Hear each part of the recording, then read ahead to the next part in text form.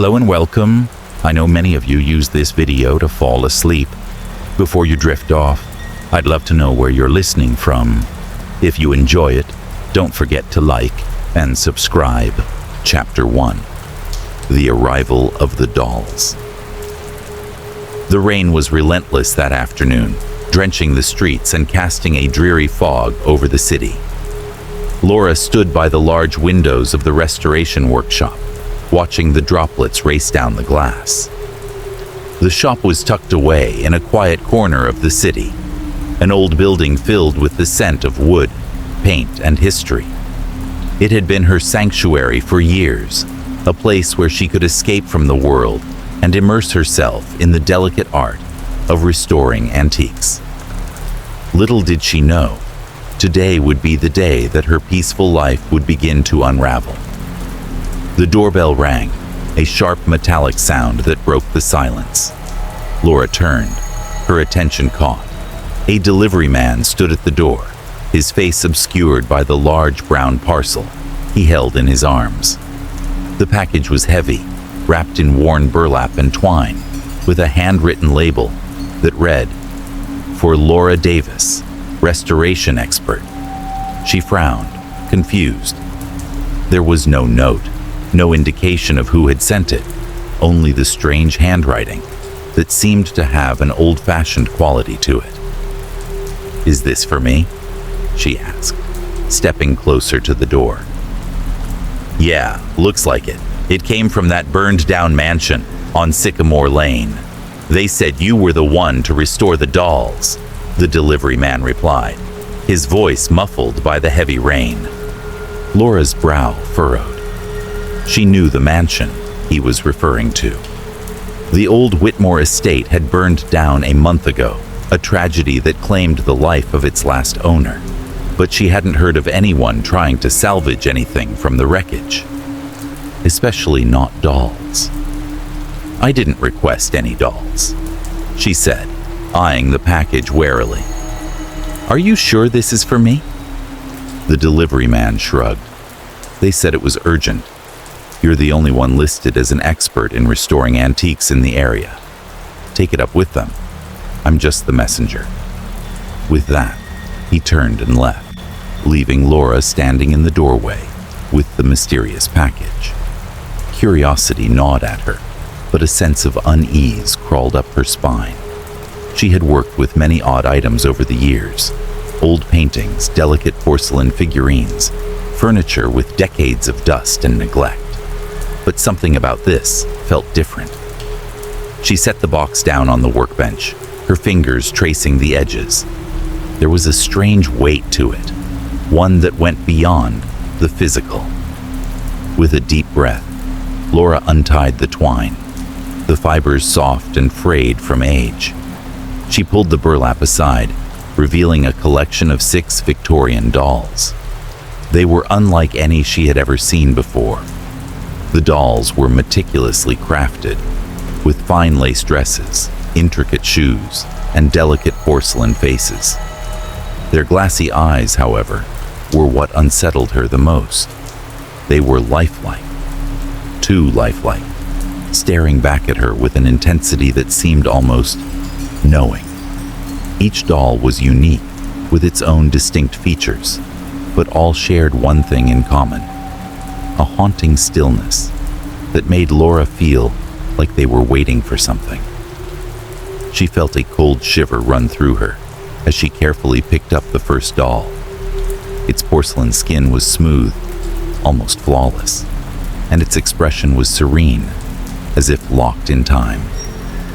The hair, dark and curled, framed its face perfectly, and the tiny hands were posed delicately at its sides. Laura felt an inexplicable discomfort, a sense of being watched, but she shook it off.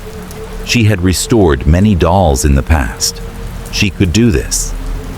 As she set the doll down on the workbench, she glanced at the others.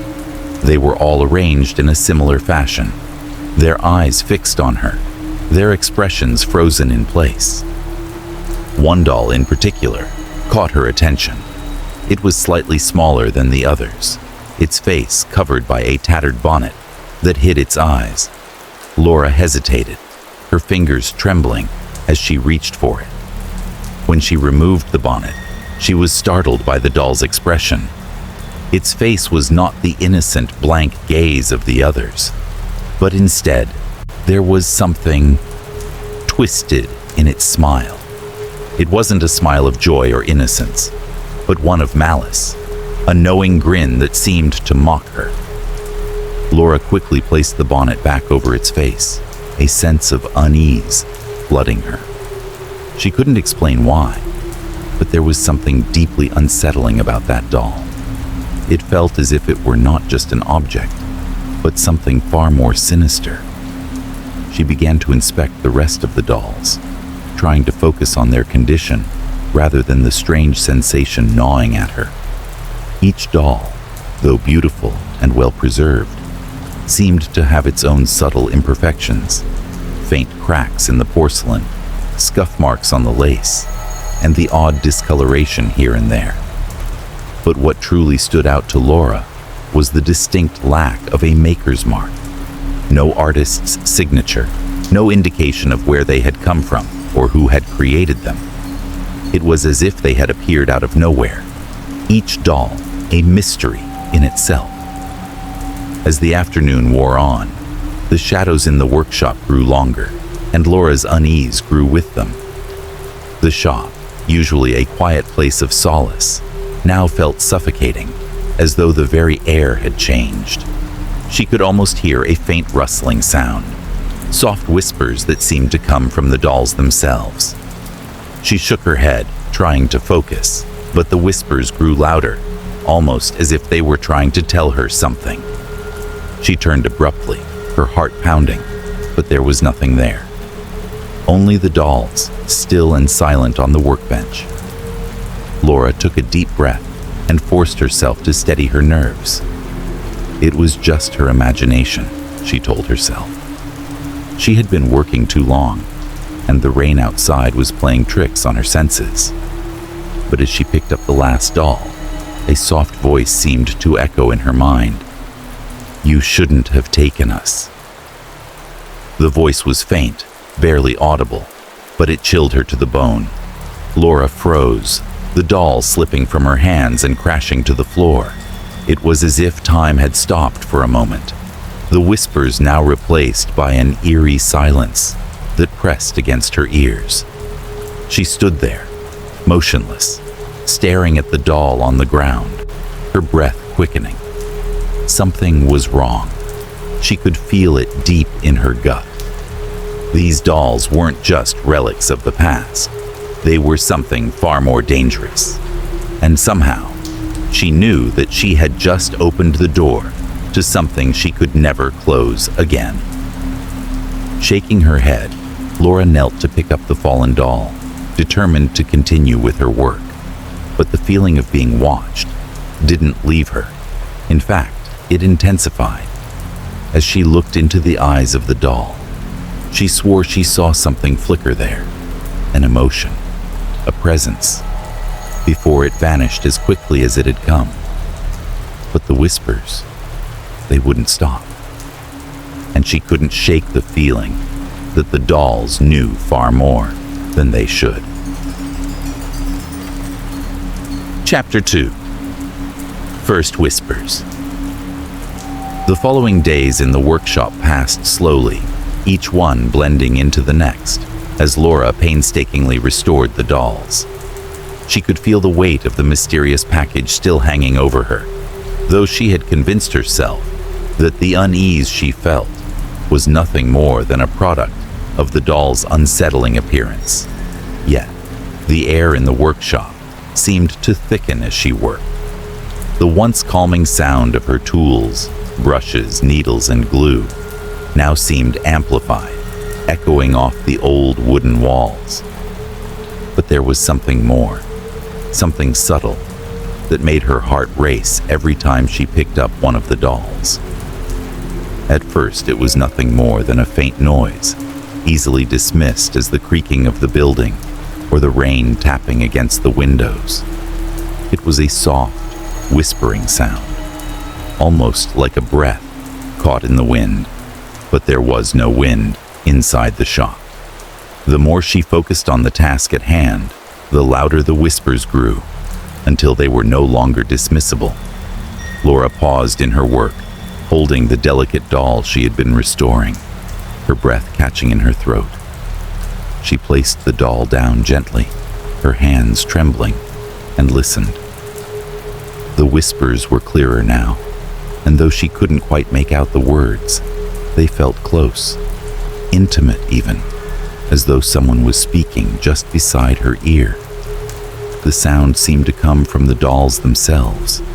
Her eyes flickered to the collection lined up on the workbench.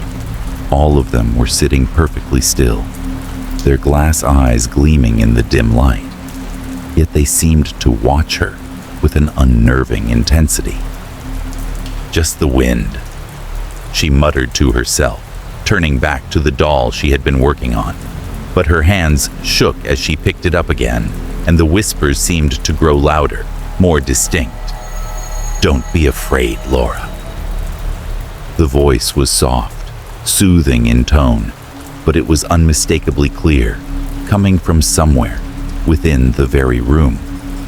Laura's heart raced. She dropped the doll back onto the workbench, her hands now clammy with sweat. The voice was like a breath of air, but it was coming from within the room itself. It wasn't the wind or the house creaking. It was something else. Something far more sinister. She looked around nervously, half expecting to see someone standing in the doorway. But the room was empty. The whispers continued, rising in intensity, each word becoming more audible, as if they were drawing nearer with each passing second. A cold shiver ran down her spine. The dolls. It had to be the dolls. "We know you, Laura." The voice seemed to echo in her mind, like a whisper wrapped in darkness. "We know your secrets." Her breath hitched. The words were unsettling, but they didn't feel threatening, not at first. It was as if the voice was merely observing, commenting on something it already knew. Yet, something about it felt wrong. The atmosphere in the workshop had shifted, the shadows growing longer, the room growing colder.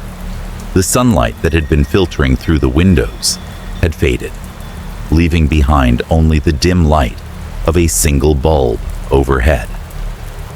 For a moment, Laura considered leaving, walking out of the workshop and never looking back. But the thought was fleeting. She wasn't the kind of person to give in to fear, not without a fight. She had dealt with more unsettling things in her life. Unruly antiques, clients who were difficult to please. But this was different. The dolls were different. With a deep breath, Laura reached for the first doll, the one with the unsettling smile that had caught her attention when they arrived. She turned it over in her hands, inspecting the porcelain for any cracks or imperfections. But as she did, the whispers grew louder. Her skin prickled as she felt the sensation of being watched again. She didn't know why, but the smile on the doll's face seemed to mock her. "You can't hide from us." The voice was softer now, almost playful, as if it were toying with her. "We're always here, always watching." Her pulse quickened. It wasn't just a whisper anymore. The voice had a presence, as though it was surrounding her, pulling at the very air in the room. She set the doll down quickly, her hands now shaking. There was no way to explain it. She had worked with hundreds of antiques before. Some were valuable, some were sentimental, but none of them had ever made her feel like this. Her fingers twitched as she moved to pick up another doll, trying to distract herself, but the whispers didn't stop. In fact, they became more urgent, more insistent. The fire. You remember, don't you?" The voice shifted, taking on a darker tone. It was as if the doll had somehow accessed memories she had buried deep within her, memories she had never shared with anyone. Her heart thudded in her chest, as a memory surfaced. The fire that had taken her younger brother years ago. The horrific tragedy that had left her family broken. She hadn't thought about it in years, but the voice had dragged it back to the surface, bringing with it a wave of guilt, sorrow, and terror. Her breath caught in her throat as she stared at the dolls, each one sitting motionless on the workbench, their glass eyes reflecting the dim light. No, it couldn't be. There was no way they could know. How could they? They were just dolls, just objects. But the whispers continued, each one digging deeper into her thoughts, each word more chilling than the last. We were there. We saw it all. The voice was clearer now, louder, as though it had taken a form of its own. We saw you. We saw what you did. Laura's mind raced. What were they saying? What did they mean? She staggered back from the workbench, knocking over a jar of paintbrushes in her haste. The noise echoed through the room, but it did nothing to stop the whispers. In fact, the dolls seemed to respond to the chaos, their eyes glinting in the low light, as though they were alive, watching her every movement. "We never forget," the voice whispered. "You can't hide the truth." Laura shook her head, trying to clear the fog of fear that clouded her thoughts. She couldn't be hearing this. She wasn't going crazy. This was just her imagination running wild, fed by the strange atmosphere in the workshop, the weight of the dolls, the history of the house they had come from. But deep down, she knew something was wrong. The dolls weren't just whispering random words. They were speaking directly to her, revealing things that only she knew, things that no one else could possibly understand. The secret pain she had buried for so many years was laid bare before her, whispered through the porcelain lips of the dolls. With trembling hands, she reached for another doll, the smallest one, the one with the bonnet that had made her feel so uneasy. The moment her fingers brushed against it, the whispers stopped, leaving a silence so thick it almost suffocated her. Then, a single voice, clear and deliberate, filled the space. "We've waited for you, Laura." The words hung in the air, suffocating her with their weight, and in that instant, Laura realized that the dolls were not just relics of the past. They were something far darker, something tied to her own fate, and whether she liked it or not, they had chosen her. Chapter 3. The First Murder. The morning was heavy with an oppressive fog that rolled in from the bay, shrouding the streets in a ghostly mist. Laura stood by the window in the workshop, her eyes fixed on the pale gray expanse outside. The unsettling whispers had faded over the past few days, but their presence lingered, like a shadow just out of reach. She couldn't shake the feeling that something was off. The dolls, those damned dolls, had somehow become more than just objects in her care. Their gaze seemed to follow her wherever she went, their silence oppressive, even in the absence of the whispers. She was jolted from her thoughts by the sudden ringing of her phone. She glanced at the screen, Mark Callahan, and immediately picked it up. Mark had been her friend for years, a familiar face in her life, someone she trusted. They had lost touch a bit over the past few months, but it was always a comfort when they reconnected. "Hey Mark, it's been a while. How are you?" There was a strange hesitation on the other end of the line before Mark's voice broke through. "Laura, I need to tell you something. Something really strange has happened." Laura's pulse quickened. "What's going on?"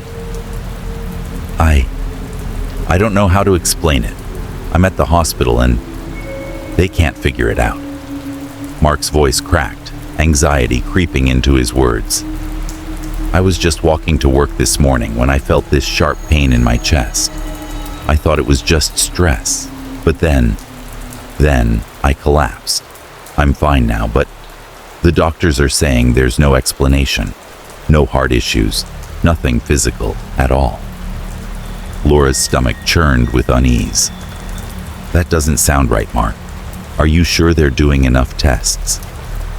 I don't know, but it's like my body just shut down for no reason, Mark continued, his voice faltering. It feels like something's off, like something's trying to take over. I swear, Laura, I think someone's doing something to me.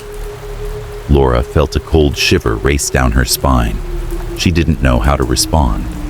There was nothing physical, no clear reason for Mark's sudden collapse, but his words struck a chord with her. The sense of unease she'd been battling ever since the dolls arrived gnawed at her mind. Just take care of yourself, okay? Let me know if you need anything, she said, trying to sound reassuring, though the unease in her chest was growing by the second. I will. Thanks, Laura. Mark's voice sounded distant now, as though he was already drifting away from her. As the call ended, Laura's thoughts whirled. There had been no reason for what had happened to Mark. No heart attack, no sign of a stroke, nothing the doctors could trace. But there was something about it that felt connected to the dark shift she had felt in her life since the arrival of the dolls. She couldn't help but wonder if the two events were linked. But how? And why? Hours passed, and Laura couldn't focus. The dolls sat on the workbench, their eyes watching her, ever present. She walked over to them, her fingers trembling as she reached for the doll with the twisted smile, the one that had caught her attention since the beginning. She ran her fingers across its smooth porcelain face, still unable to rid herself of the nagging sensation that there was something alive in those eyes. That evening, as she carefully worked on the doll, the phone rang again. This time, it was a call she was not expecting. Laura. The voice on the other end was shaky, almost breathless. It was Detective Harris, one of the officers she had spoken with on a few occasions during her time in the city. I'm afraid I have some bad news. It's Mark. He's dead. The words hit her like a punch to the gut. What? What happened? She stammered, her heart pounding in her chest. It's strange, Laura. We've been trying to figure it out all afternoon. There's no sign of foul play, no weapon, no injury, nothing to explain it. His body just gave out again, just like before. But this time, he didn't wake up. Laura felt the room close in around her, her mind racing. Mark was dead, just like that. No one could explain it, not even the doctors, not even the police. It was as if something had taken his life from him, silently, without a trace. I don't understand, she whispered, her voice barely audible. We're doing everything we can to investigate. I know you were close to him, Laura. If you think of anything at all, let me know. The line went dead, and Laura stood there, the phone still pressed to her ear, a sense of numb disbelief creeping over her. Mark was gone, just like that. But the strange part, the part that gnawed at her, was the way the circumstances felt. Wrong. Too wrong. She put the phone down slowly, the quiet of the workshop pressing in on her. As she stared at the collection of dolls, something in her gut twisted. Something was happening. Something dark. Something beyond the ordinary. With trembling hands, Laura reached for the doll she had been restoring earlier, the one with the twisted smile. But as she lifted it, she froze. Its expression had changed. The smile, which had once been faint and unsettling, had grown wider, unnaturally so. The porcelain seemed to shimmer in the dim light, giving the doll a more sinister air. Laura's heart skipped a beat. She had been so sure that the doll had been neutral, expressionless when she had last worked on it. But now, as she gazed at it, the smile was grotesque, too wide, too sharp, as though mocking her.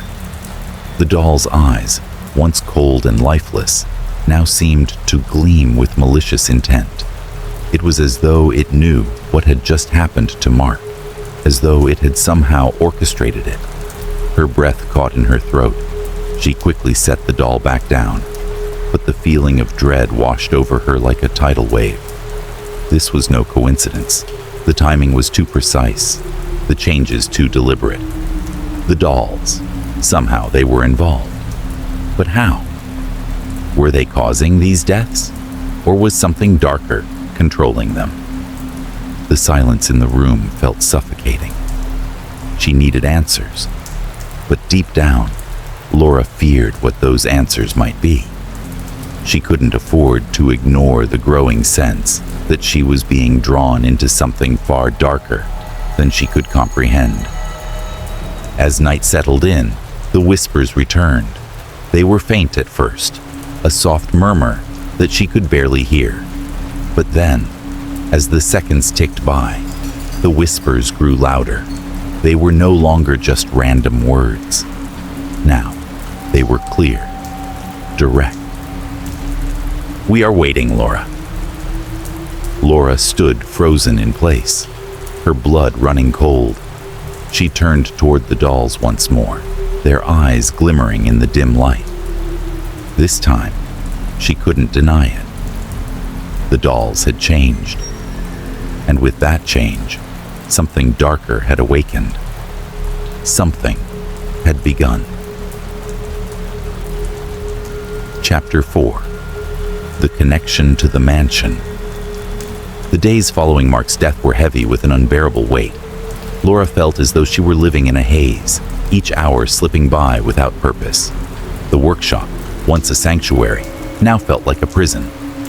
The dolls, silent but omnipresent, seemed to be watching her every move. The changes in their expressions were subtle but undeniable, each one shifting ever so slightly, as if they were growing more aware of her, more alive. Laura had tried to continue with her work, but she found herself unable to focus. The whispers, which had first seemed like figments of her imagination, now felt like an undeniable presence. They no longer merely circled around her. They had taken root in her mind, twisting through her thoughts like a parasite. She knew that something was wrong, but she couldn't explain it. There had to be a reason. There had to be a connection. She found herself thinking more and more about the mansion, the Whitmore estate. The story of the fire that had destroyed it was a familiar one, talked about in hushed tones among the locals. The mansion, a sprawling, decaying structure that had once stood at the edge of the city, had been abandoned for decades. It was the stuff of urban legends, rumors of curses, mysterious disappearances, and the strange rituals said to have been performed by its last owner. But what really piqued Laura's curiosity were the children who had disappeared without a trace. She had heard stories from the few who still remembered the mansion's former occupants. The Whitmore family had been wealthy, well regarded in the community, until the tragic events began to unfold. There were reports of children going missing from the nearby town over the years, their disappearances always linked to the mansion, yet no evidence was ever found. It was as if they had simply vanished into thin air. Laura couldn't shake the feeling that these tragedies were connected to the dolls, particularly the one with the twisted smile. There was something about it, something that gnawed at her insides. Determined to uncover the truth, Laura began her investigation into the mansion's history. She started by visiting the local library, combing through old newspapers and archives. It wasn't long before she stumbled upon a collection of reports from the early 1900s, articles about the Whitmore family, and the series of disappearances that seemed to plague them. The first article she found detailed the story of a young girl named Emma Whitmore, the daughter of the mansion's owner, Edward Whitmore. Emma had been just 8 years old when she disappeared, vanishing without a trace during a stormy night in 1912. The article mentioned the growing suspicion in the town that Emma's disappearance was somehow tied to the mansion, but there was no concrete evidence. Her body was never found, and no one could explain where she had gone. As Laura read through the articles, she found more stories of children vanishing under similar circumstances. Each disappearance seemed to follow a pattern. Each child had been last seen near the mansion, and each one had disappeared during the dead of night. The most chilling part of the articles was the mention of strange symbols carved into the walls of the mansion, etched into the doors, and in one case, found around the neck of one of the missing children. These symbols, Laura discovered, were not just random markings. They were part of an occult ritual, one that the Whitmore family had been rumored to be involved in. The ritual was said to be a form of dark magic, meant to bind the souls of the children to the house, to keep them there forever. The more Laura read, the more the pieces began to fall into place. The mansion had been a place of death, of secrets buried deep beneath the floorboards, and it was clear to her now that the dolls, these seemingly innocent objects, were tied to that very darkness. The fire that had destroyed the mansion only weeks ago had not been an accident. It was a desperate attempt to bury the horrors of the Whitmore family's past. Her pulse quickened as she dug deeper, tracing the connections between the disappearances and the family's tragic history. There was something missing, though. A link between the dolls and the children. She needed to find it. It wasn't until she returned to the workshop later that evening, her mind swirling with the grim history she had uncovered, that she found it. She had been sitting at the workbench, staring at the dolls, when something caught her eye. The doll with the twisted smile, the one she had been so drawn to from the start, was different now. It wasn't just the smile that had changed. The base of the doll, where it had once been smooth and plain, now had faint, intricate symbols carved into it. Symbols she had seen in the newspaper articles. The realization hit her like a bolt of lightning. These symbols were the same ones that had been found around the necks of the missing children. Her fingers shook as she reached for the doll, the twisted smile seeming even more sinister in the dim light. She turned it over carefully, inspecting the markings. There were several symbols, ancient, almost alien in their design, that wrapped around the base of the doll in a circular pattern. They seemed to pulse with an eerie energy, as if they were alive, waiting for something. As she ran her fingers over the marks, she felt a strange warmth, an unnatural heat emanating from the doll itself. It was as if the symbols were beckoning her, calling her to uncover their meaning. Her mind raced as she connected the dots. The dolls were not just artifacts, they were vessels. They had been made to house the spirits of the children who had vanished from the mansion. The fire that had destroyed the Whitmore estate had been no accident. It was a desperate attempt to destroy the dark forces that had taken root in the house. But it was too late. The spirits, bound to the mansion and now to the dolls, had escaped. And they were seeking something. Someone. Laura's breath caught in her throat as she realized that she had unknowingly brought these spirits into her own life. The dolls had followed her, drawn to her, because she had unknowingly crossed their path. But why? What did they want from her? A voice whispered in her ear, faint at first but growing louder. "Help us, Laura. Help us free them." Her heart skipped a beat. The voice seemed to come from the doll, from the very symbols etched into its base.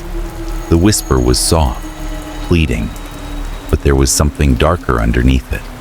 Something that made her feel like she was being pulled into a world she wasn't ready for. She dropped the doll back onto the workbench, her mind reeling. The connection between the dolls and the mansion was undeniable. The spirits of the children were trapped, bound to these porcelain vessels. But something had changed. They weren't just lost souls. They were now part of something far darker, something that sought to pull Laura into their web, whether she was ready or not. As the whispers continued, Laura knew one thing for sure. She was no longer safe. The dolls had come for her, and if she didn't act soon, she would be lost to them forever. Chapter 5.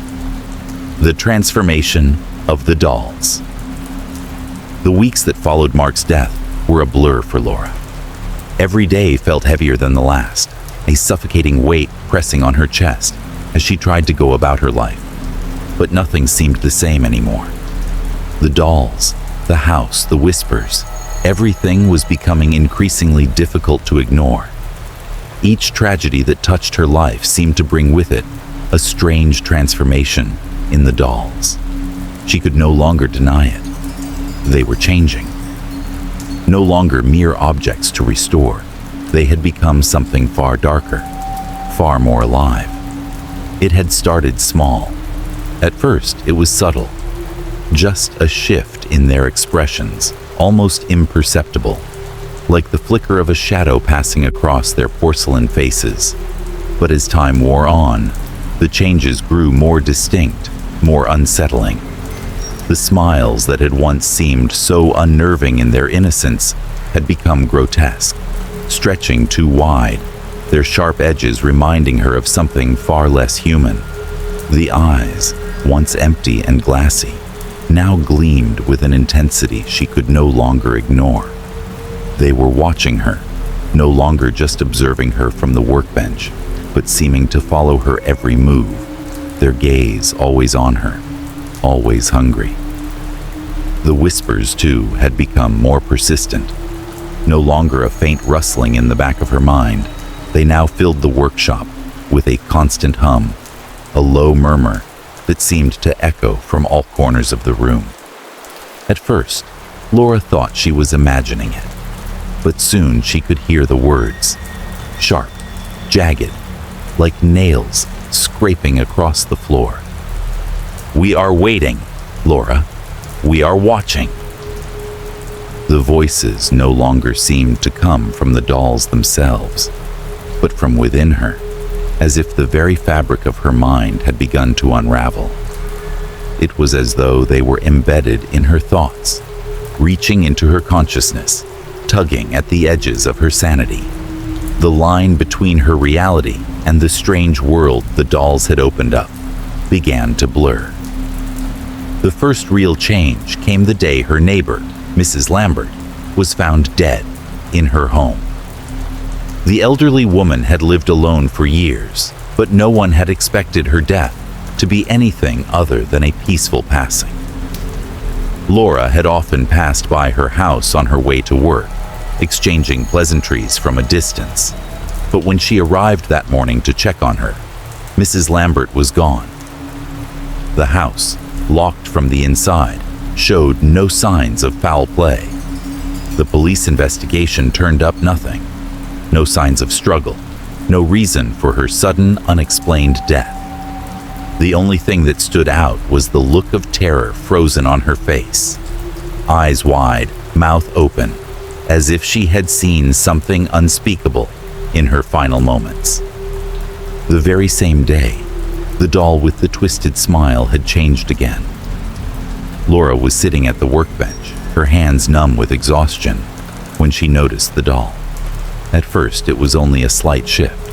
Its smile had grown a little wider, the corners of its mouth pulling back like a mocking grin. But then, As she leaned in closer, she saw the true horror. Its eyes, which had always been vacant and cold, were now filled with something far darker, something akin to malice. The eyes seemed to burn with a malevolent energy, like they were staring right into her soul. And then, the whispering started again. She saw us. She saw what we are. Laura's blood ran cold. The voice was clearer now, no longer a whisper in the back of her mind, but a distinct presence, as if the doll itself had spoken. She recoiled, her hands shaking as she backed away from the workbench. The room seemed to close in on her, the whispers growing louder, more insistent. They all see us now. They know the truth. Laura could barely breathe as the realization dawned on her. The dolls were changing in response to the deaths, the tragedies around her. Each one was a reflection of the suffering and anguish that had touched her life. Mrs. Lambert's death, the terror in her eyes, had left an imprint on the doll. It was as though the dolls were feeding on the pain, growing stronger with each new tragedy, each new loss. But the changes didn't stop there. As the days passed, the doll's expressions grew more distorted, more twisted, as if they were mimicking the horrors that had befallen the people around her. She could no longer tell where the dolls ended, and her own fear began. They were no longer just observers of her life. They were manipulating it, controlling it, feeding off the pain and fear that surrounded her. The next night, a second tragedy struck. Her childhood friend, Emily, was found dead in her apartment, the victim of an apparent suicide. Emily had seemed fine the day before, when they had spoken on the phone. Laura had no idea what had driven her to take her own life, but the shock and grief were overwhelming. When Laura arrived at Emily's apartment, she found nothing unusual. No signs of violence, no indication of a struggle, just the tragic scene of a life snuffed out too soon. But when she saw the expression on Emily's face, frozen in terror, she felt the unmistakable chill of something deeply wrong. Emily had looked terrified, as if she had seen something that had driven her to take her own life. The same night, as Laura sat in the dim light of the workshop, the dolls began to change again. The one with the twisted smile, it was no longer just a smile. It was a twisted, jagged mockery of human emotion. Its eyes were wide now, glowing with an unnatural light. Laura felt her heartbeat quicken as she reached for it, her hands trembling uncontrollably. The whispering grew louder, drowning out all other sounds. "We are in you now. We are part of you." She flinched, pulling her hands away from the doll, her mind spinning with the overwhelming realization. She was no longer just a spectator to these deaths. The dolls, those porcelain vessels, had somehow become entangled in her life, feeding off the fear and sorrow that had surrounded her. They were changing, becoming more than just inanimate objects. They were becoming a part of her own personal nightmare, and she was powerless to stop it. That night, Laura found herself unable to sleep. The whispering, relentless and insistent, followed her into her dreams, crawling into her subconscious like a creeping poison. She could see the dolls in her nightmares, their expressions distorted and grotesque, their eyes following her every movement, mocking her, tormenting her. Each time she tried to turn away, they seemed to multiply, filling the room with their empty, lifeless faces, their twisted, mocking smiles. She awoke in a cold sweat, gasping for air.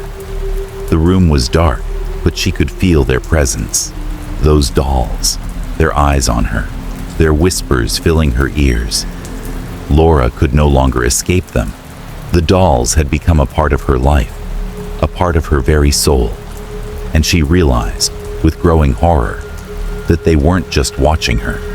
They were controlling her. They were feeding on her fear, feeding on the darkness that had taken root in her life. The more they changed, the more distorted their expressions became. The more she realized that there was no turning back. The dolls had claimed her, and there was nothing she could do to stop it. "We own you now." The whisper filled her ears, and for the first time, Laura understood. The dolls had transformed, not just in appearance, but in their power over her. They weren't merely objects. They were forces, dark, ancient forces, that had woven themselves into her life, into her very being. And as their whispers grew louder, she realized, with growing terror, that she was not the one in control anymore. Chapter 6. A macabre discovery. The fog outside had thickened, swallowing the city whole. Laura sat in the dimly lit workshop, her hands clenched tightly around a steaming mug of tea, though she barely noticed the warmth as it seeped through her fingers. Her mind was elsewhere, locked in a constant whirlpool of thoughts, each one more disturbing than the last. The dolls, those cursed, sentient objects, had become her prison. Their eyes followed her everywhere. Their whispers had become a constant hum in the back of her mind, growing louder, more insistent with each passing day. After the sudden and inexplicable deaths that had plagued her life, Mark, Mrs. Lambert, Emily, Laura had come to a terrifying realization. The dolls were no longer mere bystanders to the tragedies around her. They were active participants, manipulating the events, feeding on the fear and grief, growing stronger with every life they claimed. Each day they seemed to change, their faces becoming more grotesque, their expressions twisting into mockeries of human emotion. But now, it was different. Something had shifted within her. The whispers no longer felt like whispers. They felt like commands, like the dolls were speaking directly to her, beckoning her to uncover the truth of their existence. That truth, she feared, would break her. She couldn't bear the thought of it any longer. She needed to know what had happened. She needed to understand why she was being haunted by these wretched things. What had happened in the Whitmore mansion? What dark force had brought these dolls to life? And why had they latched onto her so relentlessly? It was late one evening, the workshop drenched in the pale glow of a single overhead light, that she found herself face to face with the truth. She had been inspecting one of the older dolls, the one with the cracked porcelain face, its delicate body covered in tattered lace. It was the oldest of the collection, its features worn down by time, its expression eerily serene. But as Laura examined it, something shifted in the air. Something cold, something ancient. Her breath caught in her throat as the whispering grew louder, almost unbearable. "You seek answers, Laura." The voice was coming from the doll, unmistakably clear now. The whispers were no longer in her mind. They were outside, from the dolls themselves, ringing through the very walls of the room. She had heard these words before, but now they were heavy, laden with meaning.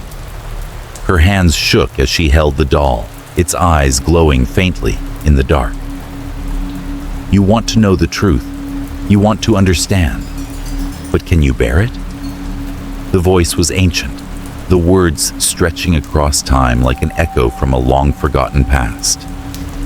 "Tell me," Laura whispered, barely able to breathe. She had to know. She needed to understand. "What happened? What are you?" The doll's smile shifted, ever so slightly, and the voice became clearer. "We are the souls of the lost children, trapped within these vessels. The ritual. Laura's heart pounded in her chest. The words echoed in her mind, but they made no sense. Souls, rituals. She was losing her grip on reality. She knew it. But she had no choice now. She had come this far. She had to hear the rest. We were taken, Laura, murdered, sacrificed in the name of power. The voice grew softer, but darker, laden with a sorrow so deep it felt like a physical weight. And now, we are bound to these dolls, our souls trapped in porcelain, forever seeking release. Forever. Laura's eyes widened, the horror of the revelation crashing over her like a wave. The dolls were not just objects, not just cursed relics. They were vessels, containers for the souls of murdered children, children who had been sacrificed as part of a cruel and ancient ritual. The ritual had been performed in the Whitmore mansion, a place steeped in darkness, where the walls had once been alive with unspeakable acts.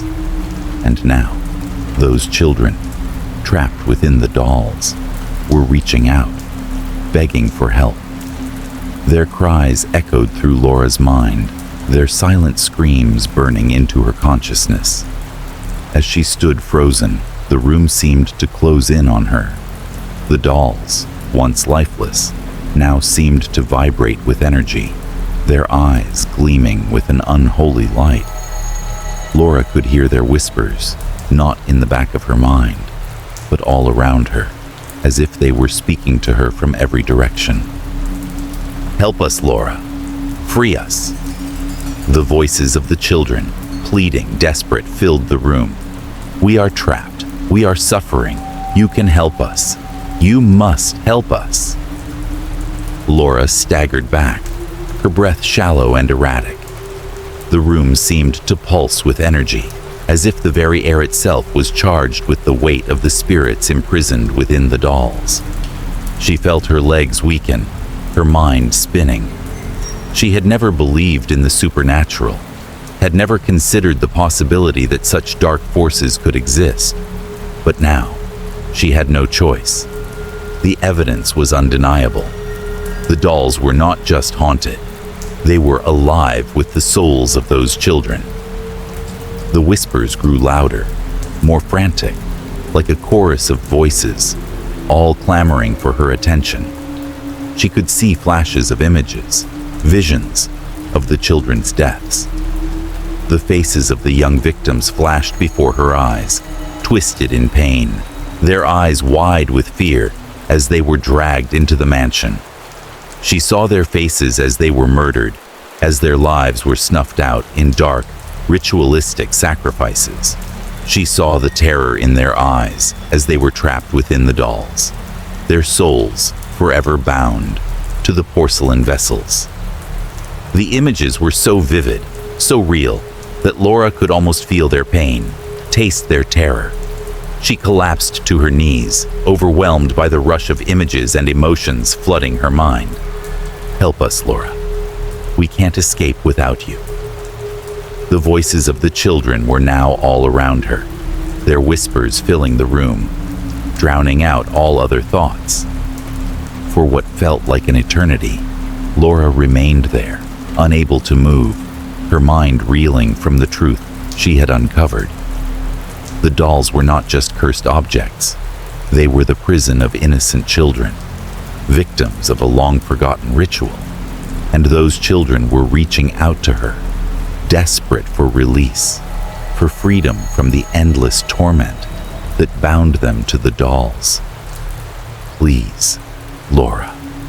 The voice from the oldest doll whispered again, its tone filled with a mixture of sorrow and hope. "You are the key. You are the only one who can break the curse. You are the only one who can free us." The weight of the revelation pressed down on Laura's chest, threatening to crush her under the burden of the truth. The dolls, those wretched, twisted objects, were her only link to the children's suffering. And now, she had a choice to make. Would she help them?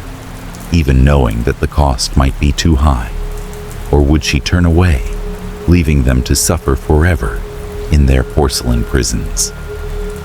As she stood, trembling, surrounded by the whispers of the lost children, Laura realized that there was no turning back. The truth had been revealed, and now she was bound to it. There was no escaping the horror that had seeped into her life. The dolls had chosen her, and she was their only hope for salvation. And so, with a heavy heart, Laura made her decision. She would do whatever it took to free the trapped souls, to end the suffering that had bound them to the dolls for so long. But she knew, deep down, that her journey into darkness had only just begun. Chapter 7. The Truth About the Mansion. The air in the city had turned crisp with the coming of autumn, and yet Laura could feel no relief from the oppressive weight that had settled over her. The discovery of the souls trapped within the dolls had only deepened the mystery, and now the time had come to uncover the truth about the Whitmore mansion, its dark past, its twisted history, and the cruel man whose obsession had turned it into a house of horrors. Laura knew she had to dig deeper. The dolls were only part of the story, and though their whispers had led her to this point, they weren't the beginning. The Whitmore mansion had been the catalyst, the place where it all started, where the ritual had been performed and the children's lives had been stolen. But there was more to the story, something she hadn't yet uncovered, something that would explain why the dolls had come into her life, why the spirits were so desperate to be freed, and why the fire had destroyed everything.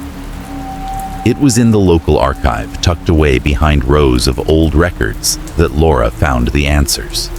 She had spent hours searching through dusty volumes, newspapers from decades past, old town records, and legal files. But it was a collection of personal letters, bound in a weathered leather folder, that gave her the truth she so desperately needed. The letters were written by a man named Edward Whitmore, the last owner of the mansion, a man whose name had been whispered about in the town for years. Laura had heard the rumors. A wealthy, reclusive man who had grown increasingly erratic in his later years, obsessed with immortality, with cheating death, with transcending the limits of human existence. But the letters revealed something much darker, something that confirmed all her worst fears. In his own handwriting, Whitmore confessed to a series of murders, brutal acts carried out in the name of his twisted experiments. He had sought to preserve his life beyond its natural limit, to escape death itself, and had found a way to do so by sacrificing the lives of children. His method was simple and horrific. He would conduct a dark ritual, using the blood of innocent children to create a form of immortality, a way for the soul to transcend the body and live forever. The more Laura read, the more the truth twisted her stomach. Whitmore had not only been responsible for the deaths of the children who had disappeared over the years, but he had deliberately sought to trap their souls, to bind them to objects, vessels, so that they could act as guardians to his immortality. The dolls had been his creation, the perfect receptacles for the souls of the children he had killed. In one particularly chilling letter, Whitmore detailed the culmination of his work. A grand ritual performed in the mansion itself, a ceremony that required the souls of the most innocent, the children, to be trapped in physical objects. His aim was not just to achieve immortality for himself, but to create a kind of eternal power, something that would grant him dominion over life and death. But the ritual, as with all things born of darkness, had gone wrong. The souls, instead of serving him, rebelled. They became trapped, not in his control, but in the dolls themselves, unable to break free unable to transcend. As Laura read through the letters, the pieces of the puzzle fell into place.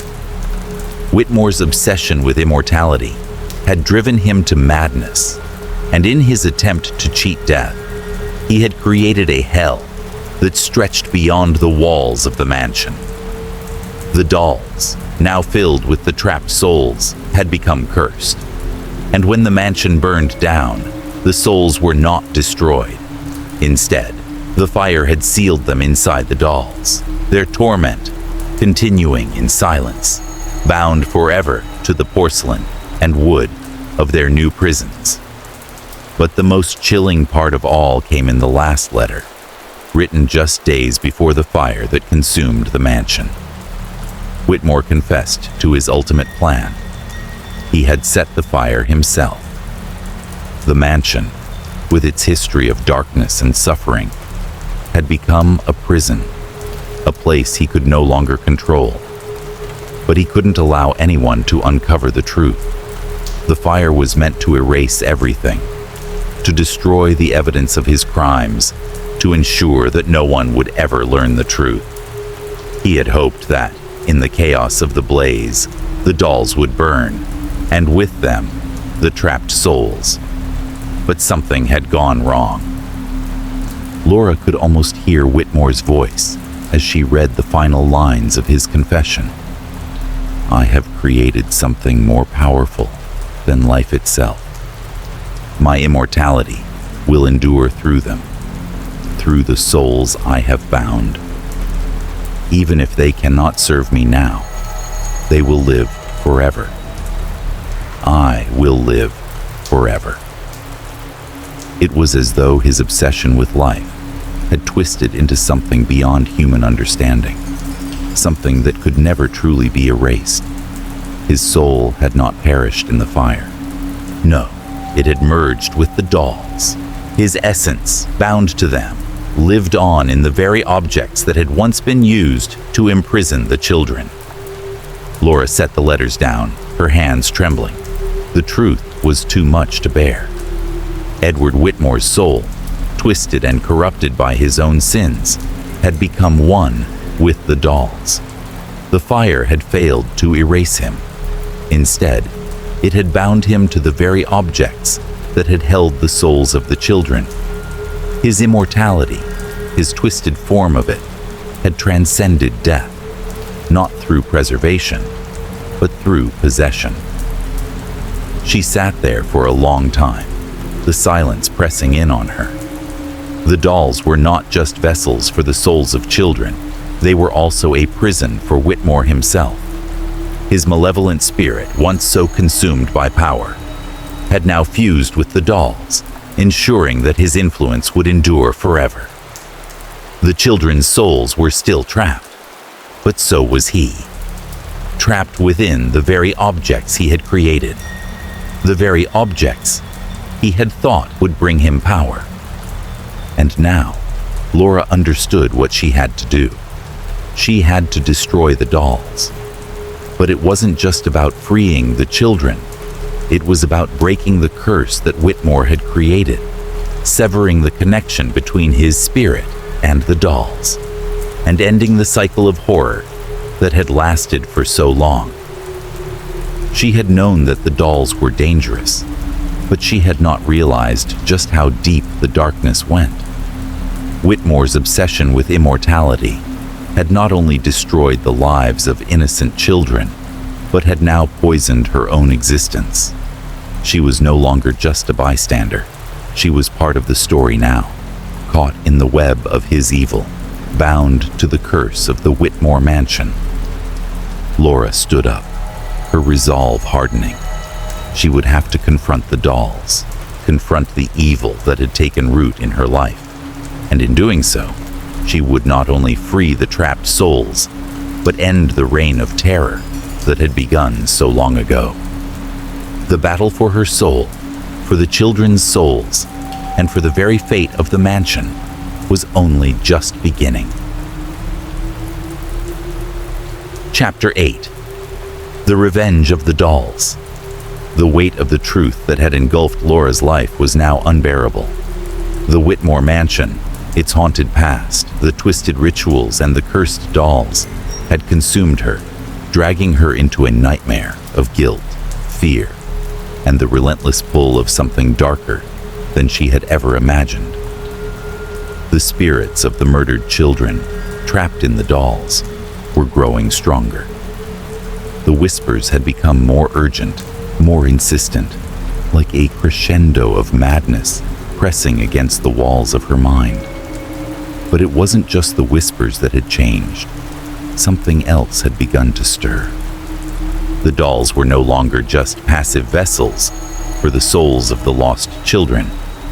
They were becoming agents of vengeance. It started with the subtle movements. At first, it was a slight shift in posture, an arm raised or a head tilted, just slightly in the corner of her vision. Laura would dismiss it, attributing it to the growing paranoia that gripped her. After all, she had been spending far too much time alone, consumed by the mystery of the dolls and the mansion's dark history. But the changes grew more pronounced. The dolls began to move more deliberately, as if they were aware of her every action, of every word she spoke. One evening, as Laura sat in the dim light of the workshop, cleaning the dolls and preparing for the next step in her investigation, she heard a sound that sent a chill up her spine. A low scraping noise, like porcelain against wood, came from the workbench. Laura turned sharply, her heart racing in her chest. One of the dolls, the smallest one, the one with the cracked porcelain face, had shifted. Its arms were raised in an unnatural position, as though it were trying to reach for her. And then, in the dim glow of the workshop, its eyes, which had once been empty, flickered with a sinister gleam. She backed away, her breath shallow, trying to fight the overwhelming sense of dread creeping into her bones. It wasn't her imagination. The dolls had become more than just inanimate objects. They were moving, acting, and becoming more aggressive with every passing day. The whispers started again, louder this time, filling her ears with a cacophony of voices. "We are the vengeance of the forgotten. You cannot escape."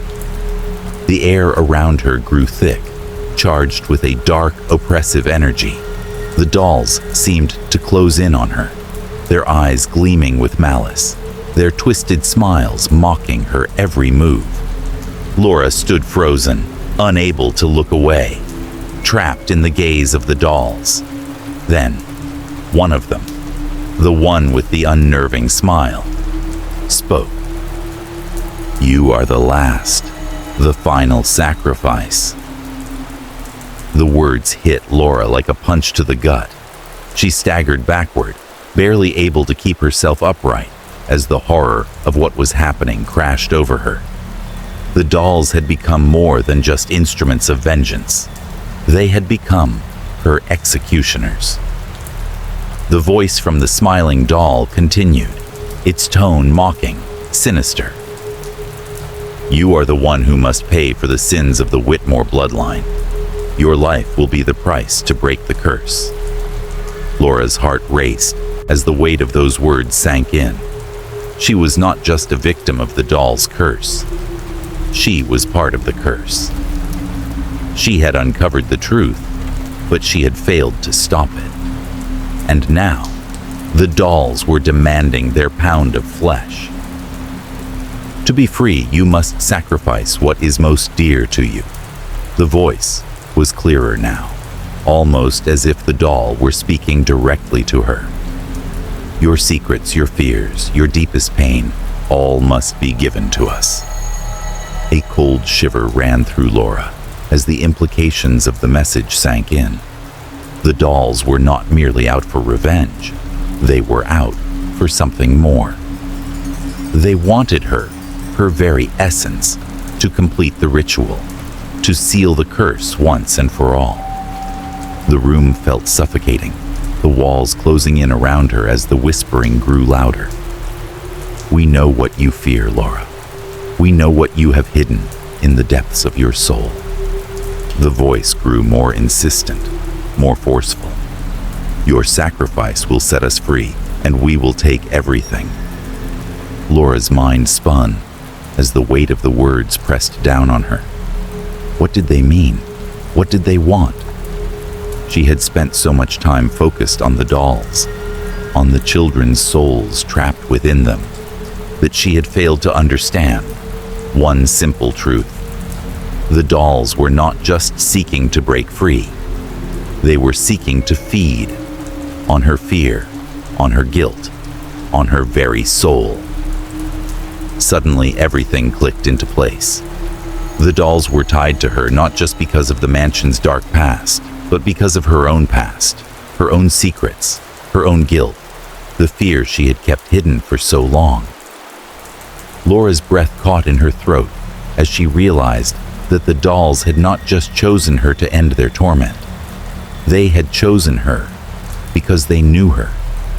They knew the darkness inside her, the secrets she had buried deep in her heart. As the realization hit her, the room seemed to blur. Memories, long buried, rushed to the surface. Her childhood, her mistakes, the pain she had caused those closest to her. She had spent years running from her own guilt, from the weight of her past. But now, the dolls were bringing it all back, forcing her to confront the very things she had tried to forget. The smallest doll, the one with the cracked porcelain face, tilted its head slightly as if to ask, "Are you ready to face the truth?" Laura's pulse quickened, her breath shallow. She wasn't ready. She had spent so long trying to outrun the darkness within herself, trying to pretend that it didn't matter. But now, as the dolls watched her, as their whispers filled her ears, she understood the terrible truth. They weren't just seeking freedom. They were seeking to consume her. To break the curse, Laura had to face her own demons, confront her deepest fears and regrets. And the dolls, they were the key to that final reckoning.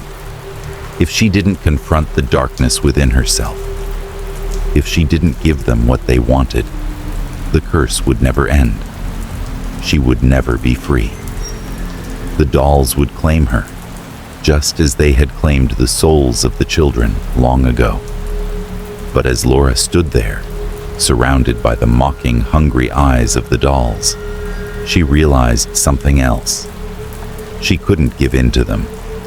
She couldn't let them consume her. She had to find a way to break the curse, to destroy the dolls and free the souls trapped within them. She had to face her fear, her guilt, and the darkness in her own heart. Not for the dolls, but for herself. As the dolls continued their whispers, demanding their sacrifice, Laura made her decision. She would confront the truth. She would confront her fears, and she would do whatever it took to break the curse, even if it meant giving up everything she had ever known. The dolls had awakened something in her, a strength she had buried deep within herself. And now, it was time to face them. Chapter 9. The Sacrifice. The weight of the decision pressed down on Laura's chest like 1,000 tons of stone, suffocating her every breath. The dolls, once so still, now seemed to pulse with an unnerving energy, their glassy eyes reflecting her every movement. The room felt colder, the silence between the whispers more profound, as though the very air was holding its breath in anticipation. Her hands trembled as she stood in the center of the workshop, surrounded by the cursed dolls that had brought her to the brink of madness. The truth that had been slowly unfurling in her mind over the past few days had now reached its horrifying climax. She had to make a choice. To break the curse, to free the souls trapped inside the dolls, Laura had to sacrifice someone close to her, someone she loved, someone she had known and trusted. The price was too steep, and yet The dolls whispered in her ear that it was the only way. "The price for salvation is steep, Laura," the voice of the twisted smile doll murmured, its porcelain lips curling upward into an unholy grin. "Your heart knows the cost. Choose." Laura clenched her fists, her nails digging into her palms. She could feel the dark energy of the dolls surrounding her, wrapping around her like a suffocating cloak. The whispers had grown louder, more desperate, more insistent. Every part of her screamed for her to reject the idea, to push the dolls away, to refuse to be a part of their malicious game. But deep inside, she knew that there was no escaping this. The curse would never end unless she made the sacrifice. "Who will it be, Laura?" The smallest doll, its face cracked and worn, spoke next, its voice soft, almost coaxing. "Your mother, perhaps, or your dear friend Emily, who you abandoned. The choice is yours. Sacrifice them, and we will be free." The words cut through her like a blade, piercing the carefully constructed walls she had built around her heart. She could feel her breath catching in her throat. The memories of her past, her regrets, flooded her mind. Her strained relationship with her mother, the guilt over Emily's death, the painful truth that she had never been there when her friend needed her most. The dolls were right. The connection was no accident. The darkness within them, the darkness that had consumed her life, had been tied to her own fears and mistakes all along. "You think you can escape this?" The voice of the twisted smile doll continued, its tone growing darker. "You are as much a part of us as we are of you. Your soul is already entwined with ours." Laura stumbled back, her head spinning. The room seemed to tilt, the shadows stretching and warping around her. She could no longer deny it. The dolls, these cursed objects, were not just the souls of murdered children. They were a reflection of her own darkness, her own guilt. The whispers were the manifestation of her deepest fears, the part of herself she had long buried, the part that had been feeding them all along. "You've been feeding us all this time, Laura," the voice whispered, soft and seductive. "The guilt, the regret, the pain you carry. It feeds us. It strengthens us." Her chest tightened, and for a moment, she thought she might suffocate from the weight of the realization. She wasn't just caught in the web of the doll's curse. She was the one who had given them power. The dolls were a reflection of her own fractured soul, the parts of herself that she had denied, the parts she had never confronted, the anger she felt toward her mother for never understanding her, the guilt over her friend's death, the self-loathing that had plagued her for years. These were the very emotions that had bound her to the dolls. "All you need to do," the doll with the cracked face whispered, "is choose. Sacrifice someone you love, and the curse will be broken.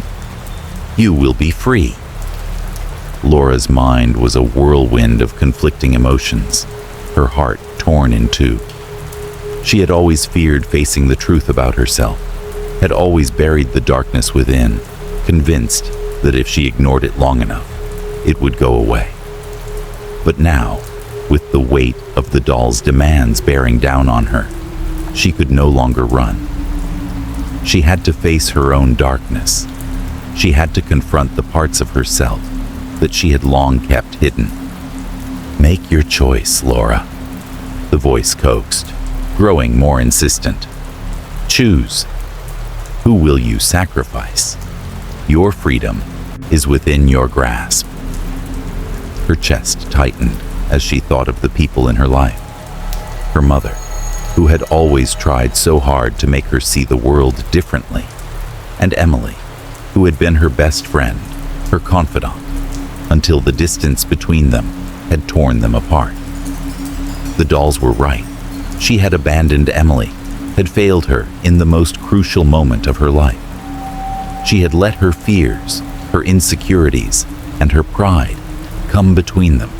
And now, Emily's death, her own guilt, had been woven into the curse. But was Emily the one she had to sacrifice? Could she do it? As the doll's whispers became louder, more frantic, something inside Laura snapped. The room began to pulse with the rhythm of her heartbeat. She couldn't stand it anymore.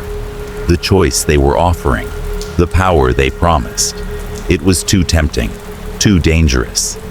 But she couldn't let herself fall into their trap. She had to find another way. "I won't choose," Laura whispered, her voice barely audible. "I won't feed you any longer. I refuse." The silence in the room was deafening. The dolls went still, their eyes gleaming with an intensity that sent shivers down her spine. Then, the voice of the twisted smile doll spoke again. But this time, it was different.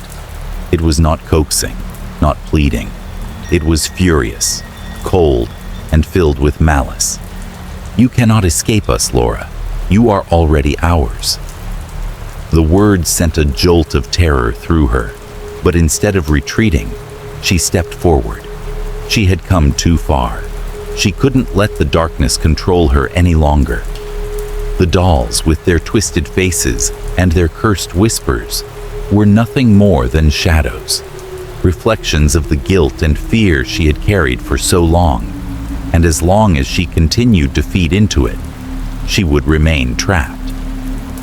She could hear the voice of the dolls growing louder, the whispers turning into shrill screams, demanding that she make her choice. But Laura's resolve hardened. She didn't need to make a sacrifice. She needed to confront her own fears, her own guilt, and take back control. She didn't need the dolls. She didn't need their power. And as the room seemed to close in around her, Laura made a choice. Not the one the dolls wanted, not the one they had demanded.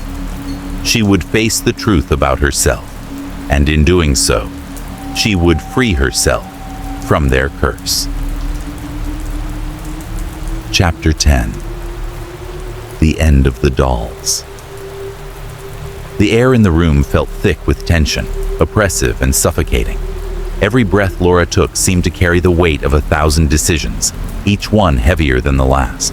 The dolls, their eyes cold and empty, sat on the workbench, eerily still as the room seemed to pulse with a strange energy. The whispers that had once filled the air with terror had faded, replaced by an unsettling silence. The curse that had bound them to her, binding the souls of the lost children and the malevolent spirit of Edward Whitmore, was near its end. But the cost of her freedom had been paid, and it was a price she could never have anticipated. Laura had made her choice. The decision had come with a heavy heart, but in the end, it had been the only one she could make. To break the curse, she had to sever the connection between the dolls and the spirits within them. The sacrifice was not the life of another, it was her own. She had offered her soul, her deepest fears, her regrets and her guilt, as the final key to freeing the trapped souls, to undoing the horror that had haunted her for so long. She had given up the darkness inside her, the burden of her past, in exchange for their release. The dolls no longer held the souls of the children, no longer served as vessels of pain and anguish. They had become empty, inanimate objects, their twisted smiles and malicious eyes nothing more than a hollow reminder of the curse that had once been. But even as the curse was lifted, Laura could feel the heaviness of what she had done. The cost was more than just the release of the spirits. It was the loss of a part of herself, a part that could never be reclaimed. As the last whisper faded from the room, Laura stood motionless, her eyes fixed on the dolls. They were no longer the menacing figures they had once been.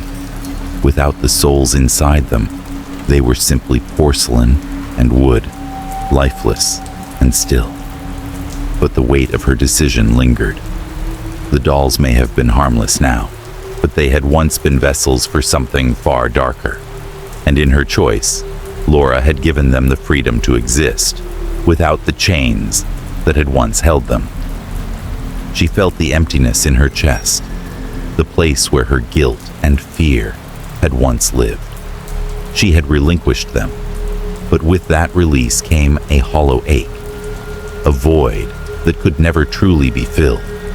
It was the price of her freedom, the price of the lives she had unwittingly touched, the children whose souls had been trapped in the dolls, and the shadow of Edward Whitmore, whose spirit had merged with the cursed objects.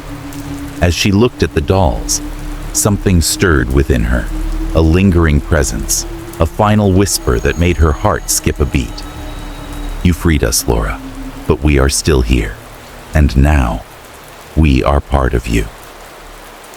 The voice was faint, almost a breath, but it was unmistakable. Laura's heart raced as she turned toward the source. The smallest doll, the one with the cracked face and tattered dress, now seemed to stare directly at her.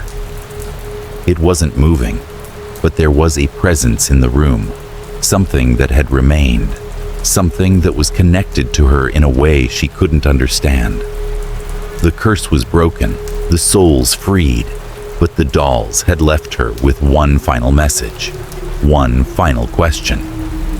You freed us, but can you free yourself? The words hung in the air, chilling her to the bone. Laura's breath caught in her throat as the full weight of the message sank in. She had released the souls, but in doing so, she had bound herself to them in a way she hadn't anticipated. The darkness that had lived within the dolls, the evil that had fed on her fears, had not just been eradicated.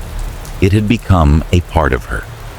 The sacrifice had been necessary, but it had not come without consequence.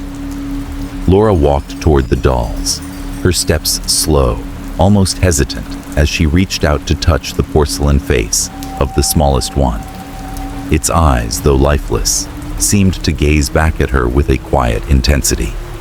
She had set the spirits free, but the part of herself that she had sacrificed, her deepest pain, her regrets, her guilt, was still there, still inside her, lurking in the shadows of her soul.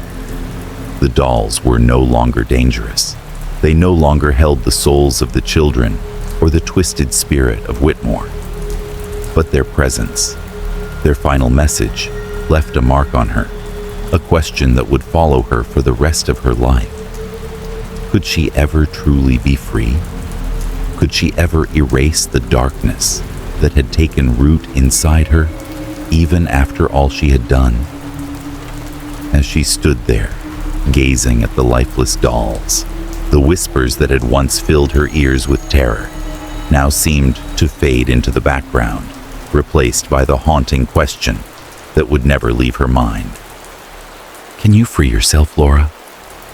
It was a question with no easy answer, a question that would echo in her thoughts for years to come.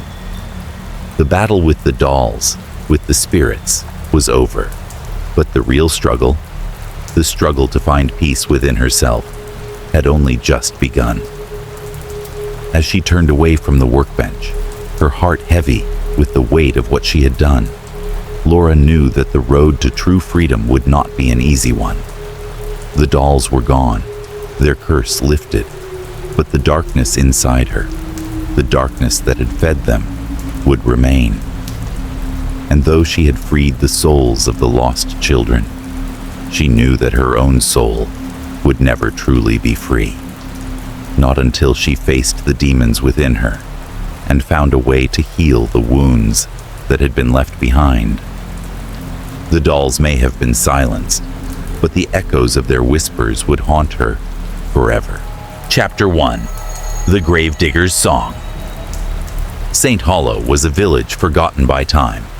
Nestled in a valley surrounded by dense forests, its cobblestone streets were lined with crumbling houses, their windows dimmed by the thick mist that rolled in from the hills every evening. The village was small, its population dwindling, its people content in their quiet, monotonous lives. There were few things that could disturb the peace of St. Hollow. But there was one figure whose presence cast a long shadow over the village. A man whose strange behavior and eerie songs had become an unmistakable part of its grim atmosphere. Elias Grayson, the gravedigger, was a solitary man. He lived on the edge of the cemetery, in a modest, weather-worn house that stood like a monument to the past. The villagers rarely saw him outside his work, but they all knew him by name. Elias was the only person who tended to the cemetery's needs, digging graves, preparing coffins, and ensuring that the dead were properly laid to rest.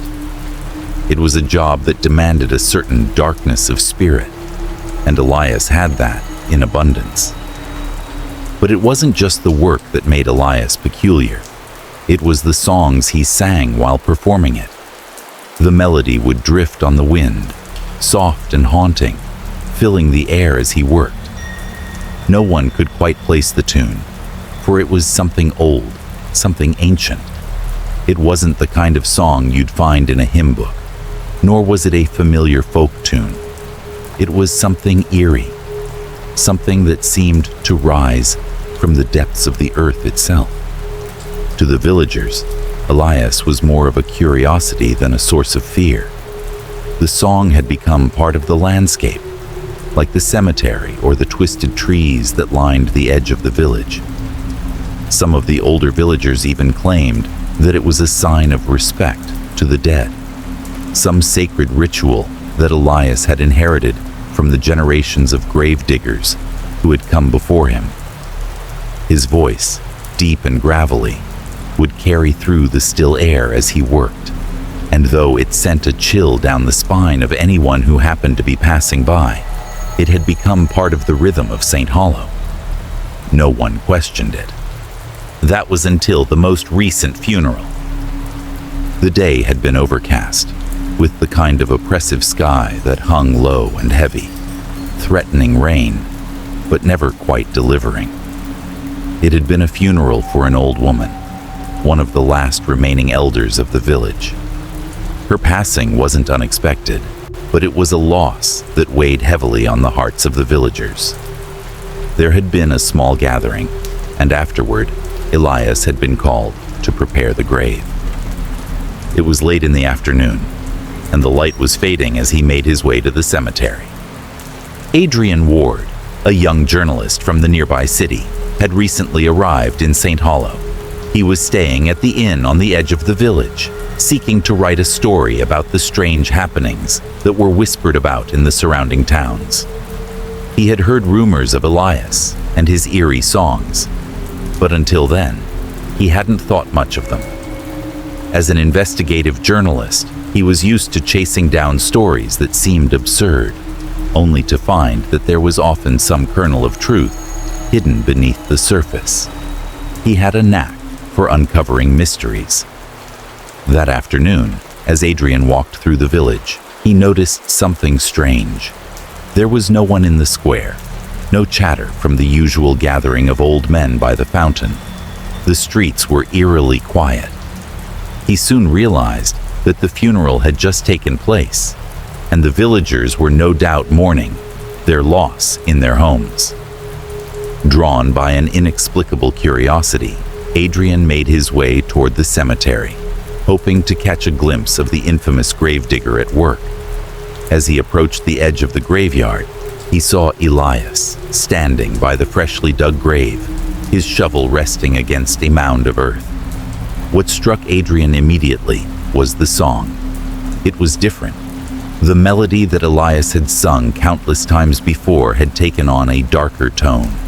The tune was still soft and mournful, but there was something unsettling about it.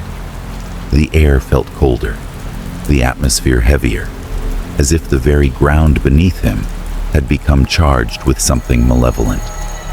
Elias stood motionless for a moment, his eyes fixed on the grave. Then he began to sing again, but this time The song seemed to twist, as though the lyrics themselves were being warped by some unseen force. Adrian could not make out the words, but the sorrow in the voice was unmistakable. It was a cry for the lost, a lament for the souls who could not rest. As Elias sang, the wind began to pick up, swirling around the cemetery with a chilling intensity. Adrian's heart quickened as the strange melody filled the air. Something was wrong. The song seemed to seep into his very bones, sending a shiver through him. It wasn't just a tune anymore. It felt like a warning, a herald of something terrible. He watched Elias for a long moment, mesmerized by the figure standing by the grave. The gravedigger was not moving, his face obscured by the shadows of his wide-brimmed hat. But the song continued, rising and falling in eerie waves. It was as though Elias himself had become part of the earth, a conduit through which the voices of the dead were speaking.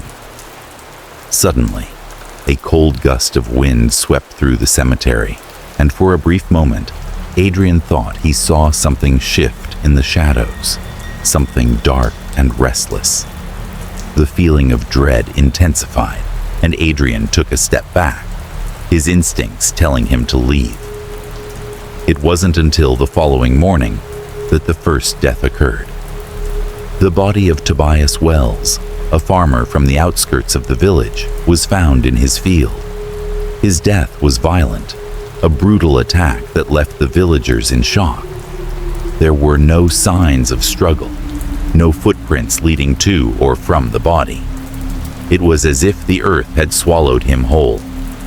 The connection between Elias's song and the death was not immediately obvious, but the villagers soon began to whisper about the strange events that had unfolded.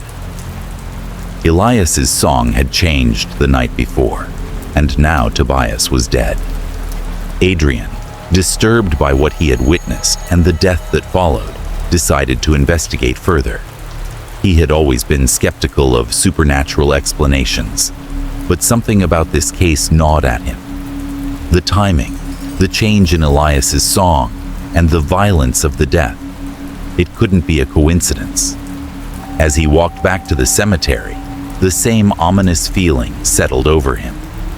The village of St. Hollow had always been strange, but now it seemed as if something darker was beginning to stir. And in the distance, Elias's voice rose once more, carrying on the wind. But this time, the song was louder, its notes tinged with an unmistakable sense of foreboding. Chapter 2. The Arrival of the Stranger. Adrian Ward had heard of St. Hollow long before he arrived. It wasn't the kind of place that would attract much attention, at least not from tourists or thrill seekers. The village, tucked away in a valley, was nothing more than a forgotten speck on the map, a place where time seemed to slow and the world beyond it felt distant, almost irrelevant. But it was precisely that obscurity that drew Adrian in. He was a journalist, young and ambitious, with a passion for uncovering the unexplained. His specialty was paranormal events, the mysteries that clung to the fringes of reality. Over the years, he had traveled to haunted houses, abandoned hospitals, and even remote villages where dark folklore still held sway. St. Hollow had piqued his interest when he heard whispers of its most notorious resident, Elias Grayson, the gravedigger. The man's eerie songs, sung as he worked among the tombstones, had become legend. No one knew exactly where the songs came from or what they meant, but there was no denying that the gravedigger's music seemed tied to something far darker than the quiet village could ever explain. So, Adrian had made the decision. He would travel to St. Hollow, see the place for himself, and perhaps uncover the truth behind the mysterious deaths that had been linked to Elias's haunting melodies. If there was a story to be told, Adrian was determined to find it. The journey had been long and uneventful, the countryside stretching on in rolling fields of green and brown. By the time he reached St. Hollow, the sun was low in the sky, casting a golden hue over the village as he walked through its narrow streets. The town felt suspended in time, the buildings old and crumbling, yet oddly charming.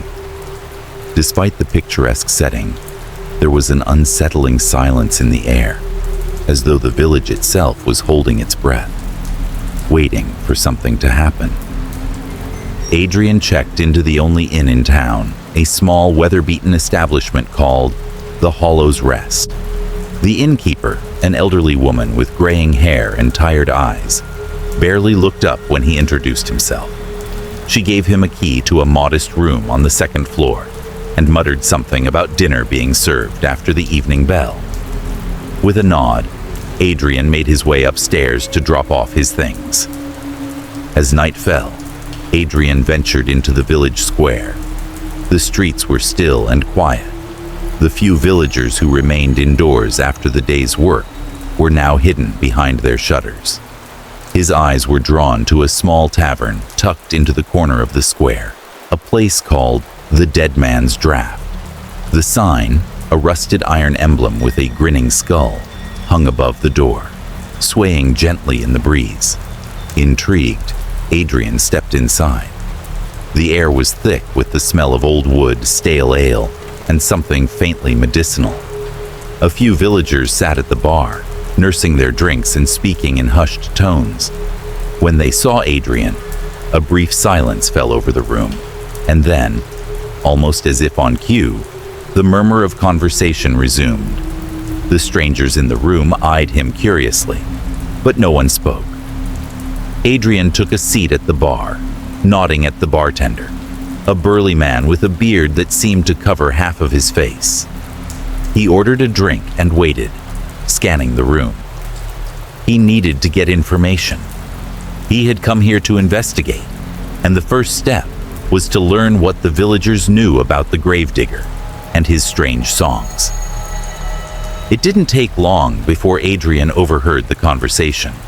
Two older men were seated in the corner, speaking in low, gravelly voices, their words barely reaching Adrian's ears. "I heard the song change again," one of the men said. His voice was thick with a country accent. "The gravedigger Elias. It's not the same anymore." The other man nodded, glancing around the room before responding. "Aye, the melody's darker now. It's always been strange, but after that last burial, it's like the song's been cursed." Adrian's interest peaked. He leaned in slightly, trying to catch every word. "The first time I heard it," the first man continued, "was when my brother died. We were just children, but I remember it clear as day. Elias was singing as he buried him. Not a soul knew what the words meant, but it wasn't just a song. It was a prophecy. My brother's death. I knew, before it happened, that it was coming." The second man sipped his drink, his face grim. "And you think Elias is still singing those, what, prophecies? What happened to your brother?" "Ain't no coincidence. Every time the song changes, someone in the village dies," the first man said, his voice shaking. "Not just a natural death, mind you. No. These deaths, they're violent, reckless. They always happen after Elias changes his song." Adrian's heart began to race. This was the story he'd been hoping for. He had heard rumors about the deaths in St. Hollow, but hearing the details from the villagers confirmed something far more sinister was at play. The melody Elias sang was more than just a song. It was an omen. "So, you believe these deaths are tied to Elias?" Adrian asked cautiously. The first man's eyes flicked to him. "You're from the city, ain't you? Out for a story. Just listen, lad. You'll hear the song for yourself, and you'll know. We've all learned to stay away from the cemetery after dark, especially when Elias starts singing." He leaned forward, his voice dropping to a whisper. "I don't know if it's the gravedigger or something else, but I'd swear on my life that the song's a warning. Elias's melodies, they always predict the next death." Adrian sat back, taking in the weight of the man's words. He'd heard of strange occurrences before, but this was different. These weren't just coincidences. There was a dark pattern woven into the fabric of the village's history, and Elias Grayson seemed to be at the center of it all. He ordered another drink and sat quietly for a while, letting the conversation around him swirl. The tavern was beginning to empty out, the evening drawing to a close, but Adrian was deep in thought. He had to speak with Elias Grayson. He needed to understand the gravedigger's songs, and if they truly held the power to predict death, he needed to find out how and why. After finishing his drink, Adrian paid the bartender and left the tavern, stepping out into the cool night air. He could feel the weight of the villagers' words pressing down on him. The legend of the gravedigger was no longer a mere curiosity. It was a mystery that demanded to be unraveled. As Adrian walked back to his inn, he found himself glancing toward the cemetery in the distance, the silhouette of the graveyard shrouded in the dark mist that rolled over the hills. Somewhere out there, Elias Grayson was singing, and the next death was coming. Chapter 3. The First Mystery. The morning fog had settled like a blanket over St. Hollow, its dense layers hanging low over the village, suffocating the usual sounds of birds and distant chatter. Adrian stood at the window of his room at the Hollow's Rest, gazing out at the ghostly streets. He had spent a restless night, turning over the strange tales he'd heard from the villagers in the tavern, his mind racing with possibilities. There was something undeniably ominous about Elias Grayson and his songs, and it had become clear that the deaths in St. Hollow were no coincidence. But what exactly was happening? And what role did Elias play in it all? As he sipped his coffee, Adrian tried to make sense of the details. Every time Elias changed his song, someone in the village died in violent, inexplicable circumstances. The pattern was undeniable, and yet the villagers were still hesitant to speak openly, reluctant to confront the truth of what was happening right under their noses. It was as if they were too afraid to acknowledge what they feared might be real. The sudden sound of a distant bell ringing sharply through the fog broke Adrian from his thoughts. He turned and grabbed his coat, realizing the bell was tolling for the death of yet another villager. The air was colder now, and as Adrian stepped out into the street, he could sense that something was different. The fog clung to the cobblestones, and the villagers moved in hushed silence, their faces grim and apprehensive. Word had already spread, and the atmosphere felt charged with dread. As Adrian made his way to the square, he saw a small crowd gathered outside the home of Tobias Wells, a farmer whose property lay on the outskirts of the village. The scene was chaotic. Several villagers stood in hushed conversation, and a few older men were trying to control the growing crowd. Adrian approached cautiously, his instincts telling him that this was not going to be like the other deaths he had heard about. "What happened?" Adrian asked, stepping up to an elderly man standing near the door. The man looked at him with bloodshot eyes, his face a mask of sorrow and fear. "Tobias. He's dead. Found him this morning, just outside his field. The whole place is a mess. It's like he fought someone, real, fierce-like." Adrian felt a chill run down his spine. "Fought someone? What do you mean?" The man sighed deeply, shaking his head. "It's not just that he fought. There's blood everywhere. His hands were bruised like he'd been struggling to get away from something. But the strangest part..." He paused, glancing nervously over his shoulder. He wasn't alone when he died. Adrian raised an eyebrow. What do you mean? There were footprints. They led off toward the woods, the man continued. But no one saw anyone else around. It's like the earth swallowed them whole. There's no sign of who did it. Adrian's heart began to race. Another brutal death. And yet there was no obvious explanation. No signs of robbery. No obvious motive. Just violence. And once again, it had occurred after Elias's song had changed. Without waiting for further details, Adrian made his way toward the field where Tobias Wells's body had been found. The air had grown colder still, and the fog seemed to thicken with every step. The cemetery was visible in the distance, shrouded in mist, and Adrian's gaze lingered on the silhouette of the graveyard. It had been several days since he had last heard Elias's song, but he couldn't shake the feeling that it was somehow connected to the unfolding deaths. When Adrian reached the scene, he found a small group of villagers standing around, whispering to one another.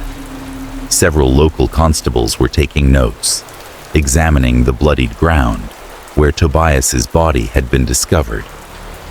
Adrian stepped up to one of the constables. "What can you tell me?"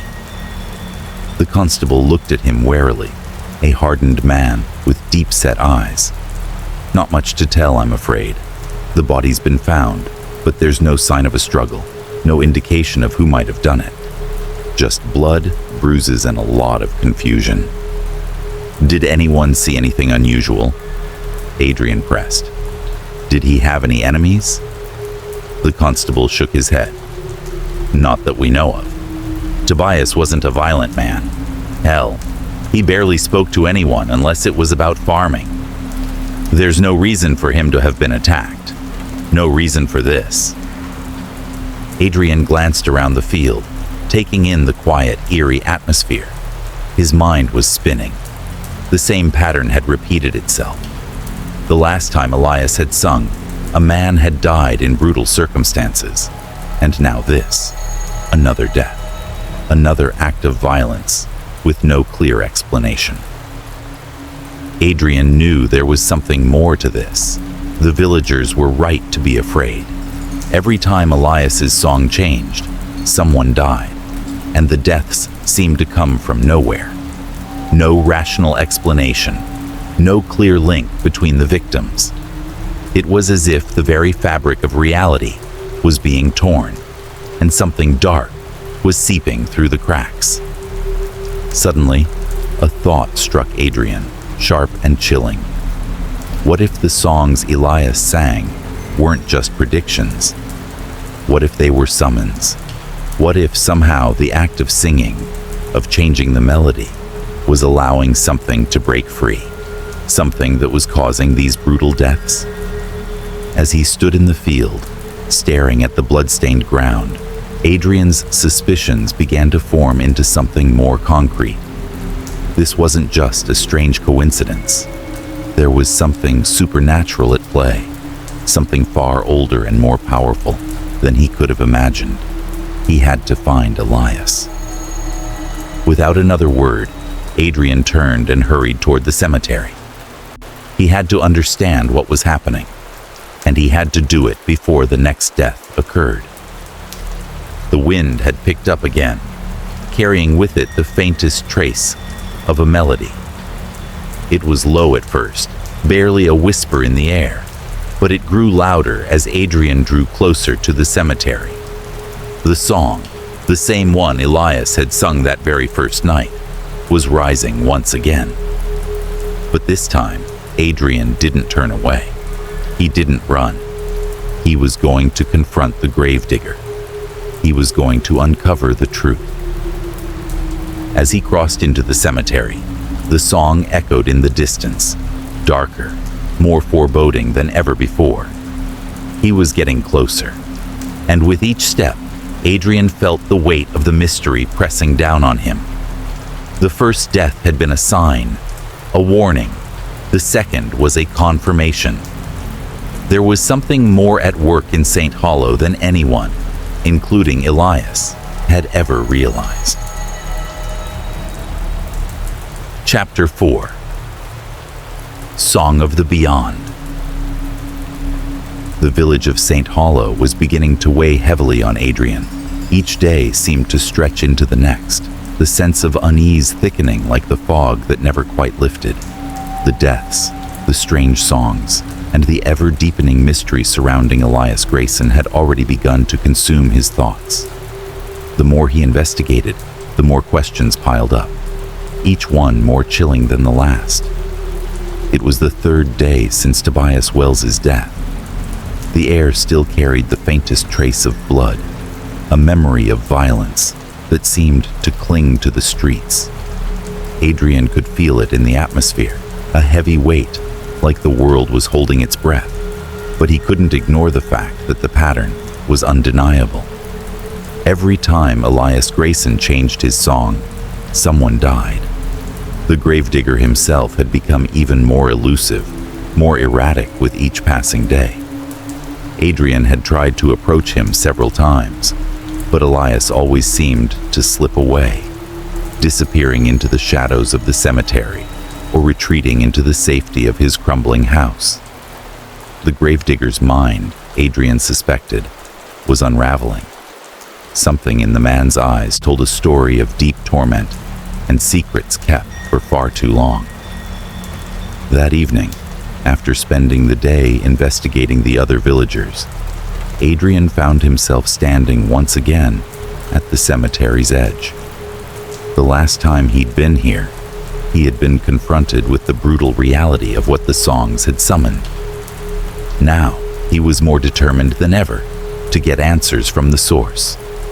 Elias Grayson had to know something about the deaths, something that tied them to the melodies he sang. It was near dusk when Adrian finally saw Elias, standing alone at the graveyard's entrance, shovel in hand. The man was facing the horizon, his wide-brimmed hat casting a shadow over his face. The wind had died down, but the air still felt heavy with the promise of something terrible. As Adrian stepped closer, Elias turned, his eyes locking onto Adrian's for a brief moment. There was something in those eyes, something that seemed to flicker with recognition, but also with fear. Adrian swallowed hard.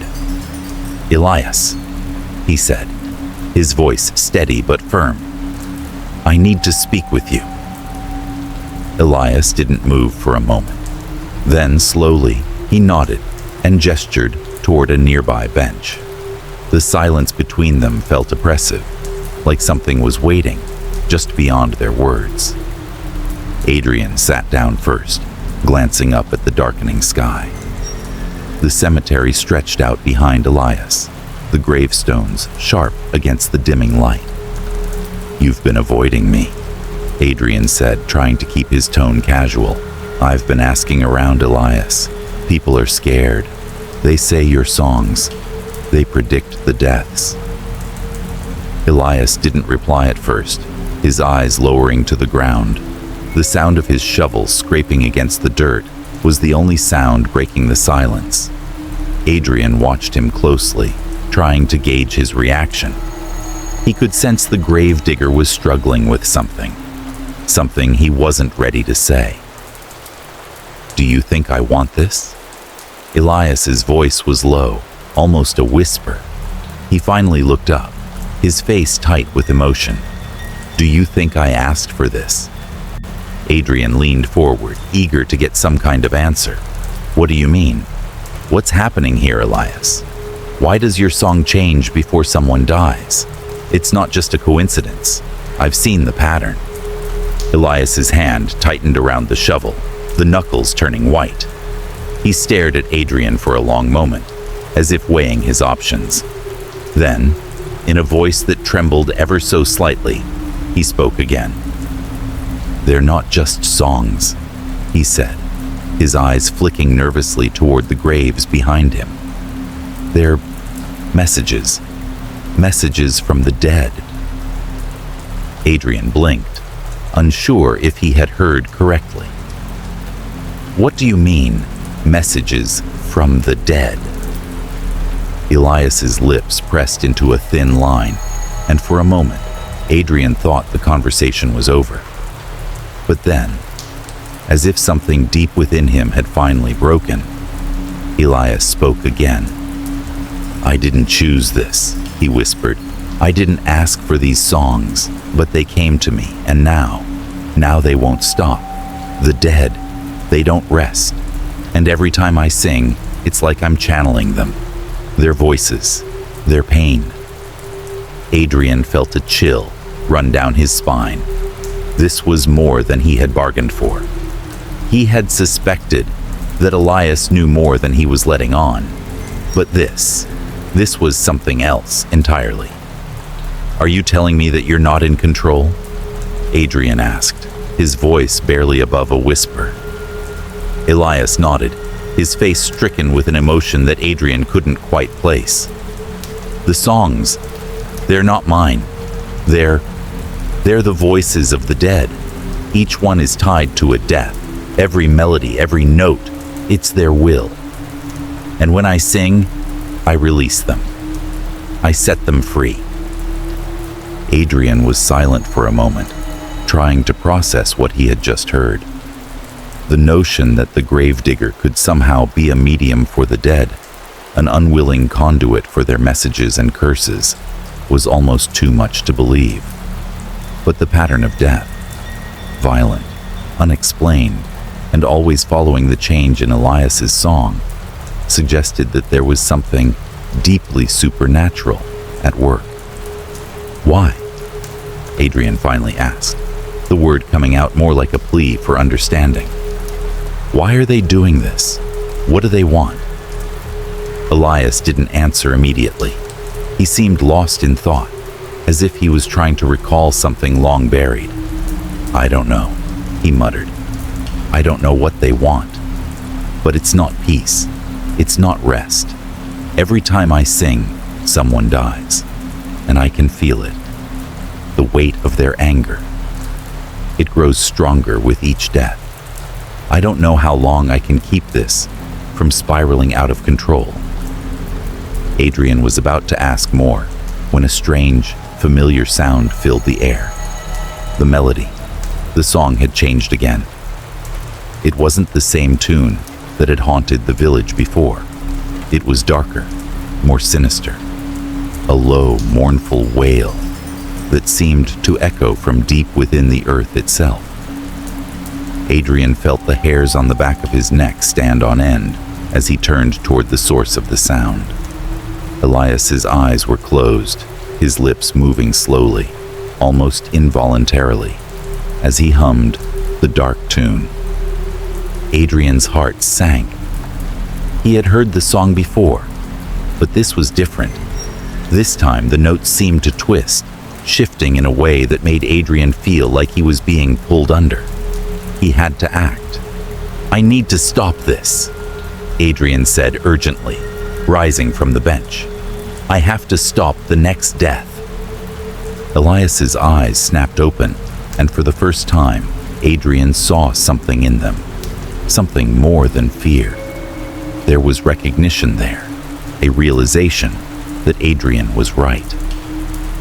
"The song, it's already begun," Elias said hoarsely.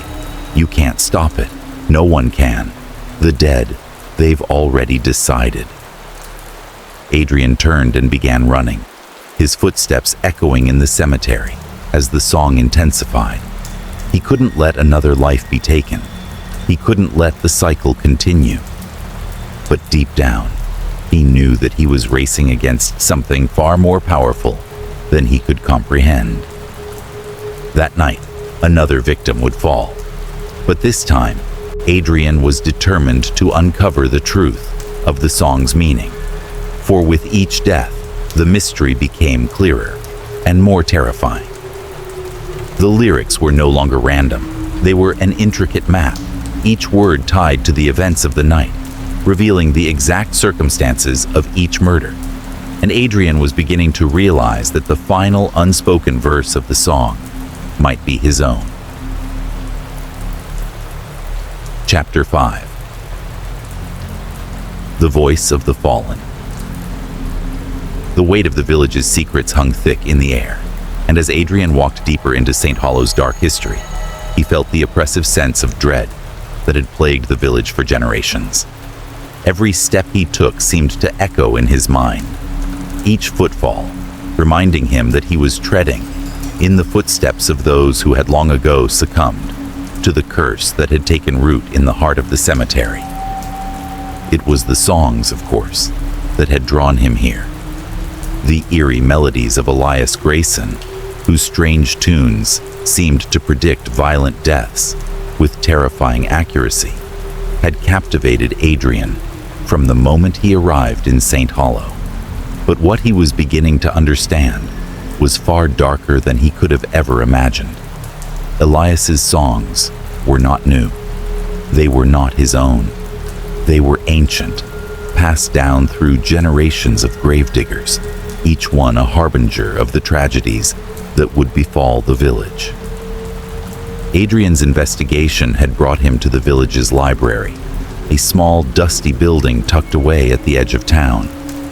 It was the last place many people visited, and it reeked of age, of old leather-bound books, yellowing pages, and the musty smell of forgotten knowledge. The library had been here long before the village had begun to fade into obscurity, and its shelves were filled with volumes on local history, genealogy, and the strange folklore that had defined St. Hollow for centuries. It was here, Adrian hoped, that he would find something, anything, that would explain what was happening to the village and why Elias's songs were so important. The librarian, a woman in her 70s with gray hair pulled into a tight bun, looked up from her desk as Adrian entered. Her sharp eyes studied him with a mixture of curiosity and caution, as if she could sense that he wasn't just another traveler passing through. The air between them was thick with unspoken words. She knew why he had come, even if he hadn't yet fully grasped the depths of the mystery. "I take it you're here to learn more about Elias Grayson?" the librarian asked, her voice low and rasping, as though the words were reluctant to escape her lips. Adrian nodded, stepping further into the room.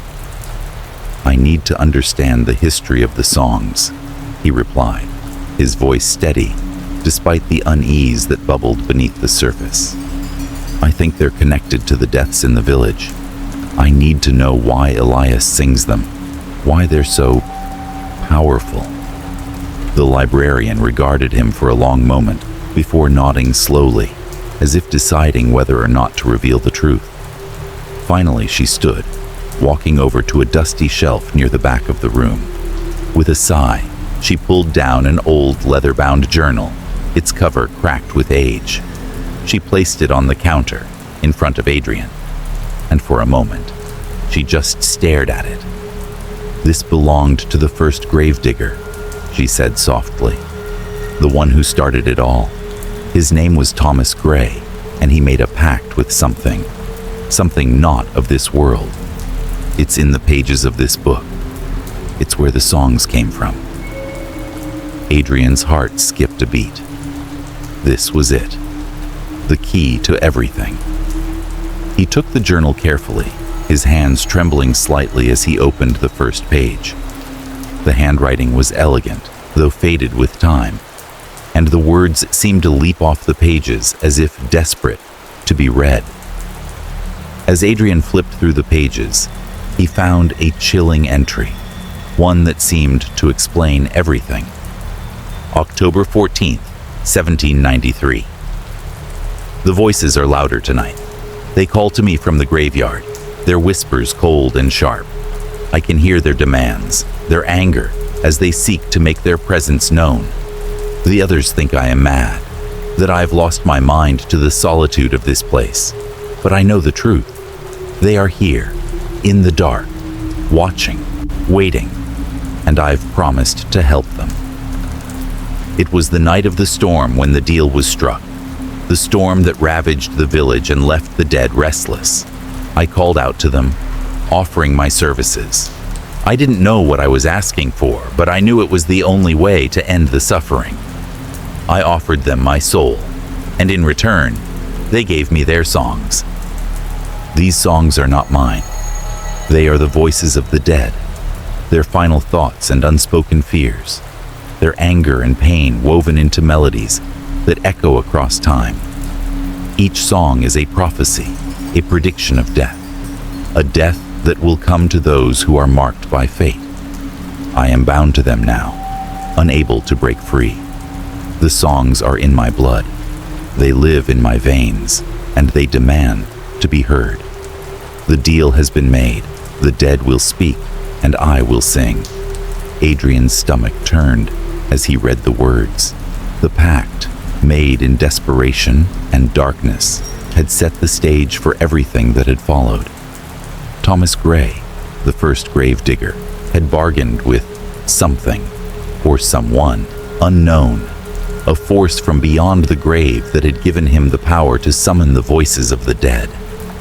In return, he had promised to sing their songs, to channel their anger and torment, to predict the deaths that would come to the village. Adrian felt a chill run down his spine. The realization hit him like a wave. The songs were not just prophecies, they were curses. Each note carried with it a promise of violence, of bloodshed, and each gravedigger after Thomas Gray had been bound to this horrific legacy, singing the same melodies, bound to the will of the dead. As Adrian continued to read, the journal entries grew more frantic. Thomas Gray's grip on reality seemed to slip further with each passing year, the songs consuming him. His words became erratic, filled with dread and sorrow. It was clear that the price he had paid for his pact with the beyond had been far higher than he had anticipated. The last entry, dated shortly before his death, was nothing but a string of desperate, broken sentences. The voices are getting louder. I can hear them, but they are not the same anymore. They are angry. They are calling for blood. The pact. I can feel it slipping from my grasp. They will not stop. They will never stop. The journal ended abruptly after that. The final pages left blank, as if Thomas Gray had been consumed by whatever he had summoned. Adrian closed the journal slowly, his heart pounding in his chest. The story he had uncovered was more terrifying than anything he had ever imagined. Elias Grayson, the latest in a long line of gravediggers, was not just singing for the dead, he was enslaved by them. The songs were the voices of the fallen, channeled through each gravedigger to predict death. The pact made by Thomas Gray had bound them all to a never-ending cycle of violence, a curse that could not be broken. Adrian felt sick to his stomach, the weight of the truth pressing down on him. There was no escaping it. The cycle of death had been set in motion long ago, and now Elias Grayson was at its center, singing the songs that had been passed down for generations. The deaths in the village were not random. They were inevitable. And the worst part? Adrian realized that Elias was no longer in control. The entity that had granted the first gravedigger his power had taken on a life of its own. It was hungry, and it would not stop until the pact was fulfilled. No one in St. Hollow was safe. Adrian stood up, clutching the journal tightly. He had to warn Elias. He had to stop this before it was too late. The next death was already coming, and he could feel it in the air. But as he turned to leave the library, he knew that no matter what he did, the village was already doomed. Chapter 6. The Burial of Truth. Adrian had spent most of the previous night in a haze of confusion and dread. The weight of the journal he'd uncovered sat heavily in his bag, a constant reminder of the dark pact that had been struck centuries ago. but it was the song he'd heard that night that had truly unsettled him. Elias Grayson's melody had taken a terrifying turn, the haunting notes more twisted and discordant than ever before. The air had thickened with a palpable sense of foreboding as he had listened to the melody filter through the cracks of his room in the Hollow's Rest. The song had not only foreshadowed death, it had become a harbinger of something far worse, something ancient, something evil. Adrian couldn't shake the feeling that he had only just begun to scrape the surface of a mystery far more profound and horrifying than he had ever imagined. The connection between the songs, the deaths, and the pact made by the first gravedigger, Thomas Gray, had become undeniable. But there was one thing that still gnawed at him: the most recent death. The one that had triggered the latest change in Elias's song. Something about it felt different, more significant. That morning, after barely sleeping, Adrian made a decision. He had to follow Elias. He needed to understand what had happened at the cemetery, what had led to the change in the melody. He needed to see it with his own eyes. As the sun dipped behind the horizon, Adrian stood at the edge of the village, watching Elias from a distance. The gravedigger was walking slowly toward the cemetery, his figure shrouded in the dim light of evening, his wide-brimmed hat hiding his face as always. The melody, faint but distinct, floated through the air, drawing Adrian like a moth to a flame. It was the same dark tune he had heard last night, a song that felt like it was tearing at the fabric of reality itself. Adrian took a deep breath, steeling himself. The time for questions had passed. It was time for answers. He moved swiftly, silently, shadowing Elias as the gravedigger made his way into the cemetery. The path was familiar now, but it felt different tonight. The air seemed heavier, as though the ground itself was waiting, holding its breath. As Adrian followed, he couldn't shake the feeling that he wasn't just tracking Elias anymore. He was walking on the edge of something far darker than he could fully comprehend. When they reached the center of the graveyard, Adrian's eyes were drawn to something he hadn't noticed before. A large ancient mausoleum, partially obscured by ivy and creeping moss. It was located at the farthest edge of the cemetery, hidden away from the well-worn paths that led to the other graves. The stone structure was weathered and cracked, the carvings on the surface worn away by time and neglect. There was a dark aura around it, as though the mausoleum itself was alive, pulsing with some dark energy. Elias paused before the mausoleum, his head slightly tilted as if listening to the very earth beneath his feet. His song faltered for a brief moment, and then continued, rising and falling in slow, deliberate waves. Adrian's breath caught in his throat. The sound felt more powerful now, as if it were emanating directly from the mausoleum. Elias stepped forward, and without a second glance, he reached out to touch a hidden lever near the stone entrance. The mausoleum groaned, its ancient doors creaking open to reveal a dark passageway leading into the earth. Adrian hesitated for only a moment before he followed, his heart racing with a mixture of fear and curiosity. The air inside the mausoleum was cool and damp, the smell of earth and decay filling his nostrils as he descended into the darkness. The song of Elias, now more intense than ever, reverberated off the stone walls, echoing through the passageway as though it were alive. Adrian's eyes adjusted to the dim light, and he could just make out the shapes of old coffins and relics of the past, forgotten memories of those who had once lived in St. Hollow. At the end of the passage, a small chamber opened up before him. The walls of the chamber were lined with crypts, each one holding the remains of someone long dead. But it wasn't the crypts that caught Adrian's attention. It was the altar in the center of the room. The altar was made of black stone, smooth and polished with an unnatural sheen. Atop it lay a single coffin, smaller than the others, as though it were meant for someone of importance.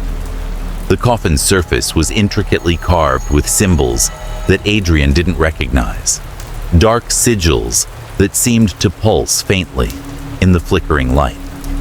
The air in the chamber felt heavy, with the weight of something ancient and malevolent. Elias was standing by the altar now, his back to Adrian, his eyes closed as he sang the last haunting notes of his song. The melody seemed to crescendo, as if building toward a climax, and Adrian realized with growing dread that the song wasn't just a prediction, it was a summoning. The words of the song were unintelligible, but the feeling in the air was unmistakable. This was the final verse, the one that would call the darkness back into the world. And then Adrian saw it. In the shadows, just beyond the altar, a figure lay in repose, the body of the most recent victim, the one who had caused the change in the song. Adrian's heart skipped a beat as he recognized the body. It was none other than Tobias Wells, the farmer who had been killed just days earlier. But there was something wrong with him. His body, though freshly dead, was unnaturally stiff, as though it had been preserved in a way that defied nature. His skin was pale, almost translucent, and his eyes were wide open, fixed in an unblinking stare as though he were still alive, but trapped in a nightmare. Adrian felt a cold shiver run down his spine. The body wasn't just a victim, it was a vessel. And as the last notes of Elias's song echoed in the chamber, Adrian understood the horrifying truth. Tobias's death had not just been another violent killing, it had been part of the ritual. His body had been brought here to fulfill a purpose. Tobias had been the latest sacrifice, the one who had allowed the pact, forged centuries ago, to come full circle. And with his death, the dark force that had bound the grave diggers to the will of the dead had reached its most terrifying moment. Elias opened his eyes, his expression empty, as if he were no longer fully aware of what was happening. He stepped toward the body of Tobias, and with a slow, deliberate motion, he reached out and touched the dead man's cold, lifeless hand. A sound filled the chamber, a low, guttural growl that seemed to come from the very ground beneath Adrian's feet. The walls trembled, and the air grew thick, as if something was rising from the depths of the earth. It was the force behind the pact, the entity that had been waiting for this moment, the moment when the final death would be complete. Adrian stumbled back, panic surging through him. He had to get out of here. He had to stop this before it was too late. But as he turned to run, he felt something brush against his leg, something cold and firm, like a hand. He looked down and saw the shadowy form of Tobias, the dead man's hand reaching out from his resting place, as if it were pulling Adrian toward the altar. The song had changed again, and this time, there was no escaping the truth. St. Hollow was not just cursed, it was trapped in a cycle of death and darkness that no one could escape. Not Elias, not Adrian, and certainly not the dead who had been buried here long ago. And now, the price for that ancient pact was about to be paid. Chapter 7. The Return of the Forgotten. The days had begun to blur together for Adrian. The mystery that had initially seemed like a strange and macabre puzzle was now a relentless nightmare. The deaths in St. Hollow had grown more frequent, more brutal. Each one seemed more violent than the last, and with every passing day, Elias's songs grew darker, more tormented. Adrian had once believed he was chasing the truth, but now it felt as though the truth was chasing him. Each night, the melody from the cemetery would rise on the wind, a cruel reminder of the darkness that had been awakened. Elias had once been a curious figure to Adrian, a man singing strange songs at the cemetery, but now he was a man unraveling, consumed by something far beyond his control. The man had always been eccentric, but now his behavior was erratic. There were moments when Adrian would see Elias standing by the graves, his face vacant, his eyes unfocused, as though the gravedigger had become nothing more than a vessel for the forces that controlled him. It had been 3 days since Adrian had discovered the mausoleum, the cryptic ritual, and the horrifying truth about Tobias Wells's death. The chilling discovery that Tobias's body had been used in a dark ritual to complete the pact that had started with Thomas Gray had shaken Adrian to his core. But even more disturbing was what he had learned that night. Tobias Wells was no ordinary villager.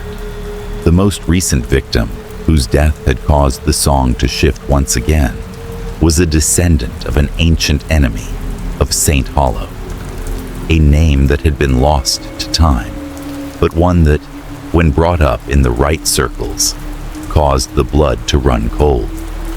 Adrian had started digging through the village archives, searching for any information about the family that had once lived here, any old records, anything that could explain why Tobias's death had triggered the curse in such a devastating way. After days of sifting through dusty pages and faded documents, Adrian uncovered the truth. The Wells family was descended from a man named Gideon Darkwater, an infamous figure in St. Hollow's distant past. He had been one of the founding members of the village, a man of wealth and power, but he had been driven by greed and ambition. He had made enemies among the other settlers, but it was his involvement in a forbidden pact that had led to his downfall. According to the old records, Gideon Darkwater had attempted to summon dark forces, something ancient and powerful, to secure his position in the village, but his attempt had backfired. The village elders had driven him out, casting him into the wilderness, and his name had been forgotten, wiped from the records, as if the villagers wanted to bury the shame of his actions. But the bloodline had remained. Tobias Wells, the recent victim, had been a descendant of Gideon Darkwater. His death, Adrian realized, was no accident. The curse that had been placed upon the village all those years ago was tied to the bloodline of the Darkwater family, and with Tobias's death, that curse had been reawakened. The realization hit Adrian like a physical blow. The recent murders, the growing violence, the song that had shifted so violently, everything pointed to one thing. The Darkwater curse was back, and it was more dangerous than ever. It was the night after Adrian made the connection that things took a darker turn. The moon hung low in the sky, obscured by clouds that rolled in like a dark wave. The village was quieter than usual, as if the very air had been stilled in anticipation. But as the clock struck midnight, the first scream echoed through the village, followed by another and another. The sound of chaos erupted, sending a ripple of fear through the streets. Adrian had been at his inn, going through his notes when the first scream pierced the silence. His heart leapt into his throat. There was no time to hesitate. He grabbed his coat and rushed out the door, his footsteps quickening as he ran toward the cemetery. The town square was already in a frenzy, people running and shouting as they sought shelter from the violence that seemed to have exploded overnight. As he neared the edge of the graveyard, Adrian saw Elias in the distance, standing motionless in the center of the cemetery, his head tilted back, as if listening to the wind. But there was something wrong, something terrifying about the way he stood, frozen in place. His song, once mournful and dark, had taken on an unsettling tone. The melody was no longer a simple foretelling of death. It was a frenzied cry, a sound of pure anguish, as though the very earth itself were in torment. Elias's face, once pale, was now flushed with an unnatural heat. His eyes were wide, unfocused, as if he were hearing something only he could hear. The song seemed to be coming from deep within him, his body trembling with the force of it. It was as though Elias had become a conduit for something far more powerful than he could understand. His hands, shaking violently, gripped the shovel as though he were trying to hold on to something or prevent himself from losing control. Adrian approached cautiously, trying to make his presence known without alarming the gravedigger. But as he got closer, he saw something in Elias's eyes, a flicker of recognition, followed by sheer terror. "Elias!" Adrian called out, his voice strained with urgency. "Elias, what's happening?" The gravedigger's head snapped around, and for a moment, Adrian saw something in his eyes that chilled him to the bone, a fleeting moment of clarity before the madness returned. Elias opened his mouth, but instead of speaking, he let out a guttural scream, his voice warbling with a pain that seemed to come from the very depths of his soul. The song. It's breaking me," Elias whispered hoarsely, his breath ragged. "The curse. It's stronger now. It's coming back." Adrian took a step forward, reaching out to him. "We can stop this, Elias. You're not alone. We need to figure out what's going on. What's the connection with Tobias Wells? What does his death mean for the village?" Elias's eyes flickered with recognition, but he didn't respond. Instead, his head tilted back again, and the song began to rise in pitch, more desperate now, the notes jagged and shrill. Adrian's heart pounded in his chest as the ground beneath him seemed to tremble. There was something coming, something that the song had awakened, something tied to the curse of the Darkwater bloodline. As Adrian stood there, horrified, a figure emerged from the shadows of the cemetery, someone Adrian had never expected to see again. It was the body of Tobias Wells, but it was no longer just a corpse. The dead man was moving, his limbs jerking unnaturally, as if the very forces of the grave had pulled him back to life. His eyes, cold and empty, locked onto Adrian, and in that moment, Adrian realized with a sickening jolt of horror. Tobias Wells wasn't dead. He had been resurrected. The curse had returned in full force, and the bloodline of the Darkwater family was once again wreaking havoc on St. Hollow. Adrian didn't have much time. The song was no longer just a prediction. It was the call to arms for the forces of the beyond. Elias was losing himself to it, and Tobias's resurrection was the harbinger of the darkness that would soon engulf the village. The cycle had begun again, and this time, there was no stopping it. Chapter 8. The Force in the Shadows. The streets of St. Hollow were no longer quiet. The oppressive silence that had once defined the village had been replaced by a low hum of tension, a feeling that hung in the air like a storm waiting to break. The deaths had become more frequent, more violent, and now the very earth itself seemed to tremble with the weight of something terrible. Each night, Elias's song grew darker, more desperate, its mournful wail resonating through the village, as if the cemetery itself were alive, aware of what was unfolding. Adrian had seen enough. The village, once a strange curiosity, had become a nightmare of unexplainable deaths, reanimated corpses, and an ancient curse that refused to stay buried. He had tried to uncover the truth, to find some explanation, but the deeper he dug, the more elusive the answers became. Elias, the gravedigger who had once been the subject of Adrian's investigation, was no longer just a man. He had become a vessel for something far more sinister, something that had been pulling the strings for centuries, feeding off the souls trapped in the cemetery. Adrian had spent the last few days trying to piece together the fragments of the puzzle. He had witnessed Elias's transformation firsthand, had seen the way the gravedigger's mind seemed to slip further and further away, his eyes hollow, his body trembling as though controlled by an unseen force. But it wasn't until that night, as the wind howled and the song of Elias echoed through the cemetery, that Adrian finally understood. Elias was not just a victim of the curse. He was the key to it.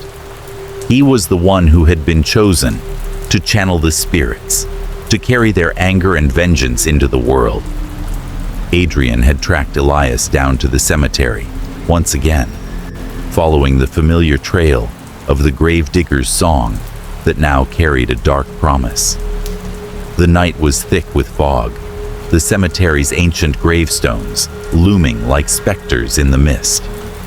As Adrian stepped cautiously through the graveyard, he saw Elias standing by a large, crumbling tomb, his back to him. The man was singing again, his voice rising and falling in eerie waves. The song was so much more than a prediction of death now. It was a cry of fury, of pain, of centuries of unresolved wrath. Adrian approached quietly, his heart racing in his chest. He had to confront Elias, had to force the truth out of him. The village had suffered enough. He couldn't let this continue. "Elias," Adrian called out, his voice steady, despite the fear that gripped him.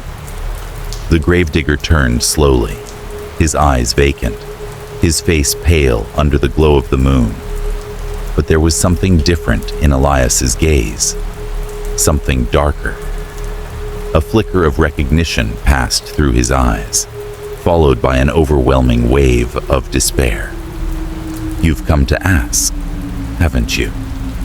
Elias's voice was strained, trembling as if the words were being ripped from him. "You've come to understand what's happening here." Adrian nodded, his pulse quickening. "I need to know, Elias. What's happening? What's controlling you?" Elias's gaze dropped to the ground, and for a moment, Adrian thought the gravedigger might not answer. But then, with a low sigh, Elias spoke again, his voice barely above a whisper. "It's not just the song," Elias said, his words hollow. "The song is a manifestation of something much older. The spirits that haunt this place, they're the ones who control me. They've been trapped here for centuries, imprisoned by the pact I've inherited. My role as the gravedigger isn't just to bury the dead. It's to channel the anger of the spirits, to give voice to their curses. The song is their will, their vengeance. Every note, every word is a cry for justice, for retribution." Adrian's mind reeled with what he was hearing. The song, the deaths, the rising violence. It wasn't Elias's madness or the curse alone. It was the spirits themselves, bound to the earth by some ancient pact, their anger fueling the cycle of violence that was consuming St. Hollow. "But why now?" Adrian demanded, taking a step forward. "Why is it happening again? What triggered it?" Elias's eyes flicked up to meet Adrian's, a flicker of sorrow in them. "The bloodline," Elias whispered. "The bloodline of Gideon Darkwater. When Tobias Wells died, it wasn't just another victim. It was a descendant of Darkwater's curse. His death was the catalyst, the final piece needed to awaken the spirits fully. The curse that had been dormant for centuries has come to life again." And now the spirits want their revenge. They want to be free. Adrian's chest tightened. The realization hit him with terrifying clarity. Tobias Wells had been the descendant of the man who had originally made the pact with the dark force that now haunted the village. His death had broken the seal that had kept the spirits trapped in the cemetery for so long. But what Adrian didn't understand was why the spirits were so angry, why they had turned to vengeance after all this time. They were never allowed to rest, Elias continued, his voice breaking. The pact. It wasn't just about keeping the village safe. It was about keeping the spirits bound, controlling them. But as the generations passed, the power of the pact weakened. The dead grew restless. They began to scream in their graves, calling out to anyone who would listen. And now they've found me, and they won't stop until their vengeance is satisfied.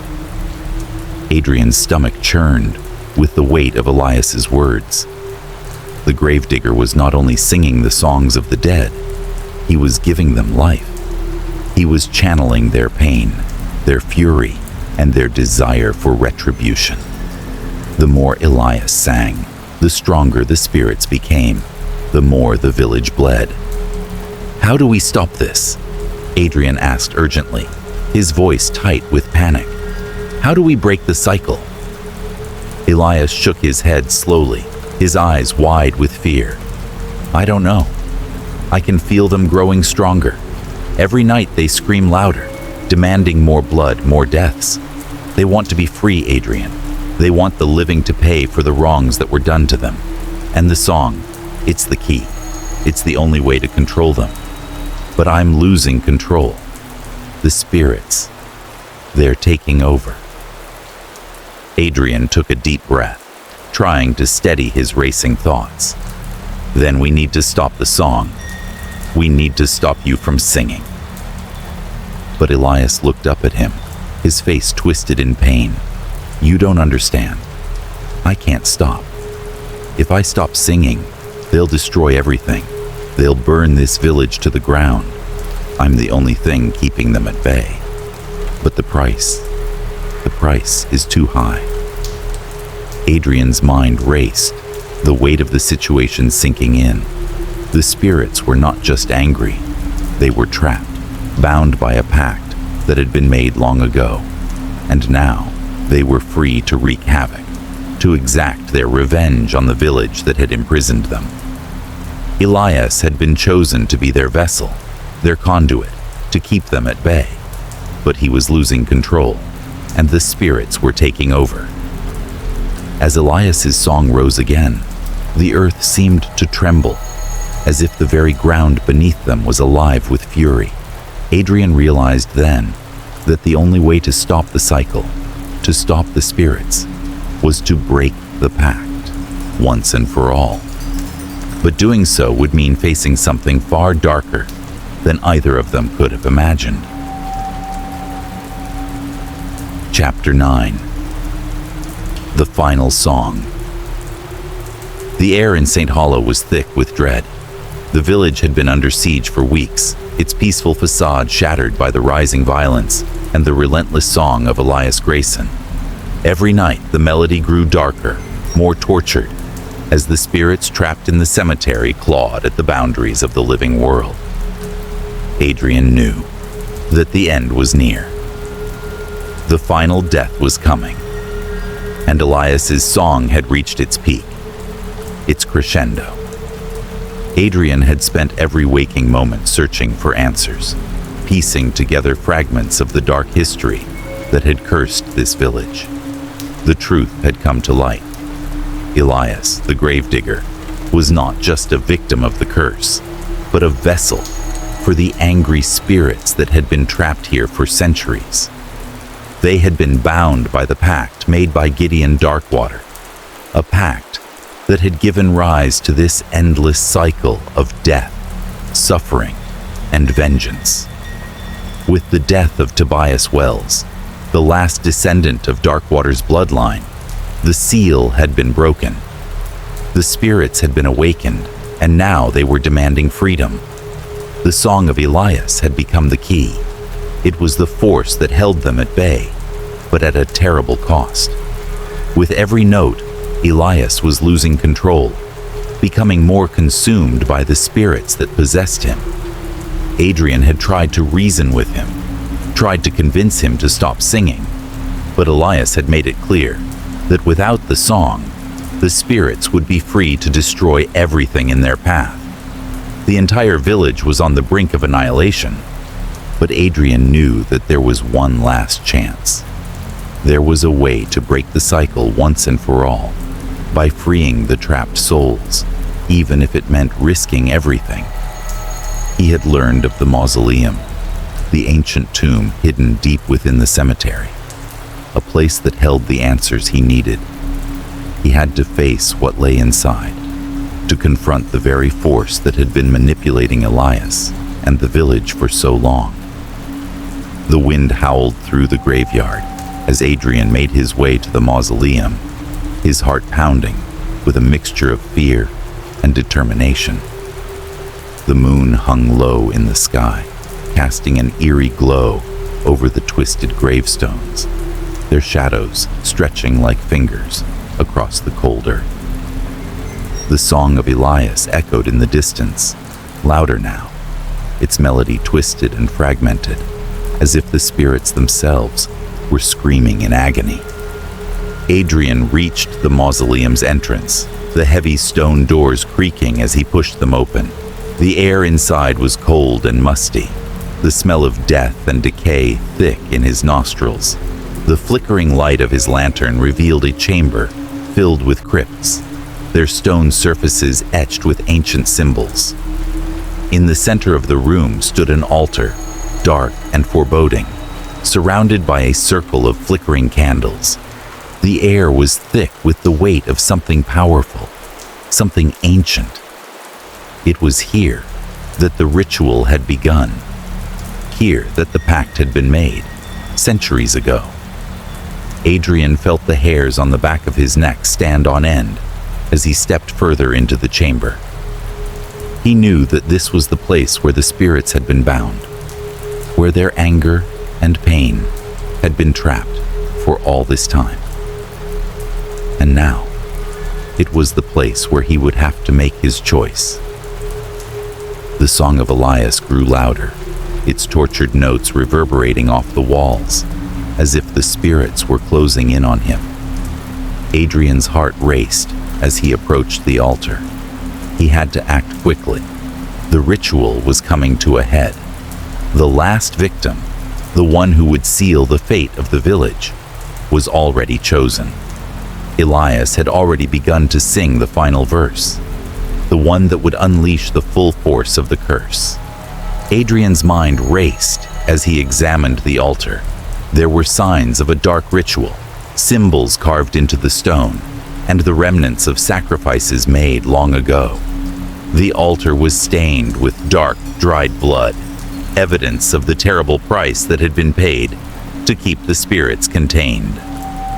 The candles flickered, their light casting long, wavering shadows across the room. Then, his eyes fell upon something that made his blood run cold. In the far corner of the chamber, hidden beneath a heavy velvet cloth, was a stone pedestal. Atop it rested a small, intricately carved box, an object that seemed to radiate dark energy. It was the source of the ritual, the key to the curse that had bound the spirits for so long. It was also the only way to break the pact and free the souls. Adrian moved toward the pedestal, his breath shallow as he reached out to lift the box. As his fingers brushed against the cold stone, a voice echoed in his mind, soft but insistent. It was Elias, or rather, the spirits within him. "Do not open it." Adrian paused, his heart pounding in his chest. The spirits had spoken to him before, in the form of Elias's songs, but this was different. The voice was filled with desperation, a warning that sent a shiver down his spine.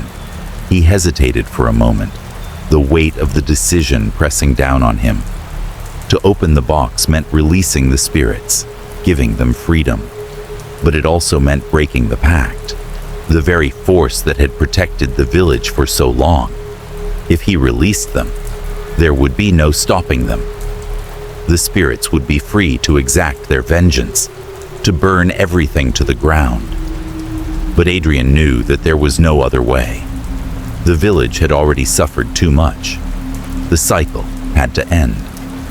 The price of freedom was high, but it was the only way to stop the torment. With trembling hands, Adrian opened the box. The moment he did, a burst of energy shot out from the box, filling the chamber with a blinding light. The air crackled with power as the spirits, released from their prison, screamed in fury and sorrow. Adrian staggered back, shielding his eyes from the intense light. The shadows around him seemed to come alive, swirling and writhing as the spirits rose up from the depths of the mausoleum. He felt the ground beneath him tremble, as if the earth itself was being torn apart. The light from the box grew brighter, more blinding, until it engulfed everything in its path. And then, just as suddenly as it had begun, the light faded, leaving the mausoleum in eerie darkness. Adrian stood frozen, his heart racing, his mind spinning. The spirits were free. The curse had been broken. But there was a price. The village was gone. The spirits had claimed their revenge. St. Hollow was no more. Elias's song, the final song, had been the key. And now, the silence that followed was the only answer left. Adrian collapsed to his knees, the weight of his actions crashing down on him. He had freed the spirits, but in doing so, he had condemned everything he had known. The darkness had been released, and there was no going back. The cycle was over. But at what cost? Chapter 10. The Last Song. The sky above St. Hollow had darkened, its once familiar hue now replaced by a shade of gray so deep it seemed to devour the last remnants of sunlight. The air was heavy, thick with the weight of the impending storm. There was no denying it now. The curse had reached its peak, and with it, the final reckoning was at hand. Adrian stood at the edge of the graveyard, his eyes locked onto the figure of Elias Grayson. The gravedigger, now more of a vessel than a man, was standing in the center of the cemetery, his back to Adrian, his head tilted as if listening to something only he could hear. His hands gripped the shovel tightly, knuckles white from the strain. The song had started again. It was unlike any of the others Adrian had heard before. It was not the mournful, haunting tune that had once signaled the deaths of the village's inhabitants. This song was darker, its tone twisted and anguished, as though the spirits themselves had lost all hope. The melody was frenzied, unpredictable, and as it soared through the air, Adrian could feel the earth beneath his feet tremble with each note. He knew what he had to do. This was it, the final confrontation. The time for investigation, for searching for answers, had passed. The curse was too strong, and the spirit's anger too great.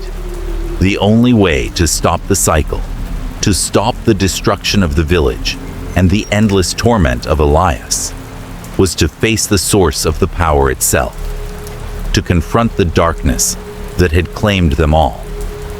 Elias's voice, though trembling with anguish, seemed to echo across the cemetery, each word and note more desperate than the last.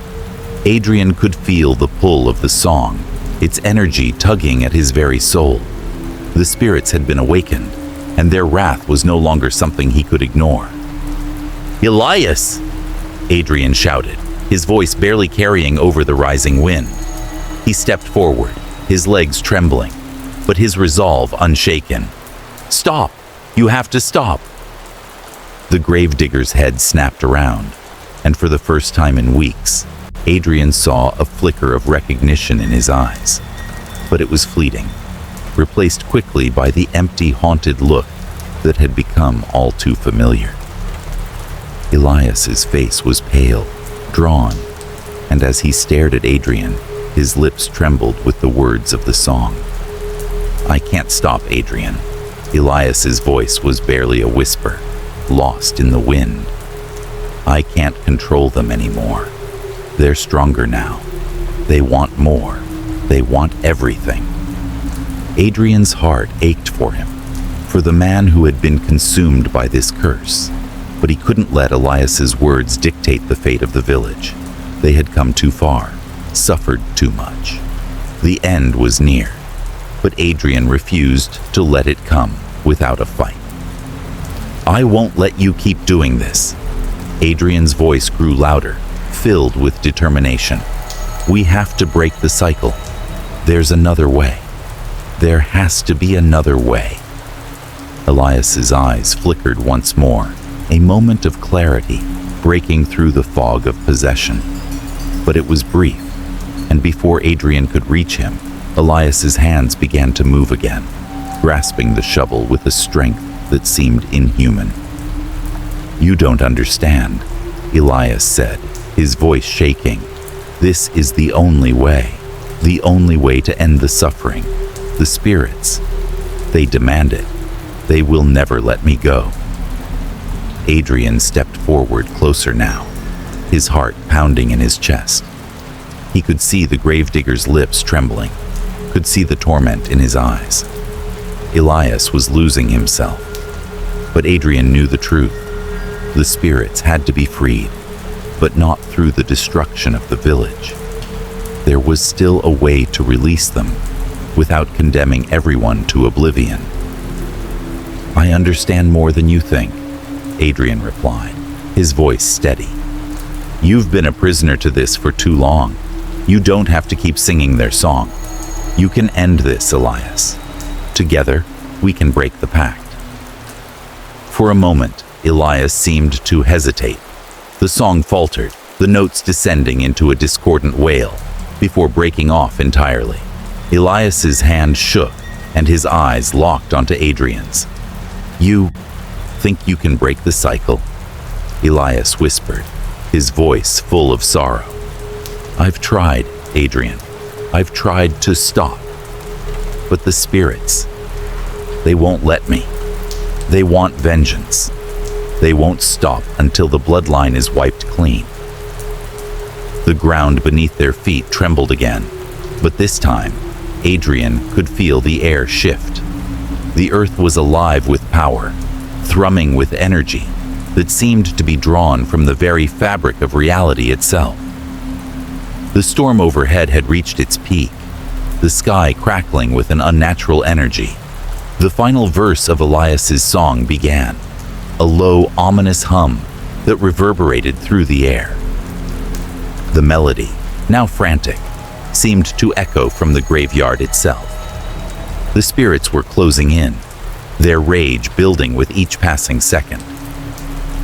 "I know what you're trying to do, Elias," Adrian said, taking a deep breath, his hands trembling. "But I won't let you do it. I won't let this village be destroyed." The last note of the song fell, and the world seemed to hold its breath. Adrian took one final step forward. He reached out, his hand touching Elias's shoulder. The gravedigger flinched but didn't pull away. "Please," Adrian whispered, "end it. For them. For us." For a long moment, there was silence. Then, Elias's body trembled, and with a final tortured sigh, the song broke. The wind died down, the storm seemed to quiet, and the trembling earth stilled. The spirits, no longer tethered to Elias's song, seemed to fade into the night, their voices growing faint, lost to the void. Elias fell to his knees, gasping for breath, his body shaking with exhaustion and relief. Adrian knelt beside him, placing a hand on his back.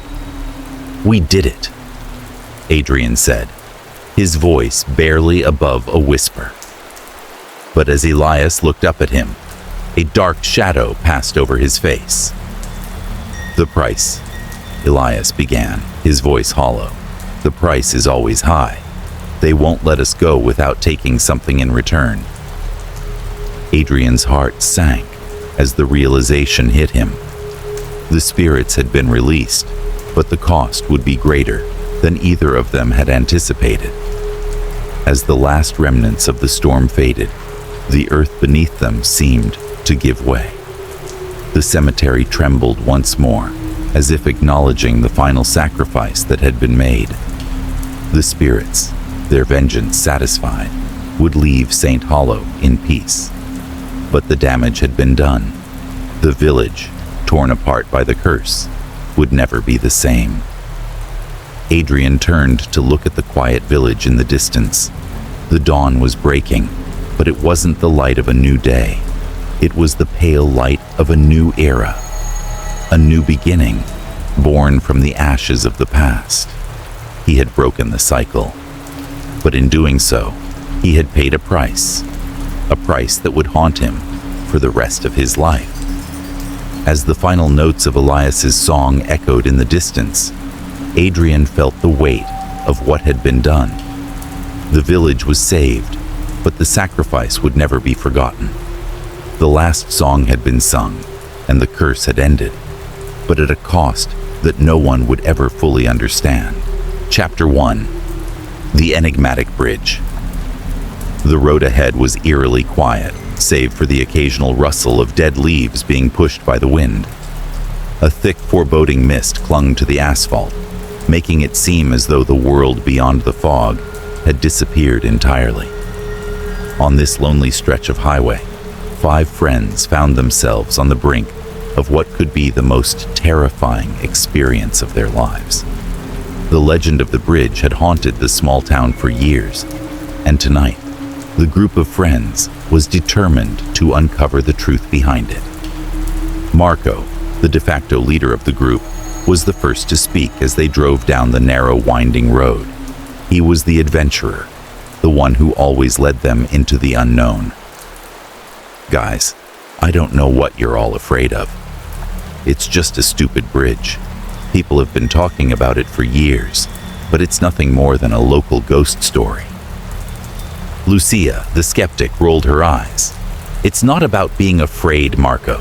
It's about being smart. There's a reason no one goes near that bridge anymore. People don't just vanish, you know. There's something to it." Carlos, the joker of the group, leaned back in his seat with a grin. "Yeah, sure.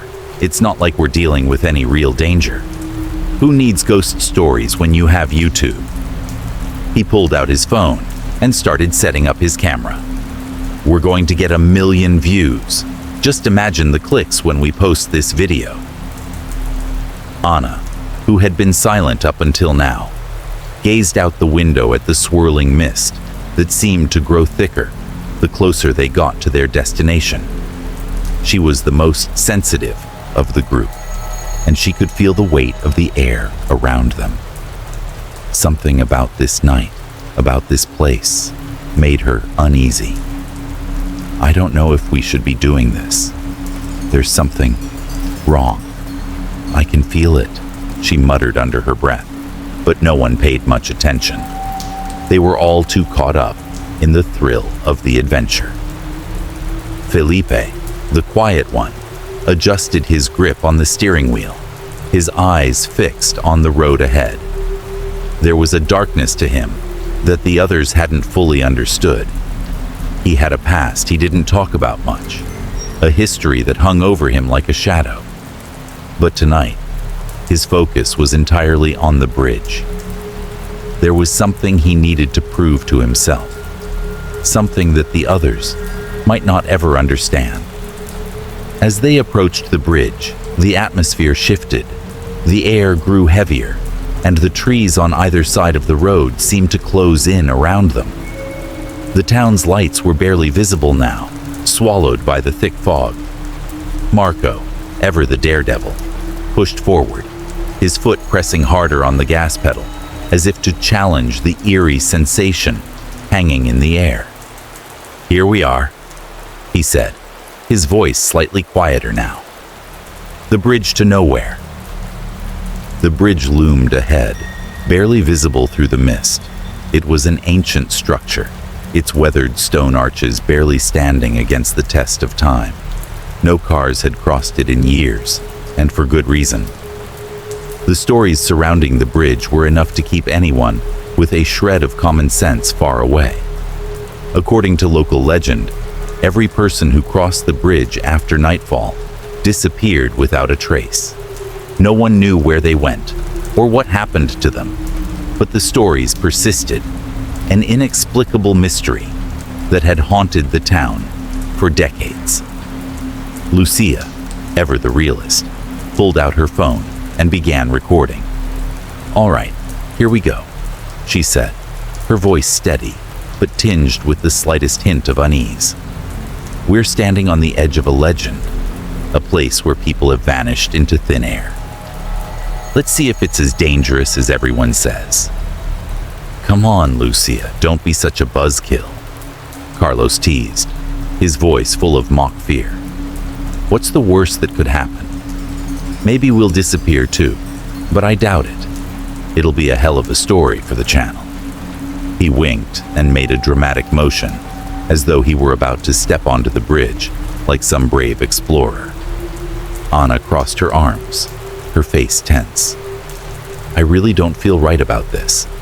The air, it's thick, like it's alive," she said, her voice barely above a whisper.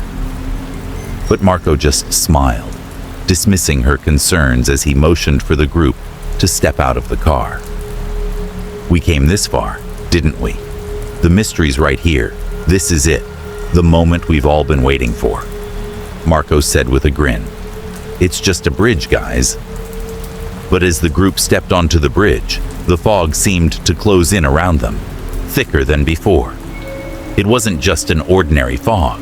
The mist was dense, almost suffocating, as if it had a purpose, as if it were hiding something just out of reach. Felipe felt a shiver run down his spine as he crossed the bridge, a coldness creeping into his bones. There was something about this place that felt wrong. But he pushed the feeling aside, willing himself to be brave. The others seemed unfazed, eager to get footage of the supposedly haunted location. "Okay, everyone gather up," Marco said, motioning for the group to huddle together in the center of the bridge. "Let's get some shots. We'll make this the best video yet." But as the camera began rolling, something shifted. The sound of their footsteps, which had been echoing against the stone, suddenly stopped. The world around them seemed to fall into an unnatural silence. The wind had ceased. The leaves in the trees didn't move. The only sound left was the faint hum of the camera, but even that felt distant. Lucia checked her phone, a frown tugging at her lips. "This is weird. The camera's glitching. It's like it's not recording right." She fiddled with the device, but it refused to work properly. "Maybe it's just the weather," Carlos said, though his voice was shaky now. He took out his phone, but it too was malfunctioning. "This isn't funny. What the hell's going on?" "Maybe the stories are true," Anna whispered, her voice trembling as she looked around, her eyes wide. "Maybe we shouldn't be here." Felipe looked down at the stone beneath his feet, his stomach twisting. It was as though the bridge was pulsing, alive in some strange way. The temperature had dropped, and his breath misted in front of him, visible in the cold air. The others were laughing nervously, but he couldn't shake the feeling that something was watching them from the darkness beyond the mist. "All right, let's wrap this up," Marco said, suddenly uneasy, though he tried to hide it. "This is getting a little too weird." But before anyone could move, a sound, distant at first but growing louder, echoed from deep within the fog. It was a low, rumbling growl, something that couldn't possibly be made by an animal. It was something else, something older, something more sinister. The friends froze, their eyes wide with panic. The air grew heavier still, pressing in on them from all sides. The sound came closer, and suddenly, it was clear. They were not alone on this bridge. And as the growl grew louder, so did the chilling realization that they had stepped into something far darker than they could have imagined.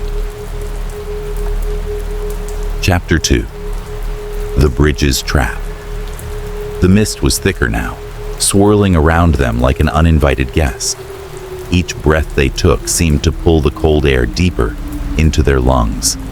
But it wasn't just the temperature that made the chill crawl along their skin. It was something else. Something intangible. Something that made the hairs on the back of their necks stand up. Marco was the first to break the silence. This is getting ridiculous. What, are we all just going to stand here like idiots? He gave the group a half-hearted smile, but his eyes flicked nervously to the fog swirling around them. The bridge, old and crumbling beneath their feet, seemed to groan with age, but there was a strange energy now. The kind of energy you could feel in your bones, the kind that made your heart race, even when nothing was visible to chase it. Carlos, holding his phone out in front of him as if it could shield him from whatever was happening, laughed nervously. Yeah, I mean, we've been here for a couple of minutes, right? No ghost has shown up to try to eat us yet. Let's get the footage and get out of here. I'll post it, and we'll be legends. You'll see. He pointed his camera at Marco, who gave a quick nod and a grin, but his gaze never left the fog. Something was wrong, but none of them knew exactly what. They were in too deep now, though, and they had come this far. Backing out would only feed into the fear, the one thing that would turn the legend into reality. They couldn't afford to let that happen. Anna, who had been quiet for some time, finally spoke up, her voice shaky. Guys, do you feel that? The air, it's different. Lucia turned to look at her, frowning. You mean the fog? Yeah, it's cold, but we're not alone out here. People come by all the time. This is nothing. But Anna wasn't convinced.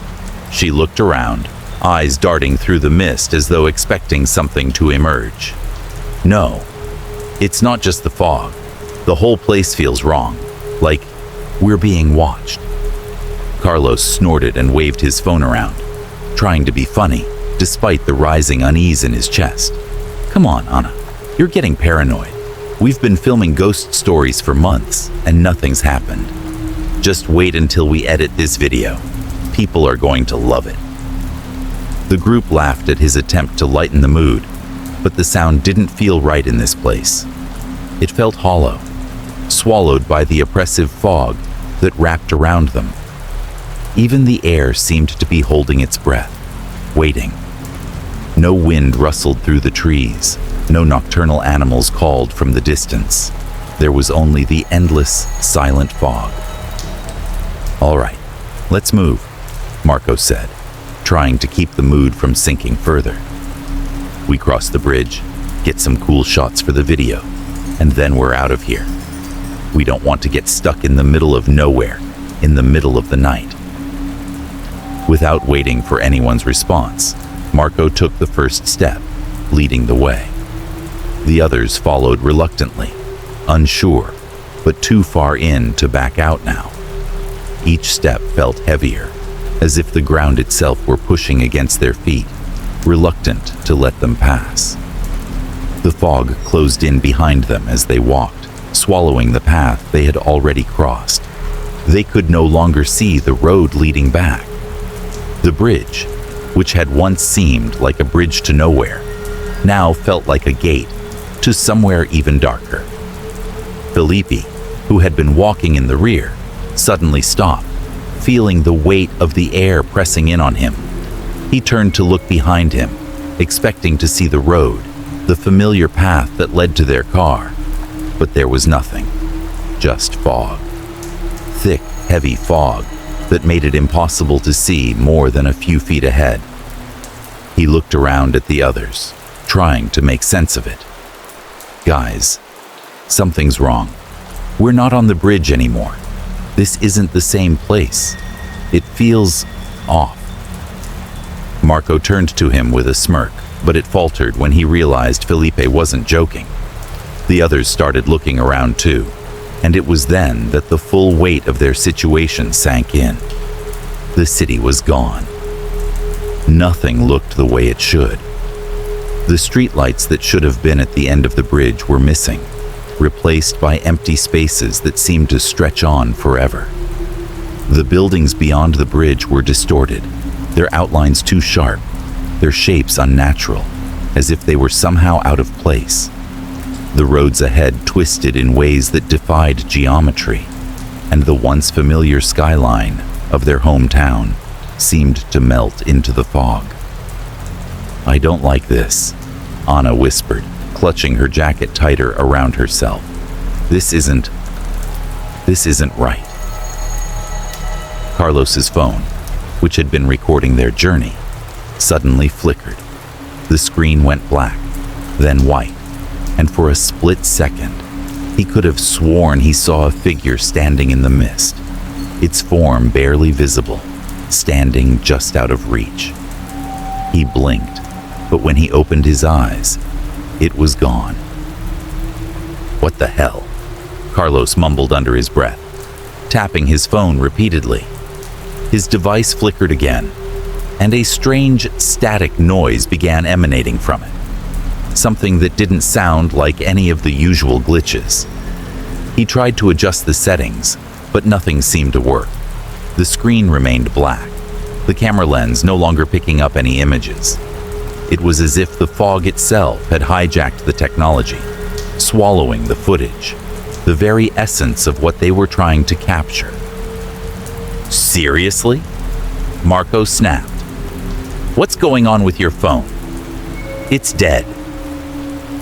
Carlos muttered a curse under his breath and threw the phone back in his pocket. "This place is messing with everything. It's like the fog is alive or something." "Maybe we should just turn back," Lucia said, her voice uncharacteristically small.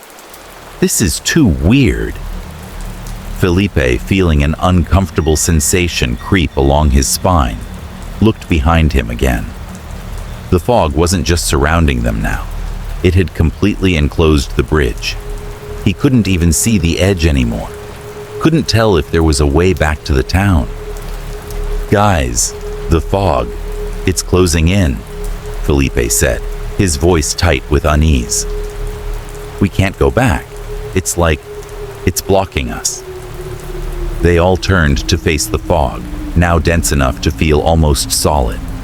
The sense of isolation grew stronger, and each of them felt the oppressive weight of being completely cut off from the world they knew. The sounds of the world had gone completely silent, replaced by the sound of their own breath and the pounding of their hearts. The air was thick, suffocating even. Marco clenched his fists, trying to shake off the feeling of panic creeping into his chest. "We can't turn back now. We came this far. This is just part of the legend. We just need to stick together. There's no way we're getting scared over some fog." But even as he spoke, the strange feeling of being watched intensified. Every shadow in the mist seemed to move, and every gust of wind felt like a whisper on the edge of their hearing. They weren't alone. The fog wasn't just a part of the environment. It was a presence, one that seemed to grow stronger the longer they stayed. And just as that thought crossed Marco's mind, Carlos's camera flickered back to life, showing a distorted image on the screen. The static cleared just enough for them to see something, or someone, standing just beyond the mist. The figure was motionless, its features hidden by the fog, and as they stared into the lens, they realized that whatever it was watching them, and it wasn't alone. "Run!" Felipe screamed. but it was already too late. Chapter 3. The Distorted City. The moment they crossed the bridge, something shifted. At first, it was subtle, almost imperceptible. The air felt denser, colder, and the fog had taken on a strange, otherworldly hue. But as they ventured farther into the area beyond the bridge, the changes became undeniable. They weren't in the same place anymore. "Where the hell are we?" Marco asked, his voice shaky as he looked around, trying to make sense of the environment. The familiar streets they had crossed just moments ago, streets they knew so well, were nowhere to be found. What replaced them was something entirely different. The city they thought they knew had vanished, leaving behind a warped version, as though the world had bent and twisted in ways that defied all reason.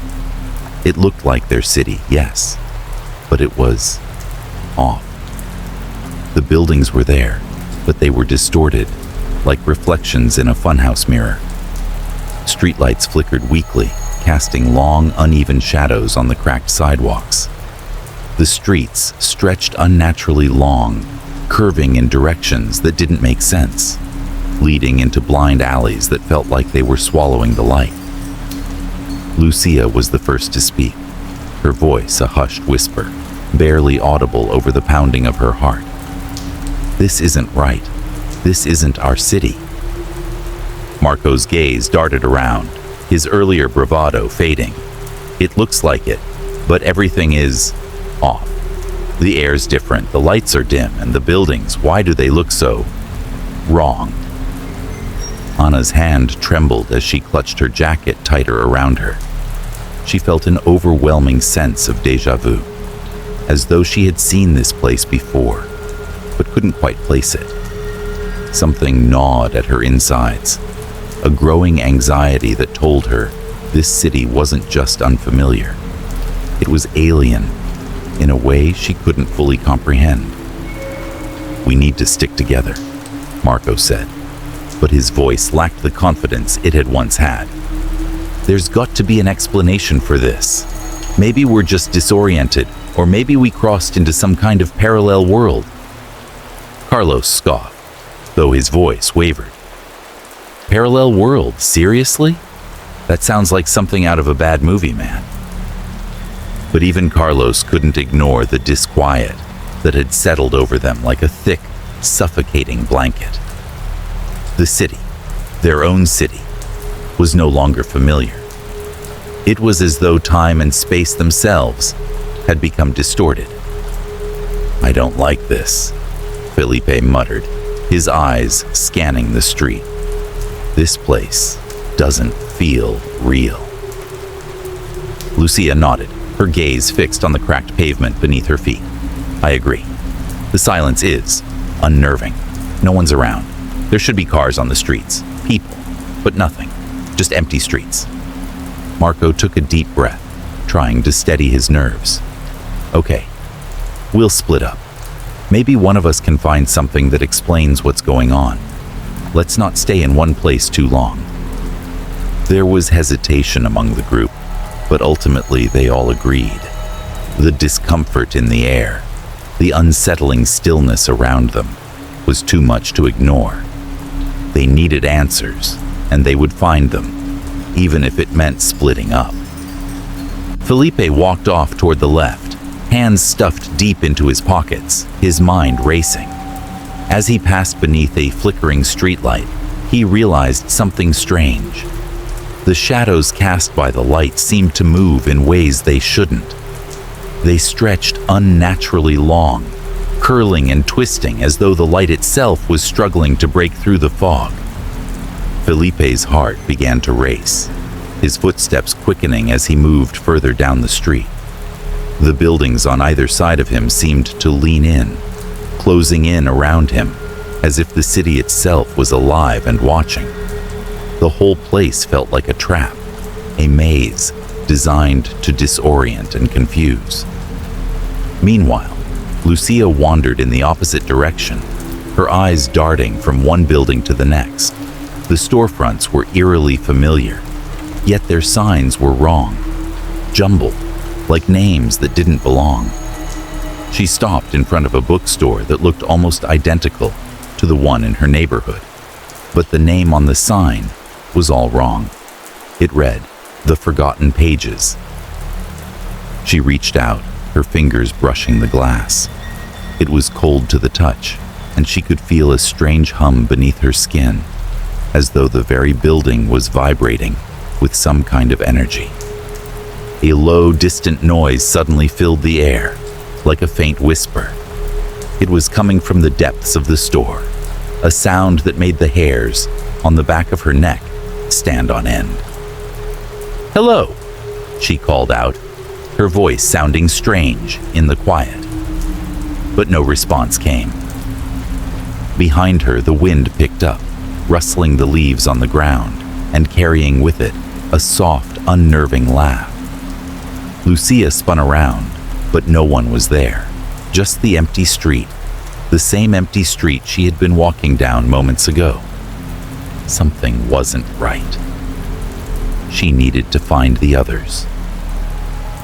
Meanwhile, Marco and Anna had walked deeper into the city, taking in the surreal landscape that had replaced their familiar surroundings. Marco was trying to maintain control, but even he could sense that something was terribly wrong. Every street corner felt like a dead end, and every building felt like it was about to collapse under its own weight. "This place is a joke," Marco muttered, trying to force some humor into the situation. "It's like someone took our city and turned it into a bad art installation." Anna was walking beside him, but her eyes were wide, her breath shallow. She could feel it. Something was lurking in the fog. She could almost hear it breathing behind her, waiting, watching. There was a presence here, one that seemed to pulse with a life of its own. The distorted buildings, the warped street signs, the emptiness. It was all part of something much bigger, something more sinister. "Marco, I think we're not just lost," Anna said, her voice trembling. "I think this place is trapping us. And whatever's here, whatever made this city, it knows we're here." Marco stopped, his heart skipping a beat as the weight of her words hit him. He turned to look at her, his face pale. "What do you mean, trapping us? This is just some weird dream, right? A bad trip or something?" Anna shook her head. "No, this is real, Marco. And if we don't find each other soon, we might never get out." Before Marco could respond, he noticed something in the distance. It was a shadow, standing motionless under a street lamp. It was too far away to make out clearly, but it was watching them. He felt it in his gut, a terrible certainty that they weren't alone. The figure didn't move. It didn't speak. It just stood there, staring. Without a word, Marco grabbed Anna's arm and started walking faster, pulling her along with him. "We need to get back to the others, now." But as they hurried down the street, the world around them seemed to shift again. The buildings twisted, their shapes changing before their eyes. The streets stretched longer, then shorter, like the city itself was bending to some unseen force. It didn't matter which direction they ran in. No matter how far they went, they couldn't escape the feeling that they were stuck in a loop, a never-ending cycle of distortion and terror. The city was playing tricks on them, and the more they tried to understand it, the more impossible it became to make sense of. Felipe, Lucia, Marco, and Anna, all of them were running now, each in their own direction, but each one running towards the same fate. Whatever this city was, it was holding them captive, and it wasn't going to let them go. It was only a matter of time before the truth caught up with them. Chapter 4. The First Disappearance. The distorted city seemed to close in on the group as they wandered deeper into its maze-like streets. What once felt like curiosity began to turn into a growing sense of unease, and even the bravest among them couldn't deny that something was horribly wrong. The streets twisted in on themselves, stretching endlessly in every direction, and the shadows felt alive, flickering in and out of existence with a disorienting rhythm. The city no longer felt like a place. They weren't in a city anymore, but in some nightmarish version of it. Something caught between time and space, between the real and the imagined. Felipe had fallen behind the others, trailing just a few steps. He wasn't sure why. Maybe it was the overwhelming stillness in the air that made him slow down. Or maybe it was the soft, barely audible voices that he thought he heard. It wasn't a group of voices, it was just one, calling his name. Felipe. It came from somewhere deep within the fog. The voice was soft, almost gentle, but it had an undeniable pull. The sound of it made his skin prickle, and against his better judgment, he turned toward it, trying to see where it was coming from. There was nothing there, just the fog, swirling in unnatural patterns, the dim light of street lamps casting long, wavering shadows. Felipe. It was closer now, clearer, but still there was nothing visible, no person, no figure, just the mist, thick and ever-present. Felipe's breath caught in his throat. He felt an inexplicable tug in his chest, a pull toward the voice that seemed to beckon him. He felt dizzy, disoriented, as though he were walking toward something that could never be reached, something dangerous and inevitable. Without thinking, his feet moved in the direction of the voice, the mist growing heavier the further he went. He looked back once, catching a glimpse of the others in the distance, but the fog swallowed them whole. It felt as if the world had already begun to fade from his mind, leaving only the calling voice. Felipe! His name was a distant whisper now, but it resonated in his bones. Every step he took felt heavier, more deliberate. The shadows around him seemed to shift and ripple, following him, as if they were aware of his movements, responding to them in a way that wasn't natural. He tried to turn back, but the fog had thickened so much that he couldn't see anything beyond the dark veil. The streets he had passed, the places he had seen, all seemed to melt into one undistinguishable mass. Then, the voice stopped. Felipe stopped too, unsure whether he should be relieved or more frightened than ever. The silence felt like an assault, pressing in on him from all directions. His breath came faster, the fog wrapping around him like a shroud. Felipe. The voice was no longer distant. It was right behind him. He spun around, heart pounding, but there was no one there. Nothing. Just the empty street, the darkened buildings, and the mist, swirling in the quiet like a living thing. Hello? Felipe called out, his voice trembling as he took a cautious step back. But no reply came. The world around him seemed to grow darker, more oppressive. Every shadow, every flicker of movement in the corner of his eye made him jump, his pulse racing. But as the fog thickened even further, it was like the city itself was closing in on him, trapping him in its distorted embrace. Felipe. This time the voice was different. It wasn't just a whisper. It was more insistent, more commanding, as though something, or someone, wanted him to follow it. Without thinking, Felipe took another step forward, then another. The pull was overwhelming, like an invisible force guiding his every movement. And then, he was gone. It happened in an instant. One moment, he was there, standing in the midst of the fog, and the next, he was simply not. No sound, no sign, no trace of his existence. The dense mist had swallowed him whole, and the air seemed to hold its breath as if it too were waiting for something. A scream, barely audible but distinct. "Felipe!" Marco cried, his voice cracking in the thick silence. The group, who had been searching in different parts of the distorted city, converged at the sound.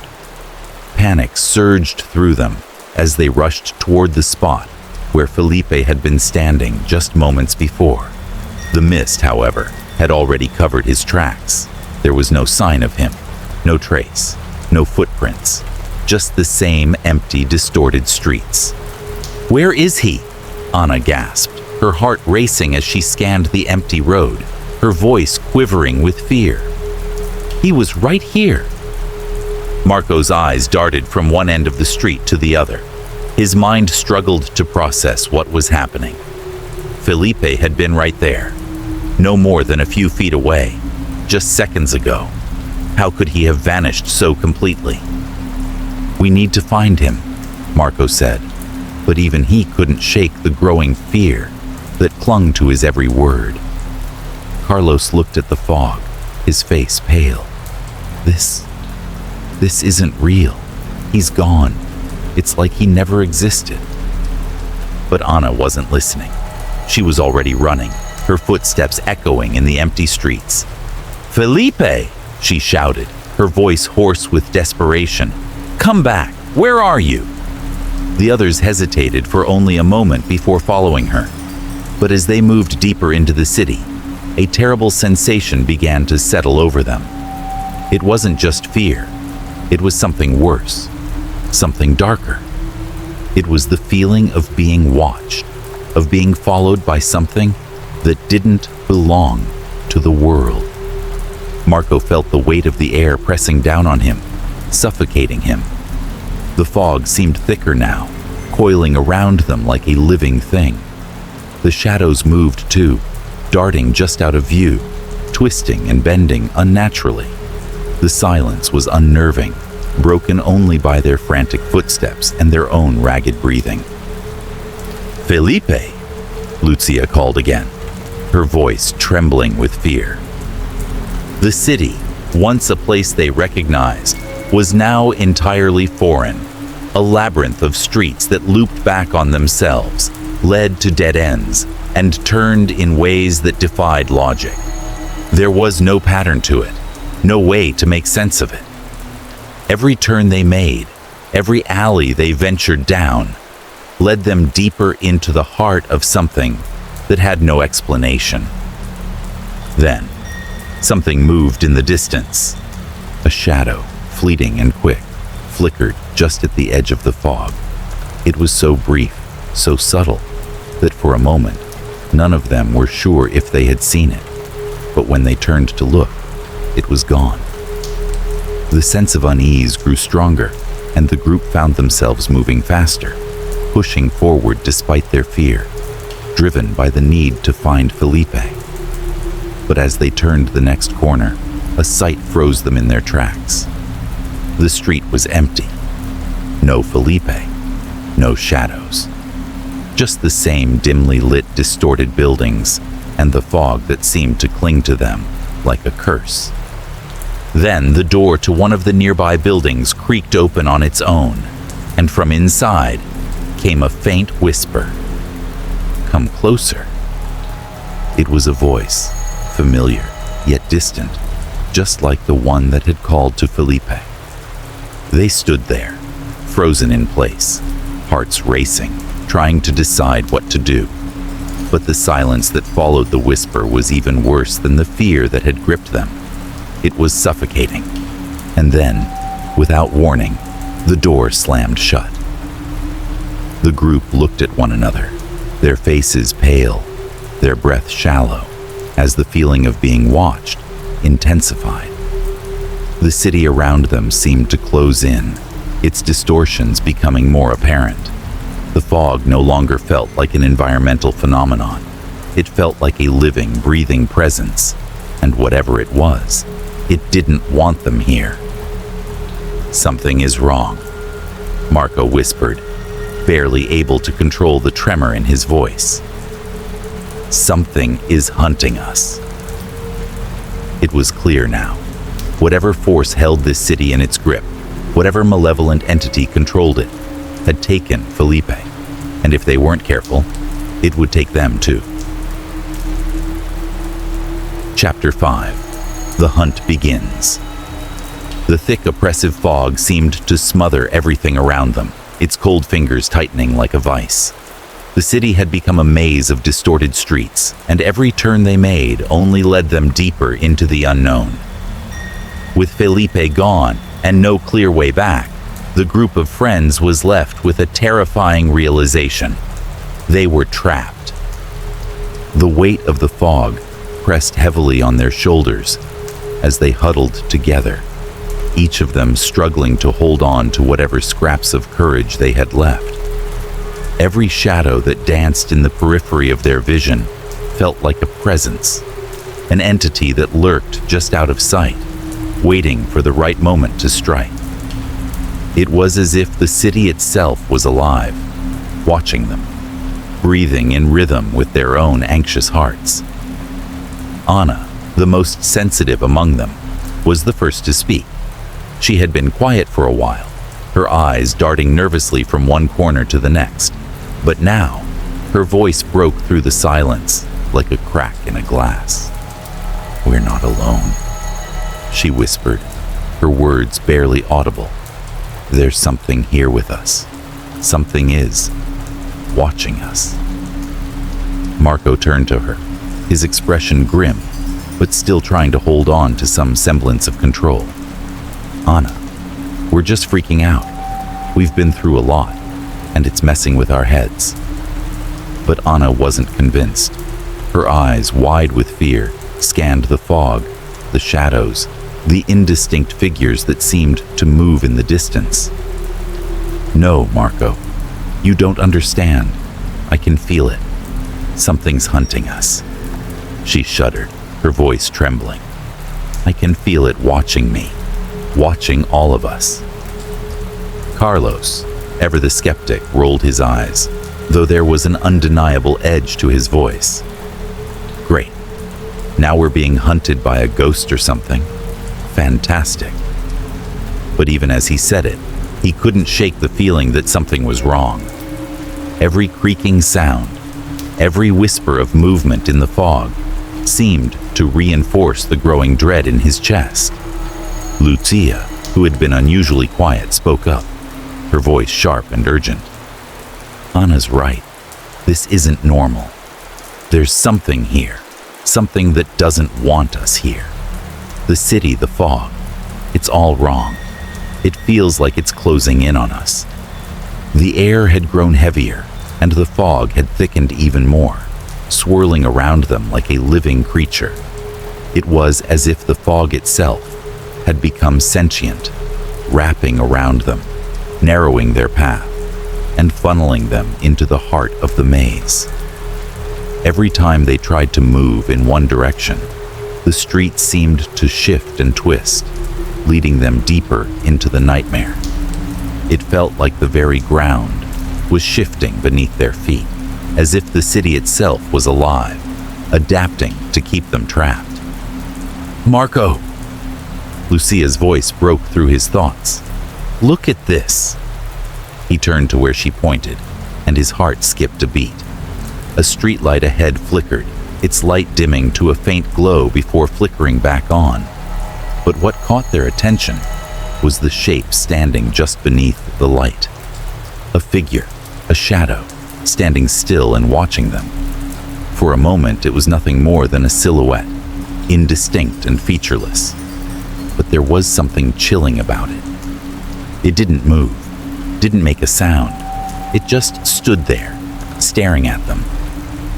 "We need to move," Marco said, his voice low and urgent. "Now." But the moment they started walking in the opposite direction, the fog seemed to follow them, thickening and swirling even faster, as if it were alive and deliberately pushing them toward that figure. The figure remained stationary, like a sentinel in the fog, waiting for them to come closer. "What the hell is going on?" Carlos muttered, trying to shake off the creeping feeling of dread that had settled in his stomach. "Where is Felipe? We need to get out of here, not stand around like sitting ducks." "Felipe is gone," Marco said grimly, his face pale. "We have to face the fact that we're not leaving until we figure out what this place is. And something doesn't want us here. It's hunting us." A low, distant sound, almost like a growl, rumbled from somewhere deep within the fog. It wasn't an animal's growl, but something deeper, something older. A sound that sent chills up their spines. A sound that made them all freeze in place. Anna gasped and grabbed Marco's arm, her fingers trembling. "Do you hear that? It's close. It's coming for us." They stood there in silence, trying to make sense of the sound. Every hair on their bodies stood on end, and the fear that had been creeping in suddenly erupted, flooding their senses with a deep instinctual terror. "Run!" Lucia shouted. Without thinking, they all took off, sprinting through the fog, but every step felt like it was taking them deeper into the trap. The streets twisted and turned, leading them in endless circles. The fog seemed to distort the path ahead, swallowing them whole, until even the distant sounds of their own breathing felt muffled. The figure in the streetlight was gone, but they could still feel its presence, like an unseen predator hunting them from the shadows. Every few moments they could hear the soft rustle of footsteps behind them, just on the edge of their hearing. Too quiet to be certain, but loud enough to send their hearts into overdrive. Suddenly, they came to a stop at a dead end. A tall building loomed in front of them, its windows dark and vacant. There was no other way forward. The street behind them was a blur of fog, and the feeling of being watched grew even stronger. "It's all wrong." Carlos gasped, his chest heaving as he tried to catch his breath. "Where are we? We're not getting anywhere. This place is playing with us." Anna's eyes darted around, her expression panicked. "It's getting worse. We're being cornered. It's trapping us." The ground beneath them felt unstable, as if it were shifting, reconfiguring itself. The buildings around them loomed, their distorted shapes looming like silent watchers, casting long, impossible shadows that seemed to stretch forever. There was no sign of escape, no way forward, no way back. Lucia clenched her fists. "We need to find a way out, or we'll end up like Felipe." "But how?" Marco asked, his voice low with desperation. "Nothing makes sense. We can't even retrace our steps. The city keeps changing. It's like we're being hunted, like the city itself is alive." From the corner of his eye, Marco saw something move in the fog, a shadow slinking across the street, moving with unnatural speed. It was close, too close. The growl came again, louder this time, reverberating through the air, echoing in their bones, and this time it was followed by a low guttural voice, cold and distant. "You cannot escape." The city seemed to close in on them, the fog thickening with each passing second. The shadows loomed larger, more threatening. Whatever was hunting them had already found them, and now the hunt had truly begun. Chapter 6. The echoes of the past. The oppressive fog seemed to grow thicker with each passing moment, wrapping itself tighter around the group as they moved deeper into the heart of the distorted city. The streets had become a maze, each corner leading them further into the unknown.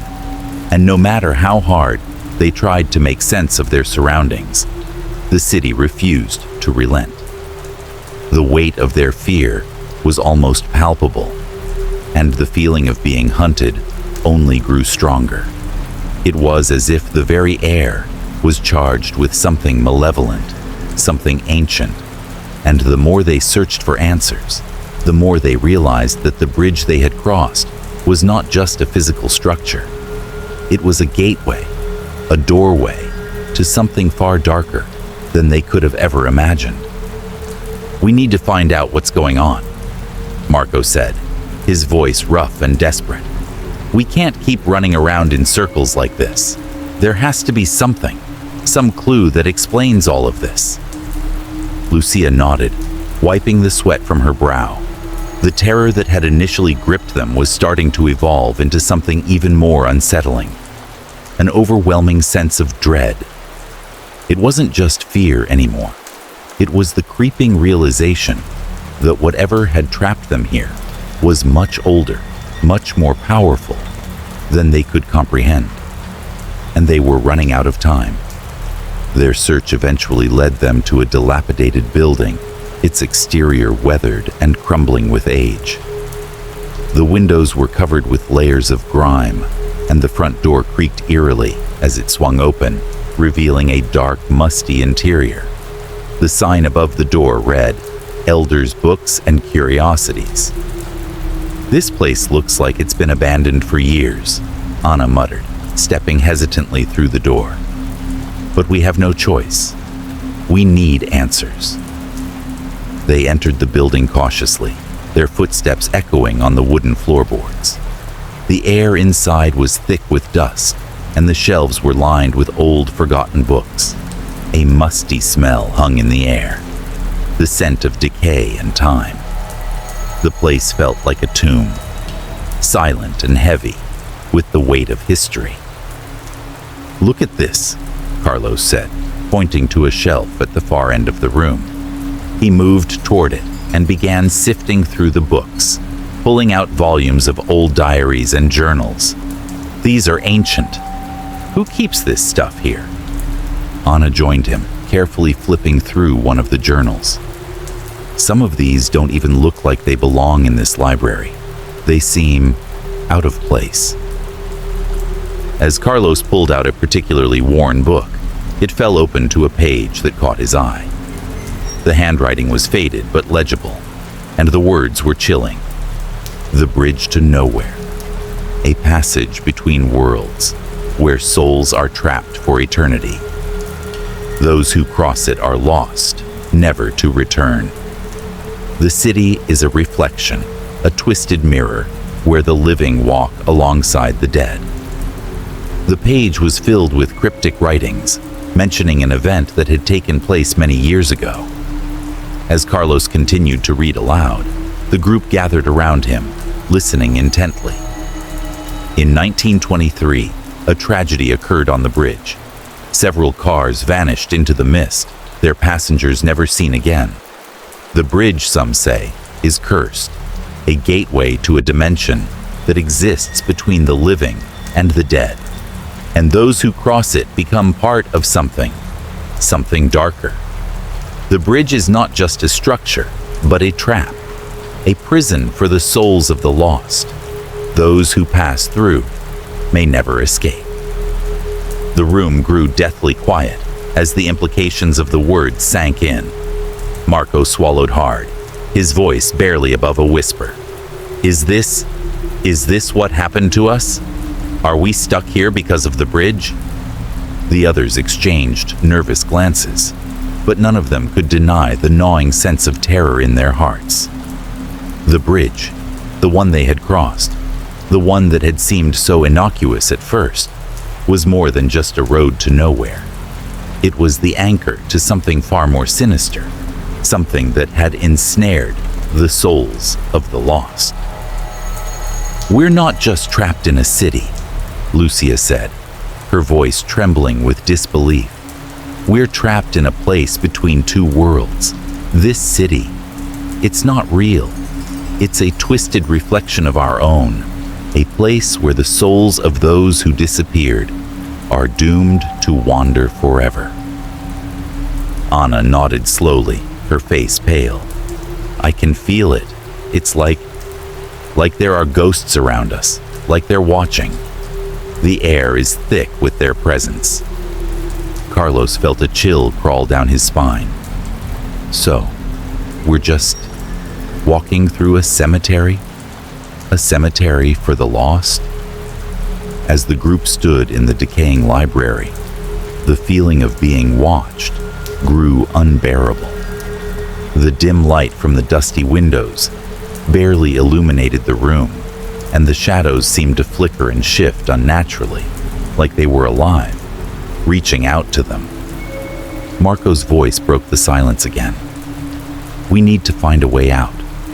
If what this journal says is true, then we're not just stuck in this city. We're stuck in some kind of limbo. And the bridge, it's not just a path, it's a curse. We have to figure out how to break it.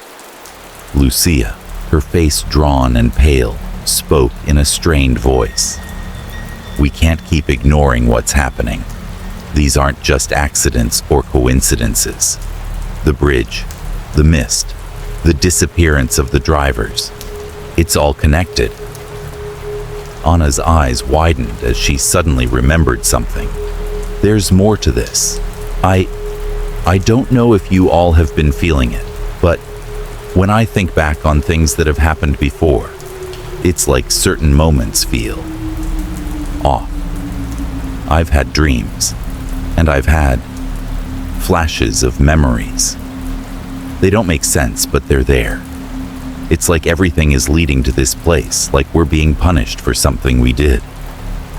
Marco turned to her, confusion flickering in his eyes. What do you mean? Anna swallowed hard, taking a deep breath. I don't know how to explain it, but it's like I've been here before. Or like I've known this place. Maybe not this exact city, but... She stopped, her words trailing off. It's hard to put into words, but it's like I'm being punished for something I don't even remember.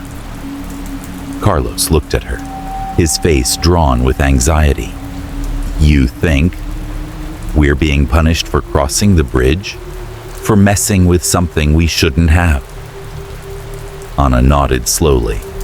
Maybe. Maybe we're not just trapped here because of the bridge. Maybe we're here because we're being forced to face our past, our sins. The group fell silent as the weight of her words sank in. It wasn't just the city or the bridge that had brought them here. It was something deeper, something they couldn't explain, but they could feel it, each of them, deep within their bones, an uncomfortable truth they couldn't escape. Suddenly, the silence was broken by a low, distant rumble, like the growl of something far beneath the ground. It was followed by a faint whisper that seemed to come from every corner of the library. You cannot escape.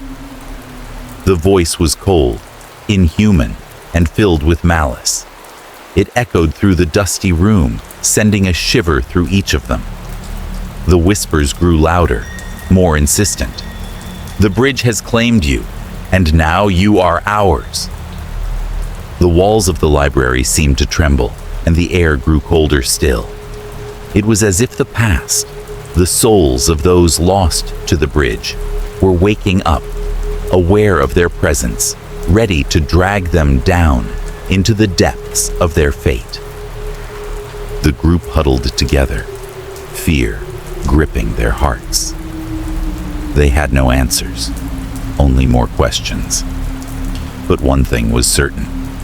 The past was not done with them yet, and the price they would pay for crossing the bridge was far greater than they had ever imagined. Chapter 7. The Hunter Entity. The fog had thickened into an impenetrable wall, an oppressive weight that seemed to press down on the group with every passing second. Each step they took only deepened the sense of dread that clung to them like a second skin. The city, the distorted, eerie reflection of the one they once knew, seemed to move with them, its streets bending and twisting like a maze designed to ensnare. The shadows stretched unnaturally long, crawling along the edges of their vision, and the air was filled with an unnerving silence, broken only by the sound of their own breath. But now, something else had begun to make its presence felt. It started with a feeling, a sensation that something, or someone, was watching them. At first, it was subtle. A slight shift in the air, a flicker of movement in the distance, but soon, it became undeniable. The group could feel it, a creeping, inescapable presence, always just out of sight, always following them. Marco was the first to notice it. He had been walking ahead, trying to stay focused despite the growing paranoia that gripped his chest when he felt a shift in the air, a coldness. The hairs on the back of his neck stood up. He glanced over his shoulder, but the street behind him was empty. Just the fog, swirling in thick, suffocating tendrils. "Guys," he said quietly, his voice strained, "I don't think we're alone." Anna, who had been walking beside him, stopped in her tracks and turned, her face pale. "What do you mean?" she asked, her voice barely above a whisper. Marco looked around, his eyes scanning the dark streets. "There's something out there. I can feel it, like we're being watched." Carlos, always the skeptic, scoffed. "This is just paranoia, man. It's the fog, the city. It's messing with your head." But even Carlos couldn't shake the unease that was slowly seeping into his bones. The fog was so thick, so oppressive, that it felt as though the world beyond it no longer existed. It was as if they had been swallowed whole by this place, and there was nothing left but the strange, distorted city and the constant gnawing sense that something was wrong. And then they saw it. A figure, standing motionless at the end of the street. At first, they thought it was just a trick of the fog, but as they stared, the figure remained unmoving, its outline barely visible against the swirling mist. The air grew colder still, and the figure's presence seemed to pull the warmth from the world around it. The figure was tall, impossibly still, and dressed in old-fashioned clothing, garments that looked out of place in the modern world. A long coat, buttoned up to the neck, and a wide-brimmed hat obscured most of its features, but the group could make out the shape of its body, thin and elongated. Its face, however, was impossible to discern. It was as though the figure had no face at all, just an empty void where a person's features should have been. "Who is that?" Lucia asked, her voice trembling. "Who is standing there?" "I don't know," Marco muttered, his heart racing. "But we need to keep moving. Stay close." The figure did not move. It simply stood there watching them, its presence sending a chill down their spines.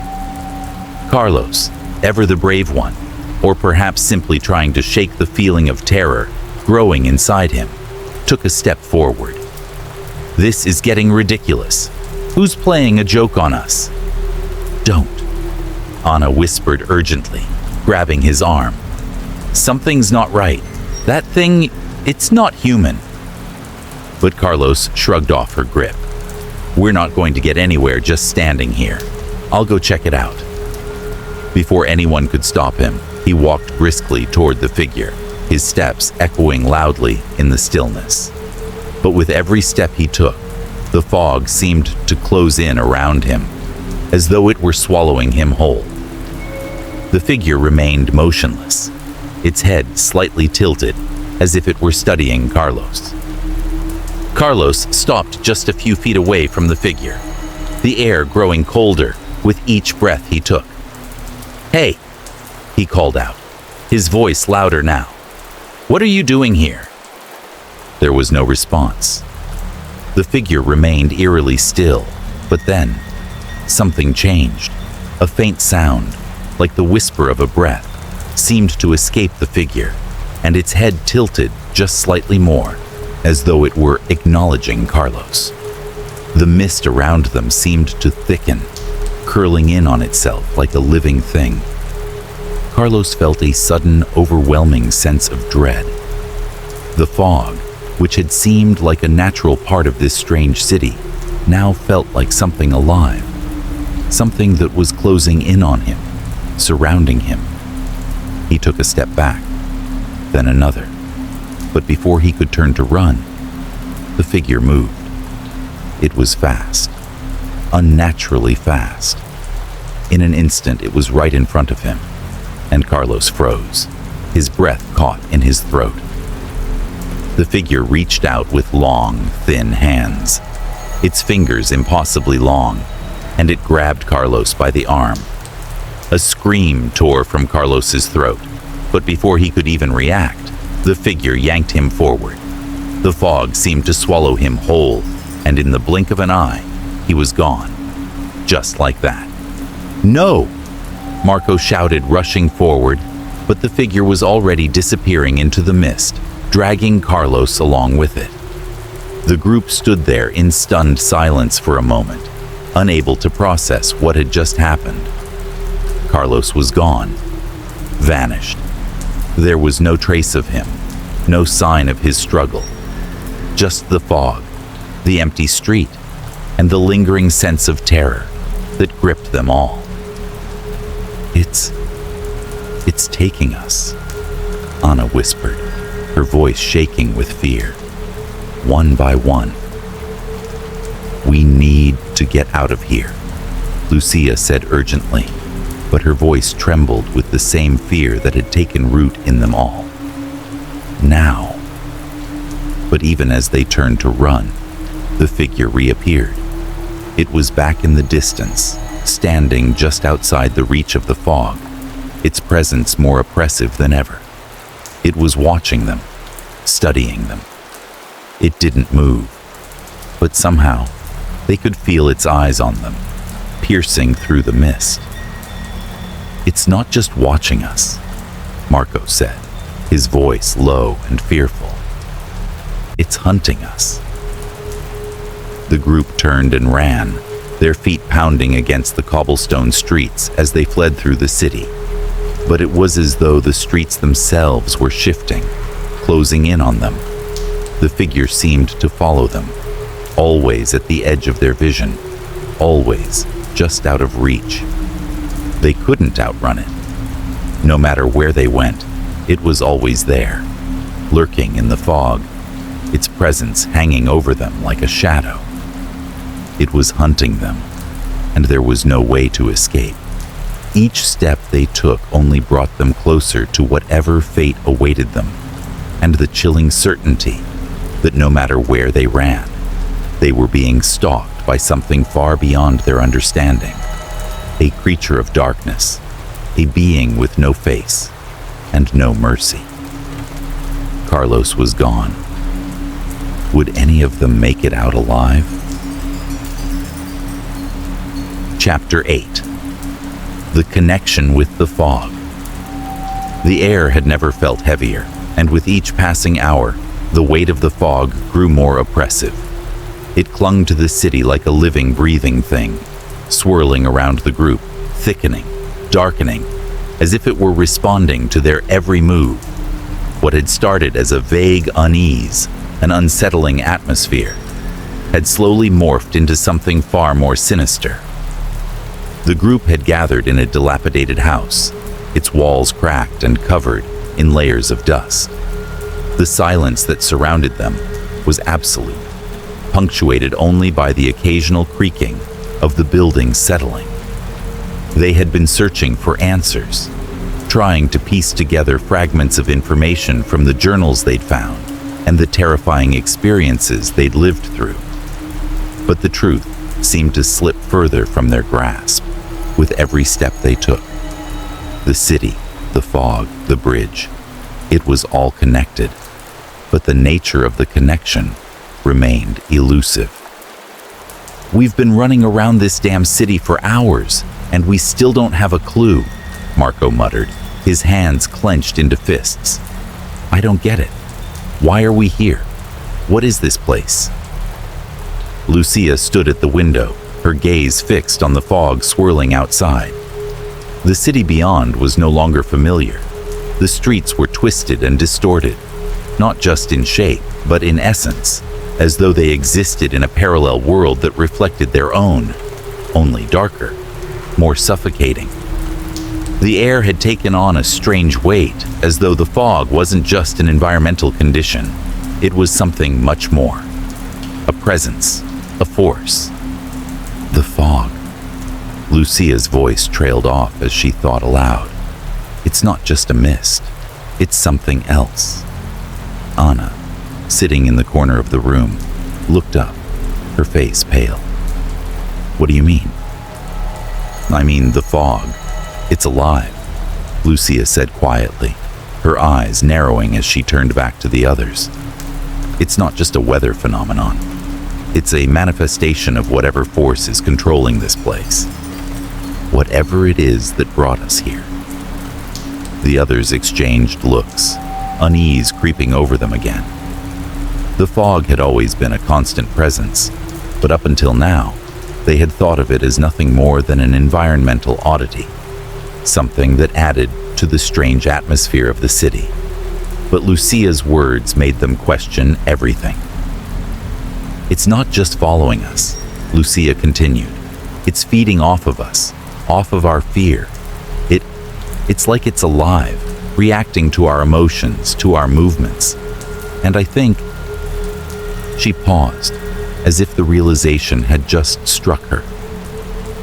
I think it's been absorbing us too, our energy, our souls. The room fell silent, the weight of her words settling over them like the fog itself. Anna stood up slowly, her hands trembling as she ran them through her hair. You think the fog is taking our souls? She whispered. Lucia nodded grimly. It has to be. There's no other explanation. Every time we try to leave, it pushes us back. It surrounds us, traps us. It absorbs everything. And it's the one thing that's been here from the very beginning. The bridge, the city, the disappearances. I think the fog is the key.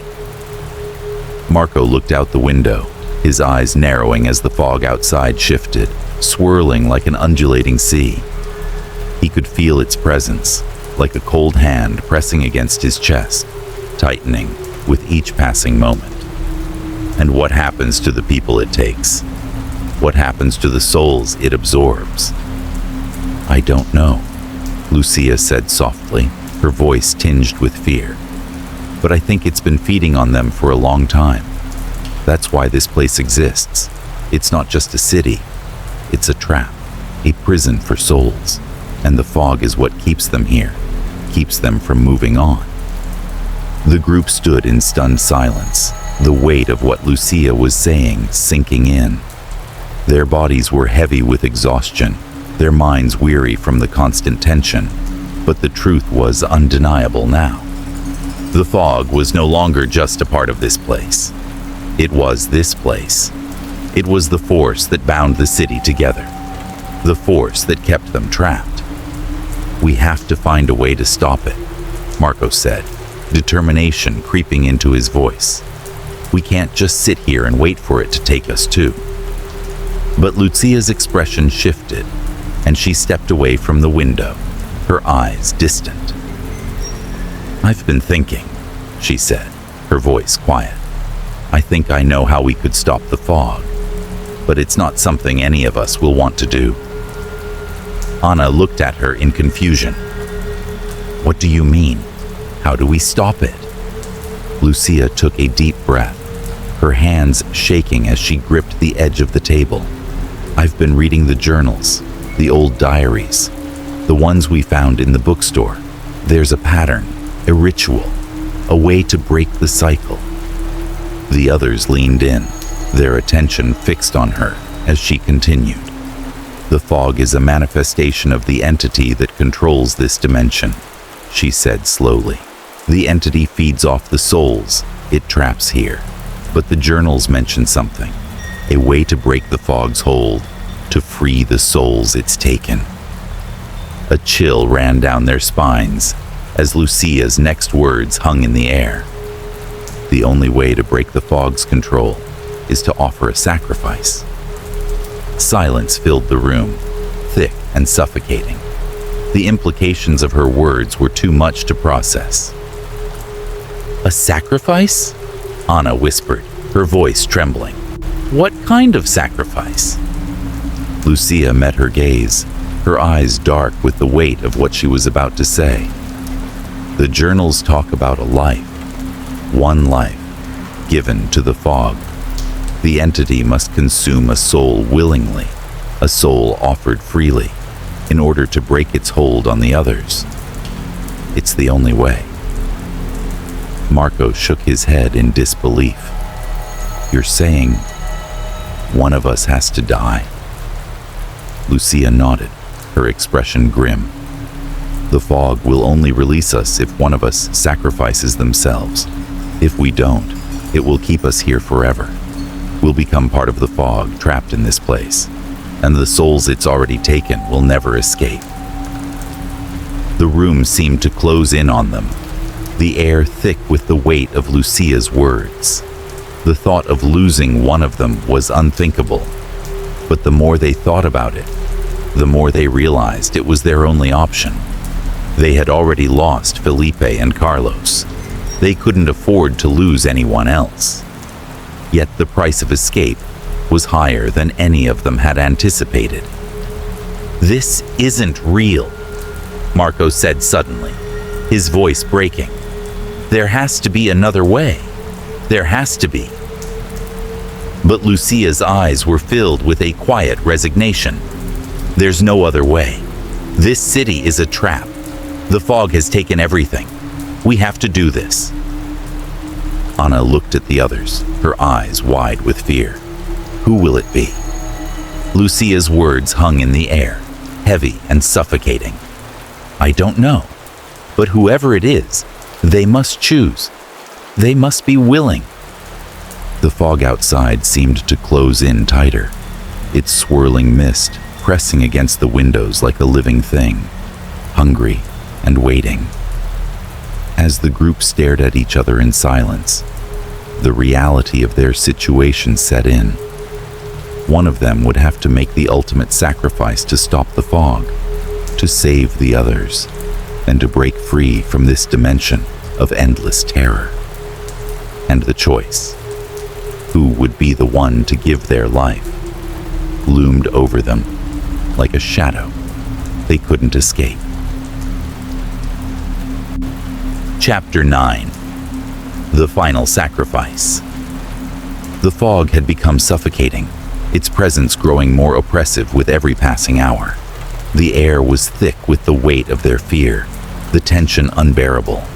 It felt as if the entire city, the twisted, distorted version of their world, was closing in on them. Every street, every alley, seemed like a trap. And with each step they took, the fog seemed to grow darker, thicker, more alive. They had spent hours, days, how long had it been, trying to find a way out, searching for a clue, a sign, a miracle that might allow them to escape this nightmare. But the answers had been cruelly elusive. The journals, the whispers, the eerie silence of the city, everything pointed to one horrifying truth. The fog was not just a phenomenon. It was a living force, feeding on them, trapping them, slowly devouring their souls. And now, they had reached the end of their hope.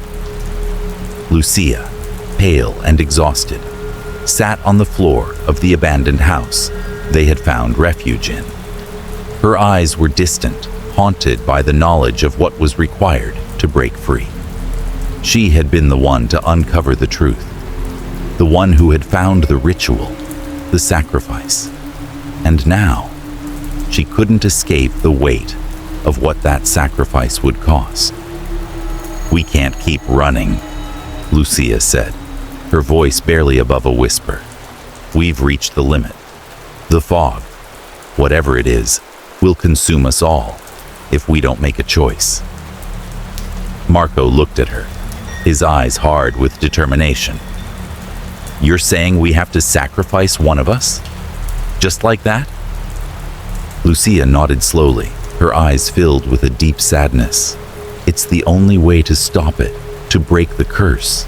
The entity that controls the fog, whatever it is, it demands a sacrifice, one life to free the others. Carlos had been pacing near the doorway, his mind racing. We can't do that. We can't just... His words faltered, and he stopped, his face pale. We can't choose who dies. But we have no choice, Anna cried, her voice breaking with desperation. Do you think we can keep running forever? The fog is getting worse. It's hunting us. It's getting closer. The room fell silent as the truth sank in.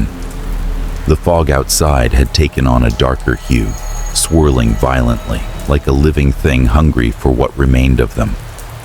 The growls in the distance had grown louder, closer. They could feel it. Whatever this entity was, it was aware of them, and it was closing in. I can't believe this is happening, Marco muttered, his voice tinged with disbelief. He was shaking, his hands trembling as he ran them through his hair. We're talking about killing one of us, one of our own. I know, Lucia whispered, her voice thick with emotion. I don't want this either. But we're running out of time. If we don't do this, if we don't make the sacrifice, the fog will take us all.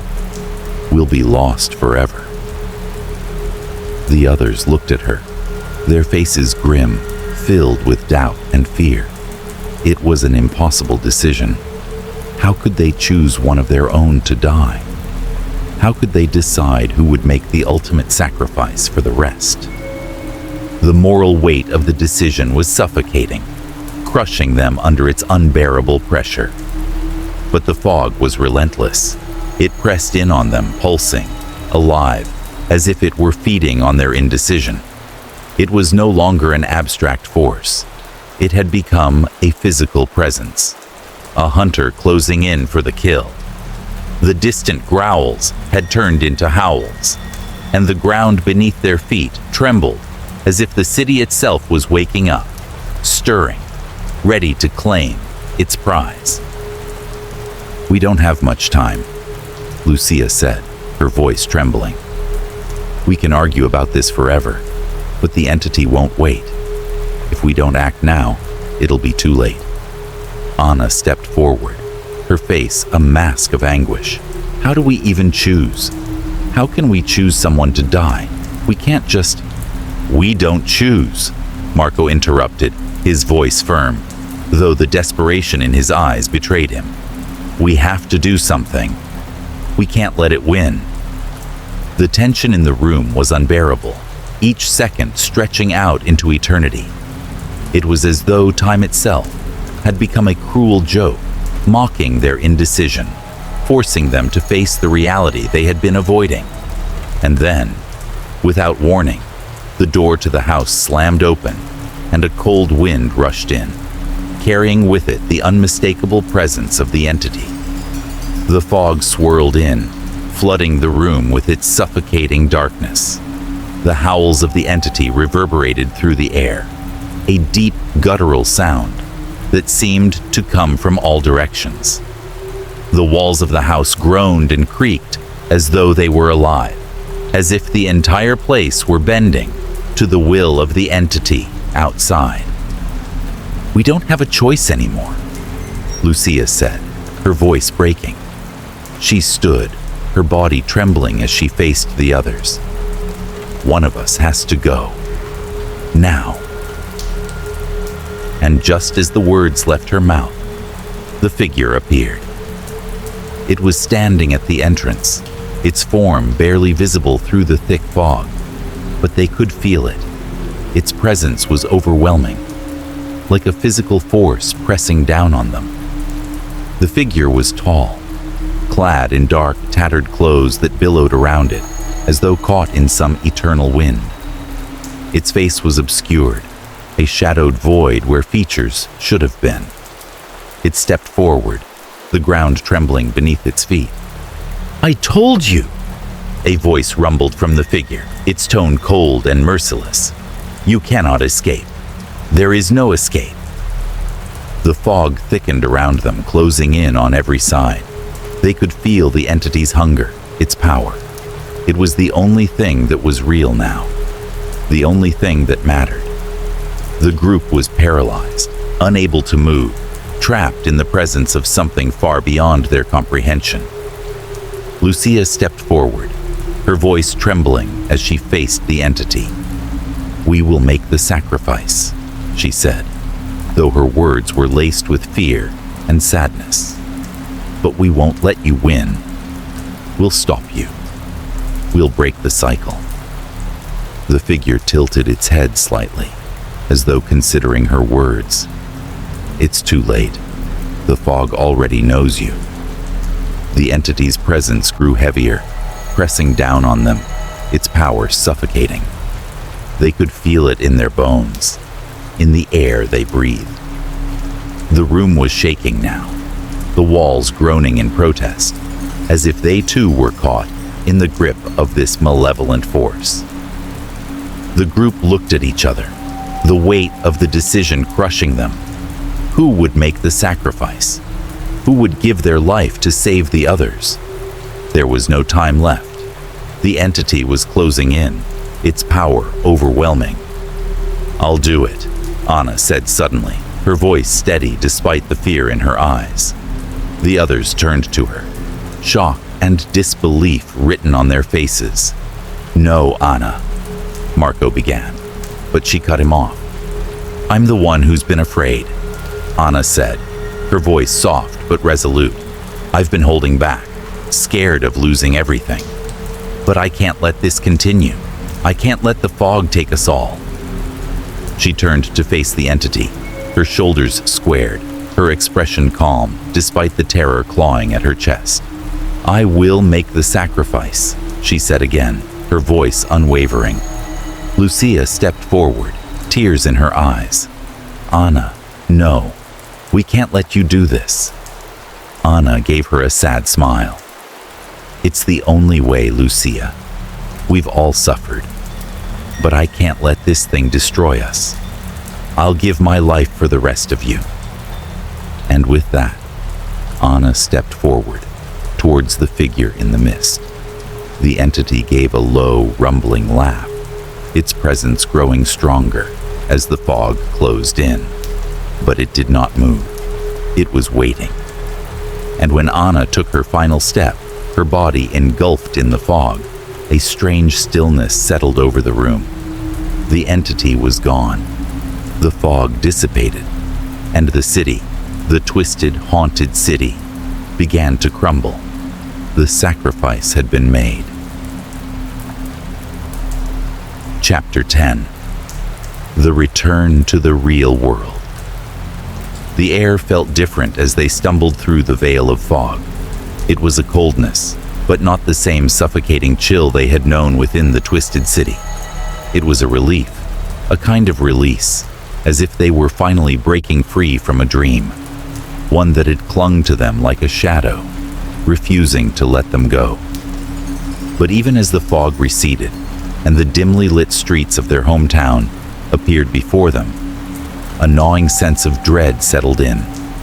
The city seemed too familiar, yet not.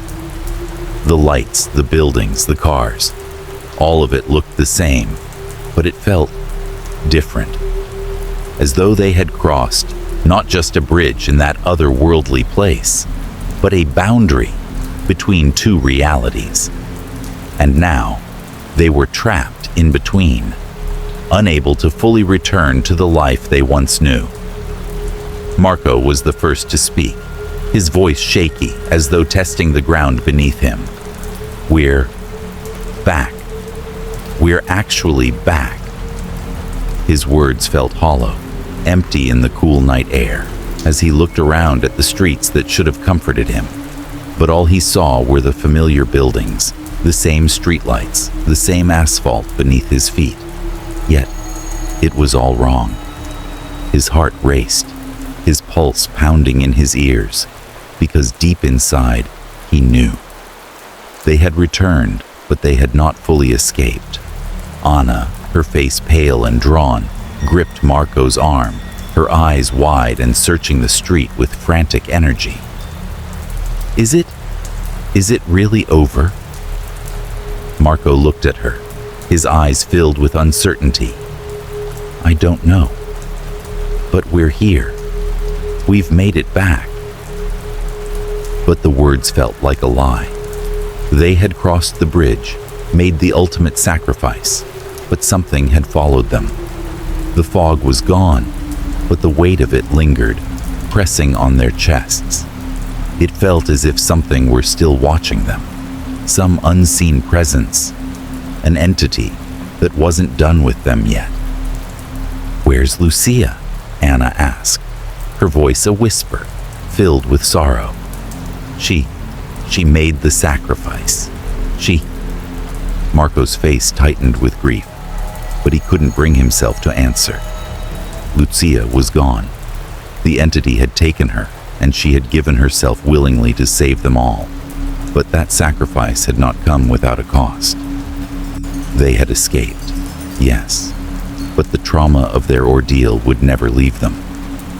Carlos, who had been eerily quiet, spoke next, his voice cold and distant. I don't feel right, he said, his eyes flicking nervously to the shadows. This isn't the same place. Something's wrong. Anna turned to look at him, confusion flooding her features. What do you mean? We're back. This is our city. It's just a little different. No, Carlos whispered. It's not just the city. It's us. He looked around, his face filled with fear. I can feel it, like something's watching us, like it's still here. Marco took a deep breath, trying to steady his nerves. We're just shaken up. This whole thing, it messed with our heads. But even as he spoke, he couldn't shake the feeling that Carlos was right.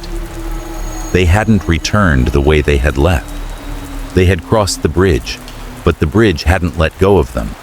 The city, the distorted, nightmarish version of their world, was still with them, lurking just out of sight, hiding in the shadows. The sense of being watched, of being followed, grew stronger with every passing second. Marco kept glancing over his shoulder, but the streets were empty. Still, the feeling remained, an invisible presence, lingering just beyond the corner of his vision. What do we do now? Anna asked, her voice filled with an unspoken dread. We try to forget, Marco said, but there was no conviction in his words. We try to move on. We've made it back. We have to live with what happened, and we can't keep looking over our shoulders. But even as he said it, he knew it wasn't true. They couldn't forget. They couldn't move on. The city, the fog, the entity, it had followed them back. They were not the same as they had been. They had crossed a threshold, and now there was no going back. As they walked through the streets, the oppressive silence of the city pressed in on them. The lights seemed dimmer, the streets emptier than they should have been. It was as though the world around them had lost its vibrancy, its life.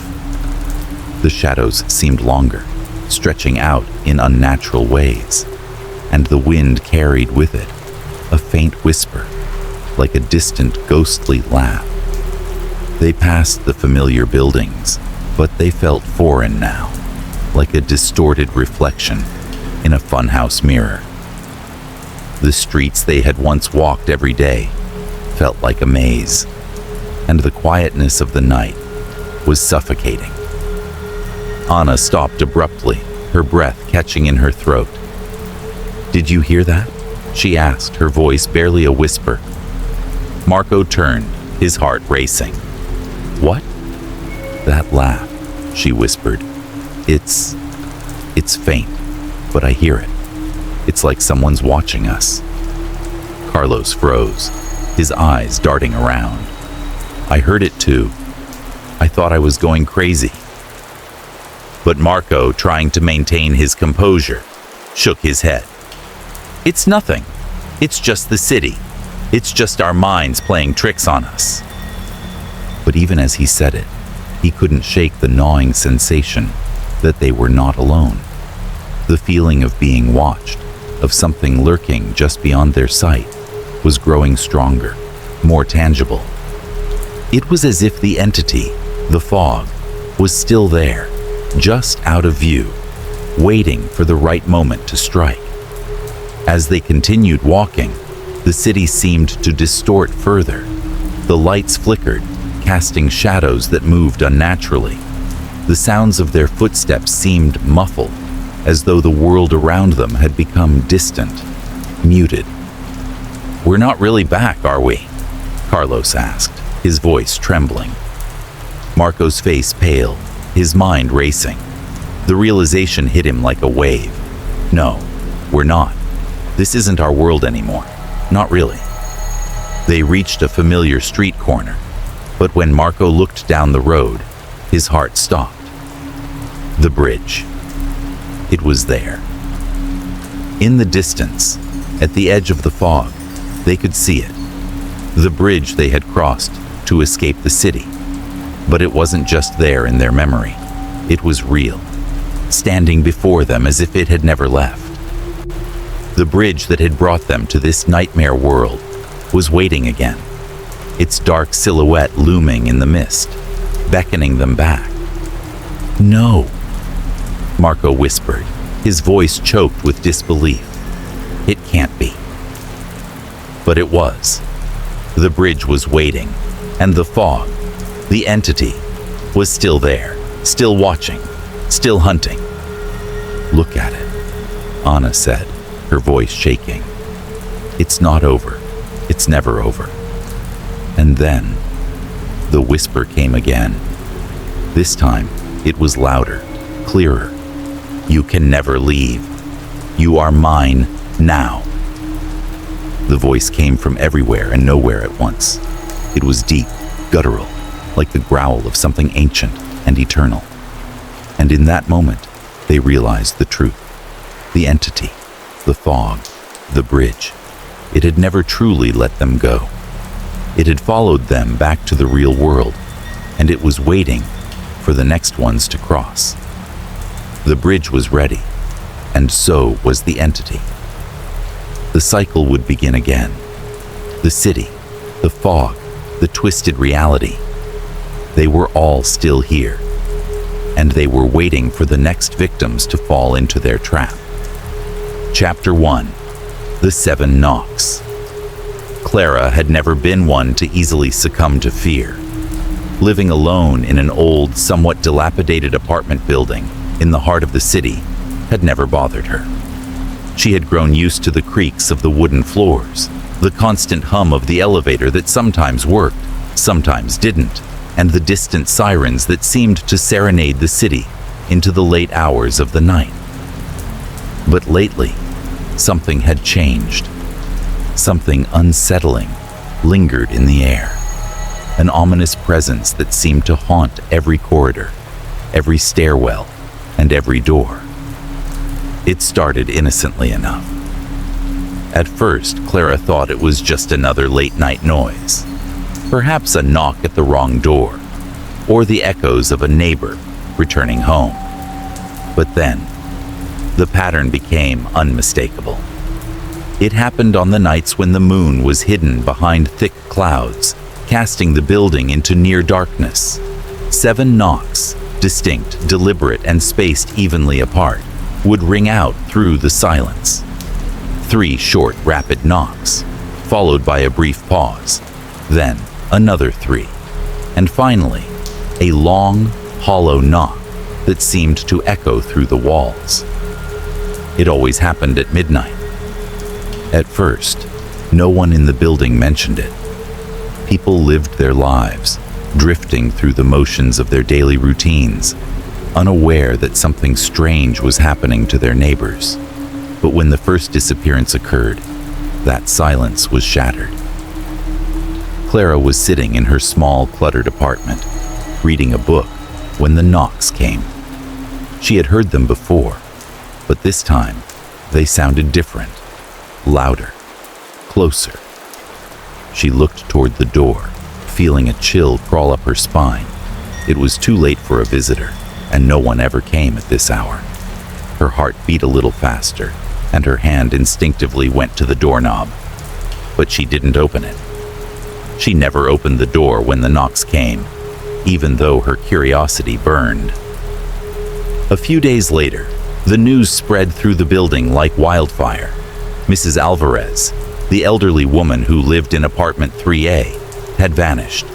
No one had seen her leave, and her door had been locked from the inside. When the landlord arrived with a spare key, the apartment was untouched. No sign of struggle, no sign of foul play. Just an empty, cold room. People whispered in the hallways, eyes darting nervously as they crossed paths. Some said it was just an old woman who had wandered off. Others said it was something more sinister. Clara couldn't shake the feeling that it had something to do with the 7 knocks. But no one seemed willing to admit that out loud. As the days passed, more strange events unfolded. The next victim was a young man, Mark, who lived in apartment 5B. He was a quiet type, always wearing headphones, his eyes downcast as he rushed in and out of the building. Mark had been missing for 2 days before anyone noticed. The police came, but there were no clues, no signs of anything unusual. Just another empty apartment with the faint smell of stale air lingering. Clara was shaken, but she kept it to herself. She couldn't help but think back to that night when she'd heard the knocks, those unnerving rhythmic sounds that seemed to belong to something otherworldly. There had to be a connection. She didn't know what, but the more she thought about it, the more she realized that the 7 knocks were not just coincidental. She tried to ignore it, but the sense of dread was growing. It was impossible to sleep at night without hearing them echoing in her mind. And then, one evening, as she sat on her couch with her laptop open, trying to distract herself with work, she heard the knocks again. This time, it wasn't just a distant sound coming from one of the other apartments. It came from her own door. Clara froze. Her breath caught in her throat. She hadn't been expecting anyone, and the knock had come with a finality that made her skin crawl. She stood slowly, her heart pounding in her chest as she walked cautiously to the door. She didn't touch the handle. She didn't need to. She could hear it, a faint sound from the other side, like someone dragging their fingers along the doorframe. And then, there it was again. The 7 knocks. 3 short ones, a pause, then 3 more, followed by a long, lingering thud. It was exactly the same pattern, the same chilling sound. Clara stepped back, her pulse racing. Her mind screamed at her to open the door, to see who was behind it. But every instinct told her not to. She couldn't explain it, but she felt that if she opened the door, something terrible would happen. The knocks stopped abruptly. The silence in the hallway was deafening. Clara stood there, her back against the door, listening. And then, the phone rang. She jumped, startled by the sudden sound. It was Luis, her best friend, the one person in the building she could always count on. His voice crackled through the speaker, breathless and anxious. "Clara, something's going on," he said, his words tumbling out in a rush. "I heard the knocks, the 7 knocks, and now I think I'm next." Clara's blood ran cold. She couldn't form a coherent sentence. All she could do was listen as Luis explained what had happened. He had heard the knocks on his door just after midnight, and despite his fear, he had opened it. There had been no one there.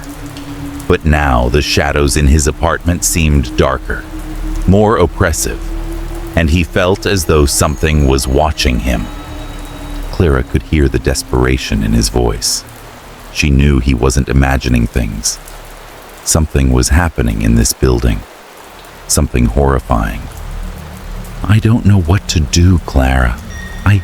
I don't feel safe here anymore," Luis said, his voice trembling. "Please help me."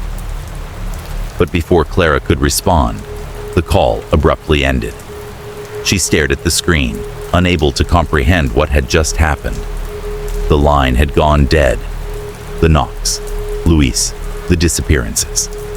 Clara's mind spun with the growing realization that whatever was happening in this building was no accident. The knocks weren't just a strange occurrence. They were a warning. And now, Luis was involved. The question was, how many more would be claimed before it was too late? The sound of 7 knocks echoed in Clara's mind again, louder this time, a chilling reminder that the nightmare was just beginning. Chapter 2. The Mystery of Luis. Clara had never felt more alone. After the call from Luis, she had hoped for some sort of resolution, perhaps a sign that everything would be okay. But now, standing outside his apartment door, the silence was suffocating. She had barely been able to sleep, too consumed with worry. Her fingers trembled as she knocked on Luis's door again, hoping against hope that he had just stepped out. But deep down, Clara knew something was terribly wrong. The hall was quiet, the only sound the distant hum of the building's ancient plumbing. She had been here dozens of times, spent countless hours talking with Luis about their shared love for books and films. But today, the building felt like a stranger. An oppressive weight hung in the air. Clara tried the door. It wasn't locked, and she cautiously turned the handle, pushing it open. The apartment, usually cluttered with Luis's belongings, books piled high on every surface, empty coffee mugs scattered across the kitchen counter, was unnervingly still. There were no signs of struggle, no overturned furniture, no broken items. Everything was in its place, but there was no trace of Luis. Her breath caught in her throat as she stepped inside. The silence was deafening, and the air felt thick, as though the apartment itself was holding its breath. Clara's eyes scanned the room. His jacket was still hanging on the coat rack, his shoes neatly lined up near the door, but there was no Luis. The bed was made, as though he had never been in it. His laptop sat on the desk, the screen dark. Her heart sank. It was as if he had simply vanished. Clara stepped further into the apartment, her mind racing. Could he have gone somewhere? Maybe to the store or to a friend's house? But Luis had never been the type to leave without saying something. They were best friends after all. And the timing, after the knocks, after the call, after he said he was next, made everything feel far too deliberate. She searched the apartment again, her movements hurried. She opened drawers, checked closets, and even peeked under the bed. But there was no sign of him, just emptiness, no clues, no answers. Her phone buzzed suddenly, making her jump. It was a text from the building manager, asking if she had seen Luis. Apparently, someone had reported that his rent was overdue, and now they couldn't get in touch with him. Clara's chest tightened. She wanted to reply, but words seemed inadequate. The doorbell rang, making her jump once again. She opened it to find Officer Ramirez standing outside. His expression was serious, his eyes shadowed with concern. "Ms. Cortez, we need to speak with you," he said, his voice firm, but not unkind. "We've been investigating Luis's disappearance. We've got a few questions." Clara nodded numbly, stepping aside to let the officer in. "I was just looking for him," she whispered, her voice barely audible. "We've already checked his apartment, but we're not sure what to make of it," Ramirez said, taking in the quiet surroundings. No signs of struggle, no forced entry. It's like he just disappeared. You said you spoke to him last night, right? Clara nodded. Yes, he called me. He said he heard the knocks, the 7 knocks. And then he said he was scared. He said he thought he was next. Her voice cracked on the last words, and she forced herself to take a steadying breath. I don't know what to think. He wouldn't just leave. Not like this. Officer Ramirez looked thoughtful, his brow furrowed. We've had a couple of cases in this building recently. Strange disappearances, unexplainable deaths. At first, we thought they were unrelated. But now, he trailed off, his eyes flicking to the empty apartment. You're not the first one to mention the knocks. Several people in the building have reported hearing them, but no one's willing to talk openly about it. Clara's stomach churned. She had been hearing the rumors, whispers in the halls, sideways glances when she passed by her neighbors. It was as if the building itself was alive with dread. But no one wanted to admit it. No one wanted to confront what was happening. Why won't they talk? Clara asked, her voice rising with frustration. They're all scared, aren't they? But they just let it happen. Officer Ramirez's gaze softened, and he took a step closer to her. Fear can do strange things to people. Some of them might think they're safe. Others may be too terrified to even speak. What we're dealing with here, well, I'm not sure what it is yet, but it's not normal. It's something darker. Clara looked at him, her heart heavy. The police had no answers. They were as lost as she was. She couldn't wait for them to figure it out. She needed to act. She needed to find Luis. I'm going to find him, Clara said, her voice firm with determination. I'll talk to the other tenants. Maybe they know something. Ramirez shook his head. Be careful, Clara. If you push too hard, if you stir things up, you might make it worse. You don't know what you're dealing with. But Clara was already pulling on her jacket. I don't care. I have to do this. Clara didn't waste time. She went straight to the other apartments in the building, knocking on doors, asking questions, trying to make sense of it all. But each conversation left her more unsettled than the last. Mrs. Thompson, an elderly widow who lived in apartment 2C, claimed she hadn't heard anything unusual. But when Clara pressed her about Luis, Mrs. Thompson's eyes grew wide, her voice shaking. The knocks. They've come before. I remember hearing them when my husband died. After that, well, the building was never the same. Clara's heart thudded in her chest. She had never known Mrs. Thompson's husband had passed away, but the idea that the knocks were linked to tragedy was becoming clearer by the second. The older woman's words hung in the air as Clara moved on, desperate for answers. Apartment 5A was no better.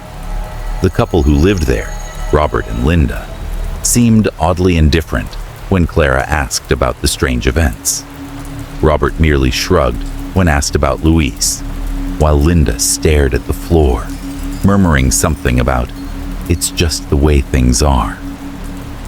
The knocks come and people go, Robert muttered, clearly dismissing her questions. We all know that.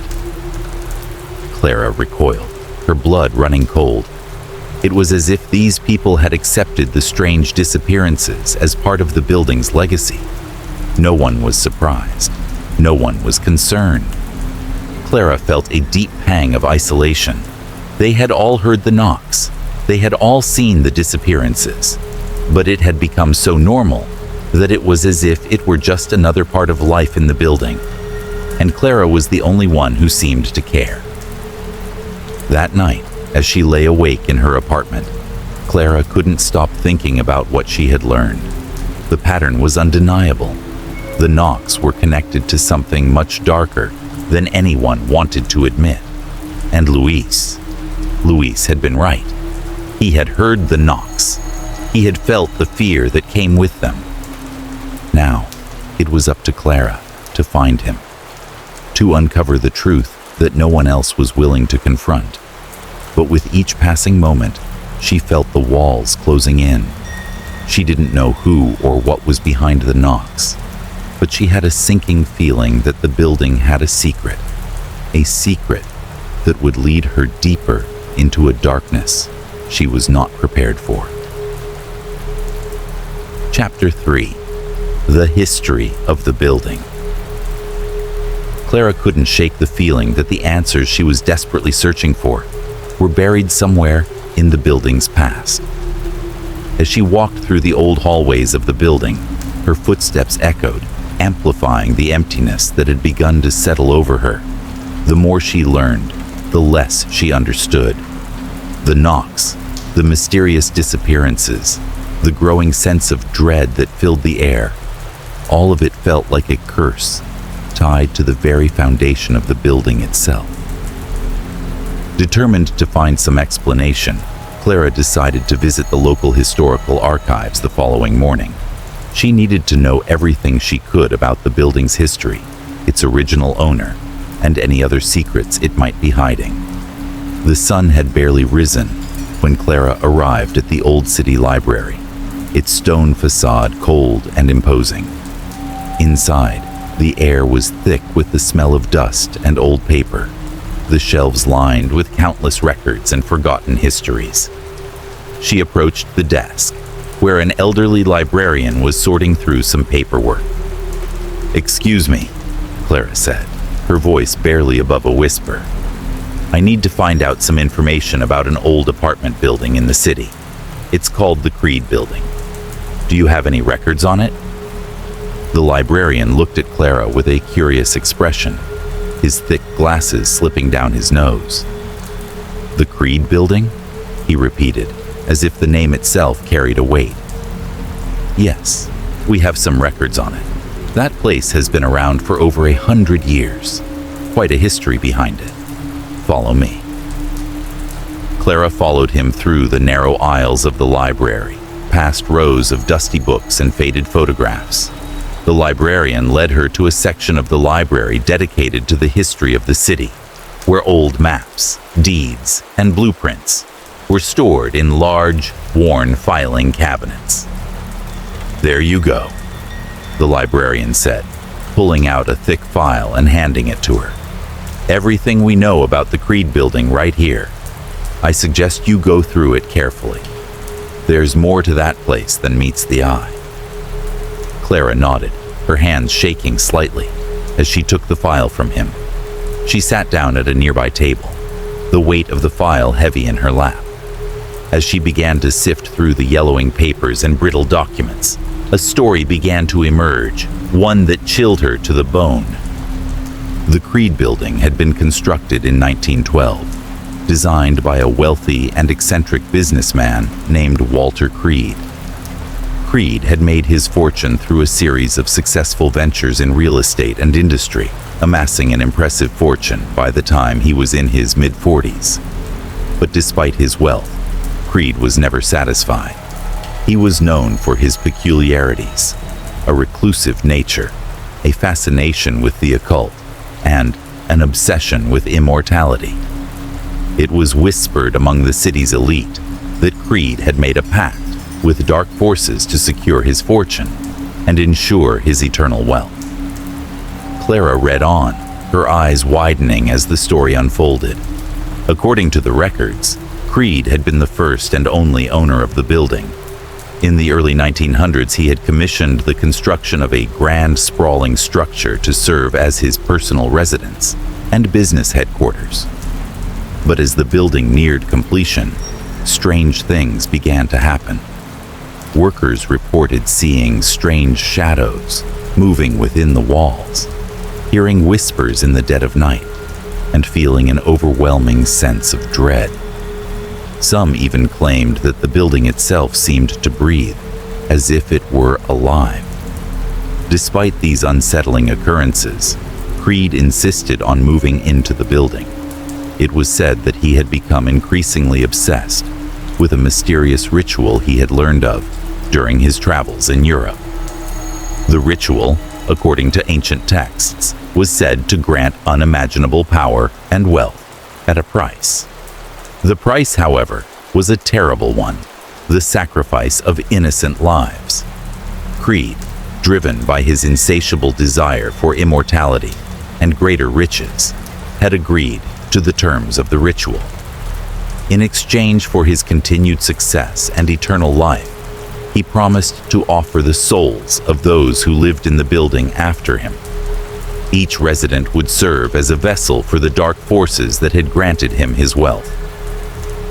The records were vague about the details of the ritual, but it was clear that after Creed performed it, something had changed in the building. The atmosphere became darker, the air thick with a sense of malevolent energy. Those who lived in the building after Creed were said to have experienced unexplainable tragedies. Some disappeared, others were found dead under mysterious circumstances. The building itself seemed to shift and change, as though the very walls were alive with the echoes of the past. But the most chilling detail was this: Creed himself had vanished without a trace in 1923. One day, he was simply gone. His office was found abandoned, his personal effects left behind. No one knew what had happened to him, and the police investigation turned up no answers. Some claimed that Creed had fulfilled his side of the bargain and had been taken by the dark forces he had summoned. Others whispered that he was still alive, trapped somewhere within the walls of the building, waiting to claim the souls of future residents. Clara paused for a moment, her heart pounding in her chest. The pieces were starting to fall into place.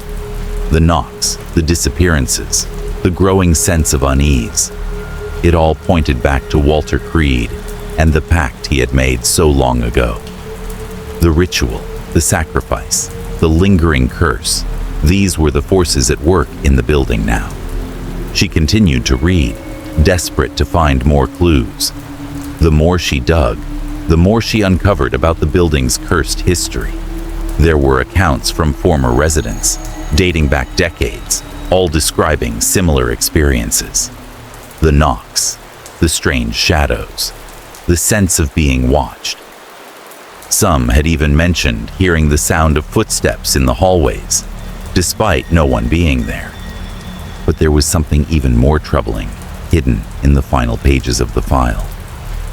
A handwritten note, dated 1924, was tucked inside the folder.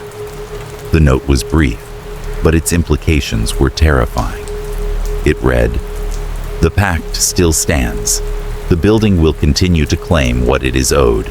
The souls of those who inhabit it are bound to the darkness, and the knocks are its call. It will come for them one by one." Clara's stomach twisted with fear. The note confirmed her worst suspicion. The pact that Walter Creed had made was still in effect. It was not just a relic of the past, but an ongoing curse that had been claiming the lives of residents for over a century. She felt the weight of the building's history pressing down on her. Each knock, each disappearance, was a part of this dark legacy. The building had never been free from its owner's pact, and as long as it stood, it would continue to claim the souls of those who lived there. Clara closed the file, her mind racing. She now understood the gravity of the situation. The knocks were not just a random event. They were the herald of death, the warning that the pact was being fulfilled. And Luis, her best friend, had been caught in its grasp. She knew what she had to do. She couldn't just stand by and let more lives be taken. But the deeper she delved into the history of the building, the more she realized that she was up against something far older and far more powerful than she could have imagined. And if she was going to stop it, she would have to face the darkness head on, no matter the cost. Chapter 4. The First Victim.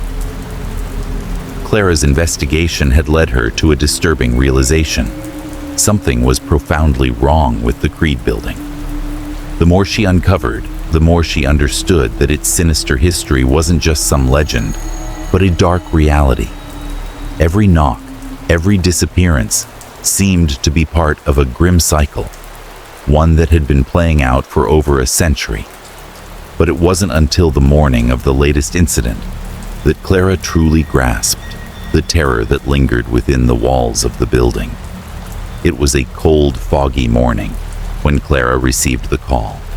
Her phone buzzed insistently, waking her from a restless sleep. She glanced at the screen and saw it was Officer Ramirez. "Clara, you need to come to the building. Something's happened." Ramirez's voice crackled through the line, full of an unspoken urgency. "What's going on?" Clara asked, her stomach tightening. "Apartment 4B. The tenant, Mr. Jonas Hayes. He's dead." Clara's heart skipped a beat. Mr. Hayes had lived in the building for as long as she could remember. He was an elderly man, wheelchair-bound, a quiet presence who often kept to himself. He had always been kind to her, offering a nod or a soft smile whenever they passed in the hallway. She had never known him well, but there was something deeply unsettling about hearing his name associated with death. "I'll be there in 10 minutes, Clara replied, her voice steady, despite the rising panic within her. When Clara arrived at the building, the scene before her was one of chaos. Police officers milled about, taking statements from tenants who were gathered in the lobby, their faces pale with shock. The elevator was out of service again, but Clara didn't wait for it. She rushed up the stairs, her mind racing. She reached apartment 4B, just as Officer Ramirez was stepping out of the door. "Clara, Ramirez began, his face grim. She didn't wait for him to finish. "What happened?"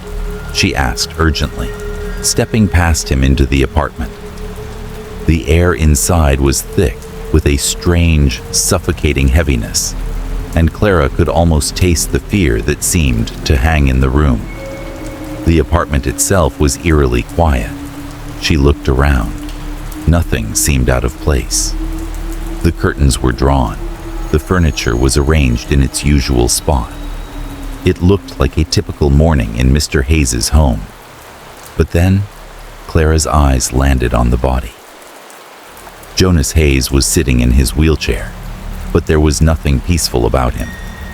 His body was slumped forward, his head hanging loosely to one side. His expression was frozen in sheer terror, as if he had seen something unspeakable just before his death. His eyes were wide, his mouth slightly agape. His right hand was outstretched, pointing toward the door as if he had been trying to warn someone or something. Clara's breath hitched. The sight of Mr. Hayes's lifeless form, his hand forever locked in that grotesque gesture, made the hairs on her neck stand up. She felt a cold chill creeping up her spine. She already knew what had happened, but she couldn't bring herself to believe it. The 7 knocks. He didn't just die in his sleep? Clara asked, her voice barely above a whisper as she turned to Ramirez. "No," Ramirez replied, his face pale. "We didn't find any signs of natural causes. There's no indication of any illness, no wounds, no trauma, just terror." He paused, his gaze flicking nervously toward the door. "The weird thing is, we heard about the knocks again, and after the knocks, we find him like this." Clara's heart sank as she pieced the puzzle together. Another victim, another life taken after hearing the same 7 knocks that had sounded the night Luis disappeared. This time, it was someone who couldn't possibly escape, someone whose frailty had made him vulnerable to whatever was haunting the building. "How long has he been dead?" Clara asked. "Hard to say," Ramirez answered. "But I'd guess he died within the last few hours. No one heard anything, At least, not until his neighbors started knocking on his door this morning. When Mr. Hayes didn't answer, they called us. Clara stepped closer to the body, her eyes scanning the room. There was nothing that stood out at first glance. No obvious signs of a struggle, no broken windows, no indication of someone else's presence. And yet, the air felt thick with something malevolent. She could almost sense the weight of the darkness that had taken this man's life. It was as though the walls themselves were soaked in it. "Has anyone heard the knocks recently?" Clara asked, turning back to Ramirez. "We've had reports. A few tenants mentioned hearing something last night, but no one's willing to talk much about it. Everyone seems a bit on edge these days. But there's no concrete evidence that the knocks have anything to do with this," Ramirez said, but Clara could hear the doubt in his voice. Clara could see that the police were struggling to connect the dots. They didn't understand what she had come to realize in the past few days, that the knocks were not just a coincidence, but the beginning of something much worse. "I'm going to talk to the other tenants," Clara said suddenly. "I need to know who else heard the knocks. It's the only lead we have." Ramirez looked at her for a moment, his brow furrowed. "Clara, I get it. You want answers, but this is dangerous. Whatever's going on in this building, it's not normal. It's not something you can just solve by talking to people." "I have to try," Clara replied, her voice firm. "People are dying, and I'm not going to sit here and wait for the next victim."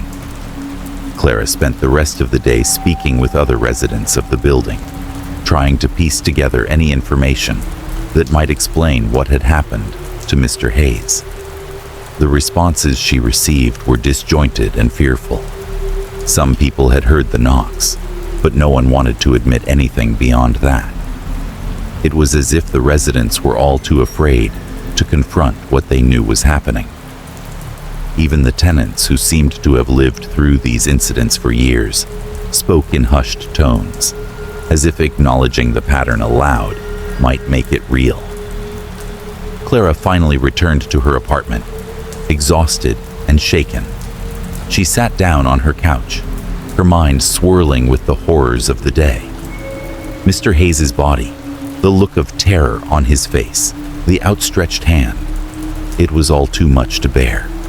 And yet, she knew that what she had seen was just the beginning. The knocks were not over, and soon, someone else in the building would be taken. Clara took a deep breath and closed her eyes. There was no turning back now. She had to confront the truth. She had to find out what was behind the knocks and stop it before it was too late. As the clock on her wall ticked toward midnight, Clara heard it again. 7 knocks. Her heart stopped. It was coming closer. The darkness was drawing near. Chapter 5. The Secret of the Pact Maker. The deeper Clara dug, the more the shadows of the past seemed to rise up, swallowing her every step. The building, its history, its origins, everything seemed to be pulling her into a nightmare from which there was no escape. But Clara couldn't turn back now. Each clue led her further into a dark labyrinth, and the more she learned about Walter Creed, the more she understood that the horrifying events unfolding in the present were tied to a deal struck long ago. A deal that had bound the building, its occupants, and its very existence to something beyond this world. The discoveries she made in the local library had filled her mind with dread, but they had also lit the spark of determination. She had to know more about Creed, about the pact he had made, and about how his choices had condemned countless souls to the same terrifying fate that had already begun to claim the lives of her neighbors. It was clear now. The knocks were a part of the ritual that Creed had performed. A ritual that had bound not just his own fate, but the fates of all who would call this building home. And every life taken, every soul claimed, was the price for the wealth and power he had so desperately sought. Clara knew she had to find the truth. She couldn't let it continue. She couldn't let more people die because of a deal made a century ago. Clara spent the following days in a haze of relentless searching. After speaking with the librarian and reviewing the archives, she had uncovered a small clue, an old ledger tucked away in the back of the file. It wasn't much, just a collection of handwritten notes, but it was enough to spark a new lead. The notes were written in the same hand as Creed's, an elegant script that seemed to shimmer off the page despite the age of the paper. Clara had returned to the library after hours, the musty air of the place even more oppressive in the absence of the daytime crowds. The lights flickered overhead as she scanned through the journals of Walter Creed, desperate to find something, anything, that would explain the nature of the pact he had made and its consequences. The pages were yellowed with age, but the ink remained sharp, like it had been written only yesterday. In the dim light, Clara read the first of many entries aloud, her voice trembling with the growing realization that this would change everything she thought she knew about the building and about the fate of its tenants. January 7, 1912. I have done it. The contract has been signed, the ritual complete. I have made my offer, my soul in exchange for power and wealth. The entity has agreed, and in return, it demands the souls of those who will live in this place after me. Every resident shall serve as a vessel for the forces that have granted me my fortune. There will be no end to my riches, no end to my power. I will live forever, as will the building I've created, a monument to my ambition. I will be free from death itself. Clara's hands shook as she read, her voice faltering. The sheer audacity of what Creed had done. It was incomprehensible. He hadn't just sought power or immortality for himself.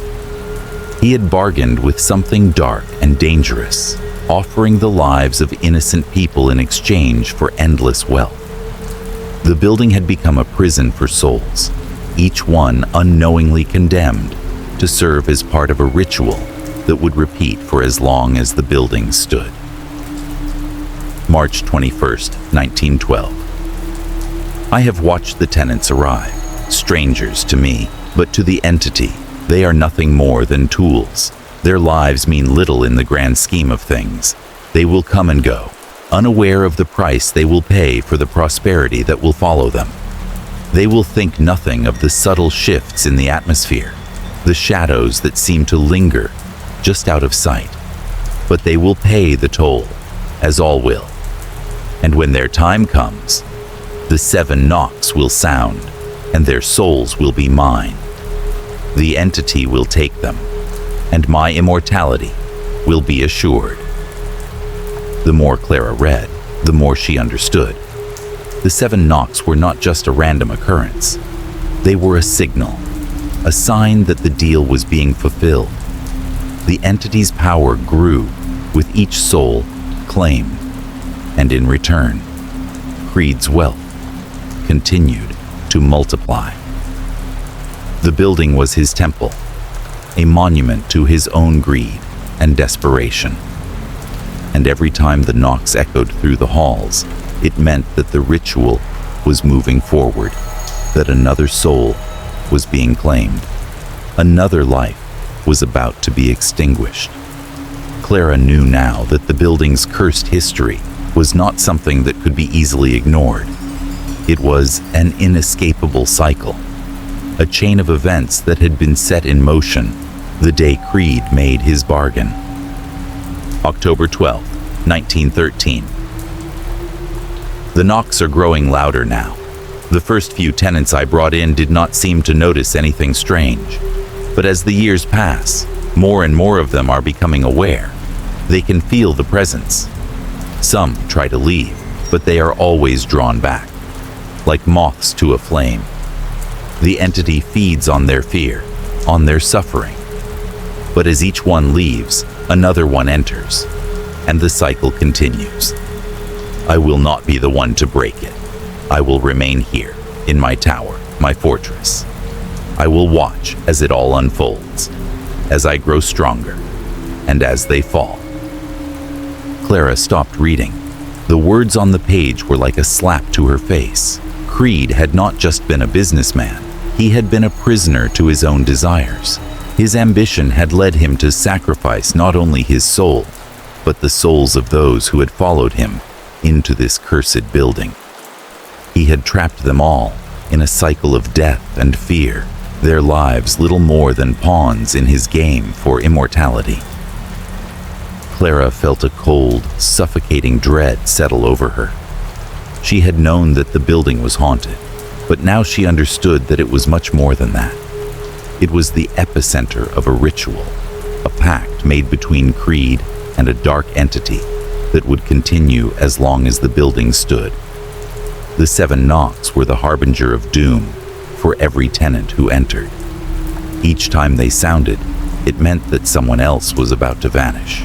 Someone else would die, and there was no escaping it. November 15th, 1916. I have seen them now, the spirits of those who have fallen wandering the halls. They are not at peace, but they are trapped here. Their souls are bound to the building, just as mine is. They cannot leave, and neither can I. As the years pass, more souls will join the ranks of the damned. I will be here, waiting for the entity to come for me. But I will not go quietly. I will fight, even if it costs me everything. But I fear the time is near. The knocks are louder now, and they are closer. Clara closed the journal, her heart pounding in her chest. The final entry was clear. Creed had tried to fight against the pact, but it was too late. He was as much a prisoner of the building as the others. His soul, along with all the others who had died in the building, was trapped. And with every knock, another life would be claimed. Clara felt sick to her stomach. The truth was more horrifying than she had ever imagined. The entity, the one that had promised Creed immortality, was still present in the building, still claiming souls to this day. The 7 knocks were a ritual, a signal that the time had come for the next victim. Clara's eyes filled with determination. She had to stop this. She had to break the cycle. But the more she learned, the more she realized that doing so would come at a terrible cost. Could she face the entity that had trapped so many? Could she survive the darkness that had consumed the Creed building? As the echoes of the knocks reached her ears once again, Clara knew there was no turning back. She was part of this story now, whether she liked it or not. And the only way out was to confront the very thing that had claimed so many before her. Chapter 6. The Cursed Legacy. Clara couldn't shake the feeling that the more she uncovered about the Creed building, the deeper she was being dragged into its nightmarish history. Every new detail seemed to lead her closer to an inescapable conclusion. The building was cursed, and the cycle that had started over a century ago was far from over. With each knock, with each death, the curse grew stronger.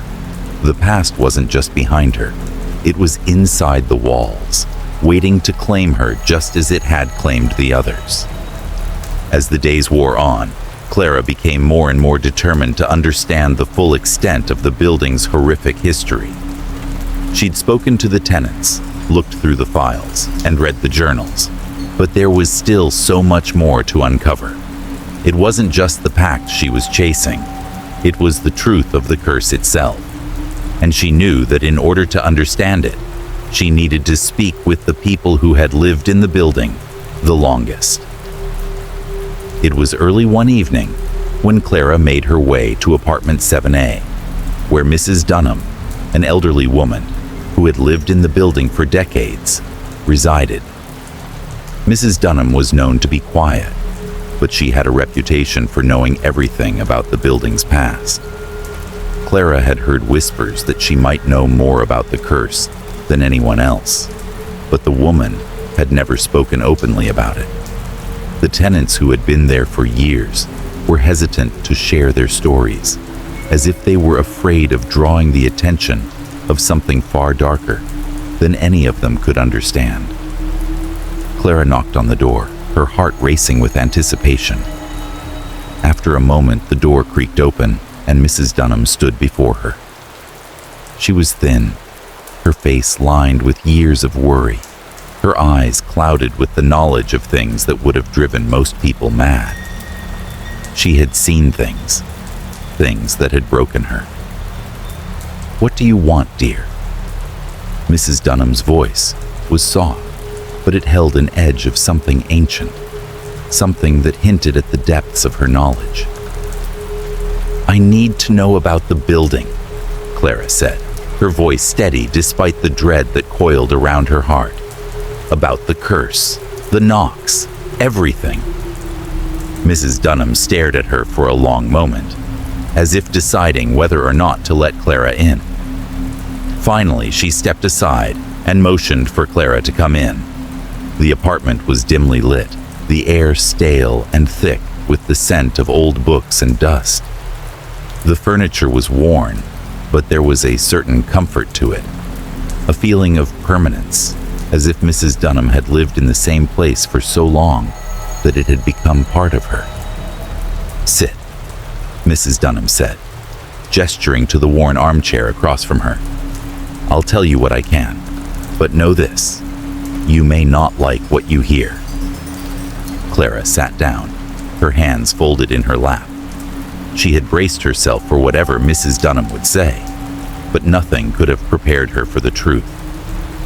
"It's been decades since I first heard the knocks," Mrs. Dunham began, her voice trembling slightly as she spoke. "I was just a young girl when I moved in here, back in the late 1950s.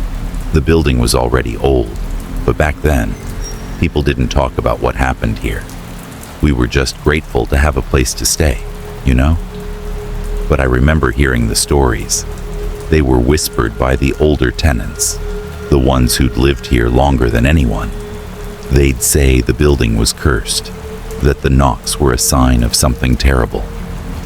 Mrs. Dunham paused, her eyes distant, as if she were seeing something that Clara couldn't. "I didn't believe it at first. I thought it was just superstition. But then I heard the knocks myself." Clara leaned forward, her heart pounding. "What happened? What did you hear?" "7 knocks," Mrs. Dunham replied, her voice barely above a whisper. "Every time it was the same. 3 short knocks, followed by a pause, then 3 more, and finally 1 long, echoing thud. I thought it was a prank, but the others, the ones who had been here for years, they knew what it meant. They were afraid, but they'd heard it before. The knocks meant someone was about to die." Clara's breath caught in her throat. She had heard the same thing, the same rhythm, the same dreadful pattern. But why didn't anyone do anything? Why didn't they leave? Leave. Mrs. Dunham's laugh was bitter, tinged with a deep sadness. "Do you think you can just leave the curse behind? No one escapes the building, not truly. Those who try, they vanish. They're taken by the same thing that makes the knocks. It's like it knows. It's like it sees you, and then it starts the cycle all over again." Clara felt a chill creep over her skin. She had heard the rumors about people disappearing, about tenants who had left only to be never seen again.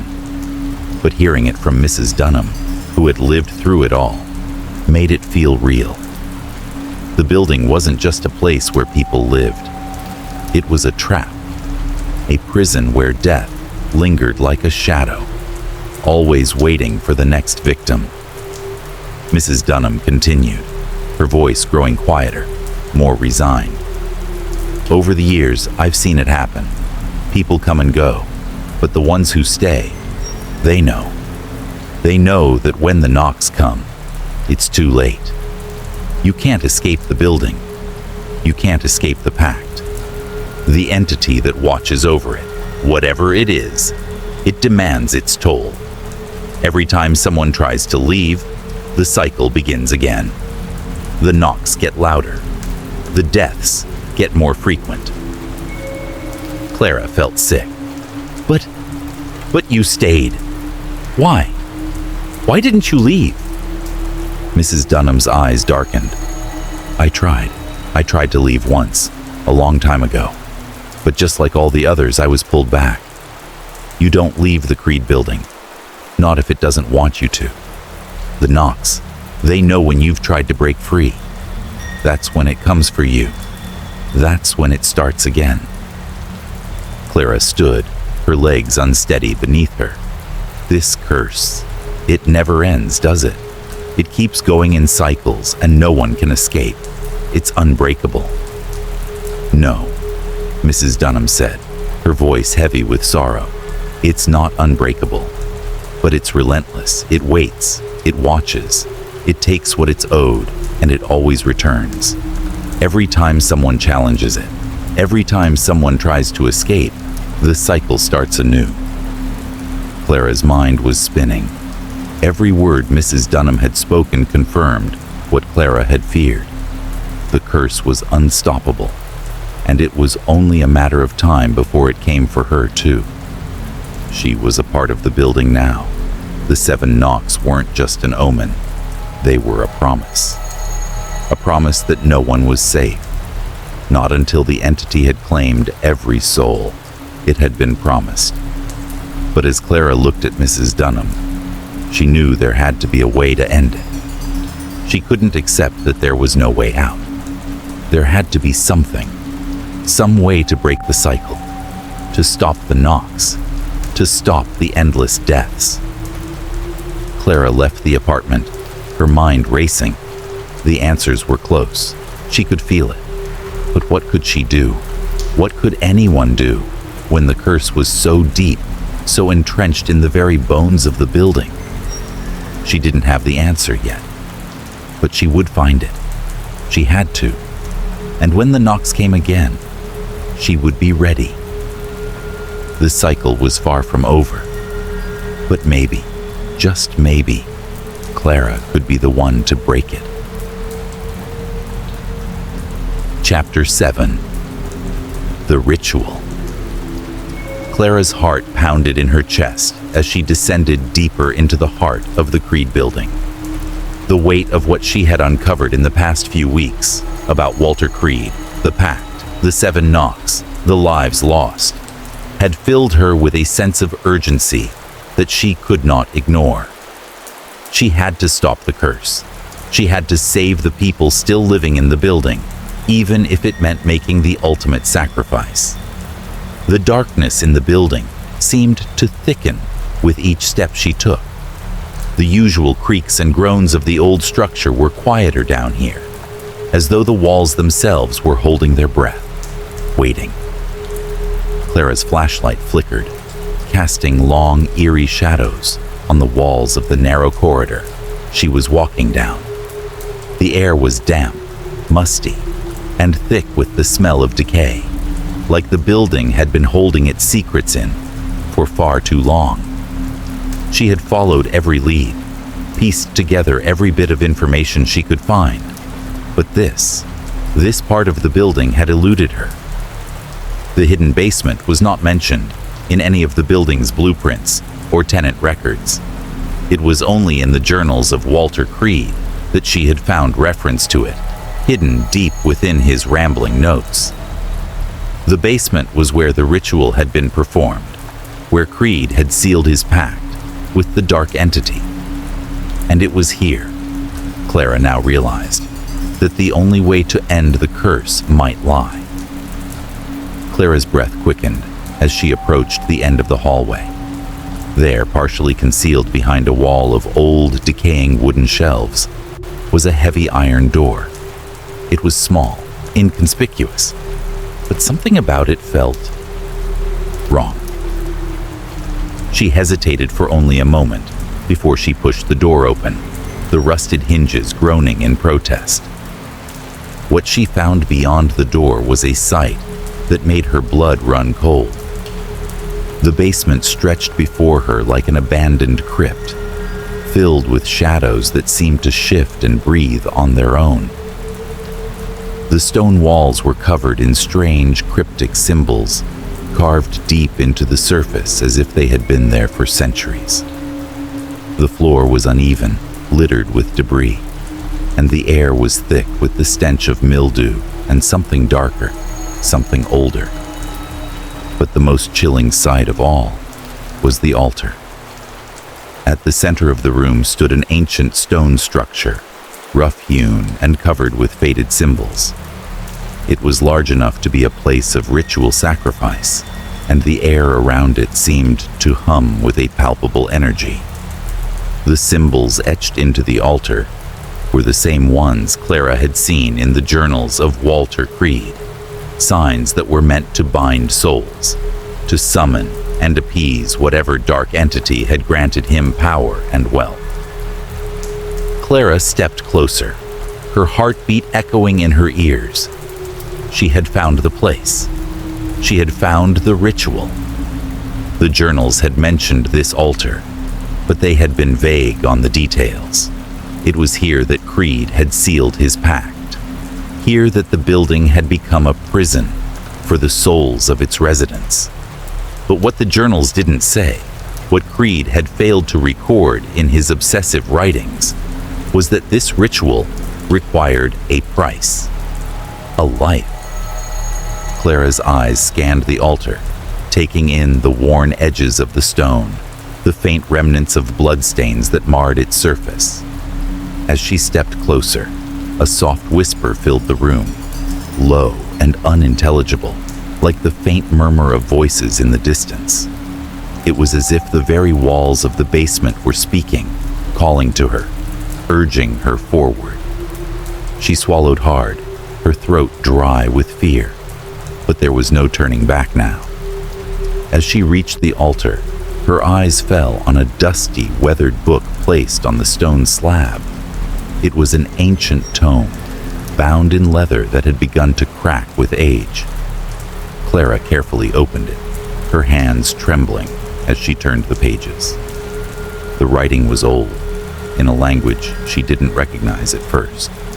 It was clear that this was the source of the ritual that had bound the souls of the building's residents. The pages contained dark descriptions of the pact Creed had made. They spoke of the entity that had granted him immortality, the promises of wealth and power in exchange for human lives. But it wasn't just the lives of those who lived in the building. It was their very souls that were forfeit. And there it was, a passage that stopped Clara in her tracks. To break the curse, to sever the bond, one must offer a soul, pure and willing, to the entity. The soul must be sacrificed at the altar, and only then will the cycle be broken. The price of freedom is the life of one who dares to face the darkness. The soul must be given freely, or the entity will claim it by force. The ritual will be complete, and the curse will be broken. Clara stared at the words, her mind racing. The ritual required a sacrifice, a willing sacrifice. The soul of one who was ready to confront the darkness. And as she read those words over and over again, it became clear to her. She was the one who had to do it. She was the one who had to give herself to break the curse. A cold shiver ran down her spine as the weight of the realization settled over her. The sacrifice, the price, was her. She had come so far, had uncovered so many truths, but this was the one truth she had hoped to avoid. She had to make a choice that would decide the fate of everyone in the building. Her thoughts flashed to the people she had met along the way. Mrs. Dunham, who had lived in the building for decades, the others who had experienced the curse but accepted it as their fate, Clara couldn't allow it to continue. She couldn't let the cycle go on. She had to stop it, even if it meant giving up her own life. As she stood before the altar, the whispers in the room grew louder, more insistent. It was as if the building itself was urging her to take the final step. The cold stone of the altar seemed to call to her, a coldness that seeped deep into her bones, filling her with an overwhelming sense of dread. But Clara was resolute. She couldn't back down now. The price was high, too high perhaps, but she would not let the building claim any more innocent lives. She could feel the weight of the souls trapped in the building, feel their pain and fear. She had to end it. She had to stop the curse from claiming anyone else. Clara looked at the altar once more, her breath shallow. The ritual was clear now. She understood what she had to do. And as the whispers around her grew louder, she stepped forward, the decision made. The only way to break the cycle, to end the curse that had haunted this building for over a century, was for her to offer herself as the final sacrifice. But what Clara didn't know was that once she stepped into the shadows of the ritual, she would no longer be in control of her fate. The entity that had claimed so many before her was always watching, always waiting for the right moment to take its due. And now, that moment had arrived. Chapter 8. The Race Against Time. The knocks had returned. Clara froze in the middle of her small apartment, the familiar sound cutting through the air like an omen. 7 knocks, sharp, deliberate, the rhythm unmistakable. 3 quick ones, followed by a pause.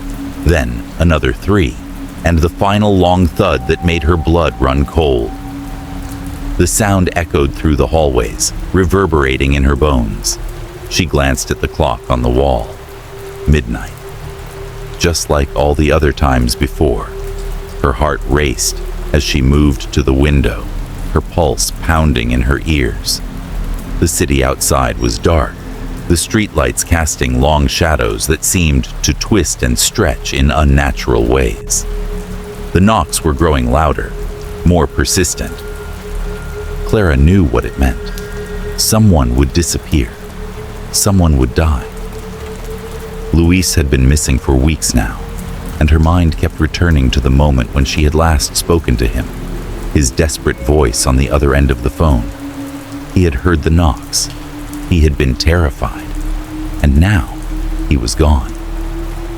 She had hoped to find him, to break the curse before it claimed him, but now, every passing day seemed to bring them closer to the inevitable. The knocks were a reminder that time was running out. The entity was closing in. The cycle of death and despair was unstoppable, and it was clear to Clara that she had a limited window to make her decision. The ritual, the only way to break the curse, required a sacrifice. One soul to break the chain of suffering, to stop the entity from claiming more lives. And that soul had to be willing. She had already discovered that it was her fate to play that role. She had to sacrifice herself to end the curse, to save the others. But Clara couldn't stop asking herself, could she really do it? She had been searching for an answer, a way to break the curse without having to give herself up. But every answer she uncovered seemed to circle back to the same horrifying truth. The entity would not be denied. The building would not be freed until its price had been paid. The curse could only be ended by a willing sacrifice, and Clara had come to understand that she was the one who had to make that sacrifice. But what if there was another way? What if there was still a chance to stop it without losing her life? Could she find a loophole? Could someone else take her place? The sounds of the knocks reverberated again, and Clara snapped out of her thoughts. She had no more time. The entity wouldn't wait. The cycle was in motion. She had to act. The building seemed quieter than usual as Clara stepped out into the hallway, the air thick with tension. As she moved down the stairs to the lobby, she felt the weight of the building pressing down on her, as though it were alive and watching her every move. The other tenants, who had been murmuring anxiously in the past few weeks, seemed to be more agitated now. Some of them were pacing in the hallways, others huddled together in small groups, speaking in low, frightened whispers. Clara approached the small group of elderly residents who lived on the first floor, people who had been in the building for decades. Mrs. Alvarez, a frail woman who had lived in the building longer than Clara had even known about it, was sitting in her usual chair, her face pale and drawn. "You can feel it too, can't you?" Clara asked, her voice low, knowing that the others were listening in. "The knocks. They've started again." Mrs. Alvarez's eyes flicked nervously toward the door, and she nodded slowly. "Yes, child, we've all heard them, and we know what they mean." Clara swallowed. Is there any way to stop it? To break the curse? The old woman's face twisted with fear. "You know the stories. We all know them. But no one has ever been able to stop it. The curse is too strong. It's in the walls. It's in the very foundation of this building." The others around them exchanged uneasy glances, as if they too had heard the same whispers. They had lived through the cycle, the deaths, the disappearances, the strange phenomena that seemed to plague the building. No one dared to speak openly about it. Fear had become their constant companion. "I've tried," Clara said, her voice trembling with frustration. "I've tried to find a way, but it all leads back to one thing: a sacrifice." The group went silent, their eyes fixed on Clara.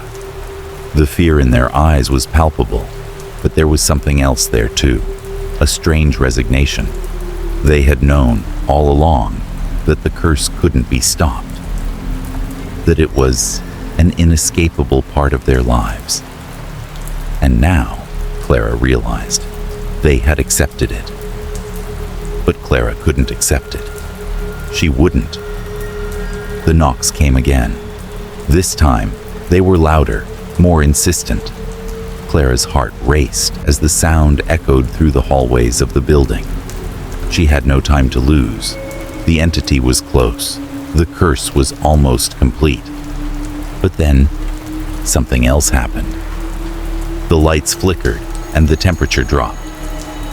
Clara's breath turned to mist in front of her as the shadows around her deepened.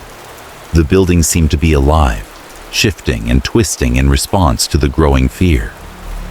Clara felt an overwhelming sense of dread creeping over her, as if the building itself were preparing to take its toll. The residents, too, began to feel the effects of the curse. Mrs. Alvarez began muttering to herself, her eyes wide and unfocused. Other tenants spoke in half-formed sentences, their words incoherent, as though the fear was driving them mad. A strange, oppressive energy filled the building, and Clara realized that the curse had begun to take hold of them all. They were becoming lost to the madness, their minds slowly unraveling. She couldn't wait any longer. She had to act. But as she stood there, caught between the horrifying reality of the situation and the terrifying knowledge that she might be the only one who could stop it, Clara felt a deep, gnawing uncertainty. Would it be enough? Would her sacrifice truly be the answer? Or would it only ensure that the curse continued, claiming more lives, spreading its reach further into the building? Her thoughts were interrupted as a figure emerged from the shadows, a familiar face. It was Luis. His eyes were wide with fear, his face gaunt and pale, as though he had been trapped in some nightmarish limbo. "Clara," he whispered, his voice shaking. I'm so sorry. I never wanted this to happen, but I couldn't escape. I tried, but the building, it wouldn't let me go." Clara's heart swelled with both relief and terror. Luis was here. He had survived, but the reality of his words hit her like a punch to the gut. The building had claimed him too, and now it was using him to send a message.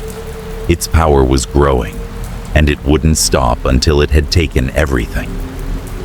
"Luis, I don't know what to do anymore," Clara said, her voice breaking. "The ritual, the sacrifice.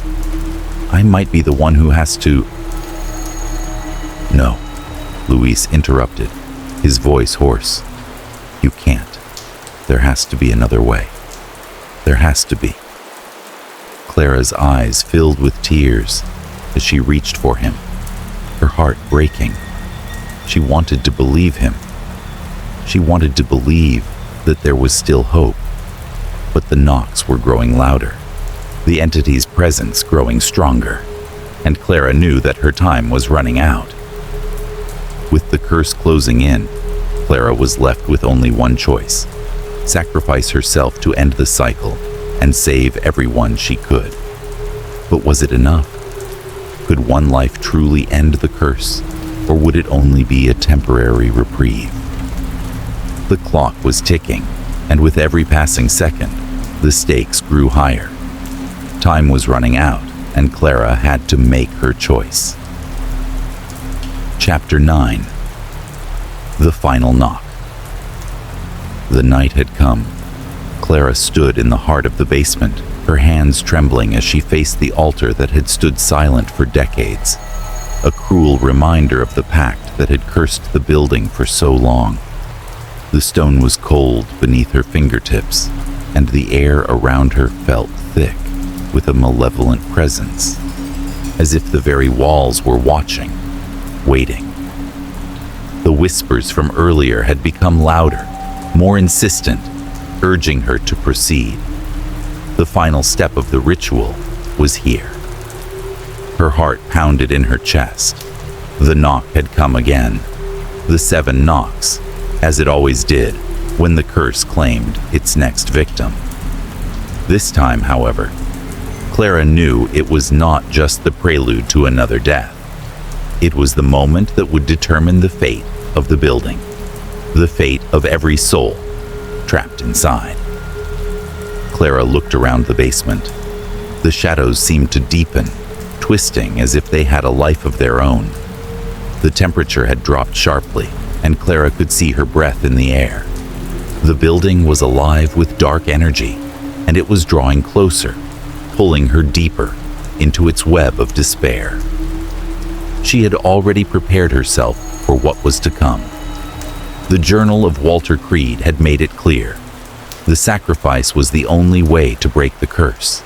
But as she stood there, facing the altar, Clara realized that this was not just about giving up her life. This was a test of will. It was a challenge to the very entity that had claimed the souls of so many. It was about more than just dying. It was about ending the curse once and for all. The book of rituals lay open before her on the altar, the pages fluttering in the cold breeze.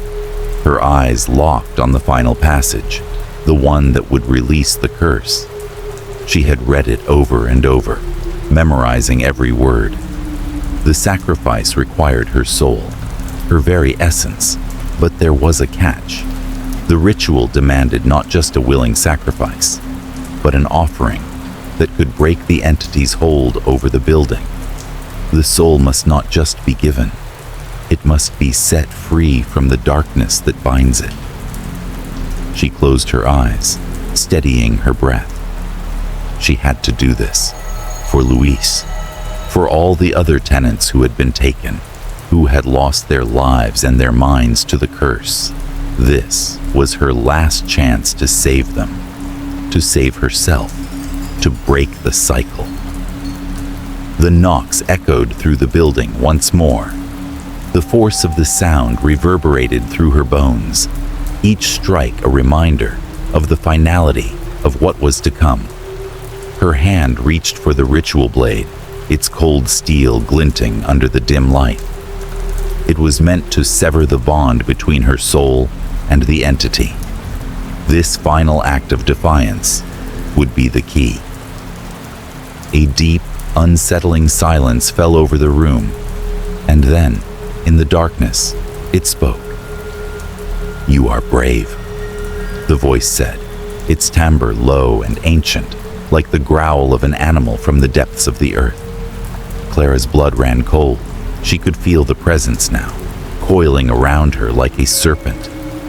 The air grew heavier, thick with oppressive energy. She had expected this, had known it was coming, but facing the entity was far more terrifying than she had imagined. It wasn't just a voice. It was something alive, something beyond comprehension. She didn't dare open her eyes, but she could feel its presence drawing closer, its malice suffocating her. "You think you can break the bond, that you can stop me?" The voice hissed, each word slithering into her mind. "You are nothing but a pawn, a mere mortal. Your soul has already been claimed. You are mine." Clara steeled herself, tightening her grip on the blade. "No," she whispered, more to herself than to the voice. "I will not be your pawn, not anymore. I'll end this." A gust of wind whipped through the basement, knocking the journal from the altar. The pages fluttered, their contents shifting like the winds themselves, as though the building were alive with rage. The walls creaked as though the building itself were resisting her, the very foundation trembling with the weight of the entity's fury. Clara felt the ground beneath her feet shift, as if the building were preparing to collapse in on itself. But she refused to move. She had made her choice. A pulse of dark energy surged through the room, a wave of fear so intense that Clara felt her knees weaken. She had expected this. The entity would try to break her, to force her to reconsider, but she could not falter.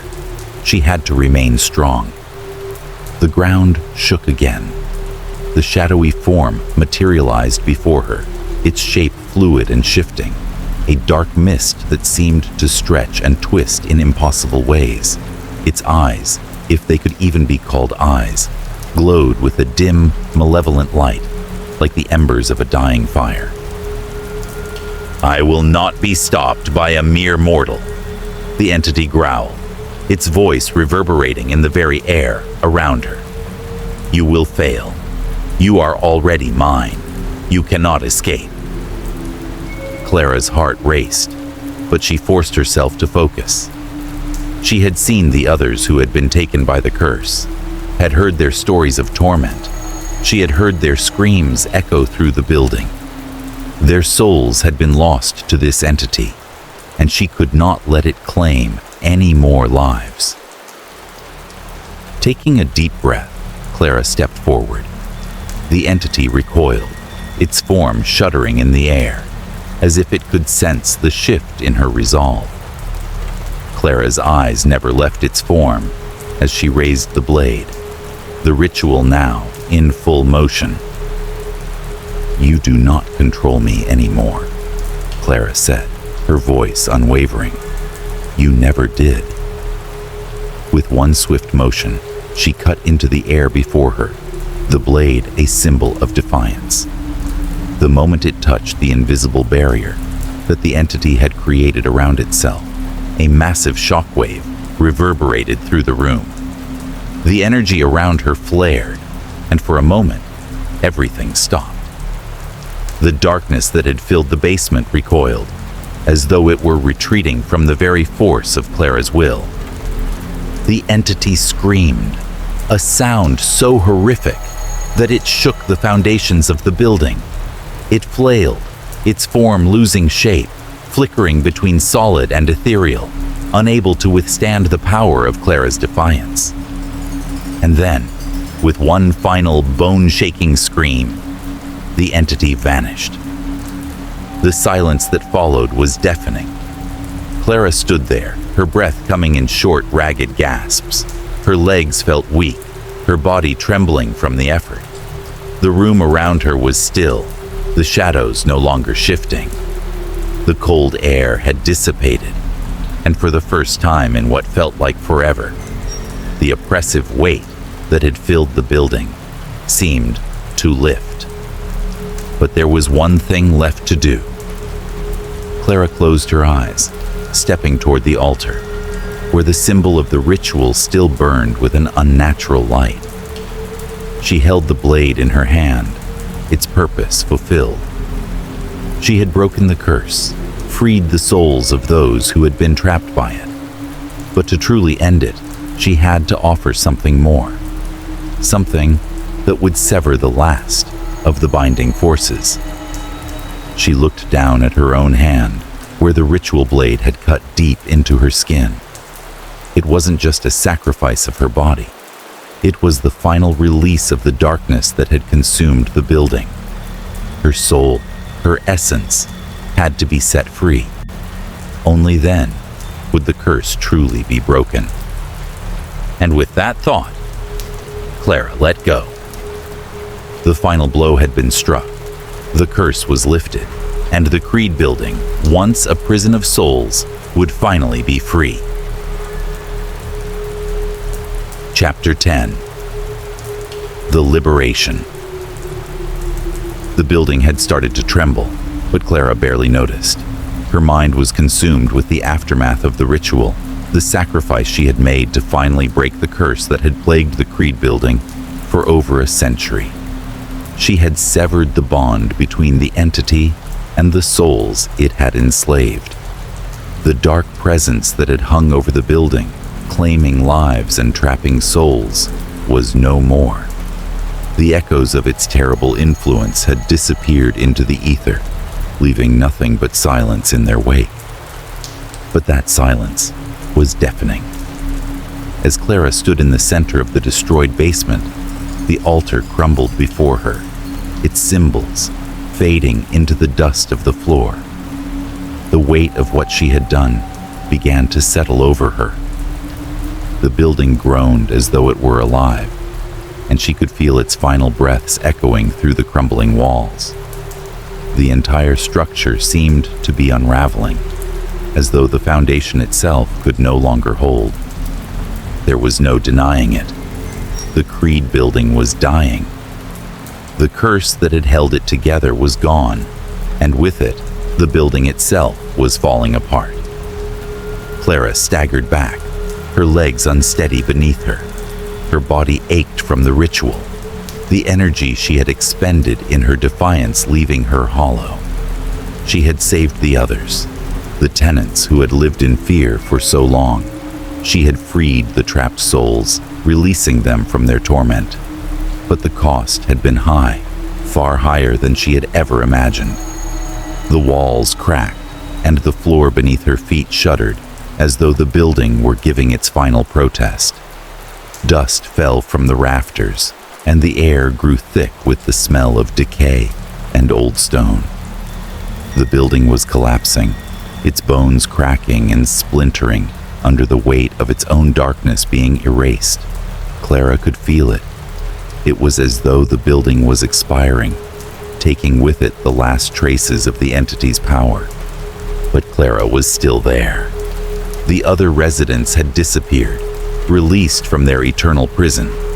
They were free now, their souls liberated. But Clara was still standing in the wreckage. She had done what was necessary to end the curse. But in doing so, she had sealed her own fate. The building was being destroyed, yes, but the price she had paid, the sacrifice of her own soul, had left her marked. She was the last resident, the last piece of the building's cruel history. Her heart pounded in her chest as she stumbled toward the stairs, her mind racing. The sound of the building's collapse echoed around her, the sound of splintering wood and cracking stone filling the air. The floor beneath her feet shook again, and the walls seemed to ripple, as if the very fabric of the building was tearing itself apart. It was almost as if the structure itself resented what she had done, resented being freed from its dark prison. But Clara had no time to question it. She had to leave. She had to get out before the building collapsed completely. Her only focus was the exit, the door that would take her out of this nightmare, the door that would take her to freedom. Clara's feet carried her quickly down the stairs, the tremors of the building growing more intense with every step. She felt the ground beneath her shake, and the air seemed to grow colder, as if the very atmosphere had become charged with the energy of the curse being lifted. She pushed forward, her breath coming in ragged gasps as she finally reached the main lobby. The door was just ahead, but when she reached for the handle, she hesitated. The building was collapsing, but something held her in place. There was no one left. She had saved them all. And yet, she couldn't bring herself to leave. She couldn't leave behind the memories, the pain, the terror that had marked her time in the building. She had broken the curse, freed the souls trapped within, but now, she was the last. Her fingers brushed against the door handle, but she couldn't open it. And then, as if in answer to her thoughts, the knocks came again. 7 knocks, a final echo from the past. Clara turned sharply, her heart racing as the sound reverberated through the air. It wasn't possible. The knocks couldn't be real. She had broken the curse. She had ended it. But the rhythm was unmistakable. 3 quick knocks, a pause, 3 more, and the final long thud that seemed to shake the very foundation of the building. For a moment, Clara stood frozen, her breath catching in her throat. She had done everything she could to end the curse. She had sacrificed her own soul, broken the bond between the entity and the building, and freed the souls of the trapped residents. There should be nothing left, nothing to haunt the empty halls. But then, the building seemed to speak. "You are still here." The voice echoed through the halls, deep and resonant, just as it had when the entity had first confronted her. It was different now, more distant, but the presence was still there, looming in the darkness. Clara's body went cold as the realization hit her. The entity was gone, but its influence was not. She could feel it, the lingering touch of its power, like a shadow that refused to leave. It had been destroyed, yes, but it had left its mark on her, on the building. It had claimed her as its final victim, and the final knock had been a signal. She was its last soul. Clara staggered back from the door, the weight of the realization sinking in. The building was falling apart, but the entity's final remnants were still inside her, still calling her. The sacrifice she had made hadn't just freed the others. It had sealed her own fate. She had taken the entity's place in the end. It was as if the building itself had ensured that no matter what, it would claim her too. As the building crumbled around her, the walls groaning and the floor splitting, Clara faced the inevitable. She had saved the others, but now she was the one who would remain. The final resident. A woman marked by the terror she had lived through. The one who had broken the curse, only to become its last victim. And yet, even as the building collapsed, as the walls gave way and the floors shattered, Clara felt a strange sense of peace. The echoes of the 7 knocks still lingered in the air, but they were fading, slowly being consumed by the destruction. The building was dying. The curse was over. The souls of the trapped residents had been freed. And Clara had fulfilled her purpose. The last knock echoed one final time. And then, silence. In the aftermath, when the rubble settled and the last remnants of the Creed building lay in ruin, there was nothing left but emptiness. No tenants, no whispers, just the remnants of a dark history, now buried beneath the weight of the earth. But the echoes of the 7 knocks, faint as they were, lingered, just for a moment, before they too faded into the nothingness. The curse had been broken, and Clara was free. Chapter 1. The Art Piece. The early morning sun broke through the thin clouds, casting long shadows across the quiet suburban street. It was a sleepy neighborhood, the kind where everyone knew everyone, and new faces were rare enough to spark idle gossip among the residents. The kind of place where children played outside without a second thought, and the hum of distant lawnmowers could be heard every Saturday morning. A place where people prided themselves on their neat gardens, white picket fences, and predictable lives. But that tranquility was shattered one warm fall afternoon when a man with an odd air about him arrived. He wasn't from the neighborhood. His clothes were slightly too formal for the suburban setting. Dark slacks, a button-up shirt, and a strange, almost unnerving intensity in his eyes. He was tall, perhaps in his early 40s, with a narrow face that seemed to always be deep in thought. He didn't offer any explanations as to why he had come or what his intentions were. Instead, he proceeded to the front yard of a small 2-story house, the kind with a meticulously kept garden, and began setting up something peculiar. For hours, the man worked, occasionally stepping back to examine his progress, muttering to himself and adjusting the object with obsessive precision. The neighbors, drawn by curiosity, began to peer through their windows, whispering to one another. They were unsure of what to make of it. Some thought it might be some sort of avant-garde art installation. Others speculated that perhaps he was just an eccentric, someone with too much money and time on his hands, looking for attention. But no one had the courage to ask him directly. The man was a mystery, and the object he was building only deepened the enigma. It was, oddly enough, a traffic light, an old-fashioned one, the kind typically seen at intersections. The base was made of rusty iron, clearly a relic from some bygone era, and the lights themselves were strangely out of place, the colors much too vivid for such a rusty structure.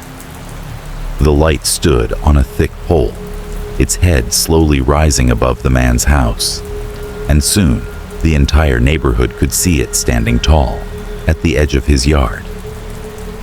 For the first few days, it was a conversation starter, a strange, quirky piece of art, or perhaps a statement of some kind. No one could quite figure it out. Maybe it's some sort of political statement, Mrs. Henderson from next door suggested as she sipped her tea with her neighbor, Mrs. Wu. Or maybe it's a protest against the modern world. We're all too busy, rushing through life. I think it's just weird, Mrs. Wu replied, squinting through her window, staring at the traffic light. But I'll admit, it does get you thinking. Despite the speculation, no one approached the man to ask him about it. They were all too cautious, too unsure about his intentions. The mystery of the traffic light hung in the air like an unanswered question. Days passed, and the peculiar man remained a constant fixture in the neighborhood. He never came outside during the day, only when the sun dipped below the horizon and the moon began to rise. He would stand in the dim light of his living room, staring out of the window, his figure almost blending into the shadows. It was as if he was watching the neighborhood, watching them as they watched him. It wasn't until the third night that the traffic light did something unexpected. As darkness settled over the street, the green light above the traffic light flickered, then turned yellow, then red. It was subtle at first, barely noticeable, a flash in the corner of the eye.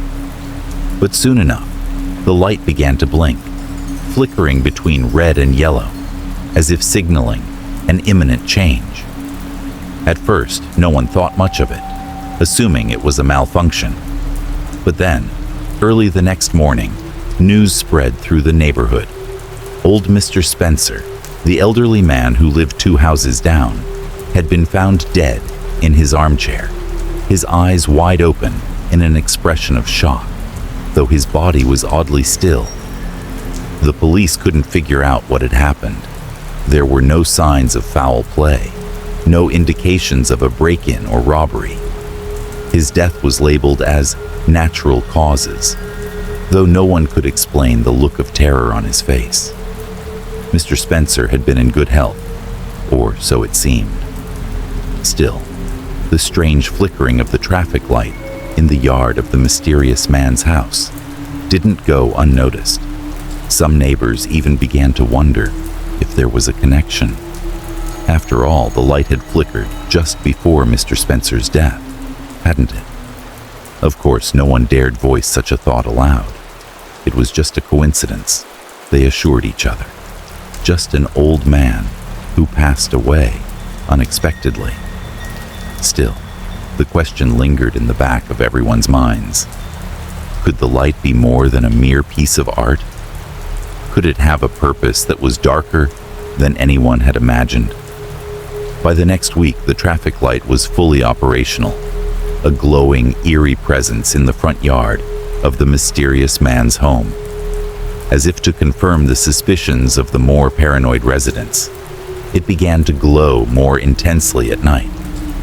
It was as though the traffic light had become the heartbeat of the neighborhood, its steady rhythm, unblinking, relentless in its quiet presence. And yet, the man remained a shadow, a figure who observed from his window, always watching, never engaging. He never interacted with the neighbors. He never acknowledged their curious glances or whispered questions. In fact, it was almost as if he didn't need to. His traffic light was doing all the talking for him. The mystery of the light began to spread beyond the confines of the small neighborhood. Word of the strange blinking traffic light spread to nearby towns, and soon people were driving by just to take a look at it. The once quiet street was now a spectacle, something strange and inexplicable that everyone was talking about, but no one quite understood. As the man stood at his window, watching the traffic light flicker red, he knew the quiet days were numbered. The neighbors would soon begin to ask questions, to search for answers to the mystery he had carefully constructed. And when they did, he would be ready. But for now, the man was content to watch, to observe the growing sense of unease in the air as the small, quiet suburb slowly began to feel the weight of something unknown, something waiting to be discovered. Chapter 2. Curiosity grows. As the days wore on, the once exotic presence of the traffic light in the mysterious man's front yard began to blend into the background of the suburban neighborhood. The curiosity that had initially sparked intense whispers and side-eye glances had faded into something more akin to passive interest. The neighbors, at first perplexed by the oddity, had become accustomed to the presence of the flickering light. It was, after all, just another part of the scenery now, like the rows of identical houses or the large oak tree at the end of the street. No one was sure what it meant, but they didn't dwell on it too long. There were other things to focus on: grocery lists, appointments, small talk at the mailbox. Still, there was something unsettling about it. Something about the way the traffic light seemed to watch the neighborhood with its unblinking red eye. It was always there, always, glowing faintly in the distance. The low hum of the light became a constant companion to the evening quiet, never growing louder, but always present, like a heartbeat in the dark. but the neighbors grew used to it. Then, one evening, something changed. It was a Wednesday night, just after dusk. The neighborhood was quiet as usual. Children had long since gone inside, their laughter replaced by the sound of television sets humming through thin walls. The wind carried a chill through the trees, rustling the leaves in quiet whispers. It was an ordinary night, until the light changed. At first, no one noticed. The red light, which had been a steady, almost mechanical fixture of the house, began to blink. The flash was brief, a momentary flicker, so subtle that if you weren't paying attention, you might have missed it. But it happened again and again. A rapid blinking, almost like a warning, a flickering rhythm that seemed out of place, unnatural. Across the street, Mrs. Peterson, a widow in her late 60s, sat in her living room, a book open on her lap, but her eyes drawn out of the window. She had always been one of the first to notice the small details around the neighborhood. Flowers blooming early, the neighbor's dog barking too much, the slightest change in the weather. So when she saw the light blink, she paused, lowering her book. Her curiosity piqued. She squinted at the strange sight. The traffic light, which had always been solid, was now behaving erratically. She frowned and stood up to move closer to the window. At that same moment, down the street, a car pulled up to the curb near Mr. Spencer's house. He was the elderly man who lived alone in the corner house, a stoic figure who rarely spoke to anyone. Mr. Spencer had been part of the neighborhood for as long as anyone could remember, always keeping to himself, yet always cordial when spoken to. His lawn was meticulously trimmed, and his house, though slightly weathered, had a certain charm. But Mr. Spencer had grown older and frailer over the years. He was often seen walking slowly with a cane, his movements deliberate and measured. As the car's headlights swept across the street, the light blinked again. Red, then yellow, red again. Mrs. Peterson, now growing more concerned, wondered if there was something wrong with the light, something electrical. Maybe it had short-circuited, or maybe it was just a faulty wire. She wasn't sure, but the longer she watched, the more she felt that something was off. She turned away from the window and dialed the number for her neighbor, Mrs. Wu, just to check on the situation. As she waited for the phone to ring, the blinking intensified, growing faster, almost erratic. It felt urgent, as if it was trying to convey something. But her call went unanswered. The next morning, the peace of the neighborhood was shattered. Mr. Spencer was found dead in his living room. He had been sitting in his favorite armchair, the one by the window, staring out at the street as he usually did in the mornings. But this time, his eyes were wide open, his expression frozen in a state of shock. His body was still, unnaturally rigid. No one could explain how he had died, or even when. The police were called immediately, and they arrived to find nothing amiss in the house. There were no signs of a struggle, no evidence of foul play. The medical examiner, upon inspecting Mr. Spencer's body, could find no definitive cause of death. His heart had simply stopped. His body had failed, but no one could say why. There were no drugs in his system, no underlying health conditions that could have caused a sudden death. He had just died. And yet, there was something about the way Mr. Spencer's body had been found, frozen in place, his eyes wide and unblinking, as if he had seen something that terrified him just before his life slipped away. The corners of his mouth were pulled into a grimace, as though he had been overcome by something. The investigation didn't lead to any conclusive answers. Mr. Spencer's neighbors were left with more questions than before, but none of them dared to speak openly about it. They couldn't help but think of the traffic light. Could it be a coincidence? Could the strange blinking of the light and Mr. Spencer's death be related? Was there a connection between the two? Or was it all just paranoia? Some whispered in hushed voices, wondering if there was something sinister about the man who owned the house with the traffic light. They remembered his cold demeanor, his distant, unwelcoming presence. They recalled the times they had waved to him and how he never waved back. He seemed to be always inside, never interacting with anyone, always watching. But no one dared to confront him. The idea of speaking to the man, of asking him about the traffic light or about Mr. Spencer's death, was too terrifying. What if he was involved? What if he was the one who had somehow caused it all? No one wanted to be next. And so, the neighborhood fell silent. As the days passed, the mystery of Mr. Spencer's death lingered in the air. People went about their daily lives, but there was a sense of unease that no one could shake. Mrs. Peterson would glance out her window from time to time, watching the light, waiting for it to flicker again. The man across the street, the one with the traffic light, never left his house.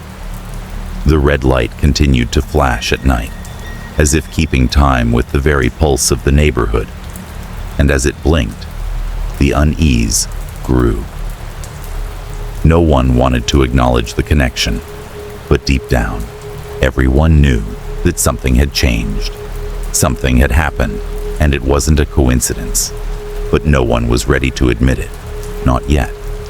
Because if they did, then they would have to confront the truth. Something dark had come to their quiet, safe suburb. Something was watching them from the shadows.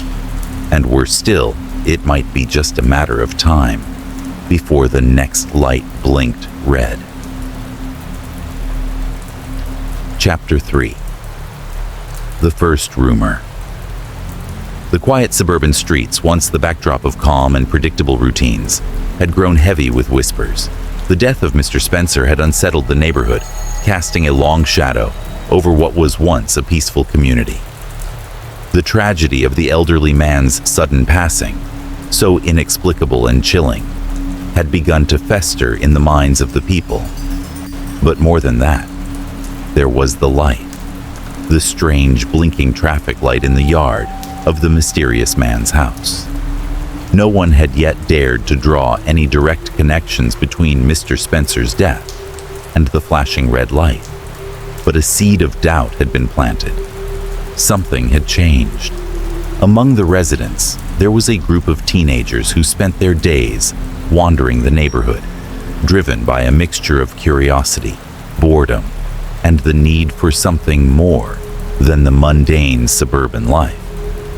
They were the type of kids who gravitated toward trouble, often hanging around street corners, discussing whatever mystery or rumor captured their attention. And now, it was the strange happenings surrounding the traffic light that had become their obsession. Ryan, the group's unofficial leader, was the first to mention the possibility of a connection. A lanky 16-year-old with an inquisitive mind and a sharp sense of observation. He was the one who noticed the small patterns, the oddities others missed. His friends, Ethan, Zoe, and Lila, weren't as quick to jump to conclusions, but they trusted Ryan.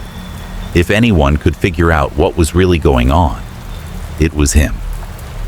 "I'm telling you, there's something weird about that light," Ryan said one afternoon, as the group gathered at their usual hangout spot behind the old gas station, the scent of motor oil and gasoline still lingering in the air.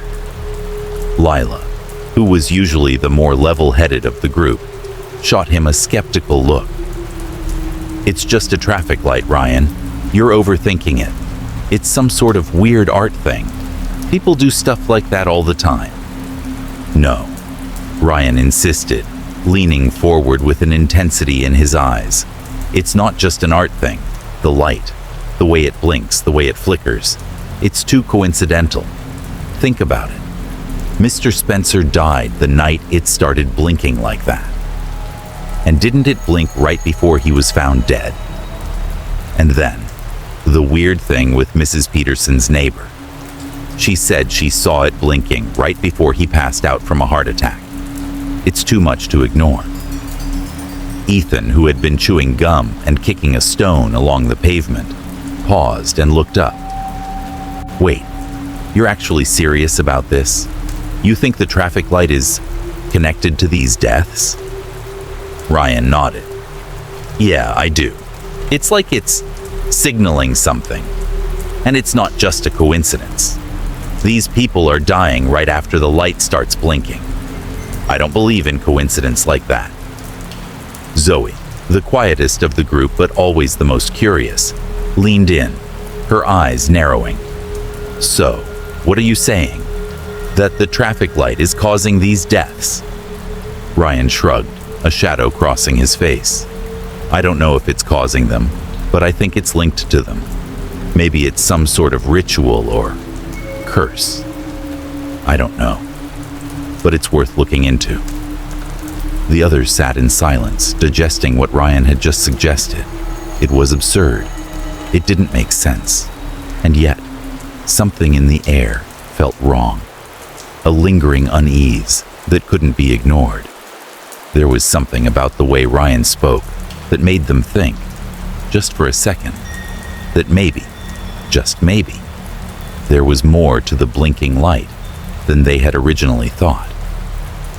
I still don't know if I buy this, Lila said, shaking her head. But I'll admit it's weird how it all lines up. Zoe, who had been unusually quiet, spoke up in a soft voice. Maybe we should check it out. I mean, if you think it's connected to the deaths, shouldn't we look into it? I don't know. Maybe we can figure out what's going on. Ryan's eyes lit up, a spark of excitement flickering behind his usual calm demeanor. Exactly. We need to find out what's behind the light. I bet the man who owns the house knows more than he's letting on. And what do we do if he doesn't tell us anything? Ethan asked, with a raised eyebrow. Ryan grinned. We'll figure that out when we get there. The decision was made. That evening, as the sun dipped below the horizon and the neighborhood streetlights flickered to life, the group gathered near the edge of the man's property. The traffic light stood tall in the man's yard, its red glow casting an eerie hue over the street. The house was dark, its windows black and lifeless. No lights, no movement. It was as if the house itself was holding its breath. They huddled together behind the large oak tree in front of the neighbor's yard, barely daring to make a sound as they watched the house. The air was thick with tension. This was no longer just about a strange light. It was about something far more sinister. The deaths, the blinking, the man who owned the house. There had to be a connection. But what? For what felt like hours, they stood there, watching. No one spoke. The only sound was the occasional rustle of leaves and the hum of the traffic light. And then it happened again. A sudden flicker, a brief flash of yellow, followed by an intense burst of red. It was as if the light was signaling them, beckoning them closer. Do you see that? Lila whispered, her voice barely audible. It's blinking again, just like the night Spencer died. Ryan nodded, his heart pounding in his chest. That's what I'm talking about. The light seemed to pulse with a strange, rhythmic intensity. It was as if it had a life of its own, as if it was alive, watching them, beckoning them toward the truth. The group exchanged uneasy glances, each of them feeling the weight of the moment settle on their shoulders. There was no turning back now. What do we do now? Ethan asked, his voice tinged with fear. We go in, Ryan said, determination creeping into his voice. We figure out who this guy is and what he's doing. There's something behind this. and we're going to find out what. The group moved quietly, carefully, slipping through the shadows toward the house. Every creak of the floorboards beneath their feet, every snap of a twig underfoot, felt like a warning. But they pushed on, drawn by the flickering light and the mystery it held. The man's house was dark, but there was a faint light coming from the window in the living room. As they neared the front door, the air grew heavier, thick with a sense of dread. They knew they had crossed a line. There was no turning back now. The house, the light, and the man were no longer just strange. They were part of something much larger, something darker, something that they couldn't yet fully understand. But they were determined to uncover the truth, no matter where it led. And as the red light blinked again, they knew they were about to step into the unknown. The first rumor had been planted. The curiosity was growing, and the secrets of the traffic light were waiting to be uncovered. Chapter 4. Watching the Man. The days blurred into one another as the group of teenagers continued to watch the house across the street, their curiosity transforming into an obsession. Every evening, after the sun dipped below the horizon, they would gather at their usual meeting spot behind the gas station, their eyes shifting nervously between the house with the eerie traffic light and the man who lived within. They were careful to remain out of sight, using shadows to cloak their movements as they staked out the place from behind bushes, parked cars, and distant streetlights. It had become a nightly ritual for them. The waiting, the watching, the quiet whispers exchanged between them.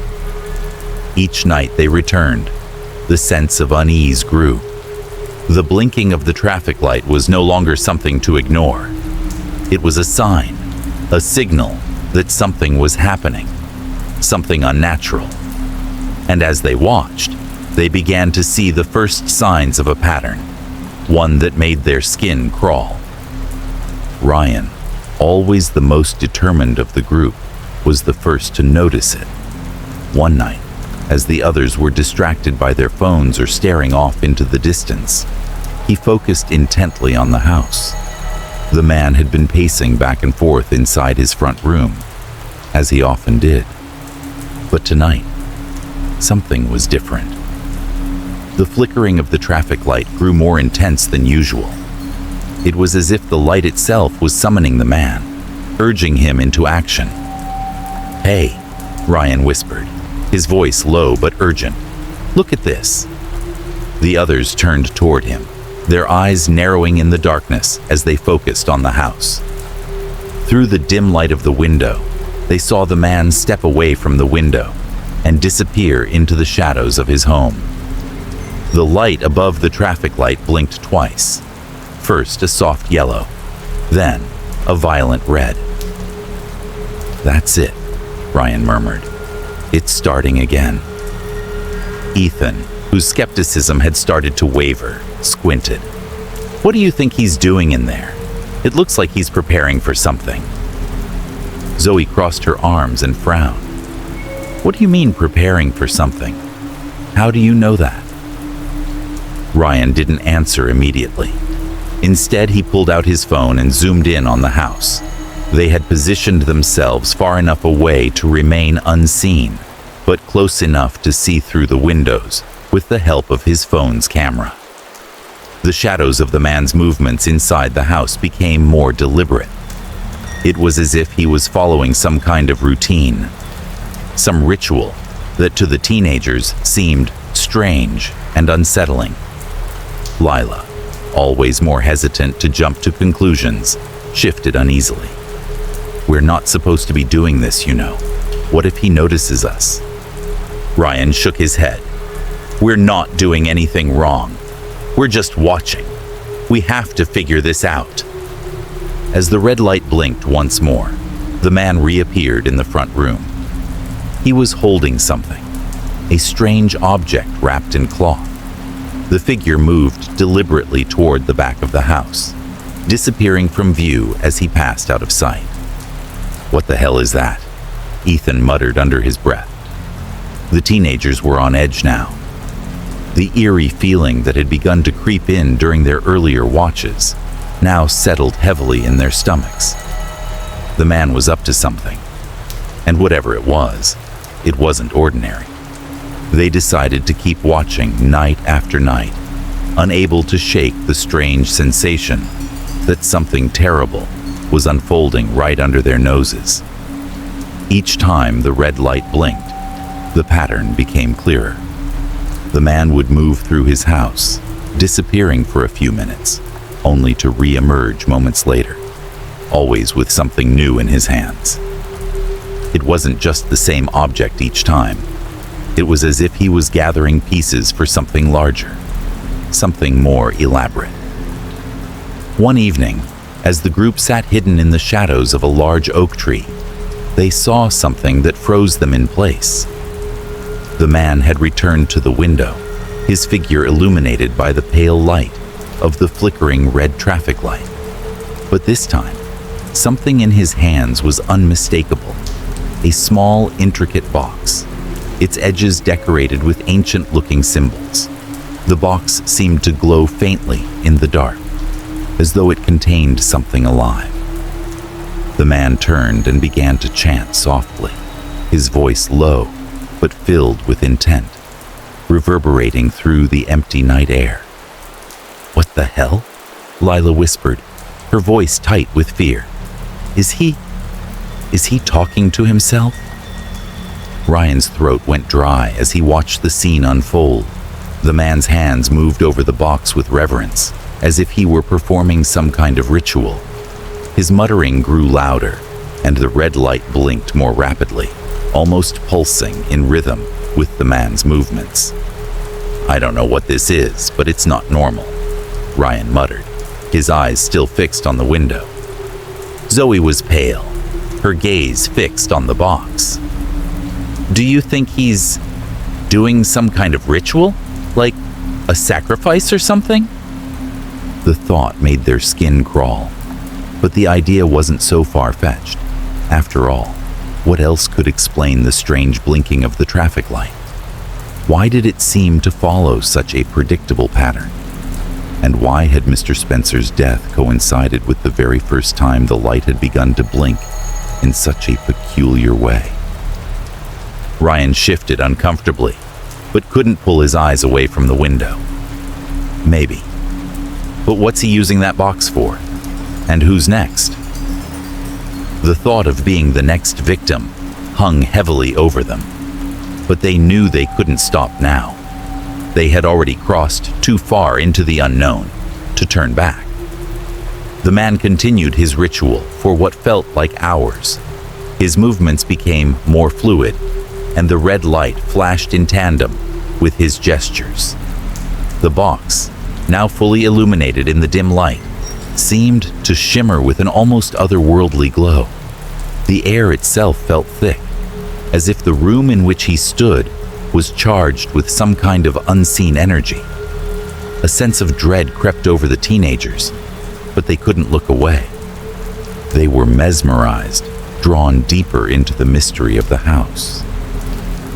At last, the man placed the box on a pedestal at the center of the room and stepped back, his chant ceasing. The red light flickered one last time, and then everything went still. The teenagers stayed frozen for several more minutes, watching through the dark, unsure of what they had just witnessed. There was no indication of what had just happened, but there was no mistaking the gravity of the moment.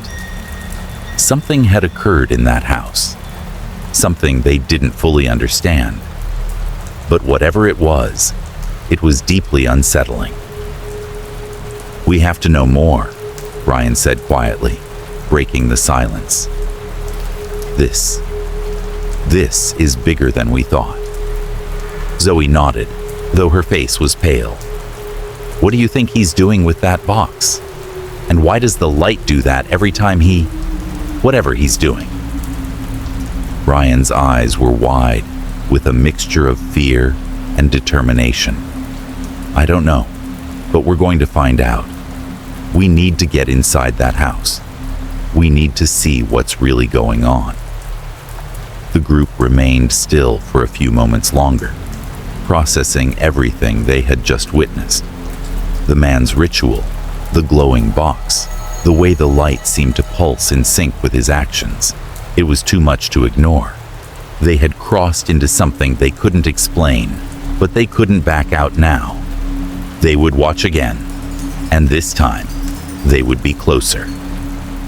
Much closer. Chapter 5. The Second Death.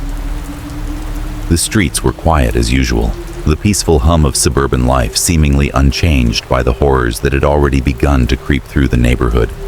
Yet, beneath the surface there was a growing unease, a sense of dread that had settled over the town like a heavy fog.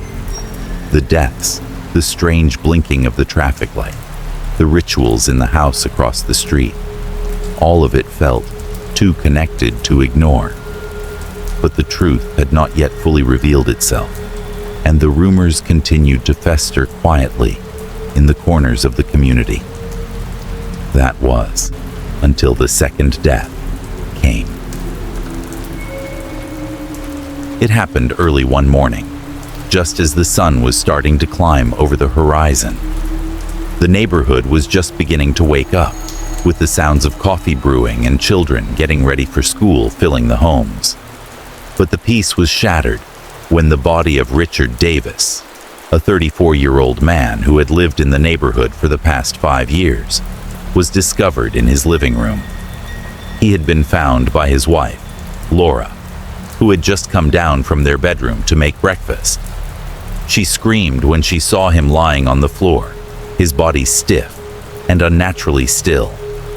His eyes were wide open, but his face held the same expression that had been seen on Mr. Spencer, frozen in a state of shock, as if the very act of dying had been a horrific surprise to him.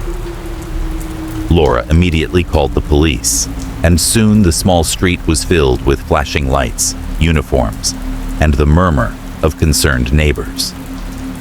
The medical examiner arrived and quickly took charge of the situation, though his initial examination revealed nothing concrete.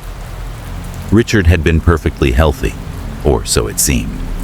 There were no signs of illness, no history of medical problems. He wasn't a man prone to stress, and there was no indication of foul play.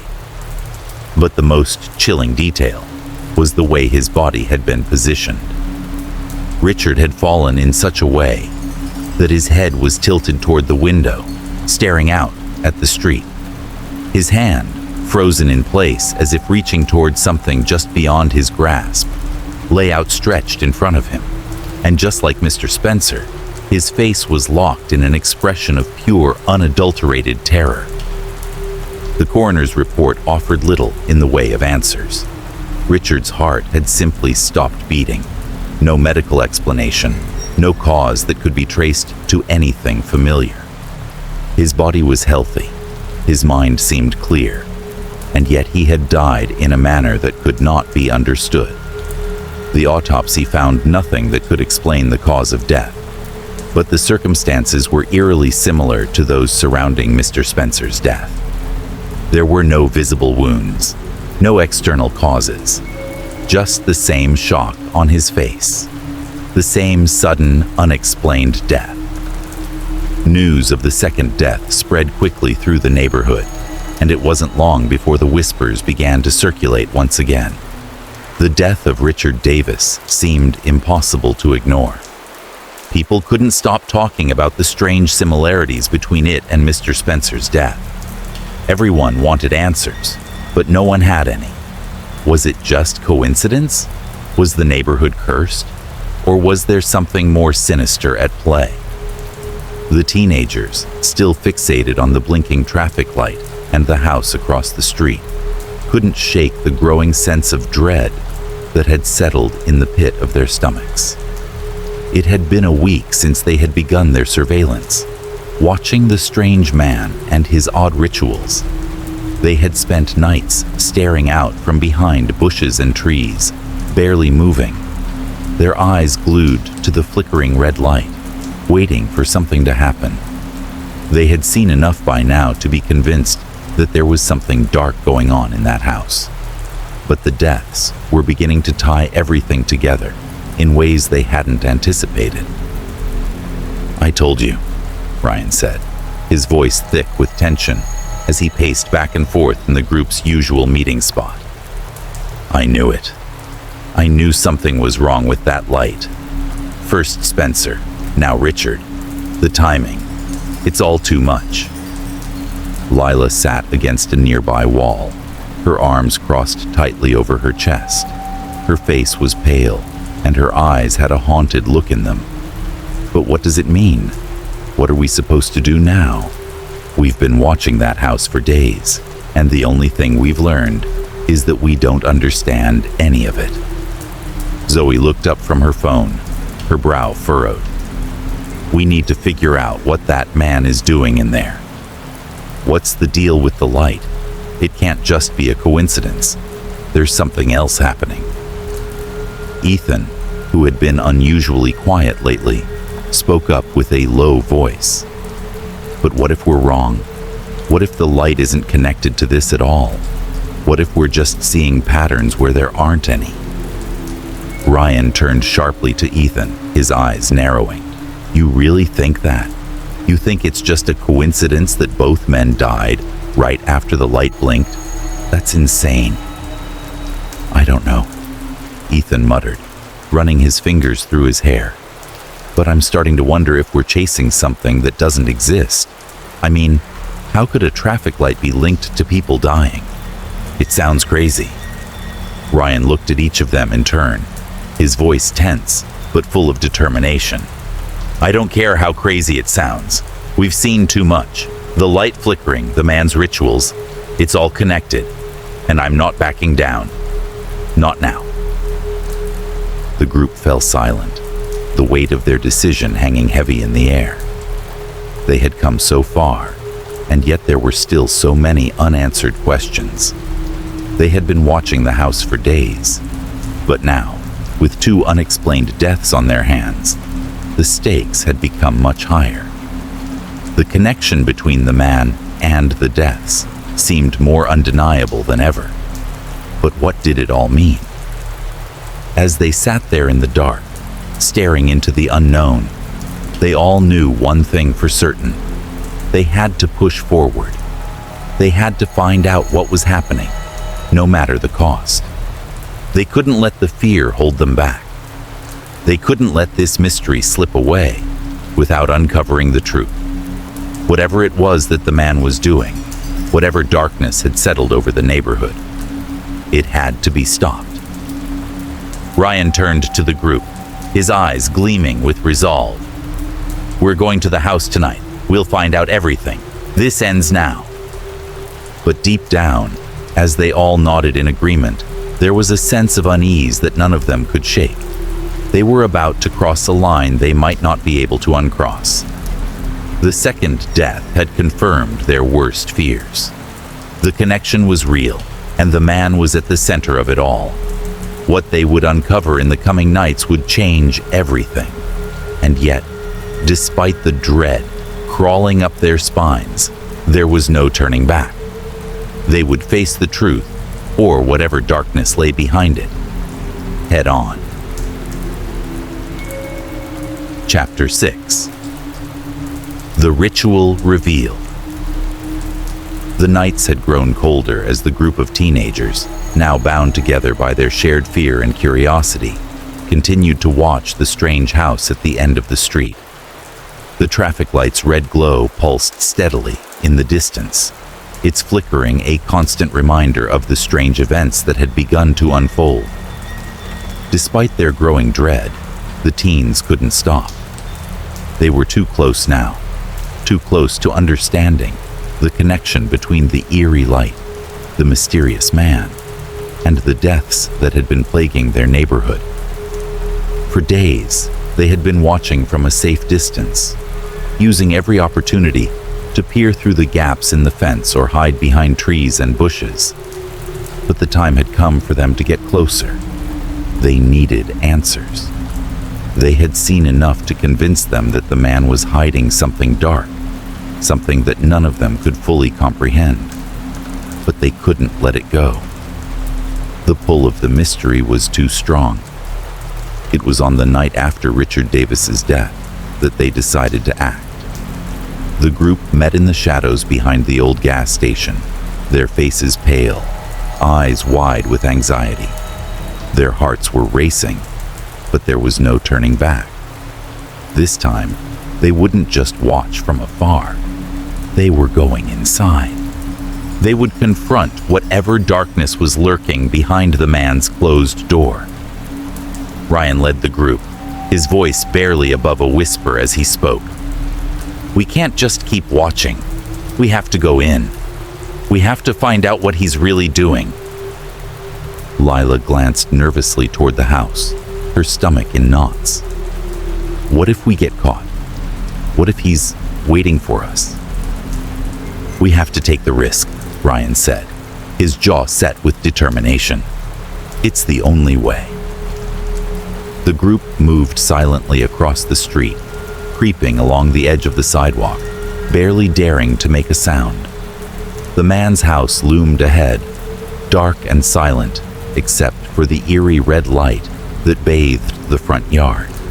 They had learned over the past few days that the man typically retreated into his house by late evening, always alone. Now, under the cover of darkness, they saw their chance. As they neared the house, Zoe found the back gate slightly ajar. It was a small opening, just wide enough for them to slip through. They exchanged nervous glances, but said nothing, moving in one fluid motion, quietly stepping into the overgrown backyard. The scent of damp earth and the rustle of dry leaves beneath their feet heightened their anxiety, but they pressed on. The back door was locked, but there was a small window beside it. Ryan took a deep breath, then carefully pried the window open, just wide enough for them to squeeze through. They were in. The air inside the house was thick with dust, stale air, and a faint smell of something metallic. The room they entered was the kitchen, empty, quiet, and oddly sterile. It was as if the house had been frozen in time, untouched by the world outside. They stood motionless for a moment, listening for any sign of movement. But the house was silent. The man nowhere to be seen.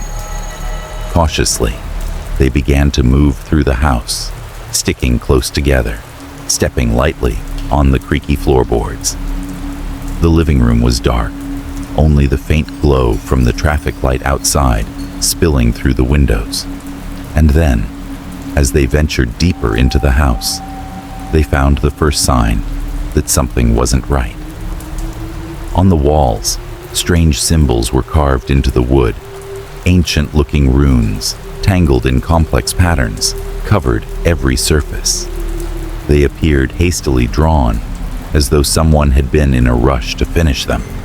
At first, the group couldn't make sense of the symbols, but their eyes were drawn to them, the strange marks creating a sense of unease. Ryan moved closer to one of the symbols, running his fingers along the grooves in the wood. "What do you think these are?"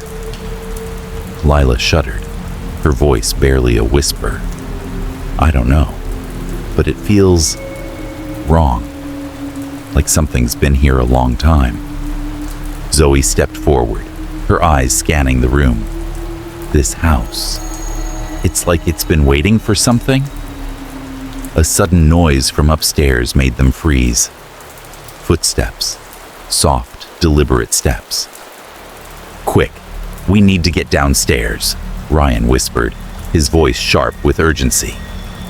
"Now." They moved in silence, descending into the basement, where the air grew even colder.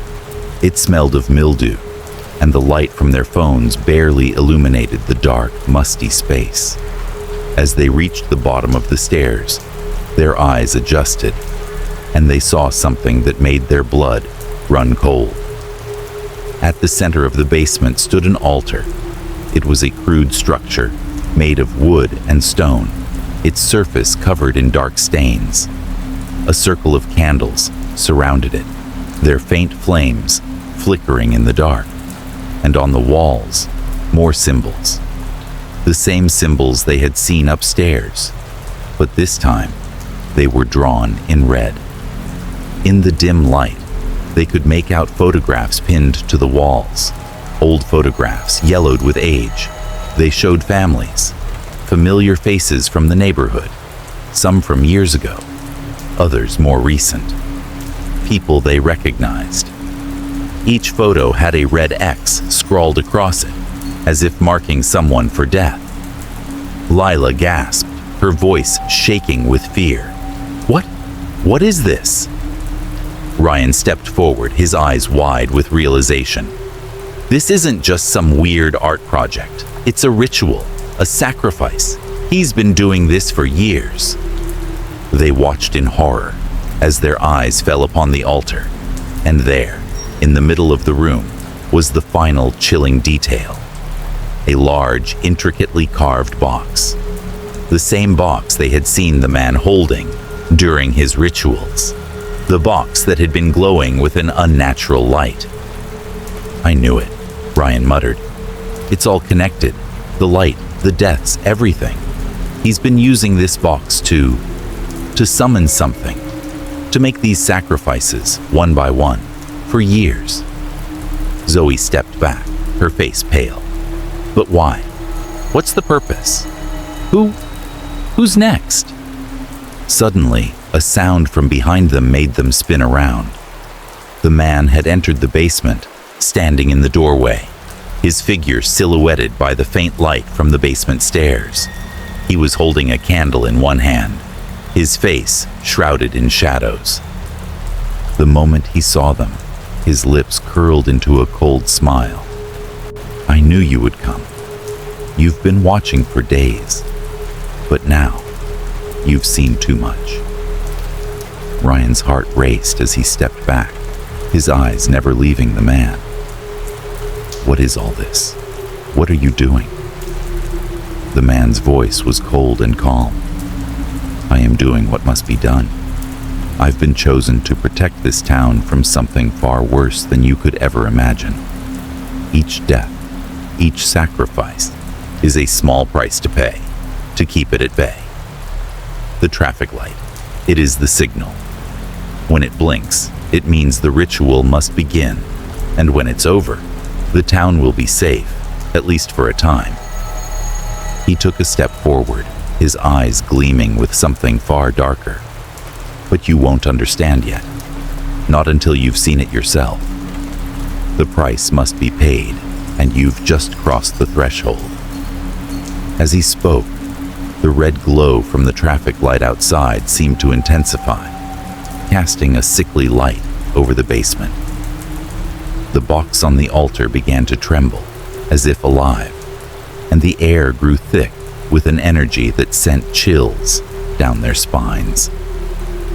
The teenagers stood frozen, terror gripping them as they realized that whatever was about to unfold in that basement, it was far more terrifying than they could have imagined. The man stepped closer, his shadow swallowing them whole, and the terrible truth of the ritual was revealed in its full, horrifying glory. The sacrifice was about to begin. Chapter 7. Family connection. The room was suffocating. The air in the basement felt heavier with each passing second, thick with dread and the metallic smell of something ancient. The altar, the photographs of neighbors marked for death, and the sinister ritual that the man had been performing for years. All of it was too much to process. But even as the weight of the situation pressed down on them, the teenagers couldn't stop looking at the symbols, the photographs, and the box on the altar. All while the man loomed before them, a cold smile on his lips. But just when they thought they had uncovered the worst of it, their worst fears were realized. The man wasn't alone. As the group stood frozen, Paralyzed with fear, the flickering light from the basement candles cast long shadows on the walls, and the man took a slow, deliberate step toward them. His eyes glinted with some unfathomable knowledge, as if he had expected them to be here all along. But there was something new, a shift in the atmosphere, a sense of something far older than what they had already uncovered. The teenagers could feel the oppressive silence press against them, but it was shattered by a sudden noise from behind them. A scraping sound followed by a soft, echoing footfall. They turned, and to their horror, they saw something that sent chills running down their spines. Emerging from the shadows in the far corner of the basement was another figure. It was a woman, pale, gaunt, with dark hair that hung limp over her face. Her clothes were old-fashioned, almost Victorian in style, and there was something unnervingly still about her. She stepped forward, her movements slow but purposeful, and in that moment, the teenagers realized this was not just some random woman. This was someone important. Her eyes met theirs. They were cold, emotionless, but there was a recognition in them, an understanding of what they had stumbled upon. The woman stepped into the candlelight, and as she did, the teenagers' hearts sank. There, on the woman's wrist, was a familiar symbol, one that they had seen throughout the house. It was one of the runes carved into the walls, but it was marked in a deep red. Who are you?" Ryan managed to ask, his voice trembling, though he tried to keep it steady. The woman didn't respond at first. Instead, she reached into the folds of her dress, pulling out an old, tattered photograph. The picture was yellowed with age, its edges curling as if it had been hidden for decades. She handed it to Ryan, her fingers cold against his skin. Ryan took the photograph, his hand shaking as he looked down at it. It was a family portrait, taken in front of the very house they were standing in now. The man who had been performing the ritual stood in the back, a much younger version of himself, but it wasn't just him in the picture. At the center of the image was a young boy, a child, barely 10 years old, his eyes wide and curious, his face bearing a striking resemblance to the man who had been leading them through this twisted nightmare. But it was the boy's name, written at the bottom of the photograph, that made Ryan's heart stop. It was Lucas, the same name that had appeared in a document they had found earlier, one that had been hastily shoved between some old books when they were searching through the house. But what was more disturbing was the woman in the photo, standing beside the boy. She was the same woman who had just emerged from the shadows, the one who now stood in front of them. The realization hit them like a freight train. The woman was connected to the man. They were family. Ryan's voice barely rose above a whisper. You're related to him?" The woman gave a soft, cold smile. "He's my nephew," she said, her voice carrying an unnatural calmness. "And you've uncovered something far worse than you know." Ryan's mind raced, trying to make sense of everything. "What do you mean? What is all of this? Why are you doing this? What's with the ritual? The sacrifices?" The woman stepped closer, her cold gaze never leaving him. "This family has been bound by blood for generations. We are the keepers of a dark tradition, a legacy passed down through the years, and you've discovered that legacy." Lila's heart pounded in her chest. "You're telling us this has been going on for years? The deaths, the light, everything?" The woman nodded slowly. "Yes, it has. The sacrifices must continue, or the town will fall into darkness. You see, the light, the traffic light, isn't just a symbol. It's a signal, a warning. When the red light blinks, it marks the beginning of the ritual. And when the ritual is completed, the curse that haunts this land is kept at bay for another generation. Zoe stepped back, her breath quickening. What do you mean, the curse? What's the curse? The woman's expression darkened. You have no idea what kind of darkness lies beneath this town. It's a force older than you can imagine, something that preys on the souls of the living. And we, the descendants of this bloodline, have been tasked with keeping it at bay. The sacrifices ensure that the curse doesn't spread. We use the traffic light as a marker. It tells us when we are in danger, and when it blinks red, someone must die. Ryan's stomach twisted in horror. The connection between the deaths, the light, and the rituals had all started to take shape, and it was even darker than he had feared. The man, who had been silent for much of the conversation, finally spoke, his voice cold and hollow. My family has been doing this for generations. My father, my grandfather, and their fathers before them. All of us are tied to the curse. It's why the light has always been here. It was passed down, generation by generation, to keep the balance. But why does it have to be us? Zoe whispered, her voice filled with disbelief. Why do innocent people have to die? The woman's lips twisted into a grim smile. Because the curse requires blood, human blood, and we are its keepers. Every sacrifice is an offering to the force we have bound in this town, keeping it contained, keeping it at bay. Without the sacrifices, the curse would spread, and all of you would fall under its power. Ryan's thoughts raced, piecing together fragments of the dark truth. This wasn't just about one man or one ritual. This had been going on for generations, and they, the teenagers standing in front of the altar, had been drawn into it by the traffic light, by the flashing red light that had been signaling the return of the curse. We have to stop this, Ryan said, his voice barely above a whisper, but filled with determination.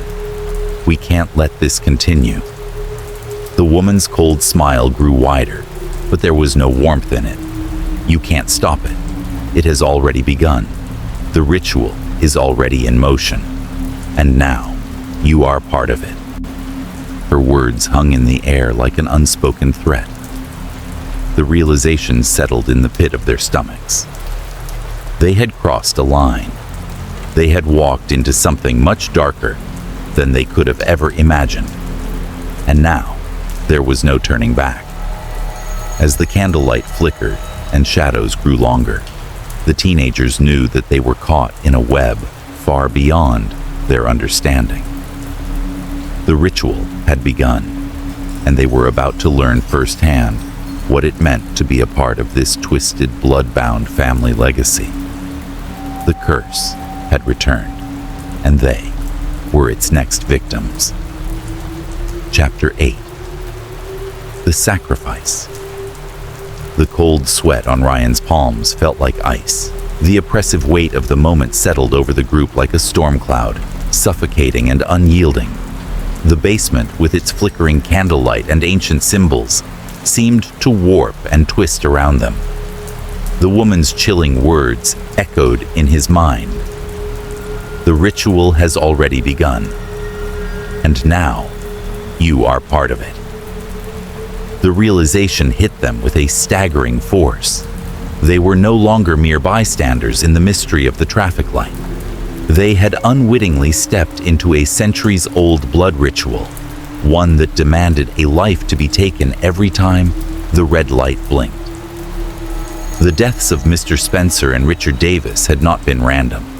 They were part of a pattern, a dark and inevitable cycle that had to be fulfilled to keep the curse at bay. Ryan's heart raced as he turned toward his friends, who stood frozen in shock. He knew they couldn't just walk away from this. If they left now, they'd be putting the entire neighborhood in danger. The curse would spread. The man, his family, and their terrifying rituals would continue. and the town would suffer. "We need to stop this," Ryan said, his voice trembling but full of resolve. "We can't let this go on." Lila, her face pale and stricken with fear, nodded. "But how? How do we stop them? They've been doing this for generations and we're just kids. We don't even know how this works." Zoe grabbed Ryan's arm, her grip tight and desperate. "We need to get out of here. We've seen enough. We can go to the police, get help. We'll figure it out. We don't have to be involved in this." But Ryan's mind was already racing. They couldn't just run away.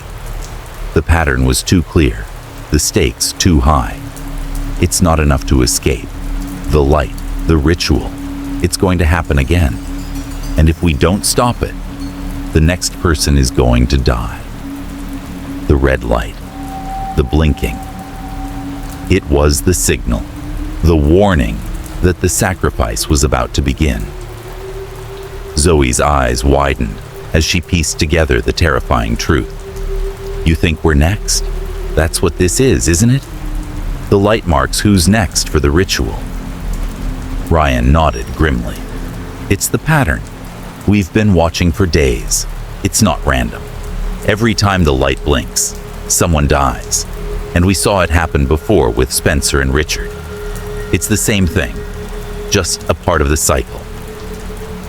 "I can't believe this," Lila whispered, her voice quivering with disbelief. "You're saying we're part of this ritual?" Ryan's eyes flicked over to the altar, the photographs on the walls, the strange symbols. His stomach churned at the thought. He had known they were involved in something dark, but now it was clear. They were caught in a trap that they didn't even fully understand. But one thing was certain.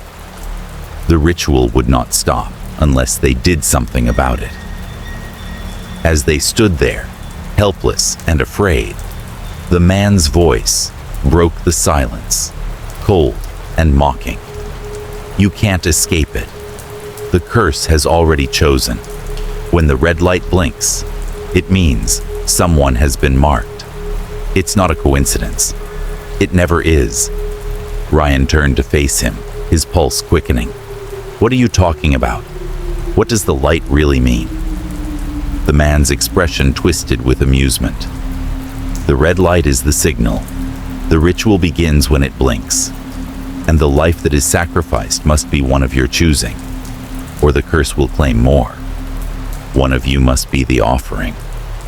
Ryan's breath caught in his throat. "No, we can't." The woman, standing in the corner, stepped forward. "You have no choice. You think you can stop this, but you've already crossed too far into it. It's in your blood now. It's already begun.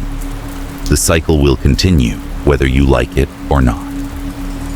The air around them felt thick, like the basement was closing in. The candlelight seemed to grow dimmer, and the red light outside began to flicker, casting an eerie glow through the small basement window. The pressure was unbearable. "Someone has to die," the man repeated, his voice low and hollow. "It's the way it's always been." The words sent a shiver down Ryan's spine. They were trapped in this sickening ritual, and now they were being forced to play a part in it. He looked at his friends, Lila, Zoe, Ethan, all of them pale with fear, but their eyes filled with the same burning resolve. They wouldn't let it end like this. "We can't just give in," Ryan said, his voice shaking but determined. "We can stop this. There has to be a way." But just as he spoke, a flash of red lit up the room. The traffic light outside began its rhythmic blinking, faster now, more erratic, as though it were urging them forward. The man and the woman exchanged a look, one that sent a chill running through Ryan's body. The sacrifice had been chosen. "No," Zoe shouted, backing away. "We're not going to let this happen." But the man stepped forward, his hands raised in a slow, deliberate gesture. "It's already begun. There's no turning back now." Ryan's heart pounded in his chest. He had to act. He had to do something to stop this before it was too late. Looking around the basement, Ryan's eyes landed on the box, the one they had seen before. The same box that the man had been holding during the ritual.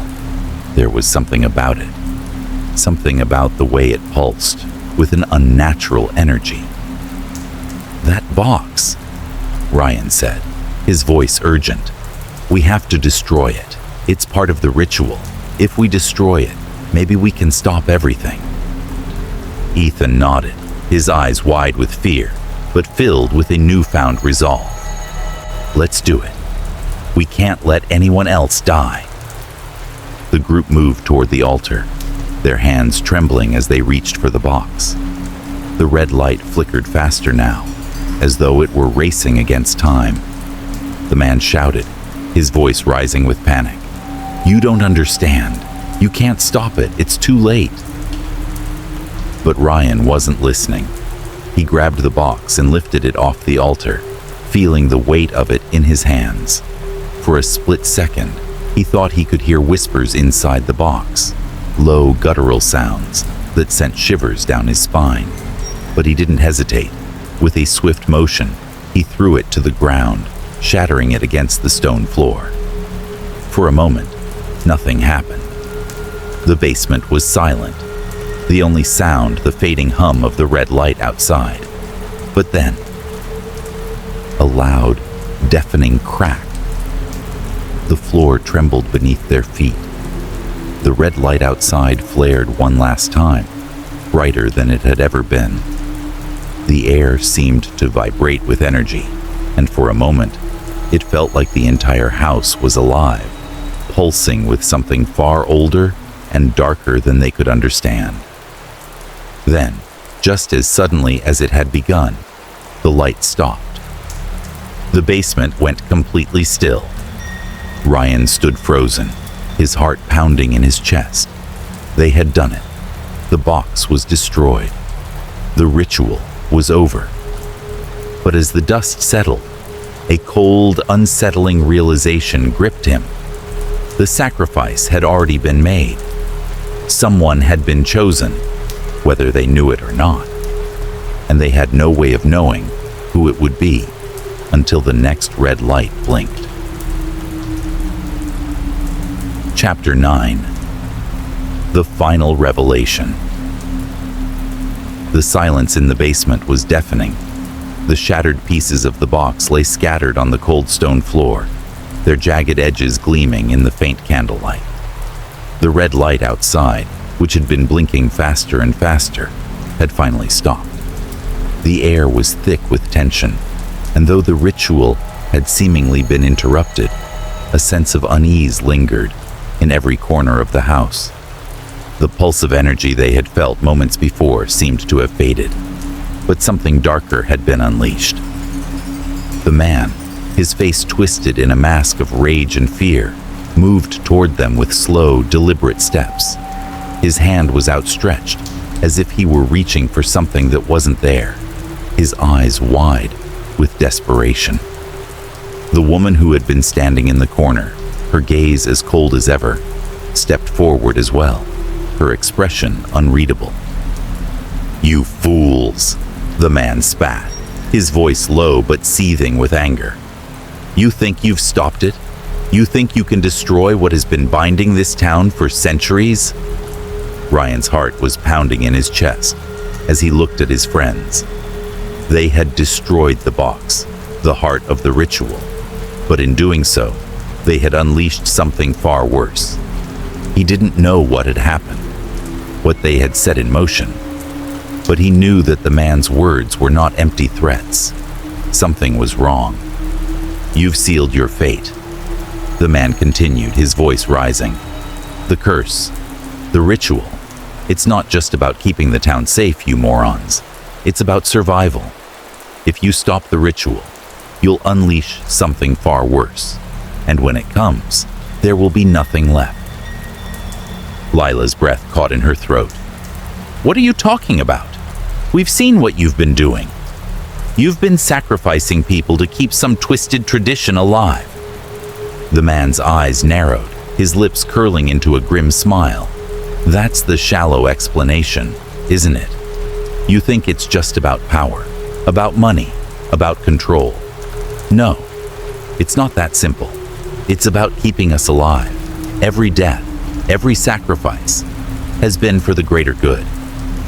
Brian took a step forward, his voice trembling but resolute. "What do you mean? What is the greater good?" The man exhaled slowly, as if he had been holding back a truth he hadn't wanted to share. "You think you're protecting the people of this neighborhood from some mindless ritual? You think it's just about bloodshed? No. Each of those deaths, each of those sacrifices, feeds a force that has been lurking in the shadows for generations, a force older than this town. It is the thing that lives beneath us." Zoe's face drained of color. "What thing? What are you talking about?" The man's eyes glinted with a mixture of dread and reverence as he spoke. "The thing that feeds on life. The entity that has been circling this town since its founding. It is a creature of darkness, a predator that survives by feeding on the energy of the living. It waits for the weak, for the vulnerable. It hunts the town year after year. And as long as we perform the ritual, when the light blinks red, the sacrifice keeps it at bay." Ryan's mind raced, but the implications of what the man was saying were beginning to settle in. The ritual wasn't just a sick game or an ancient custom. It was a desperate necessity. The deaths, the flickering red light, the sacrifices, they had all been part of something far more horrifying than he had imagined. "The sacrifices are to keep it away?" Lila whispered, her voice barely audible. "What happens if we stop the ritual?" The man's face twisted in anguish.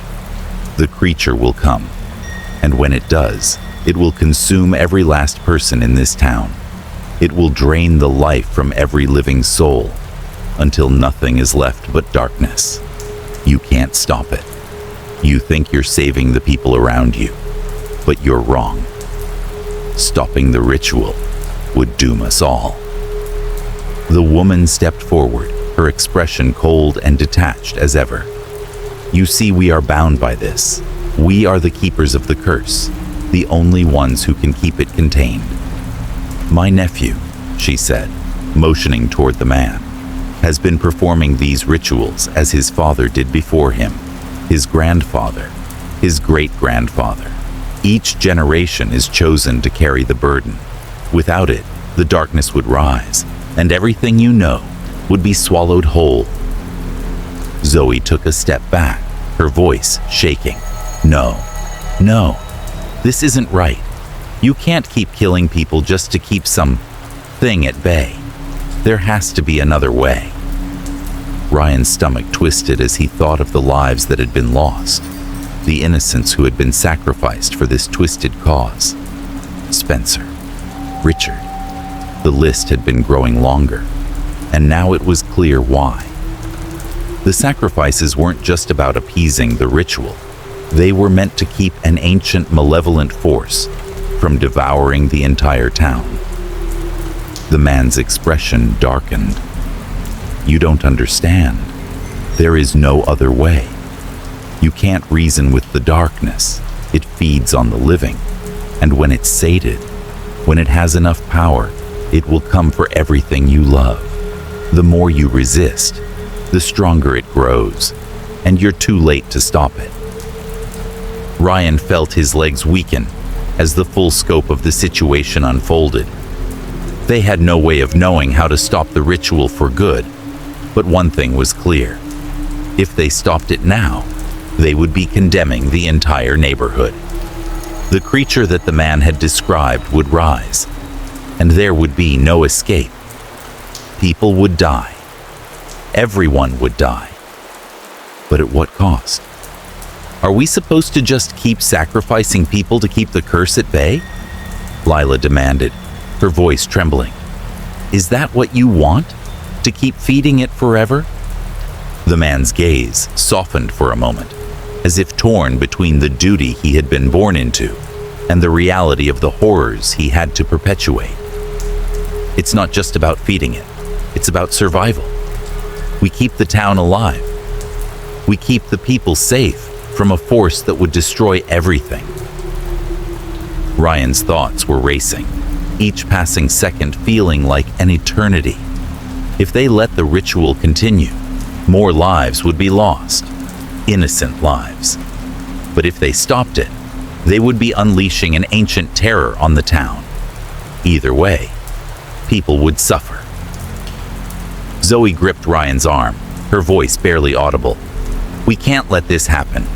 We can't just let the ritual go on. But what if stopping it is worse? What if we unleash the darkness?" The man's eyes widened as if realizing the conflict in their hearts. "You don't have to make this choice. You're already part of it. The curse has already been awakened in you. And if you stop it, you will bring ruin upon everything you've ever known." Ryan's pulse raced as his mind raced for a solution, but there was none. The ritual, the creature, the sacrifices, they were all part of a cycle that had been set in motion long ago. To stop it would mean to risk a far greater evil. And yet, standing there in the basement with the man's hollow, desperate gaze fixed upon them, Ryan realized that sometimes survival demanded a price too high to pay. "We can't let it continue," Ryan said, his voice steady, but his heart heavy. "We'll find another way." The man shook his head, his face a mask of sorrow and disbelief. There is no other way. But Ryan knew, even as the weight of the decision pressed down on him, that the time for dark rituals was over. They had no choice but to face the consequences of stopping the cycle. Whatever lay beyond the darkness, whatever ancient horror had been kept at bay for so long, it would have to be faced. The choice had been made. They would face the nightmare, or they would let it continue forever. In that final moment, as the man's words faded into the night, Ryan made the only decision that could be made. The ritual would end, even if the cost was greater than any of them could imagine. Chapter 10. The Final Flash. The air in the basement was thick with the remnants of the ritual, the acrid smell of burning candles, the faint buzz of the once pulsing energy that had filled the room. But now, all was quiet. The tension that had gripped the teenagers' hearts had not disappeared. If anything, it had intensified. They had made their decision. They had ended the ritual, stopped the sacrifices, and confronted the man who had been holding the town hostage for so long. But as they stood in the dim candlelight, they realized that the cost of their victory was far greater than they could have anticipated. The man, now kneeling on the floor, his face pale and etched with despair, looked up at them with a mixture of rage and regret. He had been bound by the curse for his entire life, a prisoner to the dark forces that had been passed down through generations. And now, his legacy, his family's legacy, was in ruins. "You think you've won," the man spat, his voice hoarse with emotion. "But you have no idea what you've done." Ryan stood in front of him, his breath shallow, his heart heavy with the burden of the decision they had made. The ritual had been destroyed, the box shattered, the sacrifices ended. But even as the man's words lingered in the air, a nagging doubt gnawed at him. Had they really stopped the curse? Had they truly freed the town from the darkness? The red light, the traffic light, had been at the center of it all. It had been the signal, the warning, the mark of the ritual. It had been the tool the man and his family had used to control the curse, to keep the malevolent force at bay. But now the light was gone. It was destroyed. The man had no way of summoning it again. The town, the community, was free. Or so they thought. "We had to stop it," Ryan said, his voice barely above a whisper. "We couldn't let it continue." The woman, who had been silent for most of the encounter, stepped forward, her eyes cold and unwavering. "You don't understand," she said, her voice soft but full of finality. "The light wasn't just a tool, it was the barrier. The thing you've been calling the curse, the monster that has haunted this town. It feeds on the energy of the living. The traffic light was the only thing keeping it at bay." Zoe's voice cracked as she spoke. "So what's going to happen now?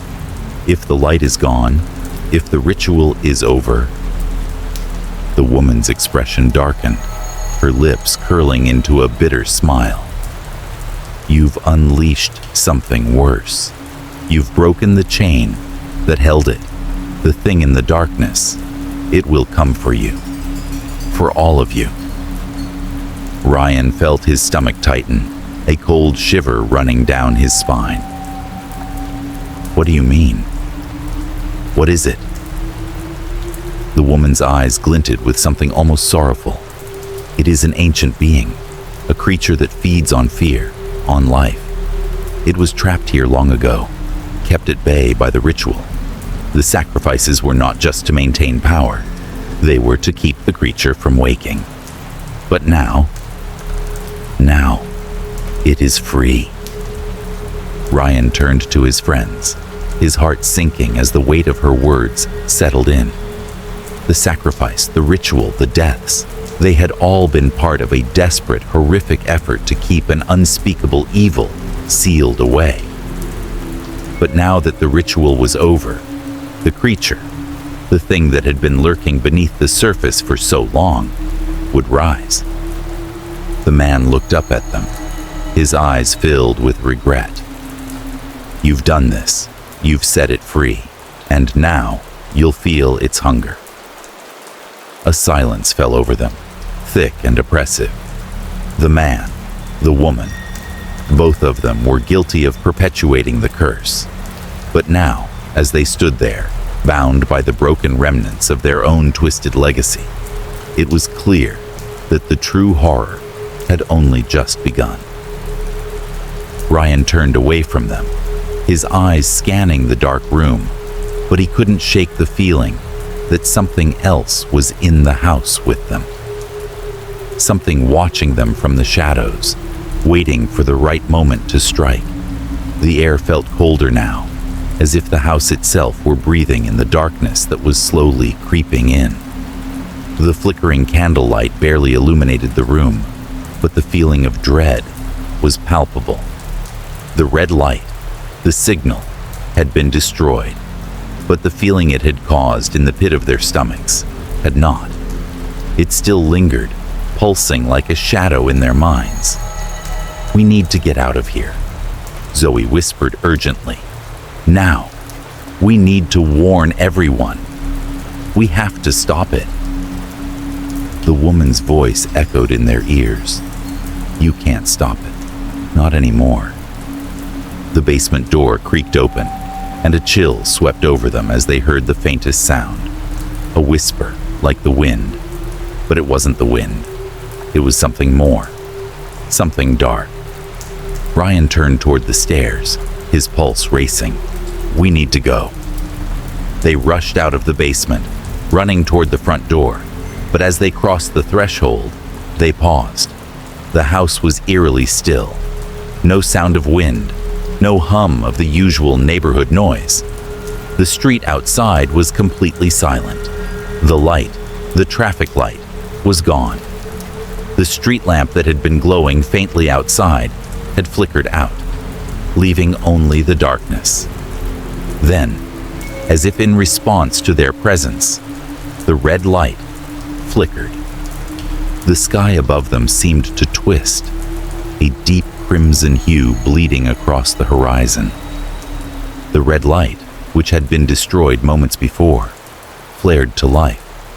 Not from the traffic light, the real traffic light, but from the very air itself, as if the darkness itself was beginning to pulse with a life of its own. It wasn't the rhythmic flash of the light anymore. No, this was something different. This was a signal, a warning. The very street they stood on felt different. The ground beneath their feet seemed to vibrate with an energy they could not see but could feel. They looked up, and for a split second, the sky above them was consumed by the same eerie red hue.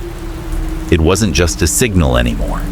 It was a beacon, calling out into the vast unknown. Ryan's voice trembled as he turned to his friends. "It's here. Whatever that thing is, it's awake." Suddenly they heard the faintest noise, a distant guttural sound, like something scraping against the earth, pulling itself free. It echoed through the empty streets, reverberating in their bones.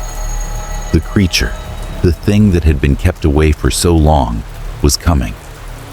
The red light that had been a signal for so many years had now taken on a new meaning.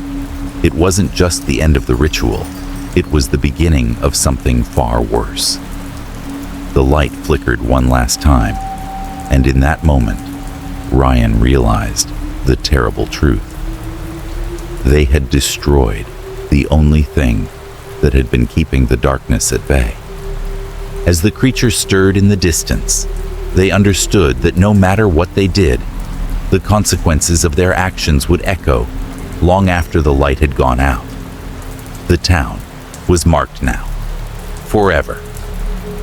And though the light had been destroyed, its red glow would haunt the survivors for as long as they lived, a reminder of the curse they had unleashed. The horror was just beginning. And somewhere in the shadows, the thing that had been waiting for so long was finally awake, ready to consume them all. Chapter 1. The Snowstorm. The wind howled through the desolate landscape as Helena's vehicle struggled against the force of the blizzard. Outside, the world was swallowed by an unrelenting white fury, a blinding veil of snow that obscured the road and bent the trees to their breaking point. The storm was unlike any she had encountered before, an unnatural force that seemed to have taken root in the very bones of the earth. Eldermoor, the village she was headed to, had been unreachable for days. But now, as she neared its gates, Helena could feel the weight of the storm pressing against her, urging her to turn back. But she wasn't one to retreat. Not when the task at hand was so peculiar, so compelling. Helena had faced ghosts, poltergeists, and creatures that whispered from the depths of nightmares. But the case of the frozen choir was different. There were no signs of hauntings, no reports of malevolent spirits. There was only a group of children, found dead under bizarre circumstances, their bodies frozen in place, lifelike, yet eerily still. She drove the last few miles with grim determination, her eyes squinting through the windshield as the snow began to thin, revealing the faint outline of Eldermoor in the distance. The village was a ghost town, abandoned in the wake of the snowstorm that had trapped it for over a week. No lights flickered in the windows, no smoke rose from chimneys. It was as though time itself had frozen, along with the village. The car's tires crunched over the icy ground as Helena approached the town square. At its center, standing like a lonely sentinel, was the church. The building was ancient, its stone facade weathered by time and neglect. But despite its age and decay, there was something magnetic about it, something that drew Helena's gaze to it. She couldn't shake the feeling that it was more than just a place of worship. It felt alive, like it was waiting for something.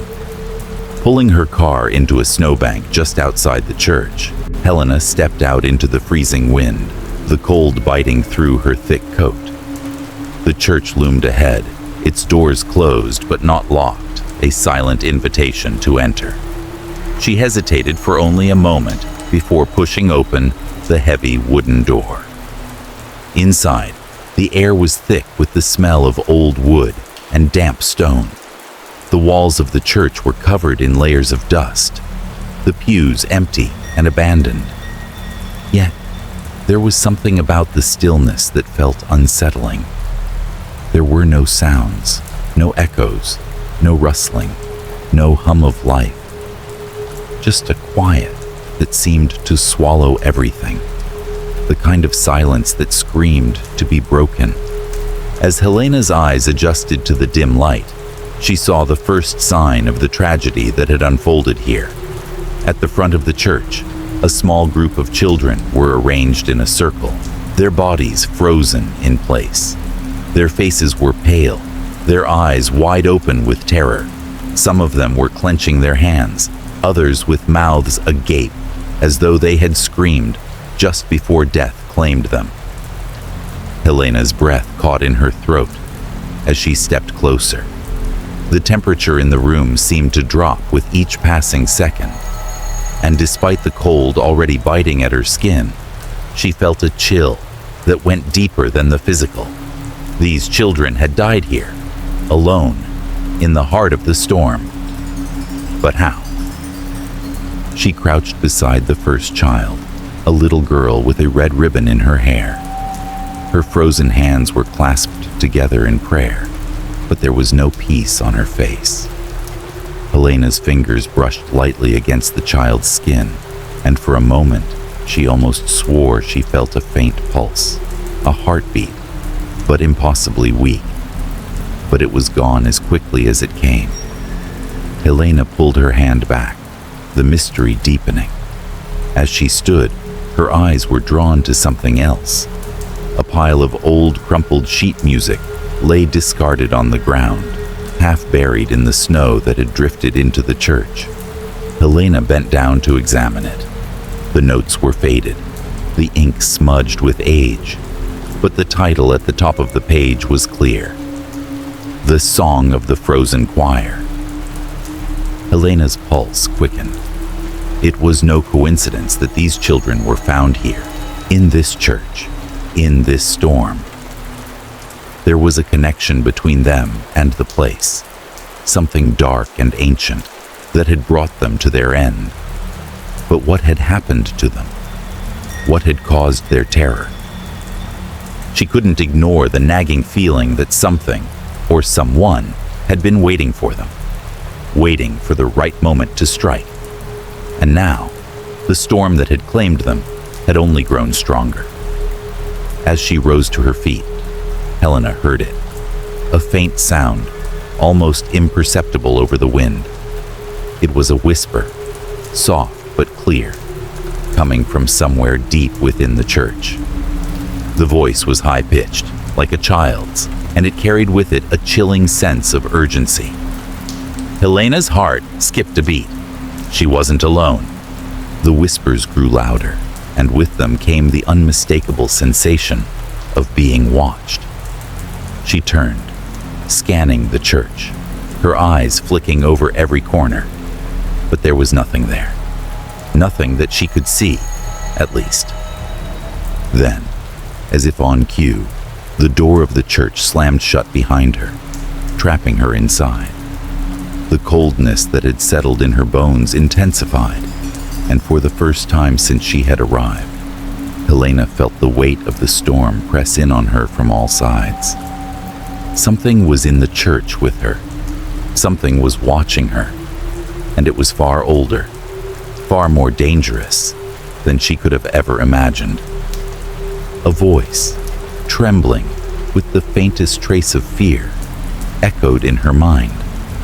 The song. The song is waiting. Helena swallowed hard. She had no choice now. She had to uncover the truth of what had happened here, no matter how terrifying it might be. She was already too deep, and whatever waited for her in Eldermore, in the storm, would not let her leave until she had unraveled the mystery of the frozen choir. With resolve, Helena made her way toward the altar. Her investigation had just begun, and the village of Eldermore, buried in snow, had secrets that it was desperate to keep hidden. Chapter 2. The Church and the Frozen Choir. Helena's breath trembled in the air as she stepped further into the church. The heavy wooden door creaked as it slammed shut behind her, leaving her in a suffocating silence. The wind howled outside, but inside the church the air was still, as if it had been waiting for her arrival. The faint flicker of candlelight from the altar cast long shadows on the walls, stretching like twisted fingers across the cold stone floor. The temperature inside the church was bone-chilling, but not the kind of cold that would normally come with a snowstorm.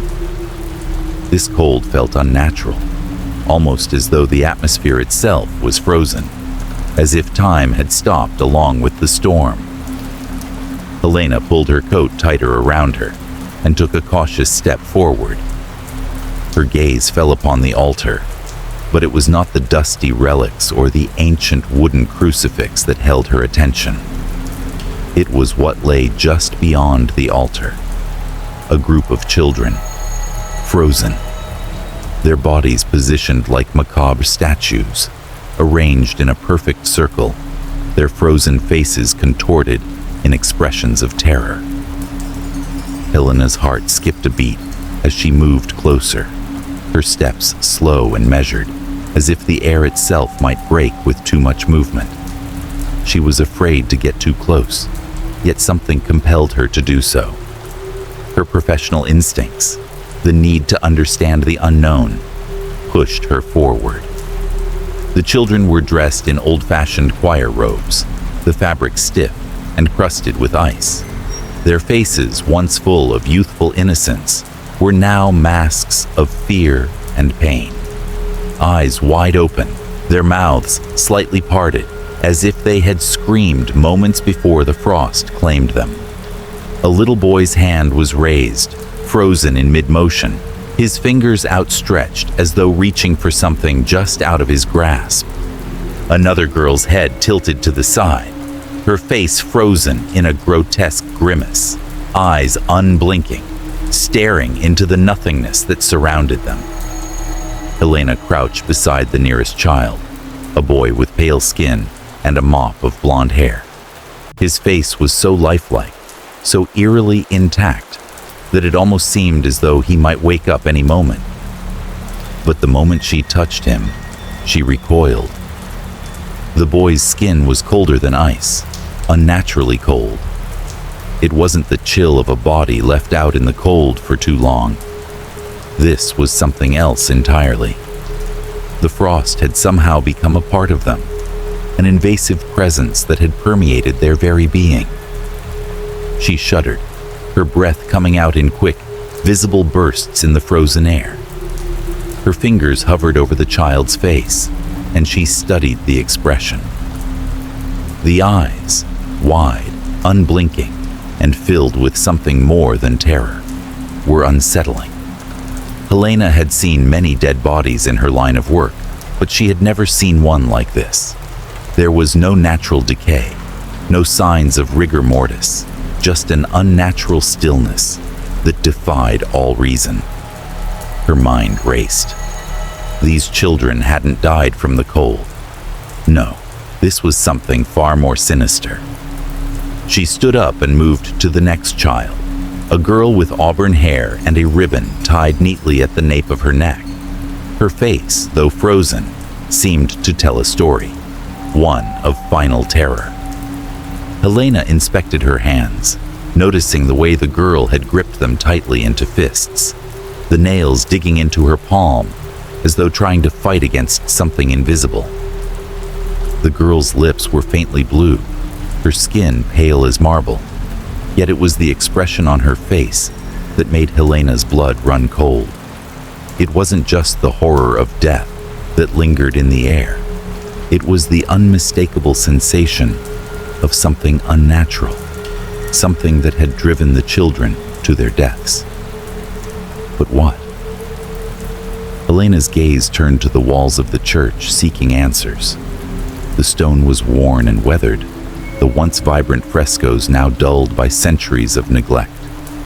Yet one thing stood out. A pattern, faint but discernible, seemed to repeat itself across the church's surface. Symbols that resembled swirling snowflakes, delicate and intricate, as though frozen into the stone itself.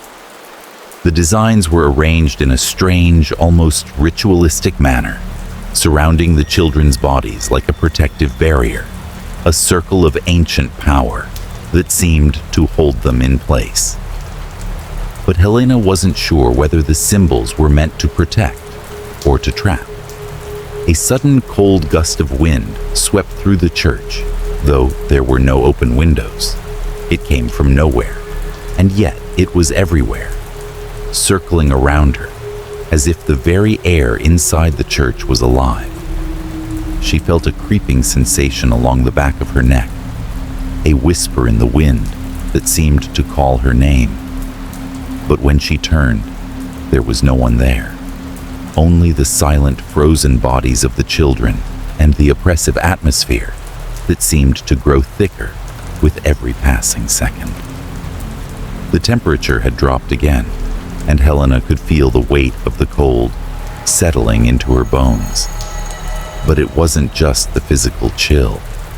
It was something more, a suffocating presence that filled the room, closing in on her from all directions.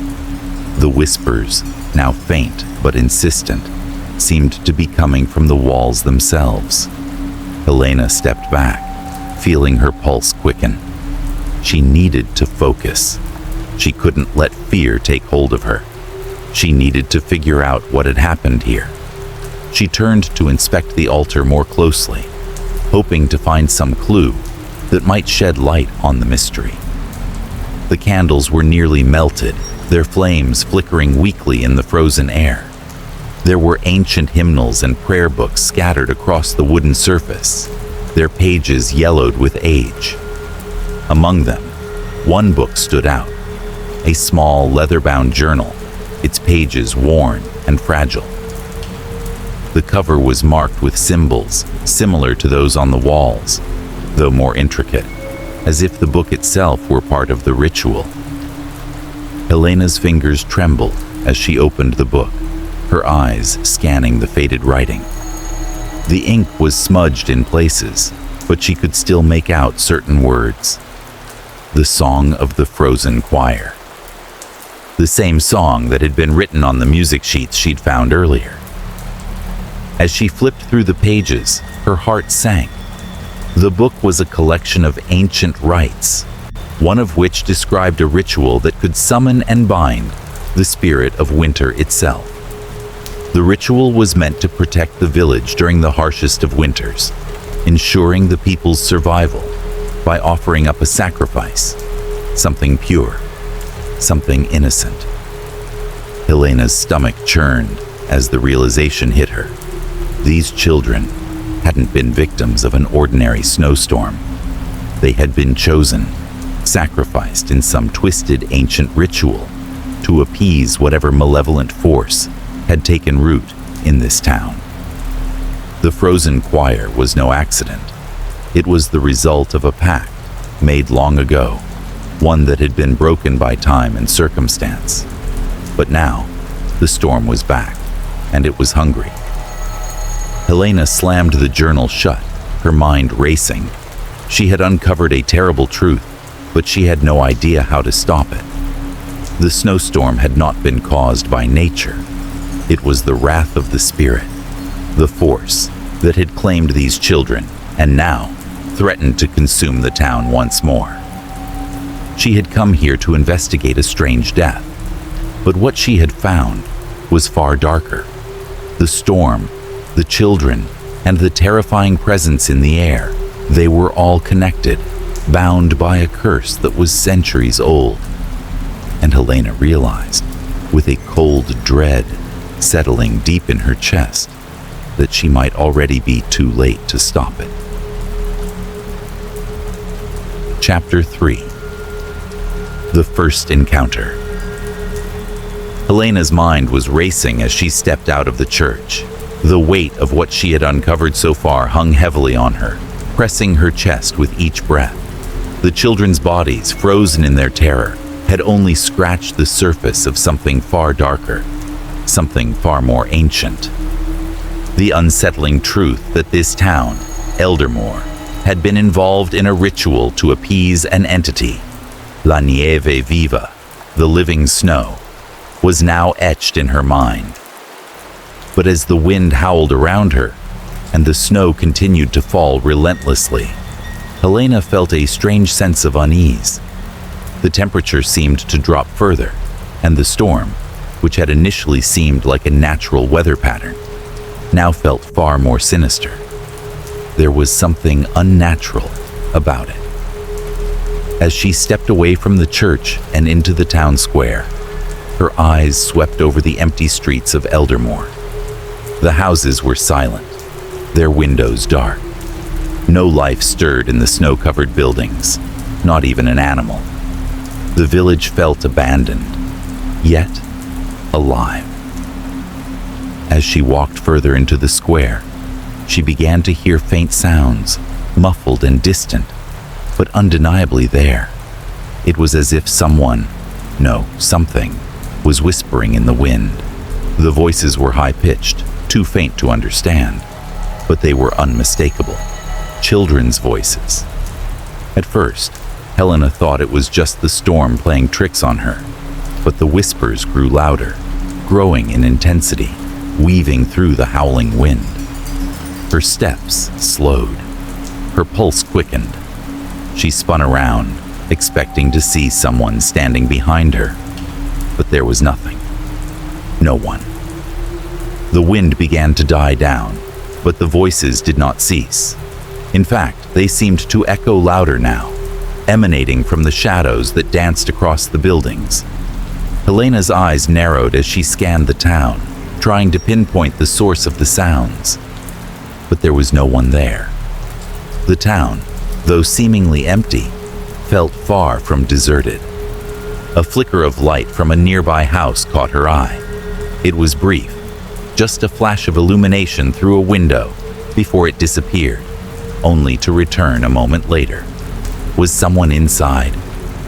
Cautiously, Helena made her way toward the house, her footsteps crunching on the snow.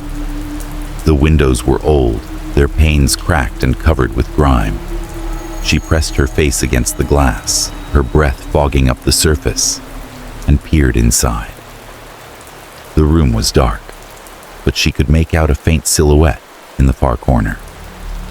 Before she could raise her hand to knock, the door creaked open, and a figure emerged from the darkness. He was an old man, stooped with age, his face lined with wrinkles, and his eyes sunken but sharp. His clothes were worn, as if they had been patched and repaired countless times. But there was something about him, something about the way he stood in the doorway, that gave Helena pause. It was as if he had been waiting for her. "You're the investigator," the man said in a low, raspy voice, his words barely audible over the wind. His gaze fixed on her, unwavering. "Helena, isn't it?" Helena nodded, her mind racing. How did he know her name? She had not told anyone in the town about her arrival yet. "You've come to look into the children, haven't you?" he continued, his voice carrying an eerie calmness. "Into the choir." Helena took a cautious step forward, her curiosity piqued. "Yes, I have. I need to know what happened here, what happened to them, the children." The old man's eyes darkened. He stepped aside, gesturing for her to enter. Reluctantly, she did, stepping into the dimly lit room. The air inside was thick with dust and the smell of something old, something forgotten. As she looked around, her eyes lingered on the walls, which were covered in faded photographs of the town, family portraits, images of the church, and strange, faded symbols that seemed to be drawn in haste, as though the artist had been in a rush. "Sit down," the man said, motioning to a rickety wooden chair by the fire. "We need to talk about what's coming, about what's been here for longer than any of us care to admit." Helena hesitated for a moment, but then complied, settling into the chair. The man sank into a seat opposite her, staring into the fire, his eyes distant. "You're not the first to come asking about the choir, you know," he muttered. "You won't be the last either. People have come and gone, but they all end up the same way." Helena leaned forward, her voice steady but urgent. "What do you mean? What happened to the children? Why did they die like that?" The old man turned his gaze back to her, his eyes clouded with years of hidden pain. It wasn't the storm. It wasn't the cold that killed them. No, it was something else. Something that has always been here. We call it La Nieve Viva, the living snow. Helena felt a chill run down her spine as the words sank in. La Nieve Viva. She had heard whispers of it in the town's legends, but she had always dismissed them as local folklore, exaggerated tales meant to frighten children. But now, she wasn't so sure. The old man's voice dropped to a whisper. "The snow is not just snow, you see. It's alive. It moves, it watches, and when it's hungry, it takes." Helena's brow furrowed. "Takes what?" The old man's face twisted into a grimace. "Innocence. It takes innocence. The children, the choir. They were the latest offering, a sacrifice." Helena's stomach churned as the pieces began to fall into place. The ancient ritual, the children's frozen bodies, the strange symbols in the church. It was all part of something far older than she had imagined. But what did the snow want with them? Why were the children chosen? The old man's eyes clouded with memories, and his voice trembled. "It feeds on fear. It feeds on the purest souls, the innocent, the storm, the snow. It's all part of the curse that this village has carried for centuries. It was meant to keep us safe, to shield us from the horrors of the world, but at a price. The firstborn, the youngest, they were always the ones it claimed, until the choir. The storm was supposed to end with them, but something went wrong. It was too much." Helena felt the room grow colder as the old man spoke, the whispers of children's voices growing louder, more insistent. She could hear them now, clearly, frantic, pleading. It was as though the very air was thick with their cries. "What went wrong?" she asked, her voice a hushed whisper, barely audible over the increasing noise. The old man's gaze shifted, as if he could hear the voices too. "They broke the pact," he muttered. "The children were meant to sing the song that sealed the snow away. But they never finished it. They never finished. And now the snow is angry. It's coming back to claim the village, all of it. And it will keep coming until the last soul is taken."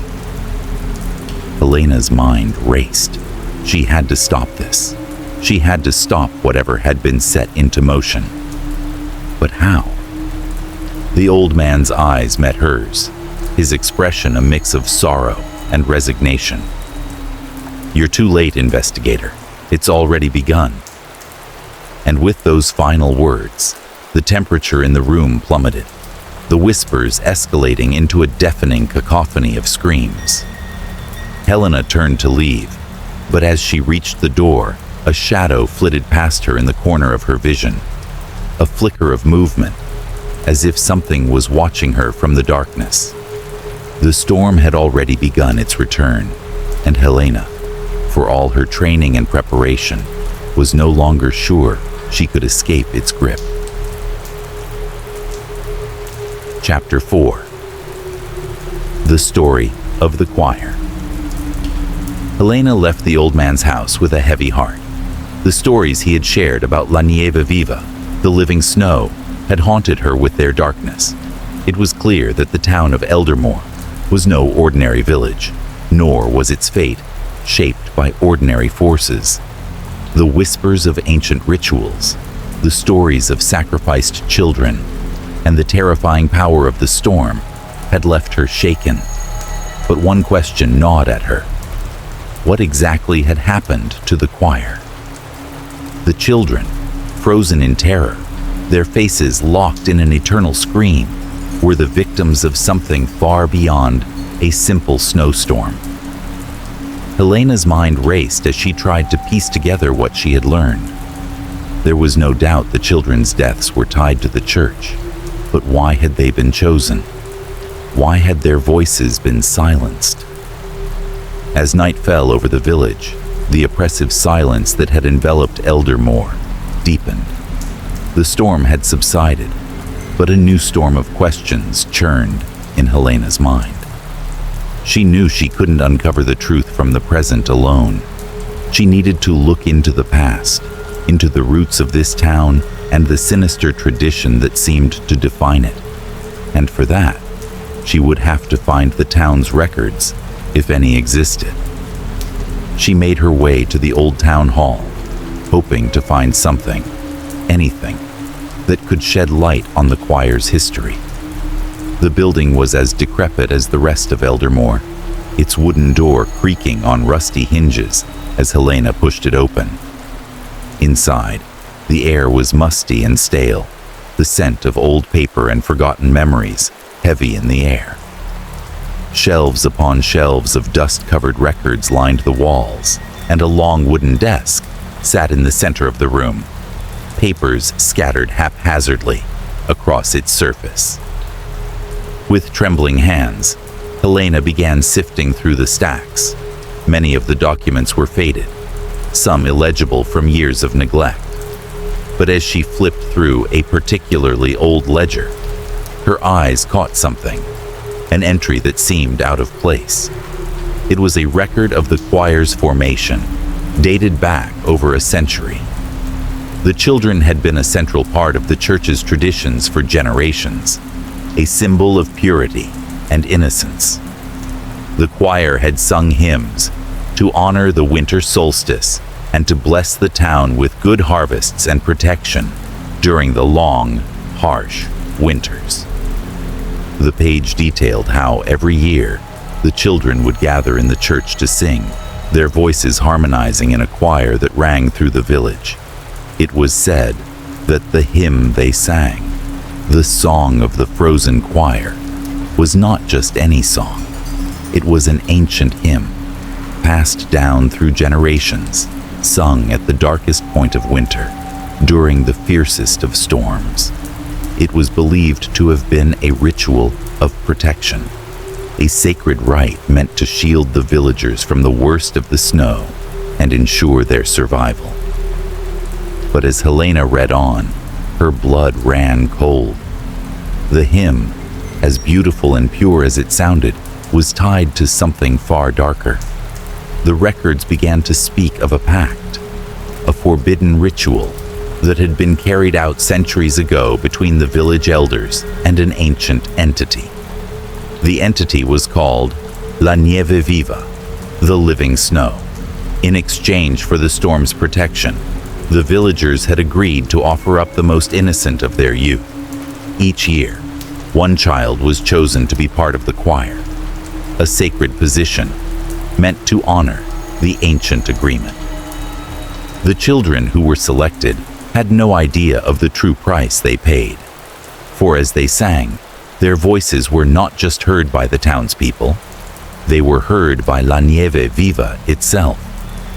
The ritual was meant to be a form of sacrifice, a binding agreement. The children would sing the hymn, and the storm would retreat, ensuring the survival of the town. But each time the ritual was carried out, the bond between the children and the snow grew stronger. And as the years passed, the sacrifice demanded more. More innocence, more purity, more lives. Helena's heart pounded as she read the final entry. It described the last ritual, the one that had involved the choir of children found frozen in the church. It had gone wrong. Somehow, in the final hours before the storm had reached its peak, The children had begun to behave strangely. They had started to murmur among themselves in a language that no one could understand, their voices trembling with fear.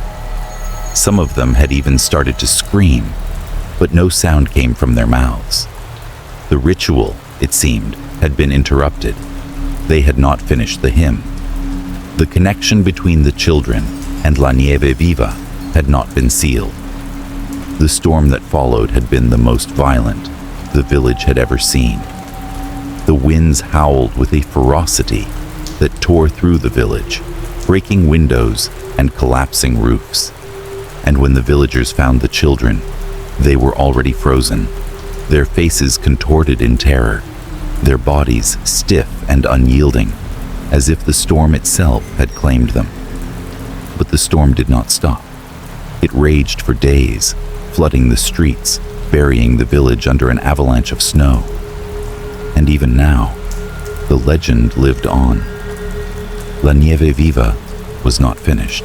The children had been sacrificed, but the pact had been broken, and with the children's deaths, the storm would never end, not until the ritual was completed. Helena slammed the book shut, the weight of the truth settling heavily in her chest. The song of the frozen choir was not a song of blessing. It was a song of binding, a way to call forth the storm and the entity that controlled it. The children were never meant to survive. They were pawns in a ritual that had gone wrong, unleashing a fury that now threatened to consume the village and perhaps far beyond it. But what Helena still couldn't understand was why. Why had the children behaved so strangely in their final hours? Why had they not finished the hymn? She needed answers. There had to be a reason why the ritual had failed. With a deep breath, Helena left the town hall, her mind spinning. She knew she couldn't let the story end here. She couldn't allow the village to be swallowed up by the storm again. But how could she complete a ritual that had claimed so many innocent lives? How could she finish what had been started so long ago? As she stepped out into the cold, the whispers returned. Soft at first, just a faint murmur that lingered on the edge of her hearing. Then, louder, more distinct. She turned around, her heart racing. A figure was standing in the distance, half hidden by the shadows of the falling snow. It was a child, a small girl, her face pale and her eyes wide with fear. Helena's breath caught in her throat. The child seemed to be looking directly at her, though she made no move to come closer. Then, without a sound, the figure vanished into the storm, leaving only the cold and the whispers behind. Helena knew, without a doubt, that whatever had happened to the choir, whatever force was controlling the storm, was far from finished, and the answers she sought were waiting for her in the heart of the storm itself. Chapter 5. The Secret of the Village. Helena felt the weight of the storm pressing against her as she stepped back into the desolate streets of Eldermore. The town seemed to pulse with an eerie life, its crumbling buildings and snow-choked roads shrouded in an unnatural silence. The memories of the choir, frozen and lifeless, haunted her thoughts. But there was something else, something far darker that she had to uncover. She knew now that the storm was not just a natural disaster.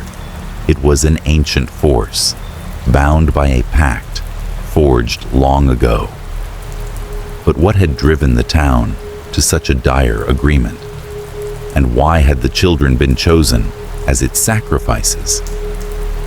As she walked through the ghostly streets, Helena could hear the faint rustling of the wind, carrying with it the whispers of a forgotten past. The deeper she ventured into the heart of Eldermore, the more the village seemed to breathe with the same rhythm as the storm itself. The chilling air held secrets, and Helena was determined to uncover them. Her first stop was the old town hall, its weathered facade standing like a monument to a time long past. Inside, the smell of must and decay filled her nostrils as she carefully made her way toward a set of old wooden filing cabinets. The records were stacked in disarray, years of neglect having left them battered and fragile. Helena's eyes scanned the rows of folders, each one filled with the history of the village. Births, deaths, marriages, and births again. But it was the older, more worn files that drew her in. One in particular caught her attention, a large leather-bound book that looked as though it had been hidden away for generations. The edges were frayed and the pages were brittle to the touch, but the title on the cover was unmistakable: The Founding of Eldermore. With trembling fingers, Helena opened the book, her heart pounding in her chest. What she found within would unravel the dark history of the village and explain the terrifying power that had gripped it for centuries. The first pages told the story of Eldermore's founding, how the village had been settled in the heart of a vast, unforgiving wilderness, surrounded by mountains and forests. The settlers, desperate for survival, had discovered an ancient cave beneath the mountains where they believed a powerful force resided. The elders, according to the records, had met with the entity that dwelled within the cave, a being made of snow, ice, and wind. The villagers had made a pact with this entity, promising to honor it with worship and sacrifice, in exchange for protection from the brutal winters that could easily destroy the fragile community. The pact, written in a language older than any the settlers knew, had been sealed with blood, a dark and ancient ceremony that bound the villagers to the entity, known only as La Nieve Viva. As Helena read, her eyes grew wide with disbelief. The villagers had not only offered their devotion, they had pledged to sacrifice their children. Every year, during the worst of the winter storms, the children of the village would be chosen to sing a song, a hymn that would strengthen the bond between the villagers and La Nieve Viva. It was a ritual of protection, but at a terrible cost: the children's lives. The children were selected from the most innocent and pure, their voices considered the purest of all. The ritual, according to the text, had been carried out without question for generations, and the storms had indeed abated, the village protected from the fierce winters that threatened to overwhelm it. But the true nature of the sacrifice was far more sinister than Helena had imagined.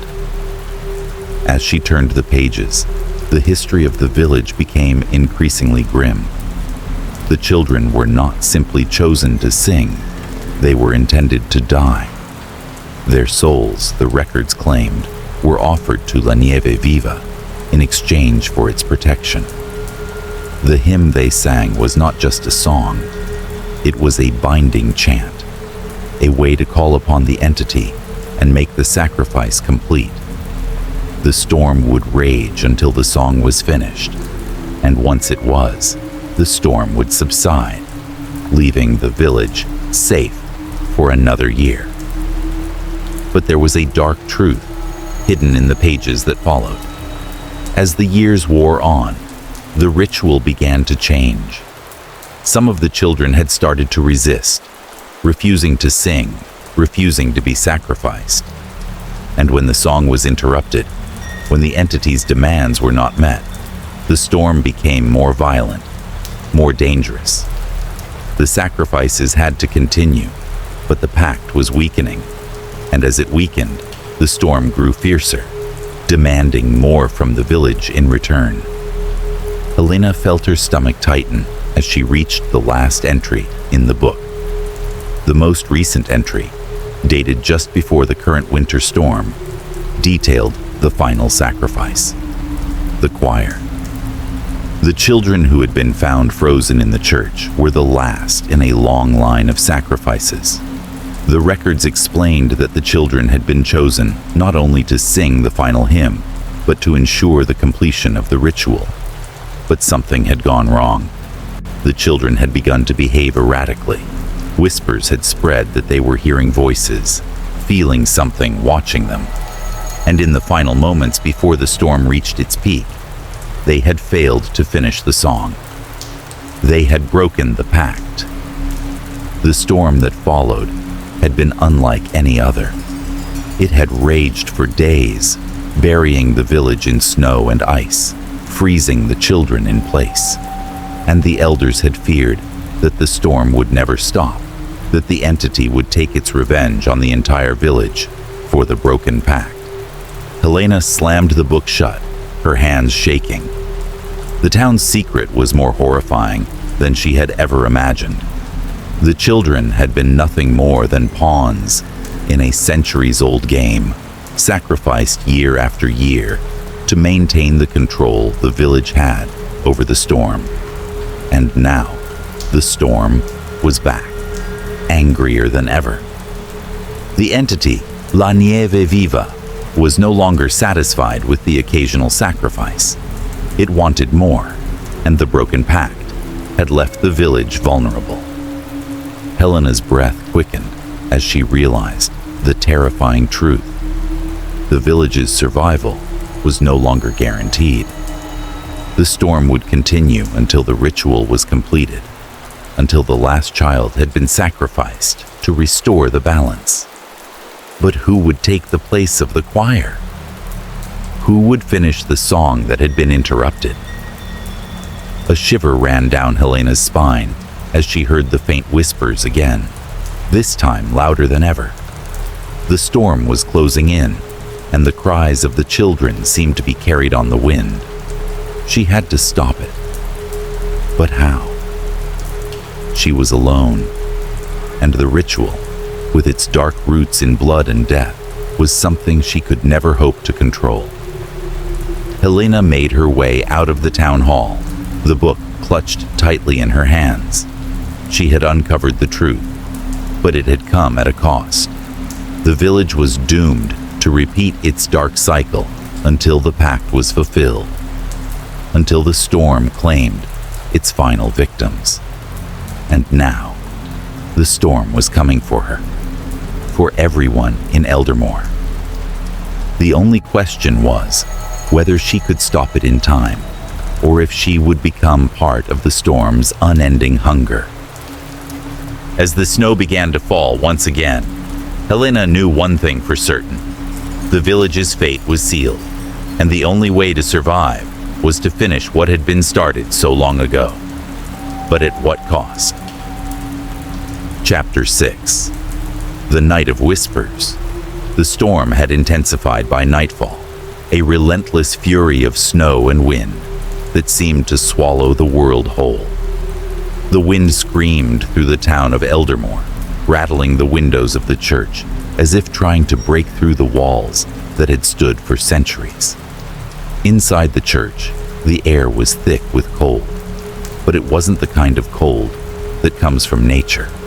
It was something deeper, something unnatural that seeped into the very bones of the building. Helena sat at the altar, her mind spinning with the dark revelations she had uncovered. The ancient pact, the children's sacrifice, the storm. Each detail weighed heavily on her, each revelation making the truth feel more like a curse than a discovery. The whispers she had heard earlier in the village now seemed to echo in her mind, faint but persistent, like a call from deep within the storm. She had been trying to make sense of it all, to understand how she could stop the cycle. But each moment felt more urgent. The storm was not just a storm. It was alive, connected to the entity that had claimed the village for generations. The air around her thickened, and the temperature seemed to drop even further. The walls of the church creaked as though something was moving behind them, something that had been waiting. And then she heard it. A whisper, barely audible at first, just a murmur, that seemed to come from the very snow outside the church. A voice. No, many voices, distant and faint, as though they were calling to her from beyond the veil of the storm. The voices of the children. Helena's heart skipped a beat, her breath catching in her throat. The voices seemed to swirl around her, moving with the rhythm of the wind. She closed her eyes, trying to block out the sound, but the whispers only grew louder. Helena, help us. It was a child's voice, faint but desperate. Her name echoed in the air, as if the storm itself was speaking directly to her. Helena's blood ran cold as she realized that the voices weren't just a figment of her imagination. They were real. The spirits of the children, trapped in the storm, were reaching out to her. Her pulse quickened, and she stood up, the chill in the air biting into her skin.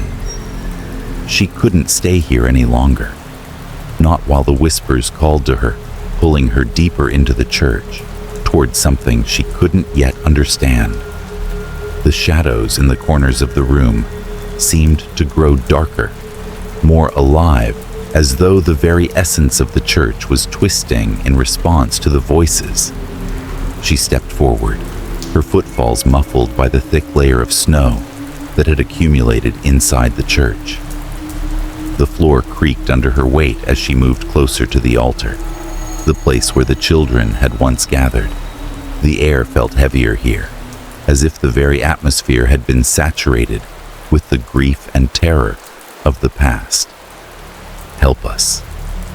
Helena shuddered, her breath visible in the air. She could feel the presence of something, someone, watching her.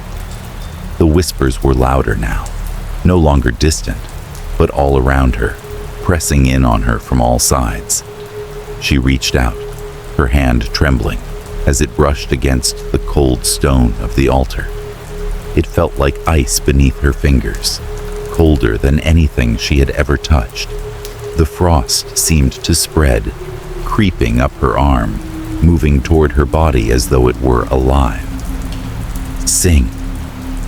The word echoed through her mind, so clear that it almost sounded like it came from her own mouth. The voice was no longer a whisper, it was a command.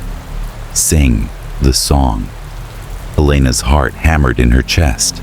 The song that had been interrupted, the song that had failed to complete the ritual. The voices of the children were calling for her to finish what had been started, to complete the pact that had been broken. But as she stood there, surrounded by the cold and the whispers, a dark realization began to form in her mind. This wasn't just a plea for help.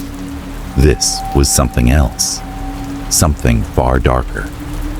The children weren't just asking her to finish the song, they were demanding it. They were pulling her into the storm, into the very heart of La Nieve Viva. The entity that had created the pact with the village had awakened, and now it was using the children's spirits to manipulate her, to force her hand. The church began to shake, the walls groaning under the weight of an unseen force. Helena stumbled back, her breath coming in short gasps as she turned toward the door. The snow that had drifted inside seemed to move, swirling in patterns as though it had a mind of its own. The floor beneath her feet cracked, the ice spreading toward her like tendrils, reaching out to ensnare her. Sing. The voice grew louder, the command clear now. The storm was inside her mind, inside her soul. She could feel the cold seep into her very thoughts, making them blur and twist. The shadows in the church seemed to take shape, coalescing into figures. Shapes of children, their eyes wide with terror, their mouths open in silent screams. Helena could no longer tell if they were real or if she was seeing things, but the presence of La Nieve Viva was undeniable. The storm wasn't just outside the church. It had entered her very soul, turning the building into a place of madness. a place where reality itself seemed to bend and break. The snow in the church was alive. It moved around her, encircling her, pressing in from all sides. It was as if the very essence of the storm had taken form, wrapping around her in a cold, suffocating embrace. She could feel the weight of it, the pressure building as the voices grew louder, more insistent. She tried to move, to step back, but the snow seemed to follow her, creeping along the floor, up the walls, and even into the air around her. It was a blinding storm now, a whirlwind of snowflakes that seemed to swirl and shift in time, with the whispers. Sing the song, Helena. Complete the pact. Finish the song. The command was deafening now, a cacophony of voices that rang in her ears, louder and louder, until she could no longer distinguish them from the storm itself. The walls of the church seemed to collapse inward, the ceiling cracking and splintering as the snow overwhelmed her senses. Shadows danced along the walls, and the cold, twisted laughter of La Nieve Viva echoed in her mind. With a final desperate cry, Helena collapsed to her knees, her hands clutching at her ears, as she tried to block out the voices. The storm inside her was unbearable, and she could feel herself slipping into madness, her mind being consumed by the cold and the whispers. But then, through the overwhelming chaos of the storm, something inside her snapped. The voices of the children, the choir, suddenly fell silent. For a brief moment, the air was still. The storm ceased its howling, and the oppressive weight of the snow lifted. Helena opened her eyes, breathing heavily, her body trembling with fear. The church was still in ruins, the snow still swirling around her, but the whispers had stopped. The shadows were gone. The entity, for the moment, had retreated. Helena knew that this wasn't over. The storm wasn't finished. But for now, she had resisted its pull. She had fought back against the call to complete the pact. But at what cost? The storm had shown her what lay ahead. La Nieve Viva was still waiting, still hungry, and soon it would come for her again. Chapter 7. The Lost Ritual. Helena's breath echoed in the hollow church as the storm outside began to intensify once more, shaking the crumbling walls of the building. Her mind was still reeling from the hallucinations, the whispers of the children, and the overwhelming presence of La Nieve Viva, the living snow. She had resisted its call for now, but she knew it wouldn't be long before the storm returned, fiercer than ever. The voices had fallen silent, but their absence only amplified the storm's rage. The air inside the church felt thick with anticipation, as though something ancient and malevolent was waiting just beneath the surface. Helena had no choice but to push forward, to search for any remnants of the past that could give her the power to stop what was coming. She needed answers, and the church, long forgotten by the world outside, held the secrets she sought. The altar, bathed in the faint glow of the flickering candles, called to her like a dark promise. She approached it slowly, her footsteps muffled by the thick carpet of snow that had settled inside. Her hands trembled as she reached out to touch the cold stone. The symbols that adorned the altar were unlike anything she had ever seen before. They weren't just decorative. They were intricate, arcane, a language long lost to time. She leaned in closer, squinting to read the markings. There was a pattern to them, a series of interlocking shapes and symbols that seemed to pulse with a strange, otherworldly energy. Some of the symbols resembled snowflakes, their sharp, jagged edges resembling the very storm that had torn apart the village. Others were ancient runes, cryptic in their meaning, speaking of powers beyond human comprehension. It was clear these markings were not just decorative, they were part of something much darker. As Helena moved around the altar, her eyes caught a glimpse of something hidden in the shadows beneath it. A thick, leather-bound book, nearly buried in the snow and dust. It was old, its pages yellowed with age, the cover cracked and weathered, yet there was something undeniably sacred about it. She knelt down and carefully pulled the book free from the altar, brushing away the accumulated snow and grime. Her heart skipped a beat as she opened the first page. The book was written in the same arcane script as the symbols on the altar. At first, the words were a blur, but as she flipped through the pages, something extraordinary happened. The letters began to shift before her eyes, rearranging themselves as though the book was alive, trying to speak to her. And then, it was clear. The language of the book was suddenly intelligible, as if she had unlocked a hidden part of her mind. Helena's fingers trembled as she traced the words with her eyes. The book described the exact ritual that had been performed by the villagers, passed down through generations to maintain the pact with La Nieve Viva. It was a ritual of appeasement, a desperate act performed during the most violent winter storms. The villagers had believed that in order to protect their town, they had to offer something of pure innocence to the entity. Every year, a child was chosen, a member of the choir, to sing the ancient hymn that would ensure the storm's retreat. The hymn was not just a prayer, it was a binding chant, a song of power that could call the snow to heal.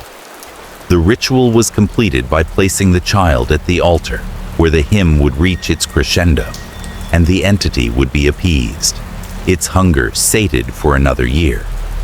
The village would survive the storm, but there was a terrible price for this protection. The child would die as part of the ritual, their soul sacrificed to La Nieve Viva, ensuring that the storm would not destroy the village. Helena's breath caught in her throat. The ritual was not a simple offering, it was a blood sacrifice. The song was meant to bind the child to the entity, to give the storm what it demanded. But it was interrupted. She scanned the pages frantically, her heart pounding in her chest. The last passage described the most recent sacrifice, the choir of children found frozen in the church. They had begun the ritual. The children had sung the hymn, their voices rising in harmony, each note binding them closer to the entity. But something had gone wrong. The song had been broken. The entity's demands had not been fully met. The child at the center of the altar had not completed the hymn, and as the last note faltered, the pact was left incomplete. The storm, it seemed, had recognized the failure.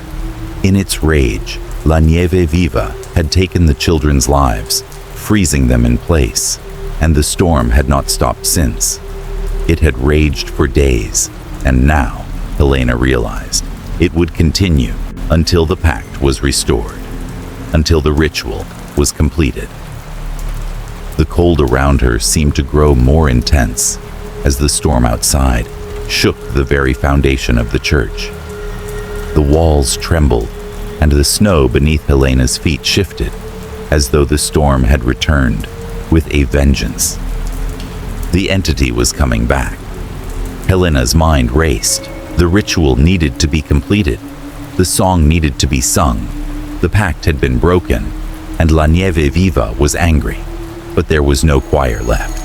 The children who had been chosen for the sacrifice were gone, frozen in the church. She was alone. And yet, a terrible thought gripped her heart. The book did not say that a child had to be sacrificed. It said that the hymn had to be sung. A pure voice, an innocent voice, was required to finish the song, to complete the ritual. Helena swallowed hard. Was she the one who was meant to sing? Had the storm not only chosen the children, but now turned its gaze on her. Her pulse raced.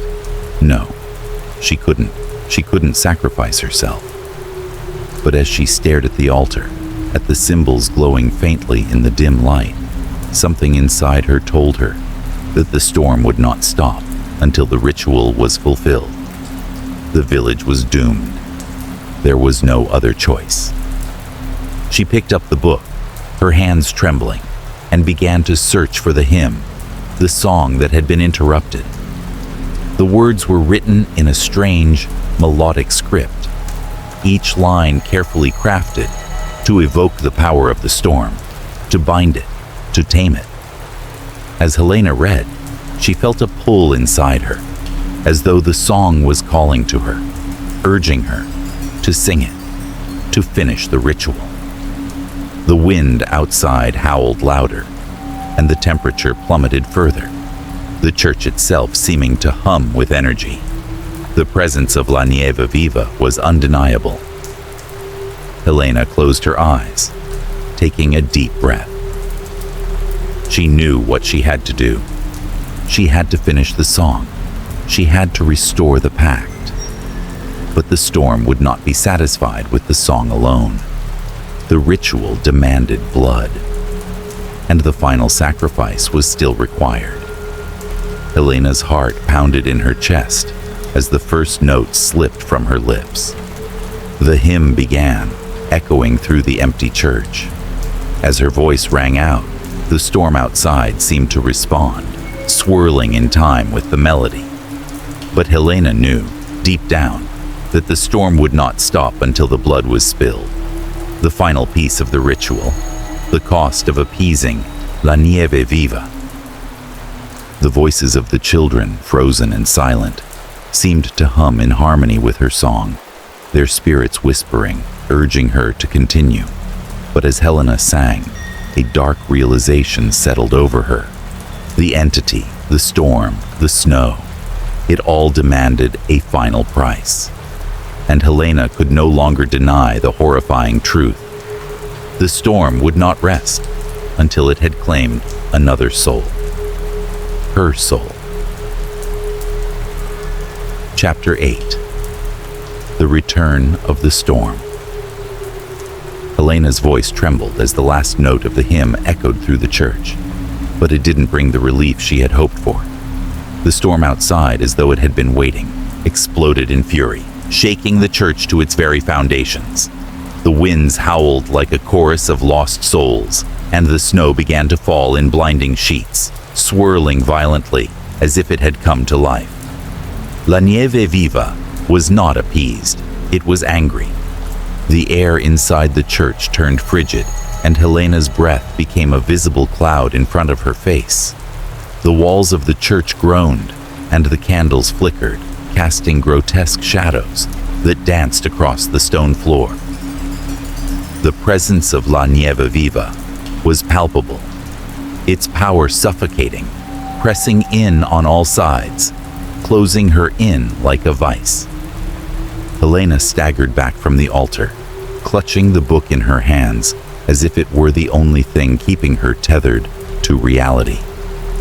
The snowstorm outside was growing stronger, but that wasn't the worst of it. The worst was what was happening to the village itself. The walls of the church began to crack, the ancient stonework crumbling as the wind shook the building with such ferocity that Helena thought it might collapse entirely. She rushed to the nearest window, pulling back the tattered curtain to peer outside. What she saw made her heart stop. Eldermoor was being swallowed by the storm. The wind tore through the streets, ripping the roofs off buildings, hurling debris into the air. The town was disintegrating, falling apart under the relentless assault of La Nieve Viva. The villagers, the few who had managed to survive, were nowhere to be seen. The storm was no longer content to merely ravage the church. It was now consuming the entire town, its unyielding power spreading out like a plague. The streets were quickly disappearing beneath drifts of snow, the buildings collapsing one by one. The once quaint village, a peaceful, isolated haven, was now nothing more than a memory, buried under a growing mountain of snow and ice. Helena felt the weight of the storm pressing down on her chest, her heart pounding in her ears. She knew what had to be done. The ritual, the pact, had been broken. She had already attempted to finish the song, but it wasn't enough. La Nieve Viva would not stop until the ritual was completed in full. It wasn't just the song that had been interrupted. The final piece of the pact, the sacrifice, was still required. She turned away from the window, the fear in her gut gnawing at her. The storm was not a mere force of nature. It was an entity, a being bound to the land by an ancient curse. The people of Eldermoor had made a deal with this entity centuries ago, and it had kept them safe from the storms in return for their children. For generations, the children had been sacrificed, their innocent lives given to La Nieve Viva to ensure the survival of the town. But now, the children were gone, and the village was being torn apart by the wrath of the entity. Helena closed her eyes, knowing that the only way to stop the storm, to prevent the total destruction of Eldermoor, was to complete the ritual. And there was only one way to do that: the sacrifice. The final piece of the dark puzzle that the villagers had started so many years ago. Her throat went dry as she thought of the cost. The ritual demanded a life, her life. She didn't want to do it. She didn't want to give herself to the storm. But what choice did she have? She was the last one left. The villagers were either dead or lost in the snow. And if the ritual wasn't completed, if the storm wasn't stopped, there would be no survivors. No future for Eldermoor. The village would be swallowed by the snow, its memory buried under layers of ice and time. Helena looked at the book in her hands again. The words had seemed to speak to her before, guiding her through the ritual. But now, the weight of the knowledge pressed heavily on her chest. The words in the book were clear. The entity demanded purity, innocence, a soul untouched by the corruption of the world. The choir had been chosen for this purpose. The children had sung, but they had been interrupted. And now, only one final sacrifice remained. Her breath hitched as the wind outside howled louder, rattling the church windows. La Nieve Viva was growing restless. It was demanding completion. The ritual needed her. Helena's hands shook as she moved toward the altar again. She couldn't put this off any longer. The storm was here, and it would not relent until the pact had been restored. She had to make the choice. The thought of sacrificing herself, of giving up her life to appease an ancient entity, tore at her. The children, their frozen faces, their desperate, terrified expressions, flashed in her mind. They had been innocent, just as she had once been, just as everyone in the village had once been. But the truth was undeniable. The storm would not stop until it had taken everything. The village would be gone. The land would be swallowed whole by the snow and ice if she did not finish what had been started. Helena could hear the wind again, the voices of the children calling to her. They had been calling for her to finish the song, to restore the pact. And now they were calling for her to give the final sacrifice, to give herself. The cold had settled deep into her bones, the oppressive weight of the storm pushing her toward the altar. She could feel the energy of the entity swirling around her, wrapping itself around her like a shroud. The whispers of the children, their voices distorted by the wind, seemed to echo through the very walls of the church. The storm outside roared, as though it, too, was waiting for her decision. Helena stepped forward, her body moving against her will, guided by the storm's unrelenting power.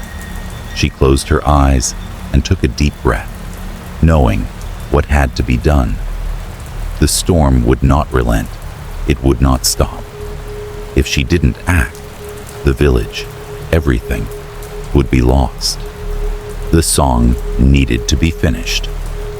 Her voice, trembling but determined, rose in the silence of the church, filling the space with the ancient hymn. It was the same song the children had sung, the song of the ritual, the song of binding.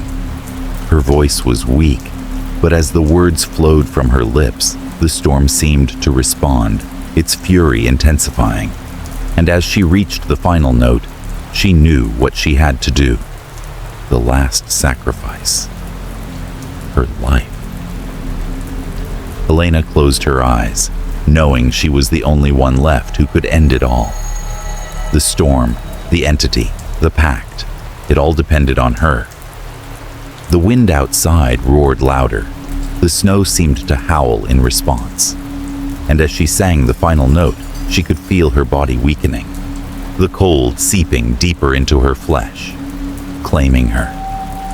The storm had returned with a devastating force, and now, with one final act, Helena had restored the pact. The storm would finally subside. But as her vision blurred and the darkness closed in, Helena realized the price of salvation. She had saved Eldermore, but at what cost? The snow would return. Chapter 9. Helena's desperation.